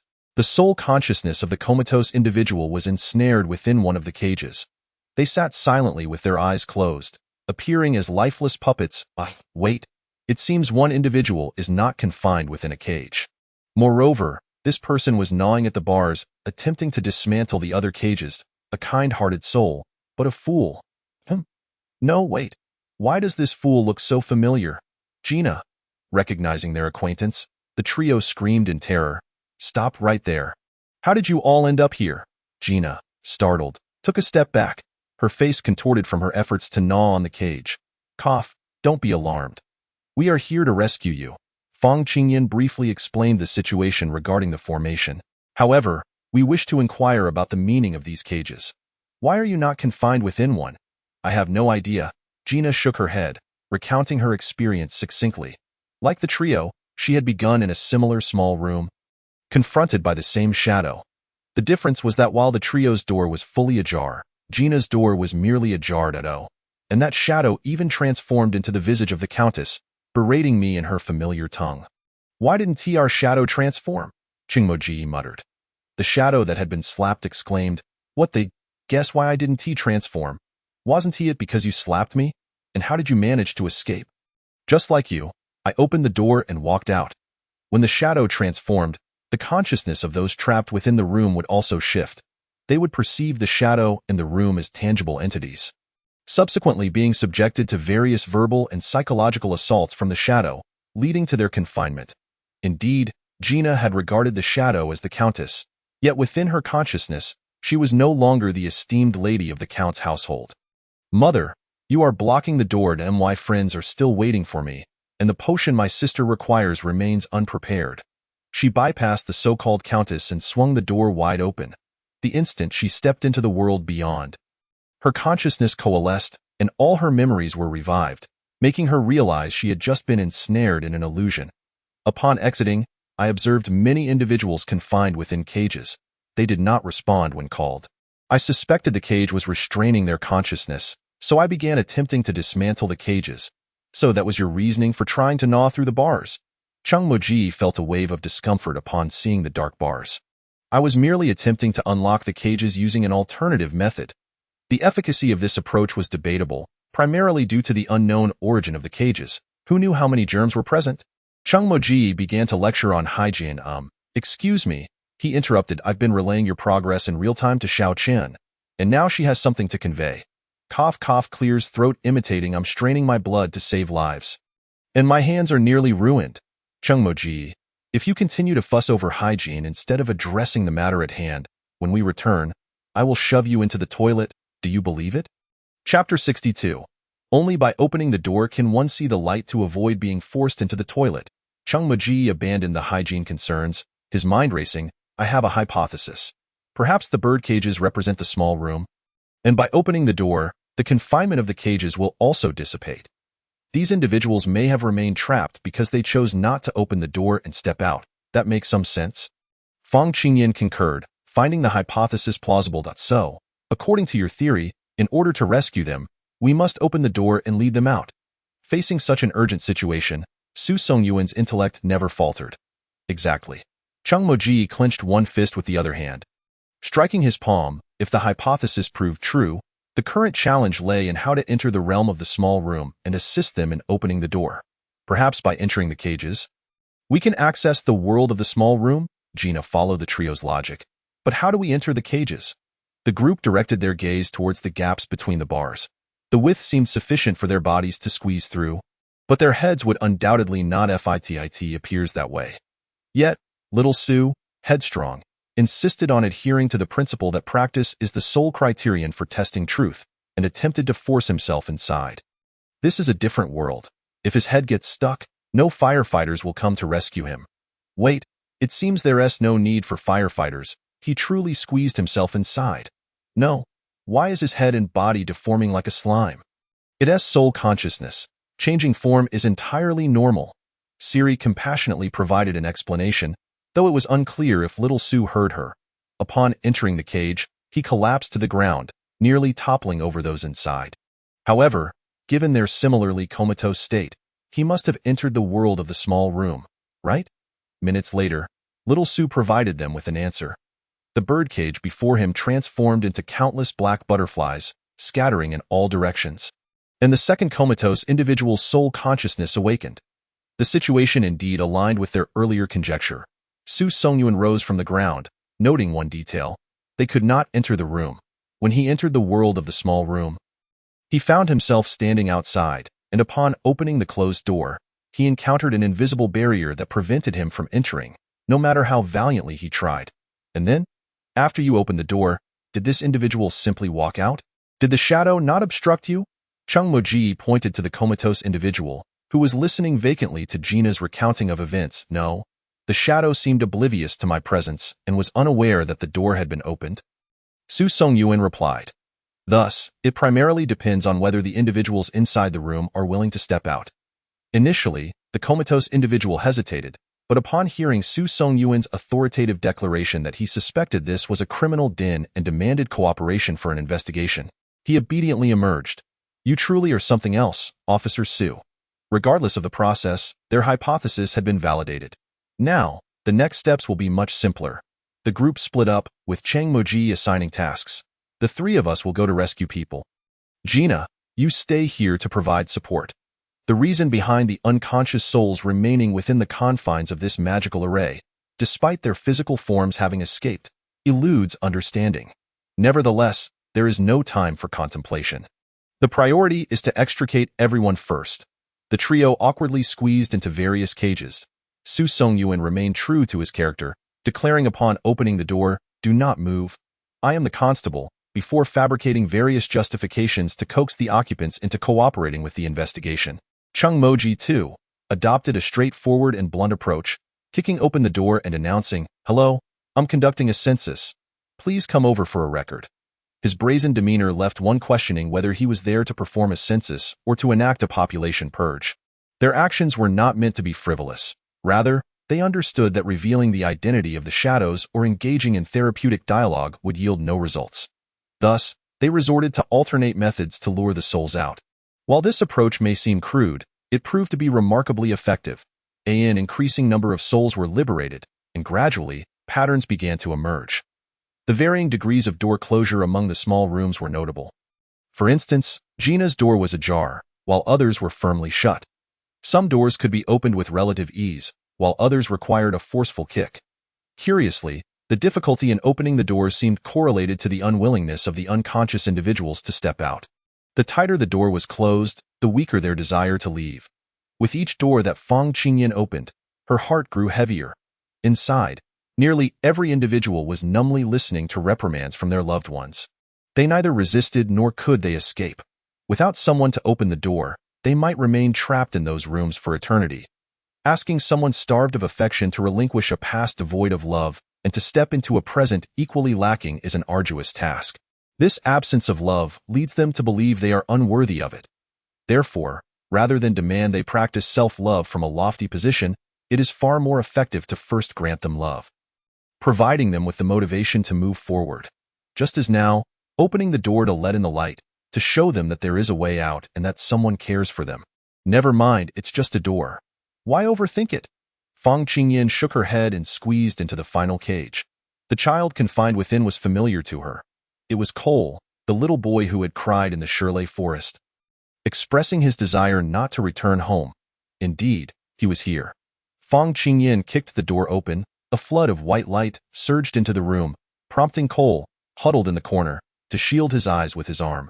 "Cole, come here," a gentle yet commanding voice pierced through the harsh taunts, reaching his ears. Lowering his arm, Cole squinted and saw a big sister standing outside the door. He recognized her. During their encounter in the Shirley forest, she had gently patted his head. "Why is the big sister here? Is she calling me over?" "For what?" Cole suddenly recalled the last time the big sister and her three companions had come to Cody's house and taken him away. "Is it because I have done something wrong?" he pondered. Yes, it must be that. After all, his mother was also scolding him. Failing in his studies was a mistake. Not measuring up to others was a mistake. Being frail was a mistake, and his very existence felt like a mistake. With so many errors combined, it must be a grievous fault, severe enough for the constable's sister to come and take him away. Cole braced himself for capture. However, the big sister outside did not present any warrants or handcuffs. Instead, she produced a small, delicate egg, bending down and beckoning him to come closer. "Would you like to eat a surprise egg? It's super sweet." Chapter 63. Stylist Xiao Chen's exceptional business as the cage imprisoning Cole dissipated. All the souls were freed. Excellent. Now how do we exit? The trio pondered. Just then, a swirling portal materialized out of thin air, hovering silently before the multitude of souls. Beyond this portal, the souls can return to their physical forms, Siri prompted. The trio and Gina began to direct the other souls to exit in an orderly fashion. It was progressing rather smoothly. Chung Moji casually remarked, "This is going quite well." Fang Qingyan urged him to be silent, for he had breached a taboo. One must never consider the ease of a situation when it is going smoothly. Otherwise, it is likely that misfortune will arise in the next moment. A minute later, reality proved this cautionary principle true. A horde of shadows emerged, brandishing bloodied weapons. Instinctively, the trio shielded the others behind them, reaching for their weapons, only to suddenly remember that the souls could not wield magic. However, Items from their game inventory were still usable. Fang Qingyan recalled the surprise egg she had retrieved from her bag. Although their magic was sealed, the game inventory could still function, perhaps because it did not fall under the magical category. She drew forth a flaming sword. Su Song Yuan produced a compact defensive array kit, one that could activate with a click. Both items were purple-grade artifacts obtained from a random loot box during their last dungeon run. Meanwhile, Chung Moji, with only a necklace and a ring of the same quality in his inventory, felt rather awkward. He had other quality items, such as a battered iron sword, which was rather shabby. Yet, Chung Moji had no choice but to brandish his little broken sword and charge forward alongside Fang Qingyan. After all, the defensive array had average attributes, and when swarmed by a horde of shadows, it would likely not hold for long. Thus, a warrior was needed to buy some time.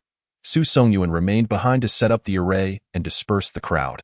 You all go first, do not be afraid. We will hold off the shadows so that everyone can escape. And what about you? Someone asked aloud.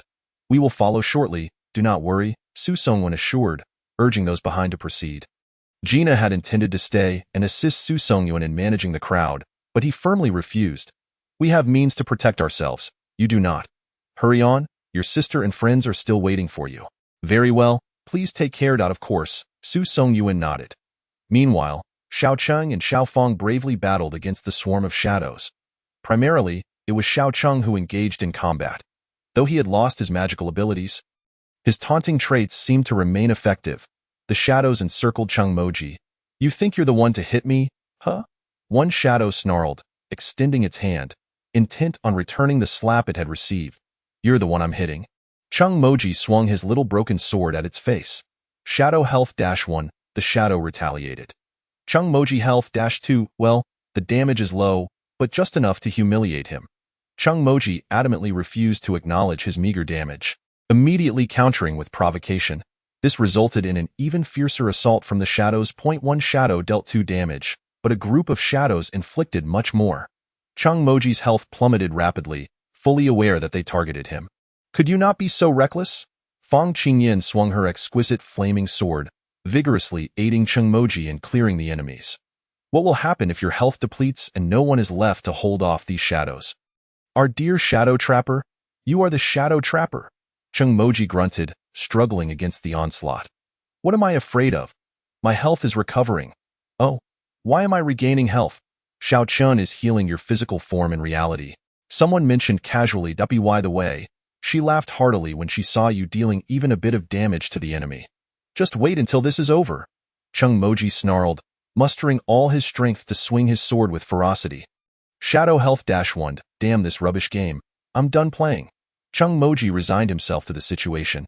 After all, as long as he could hold off the shadows, it would suffice. On the other side, as time passed, the swirling portal gradually shrank, and Su Songyuan hurriedly ushered the remaining souls through. Just a few more. Hold on, he urged. Once the last soul was pushed through, the portal vanished completely. Wow, what now? How do we exit? Don't even think about it, the shadows cackled. The pure white space began to tremble, and soon the ground shattered, causing the trio to plummet uncontrollably. In the next instant, silence enveloped them as darkness consumed all, their consciousness fading into a haze. The array was destroyed by your hands. It is only fitting that you accompany it to your doom, the shadows taunted. Let us descend into hell together. Countless hands reached out, binding, constraining, suffocating. Wow, this is like a heightened version of sleep paralysis, Xiao Su contemplated. Before I die, I should have enjoyed 100 oranges. I should be going to heaven, Xiao Cheng mused. If the soul dissipates but the body remains intact, will the resurrection fee be cheaper? Xiao Feng pondered. None of the 3 wretched beings were contemplating anything serious before their consciousness faded entirely. Truly, what nonsense were they still ruminating on at this juncture? The revival of the soul's awareness was a mere illusion. In the abyss, an electronic voice resonated. A platinum-hued soul entity shattered the void, clumsily arriving. Alas, it fell upon me to tidy up the mess. I wonder when these creatures will ever gain some composure. Can they truly save the world? The soul entity, sword in tow, ambled forward, muttering as if lamenting the shortcomings of a wayward child at home. Who are you? The shadows reached out, yet grasped nothing tangible. I am your ancestor, A flash of white light cleaved through the darkness. Just residual thought energy, yet they dared to fantasize about crushing the soul I safeguarded. With another swing of the sword, the portal of the vortex re-emerged. Gentle motes of light cascaded down, coalescing and enveloping. They cradled the trio's soul consciousness, guiding them into the portal. Once the shadows vanished, the soul entity fell silent, hands clasped behind its back, suspended in midair, lost in profound contemplation. Goodness! What pretentious words did I just utter? Thankfully, these rascals didn't hear. Otherwise, I can only imagine their sardonic expressions. Well then, I retract my earlier statement. Profound, indeed. Not at all. The soul entity transformed into a beam of white light and followed through the vortex. The trio had indeed heard nothing. Had they caught a whiff of it, they would have stubbornly mocked me before fainting. Alas, at present, their consciousness had all drifted into various nightmares. One dreamt of sitting for college entrance exams, only to realize they knew nothing. Another dreamt of being pursued by ghosts, while yet another found themselves surrounded by a throng seeking advice on romantic dilemmas. Suddenly awakened, eyes fluttering open, the terrifying imagery vanished, revealing the ceiling of a medical ward and a familiar face. Ah, you're awake. The surgery was a success. You've all transformed into lovely young ladies. Chen Ranju abruptly produced a mirror, spinning it around for the trio to see their current appearances. Well, now a more horrifying image emerged. The three expressed their astonishment at their new looks. This little bun is hideously tied. Chung Mojiji sat up and yanked off the little leather band atop her head. What kind of taste is this for a bow? Fang Qingyan yanked down the bow, adding, besides, I was a girl to begin with. I can understand the need for tying my hair, but is it really necessary to adorn me with all these pastel hairpins? Su Songyun struggled to remove the hairpins. Oh dear, I was terribly bored while you were unconscious, so I took the liberty of styling your hair. Chen Ranju shrugged. If only my phone had a camera function, I would have posed for a group photo. How splendidly idle of you, Chung Mojiji thought to herself, knowing this individual had no good intentions. However, lacking the energy to chastise, she sat for a while, cradling her head before recovering. Wait, what about the others? Their soul consciousness should have returned by now, right? Is everything all right? Oh, you finally caught on. Chen Ranju plopped down at Fang Qingyan's bedside, swinging her legs. Don't worry, everyone is safe and sound. Otherwise, I wouldn't have had the heart to style your hair. Sister Peggy lifted the protective array once all the soul consciousness returned to their bodies, so the danger has passed. Everyone awakened quite early. You three were the only ones who slept for an entire day and night. During that time, your health points plummeted once, and I couldn't restore them no matter how hard I tried, causing quite a scare. Fortunately, they stabilized afterward without any further anomalies. Once we confirmed you were fine, everyone returned to their tasks. After all, there's a mountain of follow-up work that I stayed behind to look after you. Here, Chun Ranju patted the bed, surveying the room. This is a VIP ward specially prepared for you by the director. Hold on, let's set aside the VIP business for now. What about the forest? What happened to those monsters? Fang Qingyan inquired. That's been dealt with too. I heard that behind the sunflowers, under the threat of the shovels, they were so fierce that the monsters couldn't get anywhere near. Now Zack has led the team back to the city. So, the mission is complete. Indeed, it's finished. Bang. The three friends simultaneously shed all their burdens and flopped back onto their beds. Then let's catch a bit more sleep. Just call us when dinner's ready. Chun Ranju, who had been bored out of her mind guarding her friends for a day and night, declared, Then I shall sleep too. She kicked off her shoes and climbed onto the only remaining empty bed.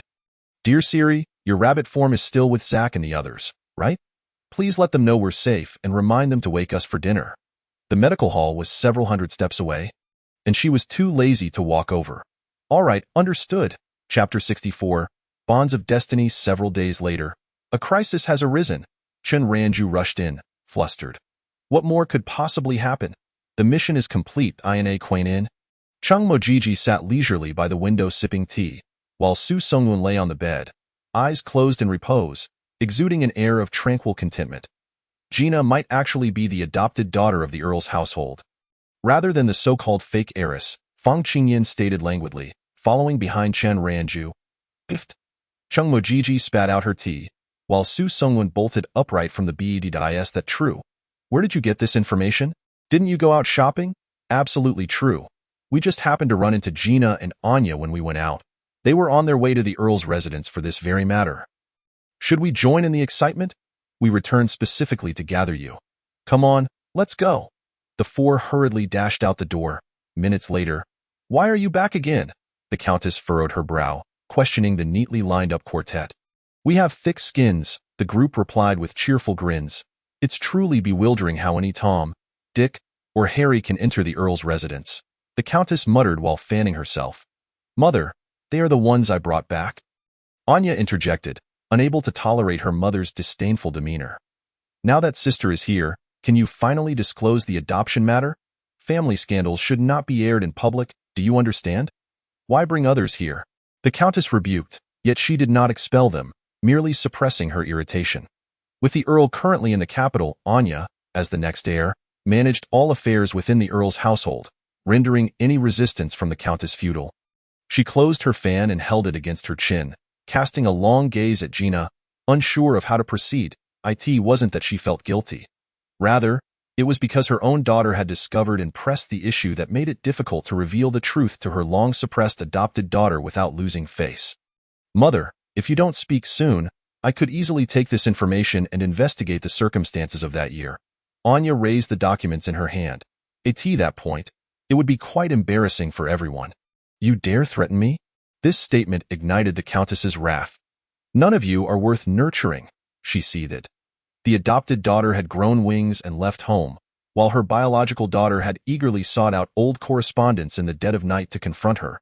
Did she have no conscience? If only I had given birth to a son. With this thought, the Countess's words slipped out.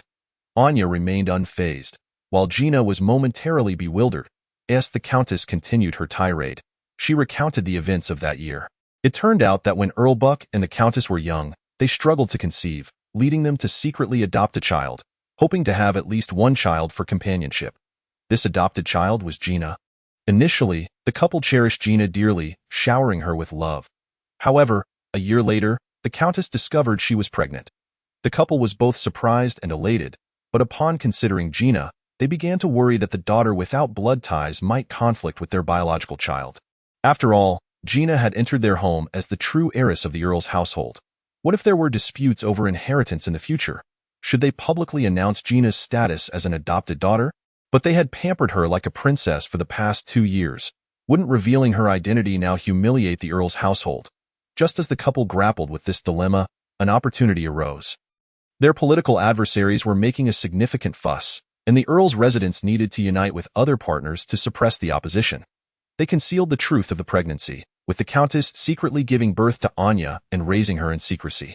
In their public persona, they continued to shower Gina with affection, meticulously maintaining their impeccable image. As time passed, when the two children appeared to be of similar age, the couple suddenly launched an attack. Accusing their political rivals of child swapping, a series of schemes ensued, catching their opponents off guard and tarnishing their reputation. Ironically, as their adversaries were not paragons of virtue themselves, the public surprisingly accepted these sudden allegations as plausible and reasonable. Meanwhile, by bestowing the title of the fake heiress and allowing the true heiress to make an appearance, they deftly sidestepped concerns over inheritance while simultaneously cultivating a reputation for benevolence. Truly a twofold triumph. From that moment on, Gina became a silent pawn on the political chessboard of the Count and Countess. Did all this adoration then shift to Anya? Far from it. Human greed knows no bounds. After Anya's birth, the couple eagerly entertained the notion of having a second child. With aspirations for ASON in their fervor to conceive again, they neglected Anya, who spent most of her early years in the company of her sister. It was not until Anya matured and the Countess aged that the couple relinquished their hopes of having SON. At this juncture, they began to impose strict discipline on Anya, dictating her studies and forbidding her from certain interactions. Forcefully molding her into the image of the current heir, however, the fact that this exemplary heir was a daughter left the couple feeling somewhat discontented, often lamenting in silence how much better it would be if she were a son. Alas, it was a pity they could not have another child. At this point in the story, Chinranju suddenly recalled a thought-provoking question from a discussion forum. What happens to an adopted child if you become pregnant? One particular response lingered in her mind. She echoed that response to the Countess, saying, Perhaps you are destined to have no children. But what of Anya? Yet Gina was fated to have siblings. Perhaps this truly is fate, when they treated Gina well. Anya came along, but after neglecting Gina, they could no longer conceive. The Countess, seated in her armchair, pointed at Chen Ranju, her mind racing through memories of the past, yet she struggled to articulate a single word. After a prolonged silence, Gina finally spoke calmly. I am profoundly grateful for the nurturing you and father have provided over the years. I will send a sum of money to the Countess' residence each month. But I believe our interactions will be limited from now on. You are likely aware of the recent events in the city. I am still practicing alchemy, and please rest assured, I will not use my status as an alchemist to compete with my sister for the title of heir to the Countess' estate. Henceforth, whether it is Gina or Withered Wood, I am simply myself, not a fake heiress, nor an adopted daughter. Thank you once again for the care you and father have extended to me over the years. Gina bowed deeply to the Countess before turning to leave. The quartet followed her like a protective entourage, attempting to lend an air of grandeur to her departure. You dare to leave, after all these years of raising you. The Countess scolded the ungrateful adopted daughter. Enough, mother. Anya pressed down the Countess's hand. You were the one who pushed my sister away, she said softly. I was pushed away too. The Countess understood her daughter's implication. Yet she could not fathom the reason behind it. She shouted in frustration, watching her daughter retreat from her view, powerless to intervene. Anya closed the door without looking back, walking down the long corridor of the Countess' residence. Resolutely moving forward, we have grown up. We have learned right from wrong, and we understand love. Ultimately, we shall stride towards a brighter future. At the bar, Xiao Qin exclaimed, given all I've sacrificed to save others. May I indulge in a drink? Upon arrival at the bar, she made her plea like an adult. Considering how exhausted we are, can we be excused? The others unanimously rejected her request. Go drink milk. Chung Moji rolled her eyes. Milk can be quite delightful, Gina reassured her. I refuse to drink milk, Xiao Qian declared defiantly, standing up. Today, she was determined to rebel. I want orange juice. All right, orange juice, Peggy chuckled and turned to instruct Rahul to prepare it promptly. Once again relegated to the children's table, Xiao Chun grimaced as she watched everyone else enjoying their drinks and chatting. Are you all right with the situation regarding the adopted daughter? Feng Qingyin inquired cautiously. I'm fine, Gina replied, resting her chin on her hand as she fiddled with her glass. Aren't you upset? Perhaps I would have been in the past. Gina took a sip, but now it feels rather indifferent. Whether adopted or swapped, it no longer concerns me. What do you plan to do in the future? Chung Moji, noticing Gina's reluctance to continue the conversation, shifted the topic. Of course, I will pursue alchemy. Gina's eyes sparkled at the mention. Our alchemist, Withered Wood, has quite a renowned reputation, Peggy chimed in cheerfully. That is due to my excellent teaching, Rahul interjected. A significant part of Gina's frequent visits to the bar was to learn alchemy. With Rahul serving as her mentor. Oh, you wouldn't believe how shy Gina was when she first arrived, he began reminiscing. Don't say another word. Gina blushed and quickly interrupted him. Tend to your drinks, we have customers. Sensing Gina's embarrassment, Peggy chose to give Rahul a swift kick in the rear to send him away. Rahul reluctantly exited the scene. Alas, the tales of the alchemist, Withered Wood, will remain untold. Nevertheless, the university students had more pressing questions. Gina, if we come to buy potions from you in the future, can we get a discount? Of course, Gina coughed to mask her earlier embarrassment and replied with a light chuckle. The university students cheered in unison. And what about you? What do you plan to do? Gina inquired in return. Us? We intend to venture elsewhere for further adventures. Then, safe travels. Safe travels. Cheers. With just 2 more chapters left, this side story will conclude. The next installment is titled, The Sun Shines Bright, Flowers Smile at Me, The Birds Say Good Morning, Why Are You Carrying a Little Backpack? Chapter 65. An unforgettable day. On this day, everyone discovered an amusing essay. An unforgettable day. Each of my days resembles orderly rows of grass, ordinary and flavorless. Yet among this grass, there stands a towering tree, and that is my most unforgettable day. Chin. What an opening. What a choice of words. Quintessential Fong. I recall using pearls as a metaphor when I was young. Sue. I remember our first-year composition was about this. Chung. This is hilarious. I recall that over half the class wrote about a feverish night in the rain, with their mothers carrying them to the hospital. Chun. I can't tell if the liquid running down my mother's face was sweat or rain. This day is my birthday. The sun shines brightly, and the birds are singing outside my window, making my mood as delightful as the weather. My parents prepared 2 gifts for me. My mother's gift was the sunflower toy I had longed for, its face adorned with a broad smile, which I adored. My father's gift was a dozen of the latest popular Happy Cow beverages, which brought me immense joy. Chun. What is Happy Cow beverage? I've never heard of this new product. Gina. It's just milk produced by the bar. It's the kind you drink. Chun. Why such a peculiar name? Happy New Year. This name sounds like a prank from you all, Fong. I report it was Chung Moji's idea. He said you looked so happy drinking milk that he decided to name it accordingly, with happy being a homophone for the word. Chung. Happy Cow beverage, endorsed by Xiao Chun. Then my parents prepared a surprise party for me, inviting my dear friends over to celebrate at home. When my friends arrived, the grand cake was still baking in the oven, and my mother mentioned it needed a little more time to be ready. Therefore, she suggested we play outside for a while until the cake was done. We decided to play hide and seek, a game we all enjoyed immensely, running around and searching for one another, having a fantastic time. However, just as we were fully engrossed in our game, I heard a child crying nearby, an unmistakable sound of distress. It seemed a little one was quite upset. I asked my friends, "Did you hear that? It sounds like a child is crying over there." Gigi peered through the window and remarked, "It looks like a lady is scolding a child, and it seems quite fierce." Xiaopeng covered his ears and queried, "Did that child commit a grave mistake? That lady's words are so harsh." Nana quickly asserted, "What the lady is doing is wrong. We must stop her." In the enlightening lecture on love that we attended, we learned the importance of cherishing our family and friends, for they constitute a vital part of our existence.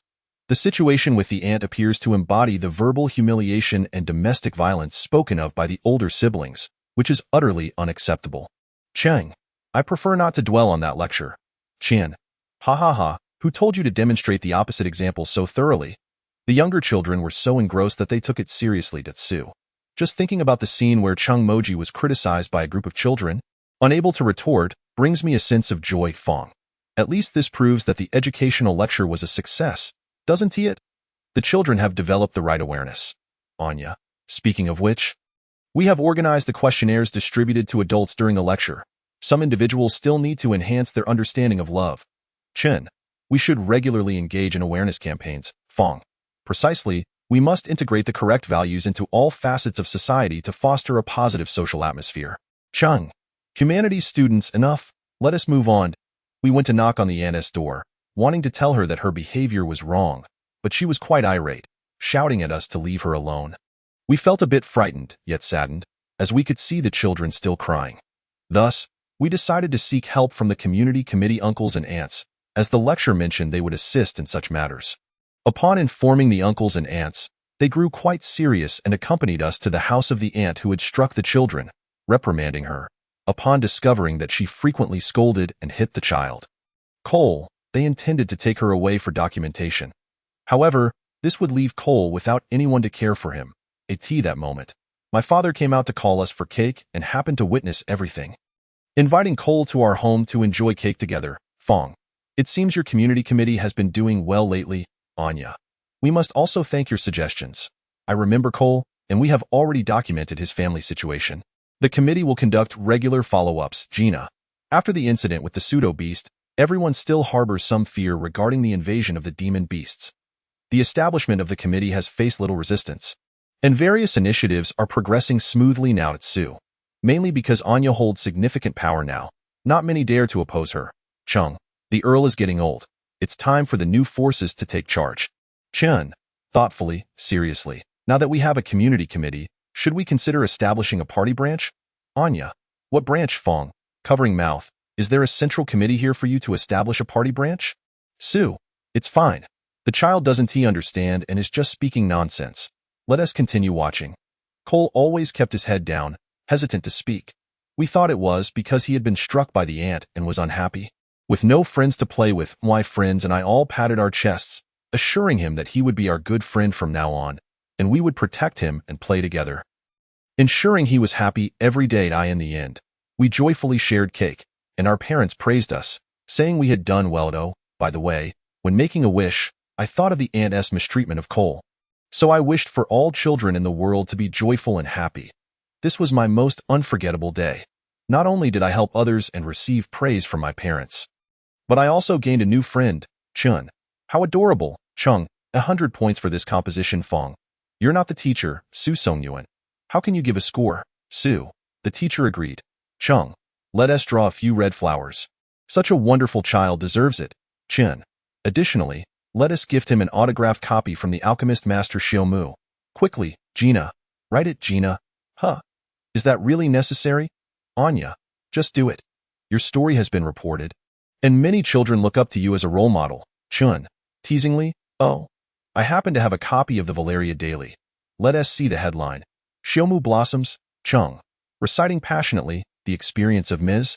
Gina, akin to a decayed tree in the spring breeze, will ultimately bloom abundantly, becoming a source of inspiration.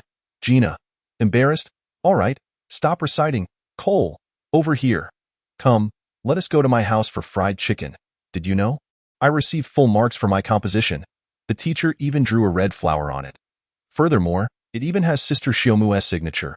I'll show you later. My parents are so happy. They made fried chicken as a special reward for me. Can I eat what your parents made? Of course. My parents specifically asked me to invite you. You are my good friend, and of course, we must share good things together. Thank you, and thanks to the uncles and aunts as well.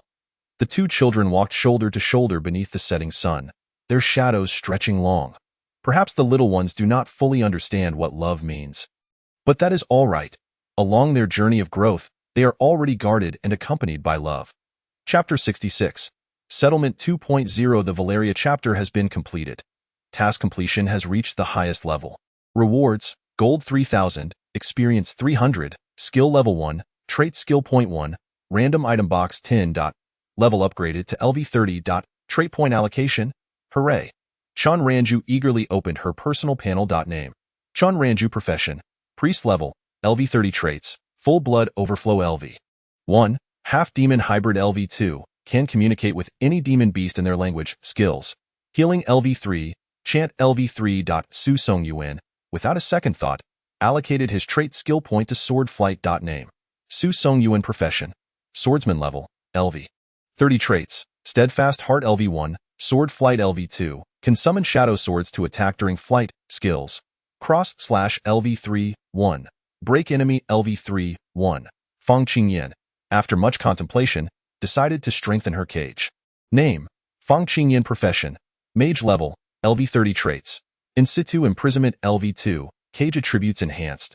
Those imprisoned will receive a frail effect. Law Guardian LV 1. Skills: Justice from Heaven LV 3, Reinforcement of Justice LV 3. When it was Chung Moji's turn, he found himself in a predicament. He was not considering strength or functionality, but rather which trait allocation would prevent the nearby little ones from taking advantage of him. After all, his trait, to put it bluntly, was to help his teammates bear damage. Allowing them to benefit from him felt even more unbearable than being killed.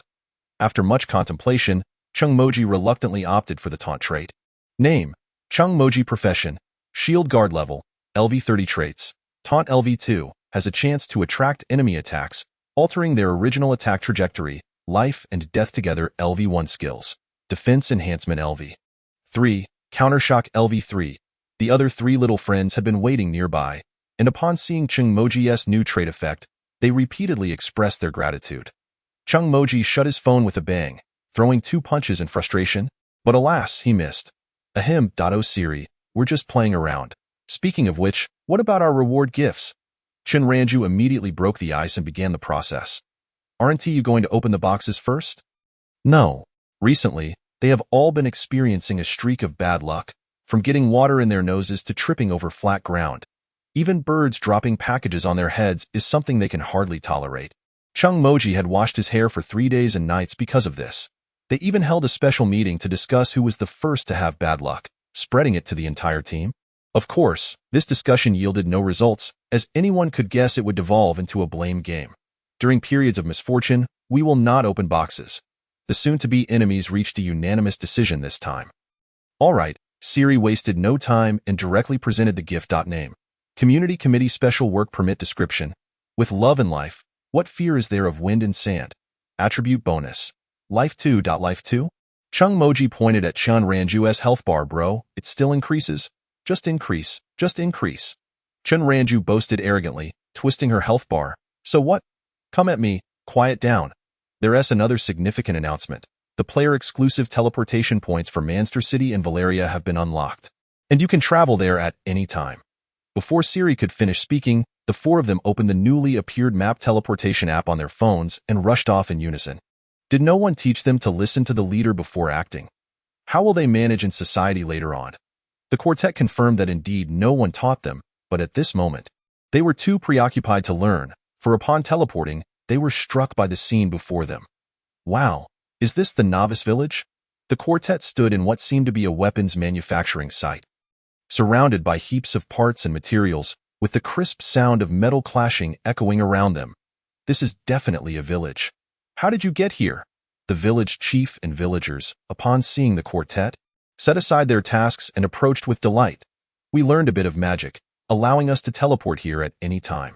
How impressive! The villagers gasped in astonishment, their understanding of magic being rather limited. Regardless, they believed wholeheartedly in whatever the four brave heroes proclaimed. Moreover, the focal point of teleportation magic for them revolved around the hero's ability to visit at any time for meals and socializing. Oh dear, I must stock up on more pork for the future. I recall how much you all enjoy it, exclaimed one villager. Will our elder brothers and sisters be able to come and play with us often? Quickly tidy up the house. What shall we do if a few children come to stay? There's no need for such fuss. We merely came to visit. The quartet promptly waved their hands in dismissal. Despite the village undergoing tremendous transformation, the residents retained their familiar warmth and enthusiasm. Off you go. Back to work, the village chief said, dispersing others and turning to the four with a beaming smile. So, what do you think? Surprised, are you? The village has changed quite a bit, hasn't it? The chief led the group on a tour of the village, sharing stories of recent happenings. In summary, Oriel had helped the villagers transform the place into a military stronghold. If monsters attack again, we shall no longer be afraid, the chief chuckled, his spirits lifted ever since the development of weaponry began. Just as they were enjoying their orderly exploration, a familiar bandaged creature sprang forth. Chen Ranju's eyes brightened, and she exclaimed, Hoo-hoo, long time no see. At the same moment, the bandaged goblin, known for its penchant for idling, chimed in, long time no see. Have you evolved? Have you de-evolved? Chen Ranju and the goblin exchanged incredulous glances. Pointing at one another, I merely advanced my knowledge of monster language, okay? And I only learned human language, alright? Is human monster language truly that easy to grasp? The questions arose simultaneously, and upon considering each other's past antics, they retracted their skepticism. Well, what is impossible for a sentient beast? They mused, and this fellow was always peculiar. So what is beyond reason? The quartet and the goblin engaged in a lively conversation, while the chief stood aside, hands clasped behind his back, smiling as he observed their interaction. Now a regular at both the school and the lord's estate, the bandaged goblin had contributed significantly to the town, nearly blending into civil service. To the uninformed townsfolk, it appeared as a diligent and capable creature, beloved for its innocence. 18 night. The goblin returned to the village, and astonishingly, it even had its own house. Can you believe it? Yet, this seemed reasonable. In the eyes of the villagers, it was merely a naive, kind-hearted, and helpless little spirit, so constructing a small dwelling for it was no trouble at all. Whether it was truly innocent remained uncertain. But its harmlessness was undeniable. Any weapon here could easily dispatch the bandaged goblin. After a brief tour, the four friends, marveling at the rapid advancement of technology, prepared to take their leave. With a teleportation point nearby, they could return whenever they wished, so they decided to pause their adventures for the day. We'll come back to visit again, the villagers called out. Understood. Farewell. The four clicked on Valeria's teleportation icon. Where is Valeria's teleportation point? Ah, it's at the Hoo-Hoo Tavern.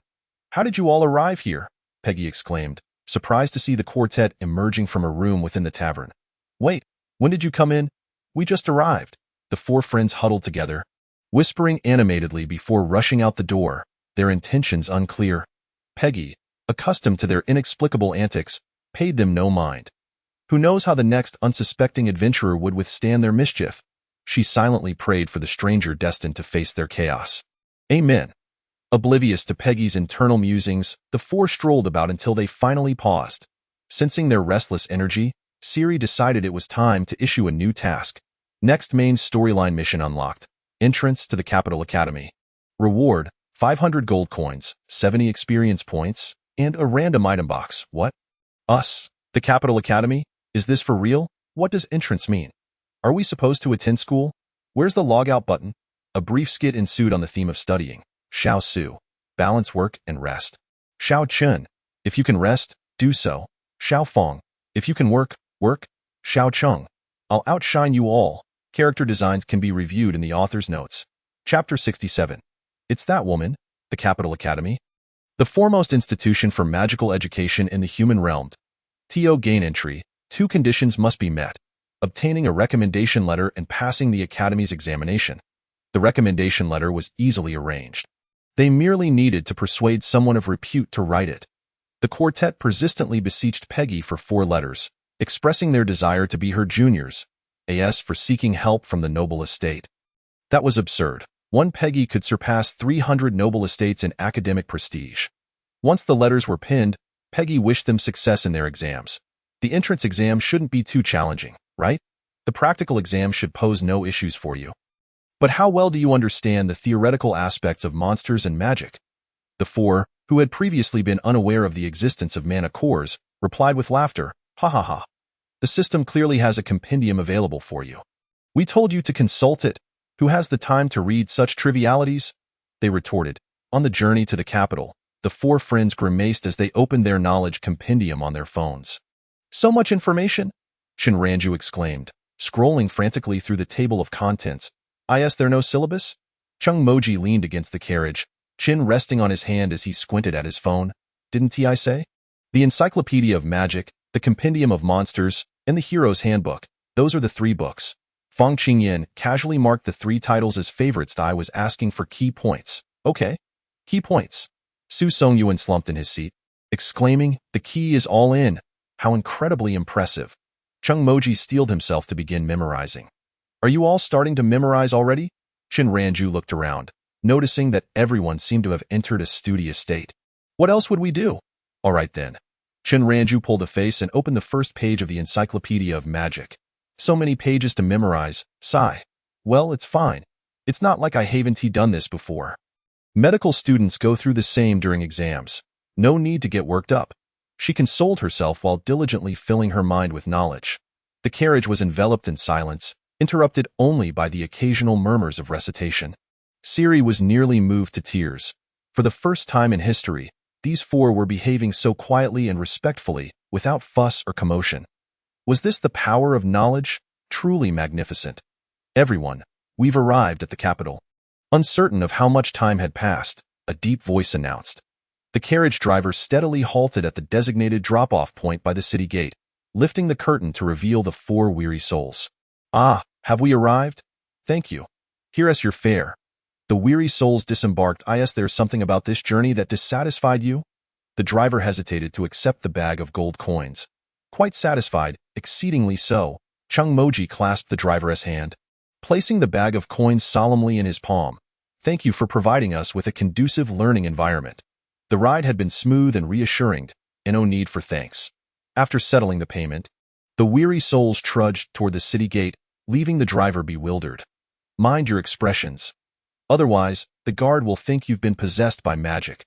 That's about right, the quartet remarked, yet they still patted their faces and blinked, adjusting themselves back to a semblance of normalcy. Greetings, please present your identification cards, the guard commanded, brandishing a spear to block their passage. Certainly. The 4 presented their cards. They had acquired their identification long ago in Manster City, crafted from magical materials, inscribed with their personal information. The guard accepted the cards, placing them on a cylindrical pedestal at the city gate. The pedestal, made from sturdy stone, was etched with spiraling magical patterns, shimmering faintly under the sunlight. As soon as the identification cards touched the surface, the magical patterns began to rotate slowly, as if activated. Moments later, a gem at the center of the pedestal emitted a gentle blue light that gradually intensified, ultimately enveloping the entire pedestal in a mysterious aura. As the blue light reached its zenith, the pedestal emitted a soft hum, and then both the glow and the sound dissipated simultaneously. You may pass. The guard returned the identification cards to the quartet, stepping aside to allow them through. How sophisticated! Shinranju marveled as she received her card. Sophisticated? How is this any different from swiping an ID at a train station? Chung Moji brushed past her, clutching his card. All showed, Su Sung, hands in pockets, sauntered by. Here is a magical realm. Please extend the respect magic deserves, would you? All right, let us move. Don't block the people behind us. Fong Qingyan grasped Chen Ranju's wrist, pulling her away as they passed through the city gate. The vibrant tapestry of the bustling capital unfolded before the four of them. The streets were alive with a throng of people. Stalls adorned with an array of goods, and the cacophony of shouts and conversations intertwined, creating an atmosphere of exuberance. What a splendid world it is. Regrettably, it holds no relevance for those about to become students. Let us proceed to the academy to register. The registration office at the Capital Academy. Have you heard? The third prince is enrolling this year too. Not just the third prince, but many young nobles from esteemed families are joining as well. Alas, I've heard that the academy places considerable importance on one's background. What shall we do, coming from families with no power or influence? Oh, come now. Your family at least possesses wealth and has secured a noble's recommendation letter. As for me, relying on the recommendations of scholars and warriors is truly a daunting task.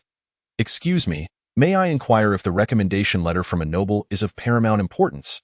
Amidst the chattering of the two girls, an unfamiliar voice interjected. Looking up, a handsome young man stood before them, smiling. Yes, indeed. One of the girls was momentarily dazed by his smile, nodding blankly. The information regarding each student's recommender is public. A recommender symbolizes the power behind you. So, pardon me, we have matters to attend to. As she spoke, the other girl seemed to realize something and, without waiting for her companion to finish, hurriedly took her friend's hand, exiting in haste. What's going on? Why did they leave so suddenly? Cheng Majie glanced around, noticing no particularly remarkable individuals present. It's likely a sensitive topic, not suitable for discussion with strangers like us. Fong Qingyan observed the direction in which the two girls had departed. Whatever, even though that girl didn't finish her sentence, one can easily surmise that the academy engages in identity discrimination. Chun Ranju tugged at the corners of her mouth and shrugged her shoulders. Truly, we are all here to learn. Why should there be distinctions of status? We are merely students at the academy. After all, with this thought, the four of them sighed collectively, trudging toward the reception desk as if they were heading to the gallows. Indeed, it felt like a gallows, no jest intended. At this hour, registration was nearing its conclusion, and there was no queue at the reception desk. Hello, we are here to register. The quartet attempted to suppress their grievances, feigning an innocent yearning for knowledge. Recommendation letter, identity card. The receptionist, without lifting her head, replied directly. Noble registrations follow a back-end procedure.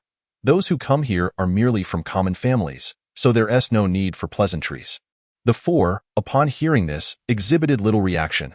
They simply provided what was requested. The receptionist methodically placed the identity cards on a magical device for identification, then took the letters, unsealed them, and unfolded the papers to read. She raised her gaze to appraise the four, then looked back at the letters. Let me verify once more. TSK. Once again, let me check. Goodness. What is the matter? Do these individuals have some issue? A young teacher nearby noticed the receptionist's troubled expression and kindly approached to inquire. It's Teacher Yifeng. The receptionist wore a look of unspeakable distress. These recommendation letters were penned by Peggy? Yifeng took a step back, incredulous as she regarded her colleague. It was penned by Peggy. The receptionist repeated the statement gravely. Which Peggy? There are so many named Peggy in this world. Which one are you referring to? The very one you were thinking of, Lucius Peggy, your esteemed senior, Peggy. The receptionist handed over the recommendation letter with a hint of sympathy. Don T. Struggle. Just take a look for yourself. Yifeng accepted the letter with trembling hands, lowering her gaze. The handwriting, the seal, the signature, all were familiar to her. Yet, that alone cannot prove it was indeed her writing. Can it? Yes, even if it were that woman, what of it? She is no longer at the academy. It's merely a letter, not the person herself. There's nothing to fear. Yifeng engaged in self-reassurance. She suddenly caught sight of a small line of text at the bottom of the letter. The teacher in charge of reception should be Yifeng S. Jr., right? I wonder if you're the one reading this recommendation letter. If so, do not forget the topic left behind by your senior. Yifeng emitted a sharp, explosive sound. Chapter 68. Not enchanted by sweet love, but sleepless for learning, the reception staff ultimately escorted the quartet away as if they were sending off a plague. What does this mean? Chung Majia turned back every few steps, feeling an unusual, unwelcoming atmosphere. If it were any other day, I'd certainly say the only one not welcomed is you. Chun Ranju placed her hands behind her back. But based on what had just transpired, it seemed to relate to Senior Peggy. It most certainly relates to Senior Peggy. Fang Qingyan pondered the words and expressions of the two teachers. What exactly did Senior Peggy write in the letter? Or what had she done previously to instill such fear in others with just one letter? Why didn't you just ask them directly? Su Songyuan remarked as they walked. Have you all been infected by Gina? Are you even polite? Chung Majia shot back without hesitation. What does he mean? Chun Ranju was momentarily taken aback. He means we lack the courage to speak. Fang Qingyan preferred to distance herself from the boys' squabbles, stepping back slightly, as such matters were not appropriate for inquiry. Su Songyuan raised an eyebrow, falling silent, indicating his lack of understanding, but it was up to them. Shall we teleport to find Senior Peggy and ask her? Fang Qingyan felt a twinge of excitement, sensing there must be gossip involved. Sister, we can teleport there, but how do we return? Chung Majia placed her hands on her hips, noting that the teleportation points in the capital had yet to be unlocked. What?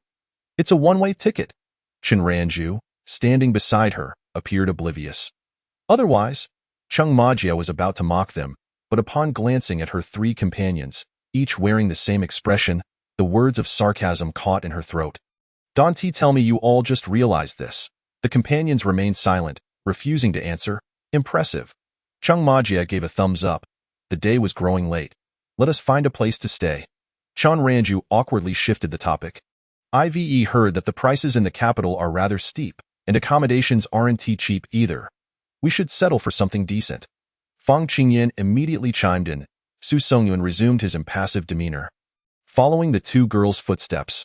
What could Chung Majia do? At this point, any sarcasm would only result in a 1v3 situation, which was unwise. She resigned herself to foregoing this opportunity.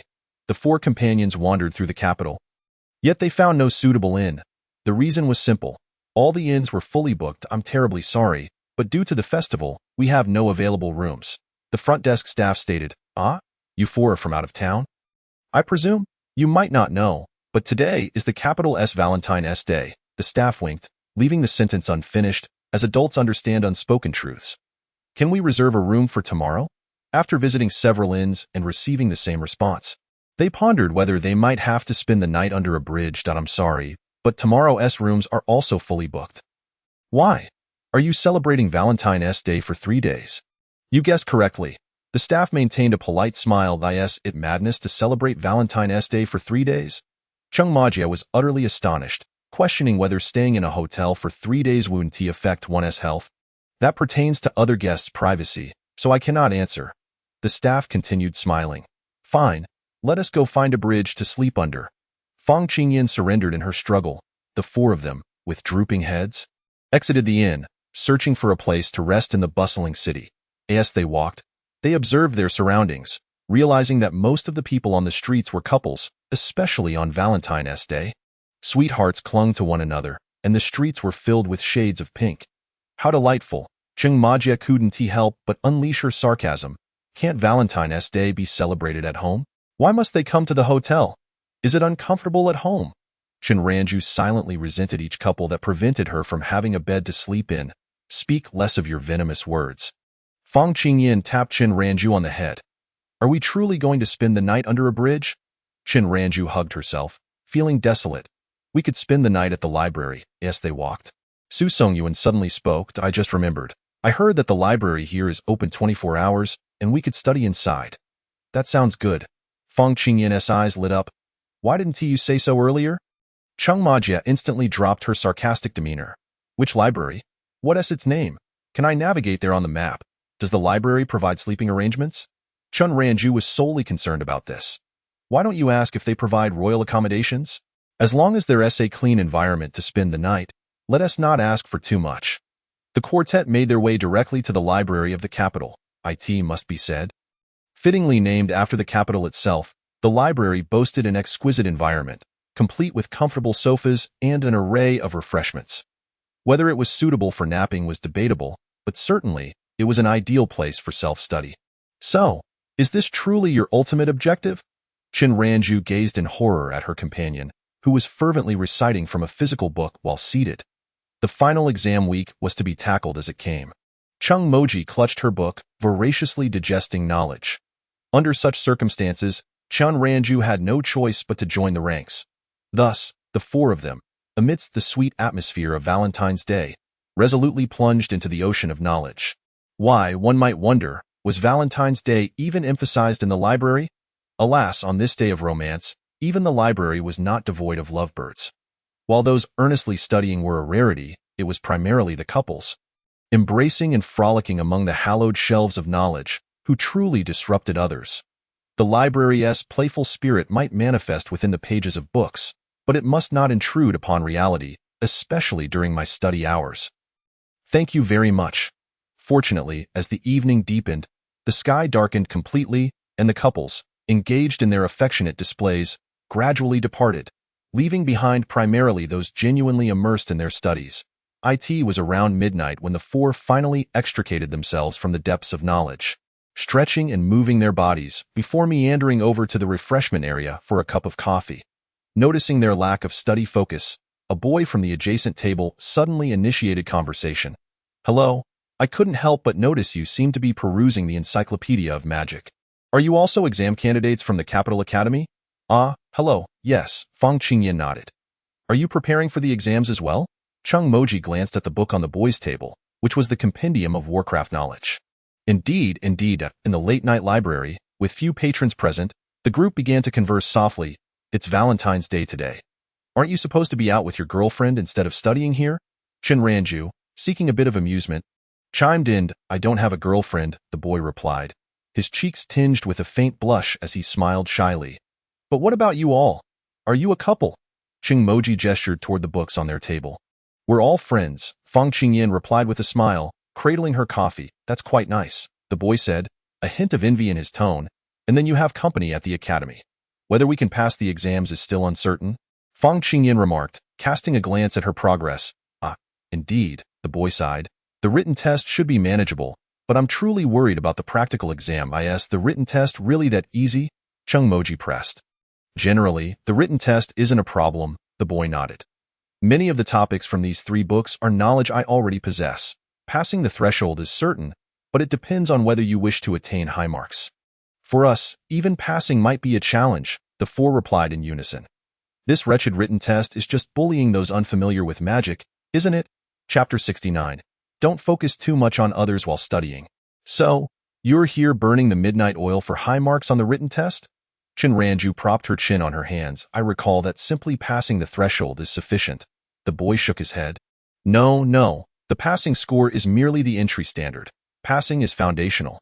The subsequent class allocation relies on the overall score, so I still need to study diligently. He gave a rueful smile. Goodness, even aiming for a special class. The quartet expressed their disdain. The painful memories of their arduous efforts to enter a key high school flooded back. So unbearable. Yet, they had to accept it and push forward. Let's end the idle chatter here. Shall we? Chung Moji picked up her book. I am definitely destined for that special class. Not even Jesus could stop me. Studying, we must study, and study well.